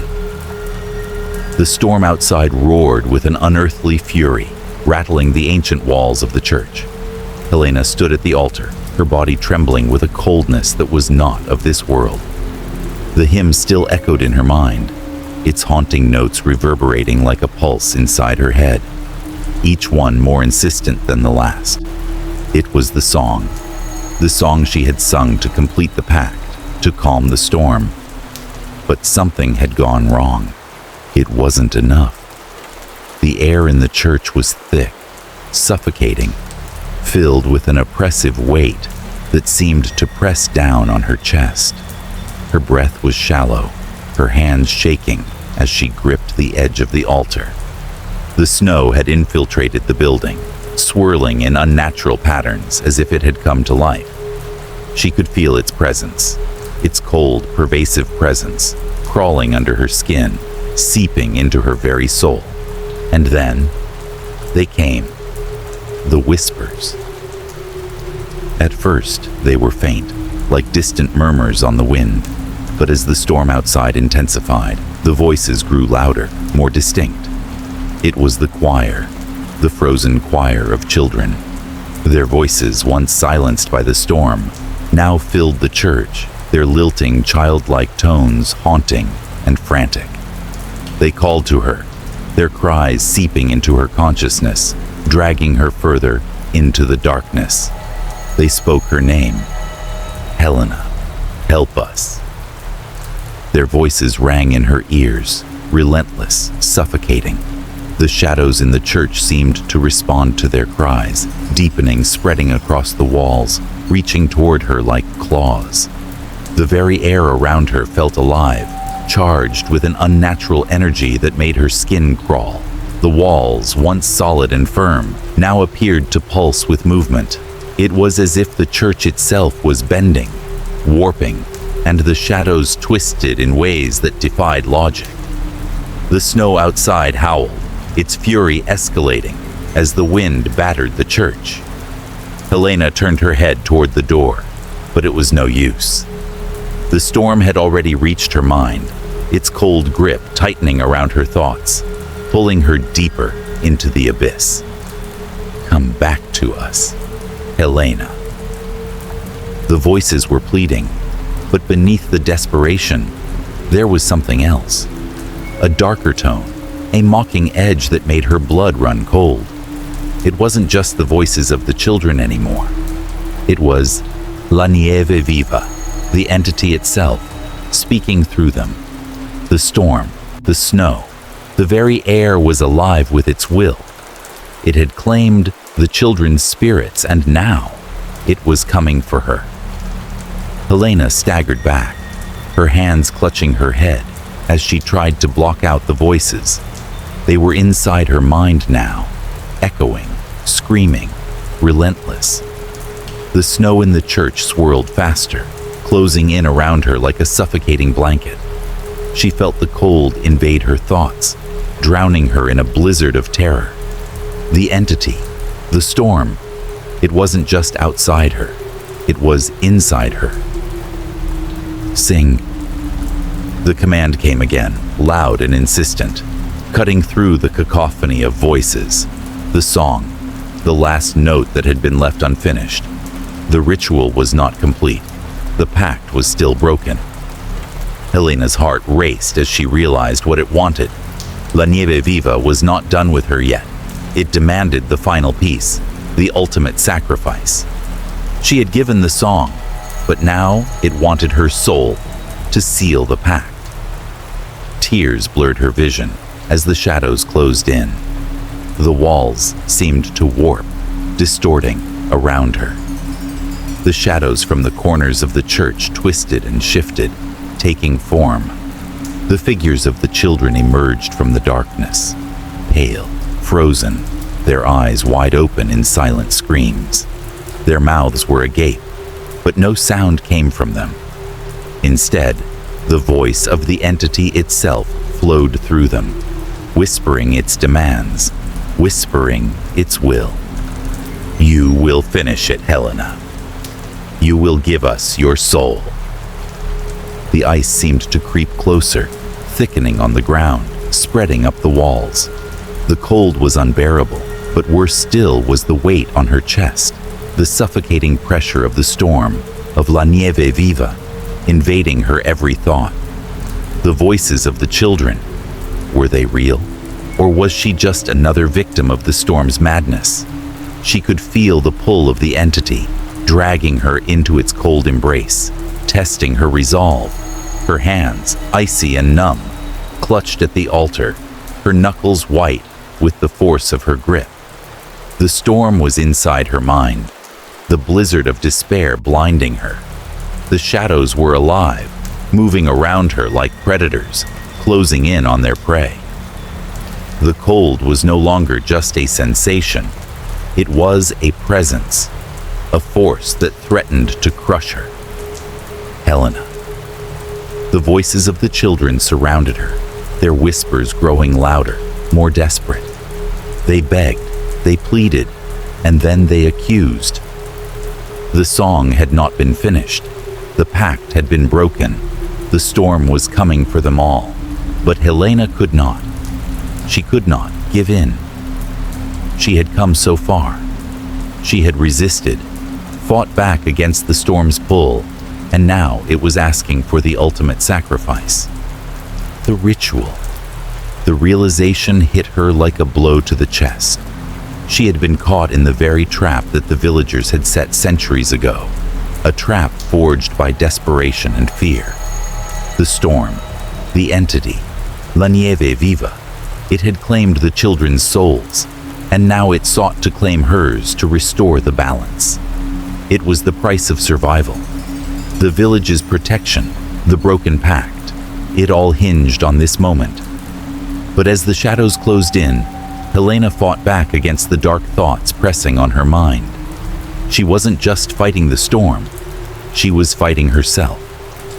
She was fighting the desperation that threatened to tear her apart, the growing realization that to survive, she had to give everything. She could feel herself slipping, her mind beginning to unravel under the weight of the storm. But then, no. The word came from somewhere deep inside her. It was weak, but it was there. She would not succumb. Not now. Not after everything. Helena's voice broke through the chaos, her words a defiant cry into the darkness. I won't give you my soul. The snow swirled violently around her. The shadows lunged at her. But she held her ground. She refused to let the storm take her. Her breath came in sharp gasps, but she stood firm, her hands clenched around the altar, the cold of the snow biting into her skin. I will fight, she whispered, her voice trembling, but full of resolve. "I will fight until the end." The storm raged around her, but for the first time, Helena felt a flicker of hope amidst the madness. The shadows, the voices, they couldn't control her. She was more than a pawn in their game. The storm might have tried to consume her, but she would not let it. She was the last of the village, and it was her choice whether to give in or to fight. But the storm wasn't done yet. It was the beginning of a new battle, one between survival and sacrifice, life and death. The church had become a battleground. The snow had come alive, and now it was Helena's will against the storms. The outcome was still uncertain, but one thing was clear: she wouldn't give up without a fight. Chapter 10. The Eternal Choir. Helena's voice, though trembling, rang clear through the church, carrying the ancient hymn to the very core of the storm. The cold pressed against her like a living thing, each note she sang seeming to draw more of the storm's fury into her soul. The shadows in the church grew darker, more oppressive, swirling around her like phantoms, and the whispering voices of the children, now so familiar, rose in chorus with her own. It was the last note of the song, the final word of the chant, and Helena could feel the weight of the ritual bearing down on her. She had to finish it. She had to complete what had been started so long ago. Her heart pounded in her chest as she reached the final note, but this time, something inside her shifted. The storm outside began to abate, its fury slowly receding, the howling winds calming as the song completed its crescendo. The snow, which had been swirling with a malevolent life of its own, seemed to settle into a slow, gentle fall.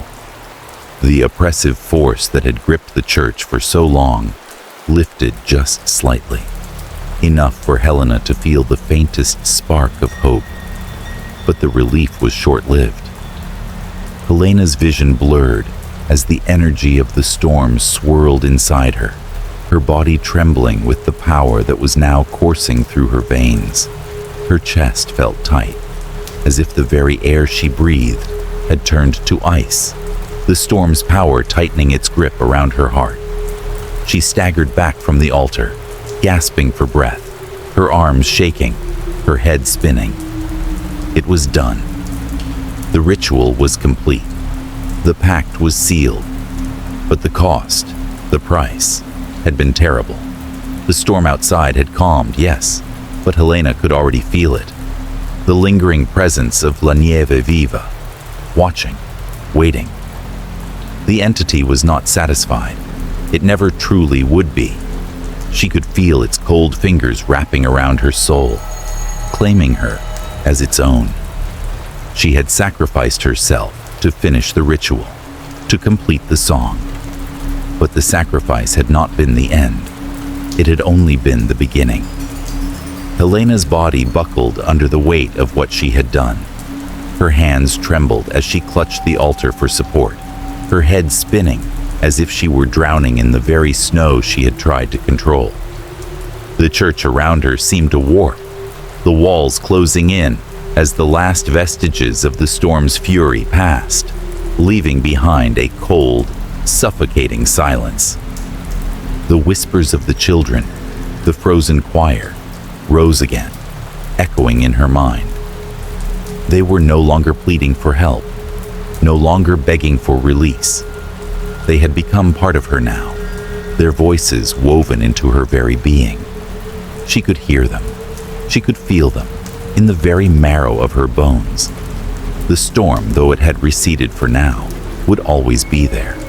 The snow would always return, and so too would the choir. Now, she was one of them. "Sing," came their voices, and it was no longer a command. It was a part of her.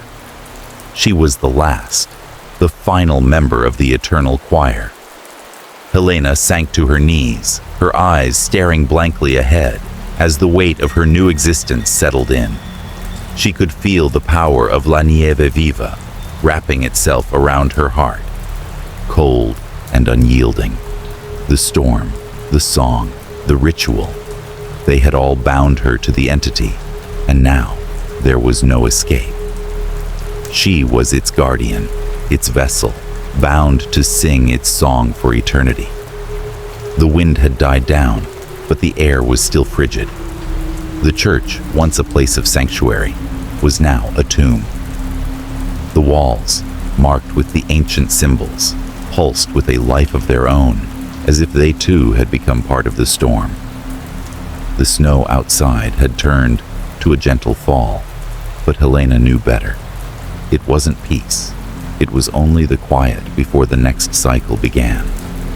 As she rose to her feet, her body stiff and unwilling, she knew she was no longer the same.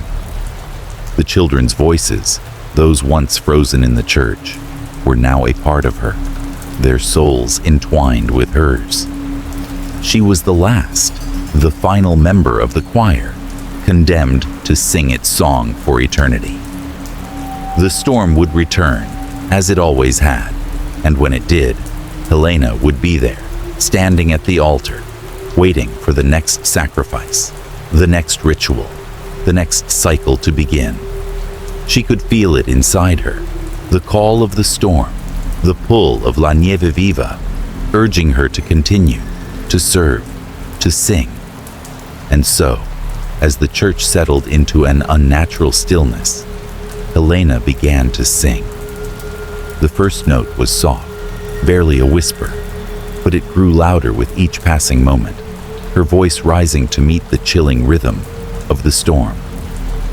The snow outside, now falling gently, swirled in time with her song, as if the very wind had become her instrument. Her voice was no longer just her own.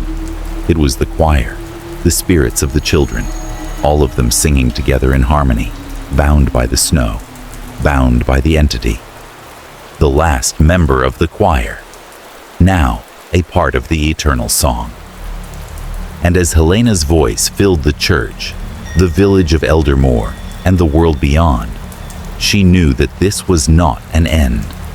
It was just the beginning of another cycle, one that would continue for as long as the storm raged, as long as the snow fell, and as long as the pact held. The voices of the children echoed through the night, their cries rising in unison with Helena's, and the storm waited, watching, knowing that one day the ritual would begin again. Helena, now forever a part of the choir, would sing for eternity, her voice lost in the blizzard, carried on the wind. The storm would never stop, and neither would she.